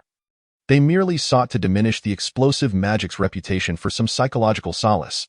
Another chimed in, admitting that although they did not know him, he was correct. They simply did not wish to accept their own defeat. The final mage suggested, let us set aside this discussion for now. My friend, do elaborate on the fact that you lost more than just 20,000 points. He was curious, for by the aura emanating from Green, he appeared to be no more than level 15. How could he possibly possess over 20,000 points? Surely, there must be a story to tell. The other two mages shared in the curiosity, their gazes fixed intently on Green. Sighing, Green began to recount his tale.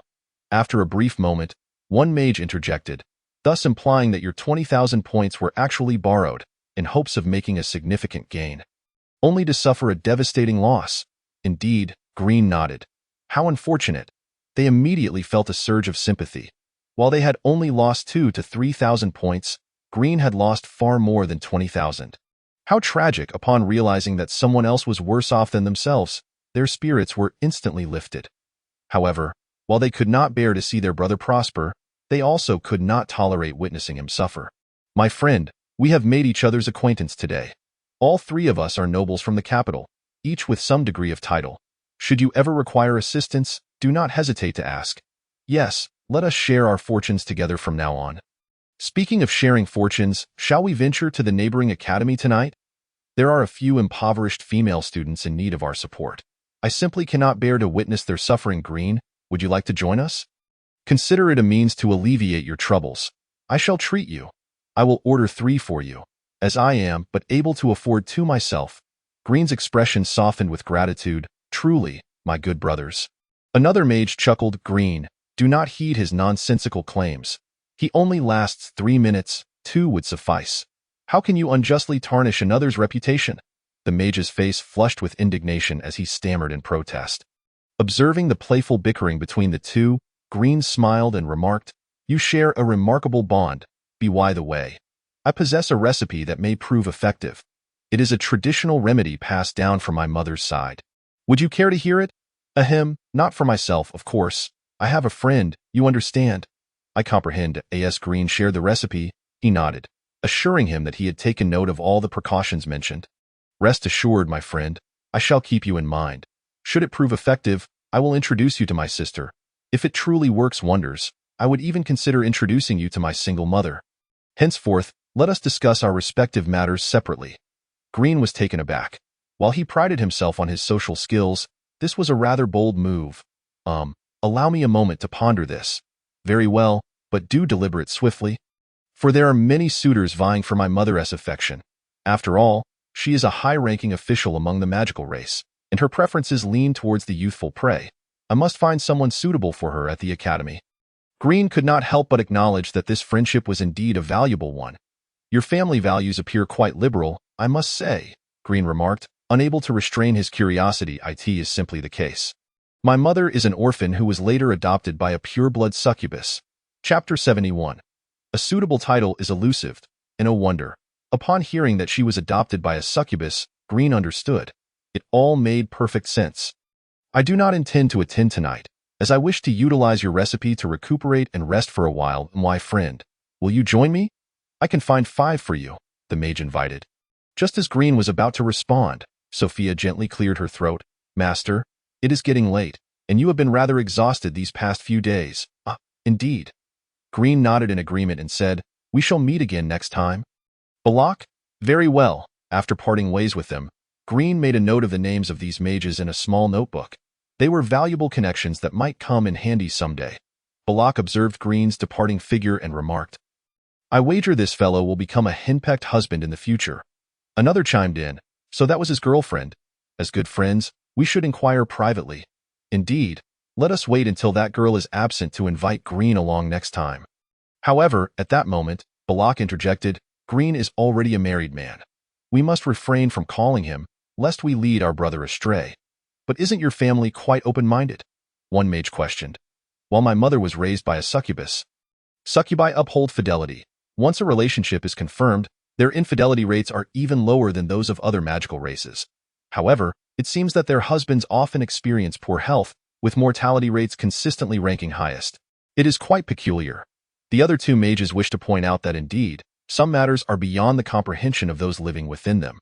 Might it be possible that the frailty of those mages is not due to their own actions? Meanwhile, Eve returned to the square. Following the principal's speech, she promptly slipped away. That insufferable Green. It would have sufficed for him to return my underwear, but wearing it inside out is simply intolerable. She yearned to return to her dormitory swiftly to change her attire. Damn it, who was the one who unleashed the high-level magic, resulting in our total annihilation? Was it the teacher who intervened, or was there genuinely a student of exceptional prowess? Cousin, Angela called out urgently upon spotting Eve. Would you care to join me at the hot springs this evening? Hearing her name called, Eve turned to see Angela and replied, I have matters to attend to, perhaps next time. With that, she hurriedly departed. There was no way she could accompany Angela to the hot springs. Otherwise, she would inevitably reveal the embarrassing truth of wearing 10 pairs of underwear, and in the wrong way, no less.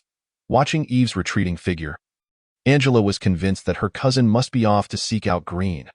Otherwise, how could she, who usually relished the hot springs, choose not to join her? Oh, how I longed to find my idol. Speaking of idols, Angela suddenly recalled that she owed her idol 2,004 points. Such a considerable sum of points. When would she ever repay it? If she took too long, would she leave a poor impression on her idol? The young girl fell into deep despair. Adele glanced around. The square was already filled with numerous students. It seemed unlikely that Green would be able to find her. Who would have thought that Green would achieve victory in such a manner? Yet, he must have employed a divine technique against Eve in the end. Suddenly, Adele grew curious about the nature of the divine technique that Green used. It wasn't mere curiosity. She simply felt that she might someday utilize it during the Holy Maiden selection competition. Should she seize the opportunity, might she ask Green about it? What is the matter? Lost in thought. A familiar voice rang out behind her. Startled, Adele nearly jumped out of her skin, her heart racing. Green? Surely, the Holy Maiden is not so timid? Her face briefly displayed a hint of frustration, quickly masking it to revert to her usual impassive demeanor. How did you find me? Adele inquired, somewhat intrigued, though her tone remained devoid of emotion. She had checked and confirmed that no tracking or locating magic had been cast upon her by Green. Green pointed to his head and replied, "Is it really so difficult?" He suspected that Adele would be secretly watching the live stream of the freshman competition, prompting him to seek her out. Nearby, Sophia suddenly interjected, "The master means to say that you are a woman who is quite easy to understand." Huh, male mage. Adele's tone carried a hint of disdain. This white-haired, red-eyed girl, coupled with her icy demeanor, expressed disdain in a manner that possessed a certain aesthetic appeal. Green chuckled and then glanced at the distant screen, realizing she had been watching the live stream of the freshman competition. Surely, my charm must be so overwhelming that it transcends the screen. Oh dear, that statement is utterly nauseating. The disgust is practically oozing out of me. Very well, let us find a place to dine this evening. I shall treat you. By the way, Vivian, you should be able to regain some strength soon, right? If not, Sophia can feed you porridge. I should be able to recover enough to eat freely. The girl being carried by Sophia weakly responded. As they departed the square, Adele hesitated for a moment before finally asking, "Green, I am somewhat curious." Just before the freshman competition concluded, Eve's expression suddenly changed. "Did you cast a divine technique?" "Indeed, I did cast one." Green did not conceal the truth. His primary focus was on sincerity. "What was the outcome? Could you elaborate?" "The outcome, indeed. By the way, Adele, why do you inquire about this? Could it be that you have developed an interest in divine arts?" "Perhaps, to a certain extent." Adele hesitated when responding to such inquiries. She found it difficult to admit her disinterest in divine arts. "Since you are curious, have you considered placing your faith in our esteemed goddess of magic?" "Let me tell you, those humans simply do not understand the grandeur of our goddess." "Adele?" She maintained a facade of calmness while internally critiquing the absurdity of the statement. "We humans do not comprehend divine arts." "Ridiculous. We have been venerating the goddess for nearly a millennium. No one understands her better than we do. It is simply implausible. After all, humans have worshipped the goddess for so long." Adele subtly countered to avoid revealing her undercover identity. "Are you jesting? Do you understand the goddess better, or do I?" Green displayed a sincere expression tinged with mild reproach. Upon hearing this, Adele's lips twitched slightly. "As a prospective saintess, you dare to claim that I do not understand the goddess better than you." At that moment, she contemplated whether she should reveal her identity as a prospective saintess to Green before leaving the demon territory. If she disclosed it, she could certainly put Green in his place, making him realize he was the true fool, for it was she who possessed a deeper understanding of the goddess. Chapter 72. Green. The goddess of magic is undeniably our deity. I may not comprehend as you do, but I believe that the church has educated many individuals who study this daily. Green, you have not researched for long. At present, they must possess a greater understanding, right? Recognizing the enemy is vital for the demon race as well. Adele countered once more. Upon hearing this, Green shook his head and replied, "It appears you still do not understand. The crux lies not in the duration of study, but in the essence of our races. Fundamentally, No matter how hard the human race strives, they cannot surpass us demons. Adele perceived Green's arrogance. Indeed, he shared the common belief among ordinary demons that their race was superior to humans. Let me pose you a simple question. What is the surname of the goddess of magic? Seeing Adele's apparent dissatisfaction, Green continued, Ah? Adele was taken aback. What is the surname of the goddess of magic? Do deities even have surnames? Adele had never contemplated such a question, and the scriptures had never documented such details. While Adele pondered, Green chuckled and said, The goddess of magic, of course, has the surname Magic. Our race begins with the same character, Magic. Perhaps, in some cosmic design, we demons were created by the goddess? Adele widened her eyes at Green. There is some merit to that, albeit limited. Noticing Adele's expression, Green understood her disbelief.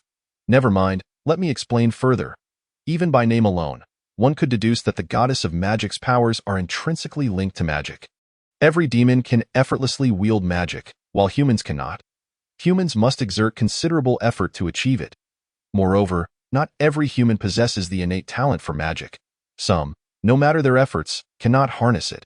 From this perspective, if we consider which race is closer to the goddess of magic, it must undoubtedly be us demons. After listening to Green's explanation, Adele inwardly gasped. You cannot deny it. There is indeed some truth to it. The scriptures have always stated that the goddess favors humans the most. Yet, in terms of innate talent, demons far surpass humans. Hiss. Adele suddenly shook her head. She realized that she should not delve too deeply into Green's words. Lest she be swayed by his logic, she had to admit, Green's line of reasoning was somewhat novel. Although Adele remained skeptical, should this notion circulate across the continent, it would undoubtedly give rise to more cults espousing such doctrines among humans. You do have a point, Adele conceded. Perhaps we should return to the original topic. What divine art did you employ in the final match, Adele? It seems you are indeed intrigued by our esteemed goddess of magic. Since you are interested in the goddess and divine arts, would you consider joining me in worshipping her? I could take you as my apprentice and teach you divine arts, Adele. As a dignified prospective saintess, I have learned hundreds of divine arts, if not thousands. You would teach me? Moreover, how could I, a prospective saintess, take a demon as my master in divine arts? If word got out, how could I ever maintain my status as a saintess? Regarding your identity as a demon and simultaneously my master in divine arts? While Adele internally scoffed, she ultimately shook her head and said, Let it be. Very well. Green's expression turned somber, as if he were witnessing a promising seedling veering down the wrong path. Feeling regretful for not guiding them properly, observing Green's agonized expression, Adele felt an unexpected twinge of guilt. She thought perhaps she had lost her sanity to feel remorse. After their meal, the time had come to discuss serious matters. Green produced his student card and turned to Vivian. We should allocate the points now. Oh, all right. Once Vivian retrieved her student card, Green glanced down, noting 160,000 points. Not bad, Green commented simply. This remark left Vivian astonished. Not bad. A total of 160,000 points, and to you, it is merely not bad. Green, are you perhaps a bit too nonchalant about this? This is an immense sum. In school, with 160,000 points, you could even purchase a diploma outright. After which, you would still have a surplus. Of course, in reality, no one would directly buy a diploma. Remaining in school offers numerous benefits, and the more outstanding the student, the more resources they can acquire. Sophia had become somewhat accustomed to this. Her young master was always remarkably composed. If there came a day when he lost his composure, Sophia would suspect that the world was on the brink of collapse. Green smiled and replied, It's just 160,000 points. We will acquire even more in the future. Hearing this, Vivian fell into momentary silence. In the past, she would have deemed Green's words as mere bravado. However, now, they had indeed secured 160,000 points. Once the first instance occurred, it was possible for a second and third to follow. Green accepted the student card from Vivian, stating, According to our previous agreement, I will take 50, Vivian will take 40, and Sophia will receive 10. Vivian shook her head in response. I merely cast one explosive spell. You handled everything else, Green. You still need to allocate points to others. Should the plan fail, you may not be able to repay those points. You have taken on such a significant risk for only 50. It is too little. You should take 70, and I will settle for 20. At this moment, Sophia also interjected, "Young master, I believe I shouldn't take anything at all. I have contributed nothing, but it's fine. Let's stick to the agreement." Green was unconcerned about such matters. Without Vivian's explosive spell, he would not have been able to secure such a substantial amount of points. As for Sophia, did she understand the value of a nurturing maid? Green wished to develop Sophia's combat abilities so they could complement each other in the future. Vivian and Sophia both shook their heads. Ultimately, through their insistence, Green received 75 of the points, Vivian took 20, and Sophia obtained 5. In the end, Green acquired 120,000 points. Additionally, he had previously gathered personnel and made certain promises, leaving him indebted for some points, approximately over 40,000. After settling those debts, he would still have around 70,000 points left, which was quite satisfactory. After distributing the points, Green contemplated what to exchange them for. Perhaps tomorrow, he could inquire with the logistics department about what resources were available for redemption. Surely, the logistics department could assist with such inquiries? Vivian stored her student card, feeling elated. She had acquired 32,000 points, which was a considerable sum.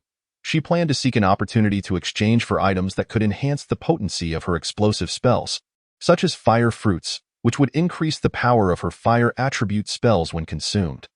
After reveling in her good fortune for a moment, as if struck by a sudden thought, she inquired, "By the way, what clubs are you planning to join?" Chapter 73. Green intended to establish a club. Green was taken aback. He had not anticipated that the Academy would feature such organizations. "It seemed quite reasonable. I haven't decided yet. I'm unsure of what clubs the Academy offers. The more renowned clubs include the Magic Research Club, Astronomy Club, Paper Figure Club, Charity Club, and History Club, among others. The Academy boasts quite a variety of clubs." At this moment, Sophia spoke up, "Is there a maid club?" She aspired to join the maid club to acquire the skills essential for serving her master more proficiently. She had heard that a fundamental skill for maids was brewing red tea. Yet her attempts at making it seemed rather unsatisfactory. After pondering for a moment, Vivian responded, "It appears there is no maid club, at least not one I am aware of. However, you could always establish one yourself." "Very well," Sophia replied, somewhat disheartened at the absence of the club she wished to join. Listening to the conversation, Glenn inquired about the available clubs and then asked, "By the way, is participation in clubs mandatory?" Glenn himself was not fond of constraints. He would rather spend his time napping in the dormitory than engage in club activities. Upon hearing this, Vivian regretfully stated, "Of course, participation is mandatory." She then elaborated, "While the Academy does not explicitly mandate club involvement, those who do not participate must take an additional 3 elective courses to accumulate credits, hence everyone opts to join a club. 3 extra courses. What a hassle! The principal ought to revise this rule," Glenn remarked with irritation. Vivian timidly glanced around to ensure the principal was not nearby before whispering, "I feel the same way. Are there many activities organized by these clubs? Are there any clubs that hardly engage in activities?" Glenn further inquired. His understanding of the Academy was significantly less comprehensive than Vivian's, who hailed from the capital. "There are no such clubs. The Academy conducts regular inspections of club activities, and those that do not meet the requirements will be disbanded. Therefore, clubs typically organize activities on a regular basis, sometimes even daily." "Well, that sounds quite tedious," Glenn mused, not expecting the necessity of daily club attendance. Once involved, there would be attendance requirements and oversight from the club president. What if I were to establish my own club? Would I then have to manage others? You just mentioned starting a club. Is it difficult? Not particularly. The Academy adds a considerable number of small clubs each year. As long as these clubs regularly organize activities, they are fine. Additionally, the minimum membership requirement is 3 individuals. Glenn glanced at Vivian and Sophia and remarked, "That makes 3 of us. I intend to establish a club." "What kind of club?" Vivian asked. Her interest piqued. Meanwhile, Sophia suggested, "The master will surely create a club dedicated to the worship of the goddess." Adele and Sophia exchanged knowing glances, both realizing they shared the same thought. They believed Glenn would indeed establish a club related to the goddess. Under the scrutiny of the 3, Glenn languidly announced, "The Summer Society of Magical Naps. Vivian?" "Vivian, I don't quite understand, but it sounds impressive." Sophia, "Master, you have an incredible talent for naming." Adele, "From the name, it doesn't seem to relate to the goddess." Vivian then pressed for clarification. "What exactly is its purpose? Does the Summer Society of Magical Naps involve studying magic during nap time?" That interpretation is valid, as the activities of my club are beneficial for warding off ailments and enhancing immunity. Furthermore, it can increase learning efficiency. In a sense, when one's health improves, learning efficiency rises, and thus, the study of magic progresses more swiftly. Impressive. Vivian confessed she did not fully grasp it but felt it was remarkable. Adele, being more familiar with Glenn, couldn't resist teasing, "Surely your club's activity is literally just napping." Congratulations on your accurate guess. By the way, the Academy hasn't stipulated that club activities cannot involve napping. Has it? Glenn queried. Vivian was momentarily taken aback. Napping can be described in such a manner? I thought it was quite impressive, yet it turns out to be merely napping. After suppressing her urge to scoff, she replied, "It seems the Academy has not prohibited napping as a club activity." Then there's no issue. Sophia, I entrust you with a task. Find out what documents are required to establish a club. And we shall apply in the coming days. Glenn instructed. I understand. Leave it to me, Sophia affirmed.